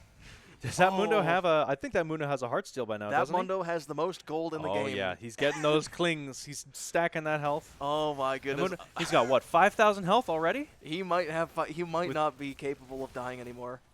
I think that was Fanshawe's window to kill him, and they could not do it. He's running under that tower. No fear in the world. Volibear going to be coming in to add insult to injury. Mundo ulti going to be popped. He's healing 120 health per tick, and that is ticking every half second. I don't think even Vigar can burst him down. Yemeni going to be taking a little bit of brute force from the Mundo. Is going to have to force him back, but Guru might be stepping up a little bit too far. Almost catches the center with the cage. That could have been a kill for Fanshawe, but it doesn't quite go their way. Well, yeah, that Pablo literally just dancing under their tower, walking right up to Yemeni, auto-eing for half of his health. Oh my gosh! Yeah. Right. St. Clair taking control of that bot lane jungle, oh, but clearing up here in the out top what lane. few resources are left there. there. Horus actually missed the W dash, but now Boo is going to be coming in. Oh, Flocon hitting him with the emotes. We love to see that, but unfortunately, he's going to go down. Please tell me they emote after him. Oh, no, not quite an emote, but he will recall. Horus, not quite spamming the laugh either, but that's okay. Yeah. Gotta love that lumberjack silent skin. Shout out to all those Baus fans out there. Absolutely. Let's see if we can see some Bowson's Law here with the Scion. As Mundo is actually going to be testing the waters against Horus. He does not have the Mundo ulti, and Horus actually did step on his passive, but the danger is that the Volibear and the Senna are going to be coming up. Horus actually holding his own quite well against the Mundo. I don't think he has lethal tempo, though. He's got PTA, but unfortunately, he has no team with him either. Chrysagar could be used to try to push people back, but it does not matter against Pablo. Does not matter. Although I will say, with the Horus's build is actually super interesting. Some speculation I heard on some of the new items. I heard about Dusk and Dawn Titanic Hydra combo. Does that work the way I think it does? Super interesting, yeah, because Titanic Hydra gives you that on hits. Oh my goodness, look at the TF. Oh, but Boo unfortunately angles the Q. Got that reaction time. Okay, Senna ult going to be coming out. Buster shot used. Guru going to be dropping down super duper low. Get the Sign, finish him. Yes, he can. Maddie goes down, but now that Sign's second life is going to be coming in hot. Guru gets chased by the TF, and now Boo is back in the fight. Yemeni also going to be going down as well. Miracle dropping down super duper low, but Boo actually able to get the kill. Oh my god. Oh my goodness. As Baus would say, solo bolo. Solo bolo. He would absolutely say that. That's my Baus impression. Oh my goodness, HDK, he's going to get mundoed. Topoplo's already on top of him. Nothing he could do. Play Pulls that safe, flash buddy. out. Play safe. Classic mistake. Oldest trick of the book. And Oh, he's yeah. spamming the emotes. That's what we love to see. Will he do it again now that he's found Horus in his sights? I think he's dead. It's 26-20. Oh, he's going to be spamming it. Oh, he's dancing on him. Oh, yeah, he's got that Patrick Bateman dance from American Absolutely. Psycho. Who do you think? Love And he's that going to emote. pop the Mundo ult. Wait, no, he's not. That's just his passive. Oh, and yeah. the Warmogs, that's healing him as much as his ultimate. Healing Who do you right think's back going- up to full after his whole taking Yep. the damage from their entire team. That Mundo's not going to die for the rest of this match. 8-1-9. Yes, he is. Vigar's going to go for the tempo interruption. It looks like 11,000 Topoplo's going gold. for that full damage build. Not looking to build any resistances I because don't think he he just cares. wants that one shot. This man knows what that- he wants, and he's going He to wants get that it. machine gun Mundo auto E Titanic Hydra. Oh, he's going in for going- Vigar. Guru has to run going for for the the Klingon. hills. Oh, Half my health. goodness gracious. Auto. Oh, I think he's dead. And yes, he's gone. he is. Miracle. Oh, man. It's so hard to fight against this Mundo now. Who do you think's calling Mundo in that skin, by the way? Is that Alois? Is he feeding instructions to It might be. Pablo? Honestly, I think Mundo's just talking to the phone. Oh, He's got a little friend in there. All right, well, whatever is happening, Yemeni certainly does not have a friend in Miracle as he kills him immediately, and Horus does not like this TF a whole lot as he also gets slain. And now the Volibear might be the next target as the 3 members of Fanshawe are currently running over to this Baron. There's no way they're going to take it. Volibear trying to get a little bit of vision by taking that right? Scuttle Crab. They can't take it. Mundo's alive. Trying to contest, but Mundo's still alive, and Volibear also very fed. Oh, look at that shield. That's more shield than Varus has health. I'm convinced. I don't think this Mundo is capable of dying, and the TP as well. Oh, yeah, look at those. He's spamming those emotes, controlling those mines. HTK, Mundo still has no resistances. HTK has the damage potential. I don't think there's any mines to control at this point. I think Fanshawe wanted to go for that strategy because St. Clair very much has mines that can be control. I'm looking at this wait a minute. HTK Another ulti damage. from Sion. Okay, it does actually hit the Tristana. Chunky Mundo for half his health. But unfortunately, they missed the decimating smash, and now Topopolo's in the backline. He's going to be backed up by the TF, but he doesn't really need it as he gets 2 kills by himself. That's going to be 3 kills by himself. The Vigar goes down. Wait, is that a Mundo Penta? Is that a Mundo Penta? No, it's an ace! Who stole the Penta? They need to run it down immediately. Get in the fountain, buddy. Mundo deserved that. Oh, my goodness. I think Horus needs some time in the penalty box for that one. Yeah, honestly, I don't blame you. But you know what? To each his own. I think Horus is a genius. He's cooking up some new tech that we've never even thought of. The Titanic Hydra, Dusk and Dawn. GGs are called NT. Great stuff. We love the Big respect for looking for those off-meta builds. Oh. Super love Horus' build, but it's looking like Topopolo and the rest of St. Clair is going to finish out this game Yep, I'm to so happy claim their about it. title of the Grand Finals champions. I'm so happy he finally got his Mundo game. There's going to be a little bit of a scuffle to end it, but it's not quite going to matter. Fantastic. We wouldn't want it any other way. Fantastic game. Oh. What a show. But now let's get the recap. Ladies and gentlemen, as if you didn't know already, I mean, not only are the damage charts out, and they're going to be pretty sky high, St. Clair is your official champions of WaterLAN 2026. Back to defend their title, almost losing it to a complete underdog. A bit of a Cinderella story, but they showed us why they're at the top and why they're also going to be on this trophy forever for WaterLAN 2026. Another massive, colossal, phenomenal shout out to all of the amazing fans that have been watching this broadcast since day one, all the amazing staff that have been helping out with all these amazing games, like myself, Cameron, the other casters, and of course the OBS guys that you cannot see. And thank you very much to our amazing audience. But the biggest thanks going to the Waterloo Esports hosting office of Waterloo Region. Big thanks to all our sponsors as well. Cameron, do you have any last thoughts about this game that we just saw? What an incredible game. The draft, such an interesting draft. We haven't seen picks this unique. No, I think sir. the entire weekend, and I'm super glad with how things turned out. Fanshawe, they may not have shown up with their most competitive face in mind, but they definitely showed up to put on a show. And a show they did put on. Absolutely. They might be number 2 in this tournament, but they are absolutely number 1 in my heart. Great stuff, gentlemen. Cameron, do you want to sign us off? Sure thing. We'll see you on the next one. Take care.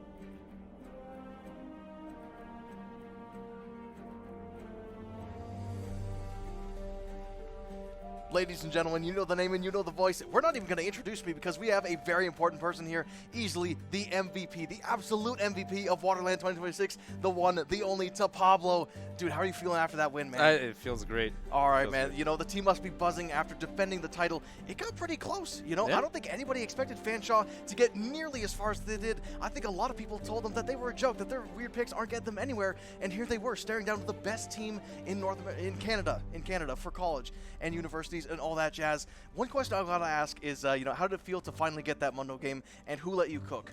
Huh? I told my team as soon as I Yeah? saw the sign, I'm like, if they pick like Okay. no damage, I'll go Mundo. Okay. But they got us.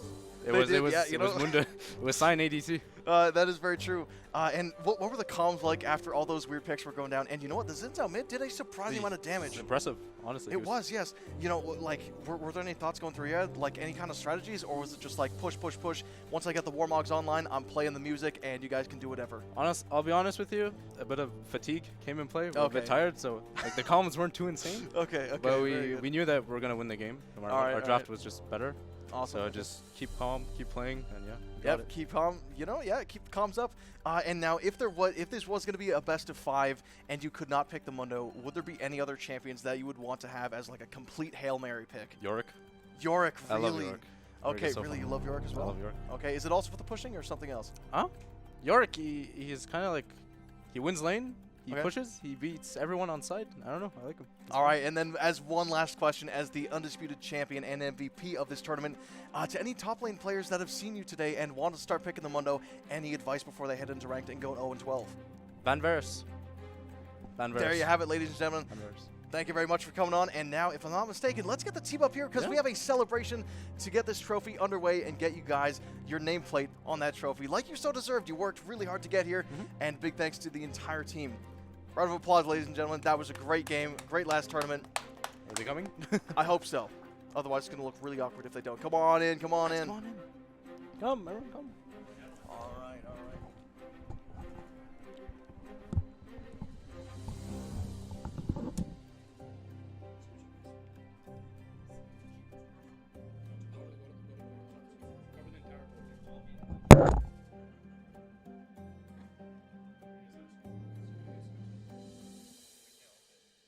You're out of this now. It's the yellow.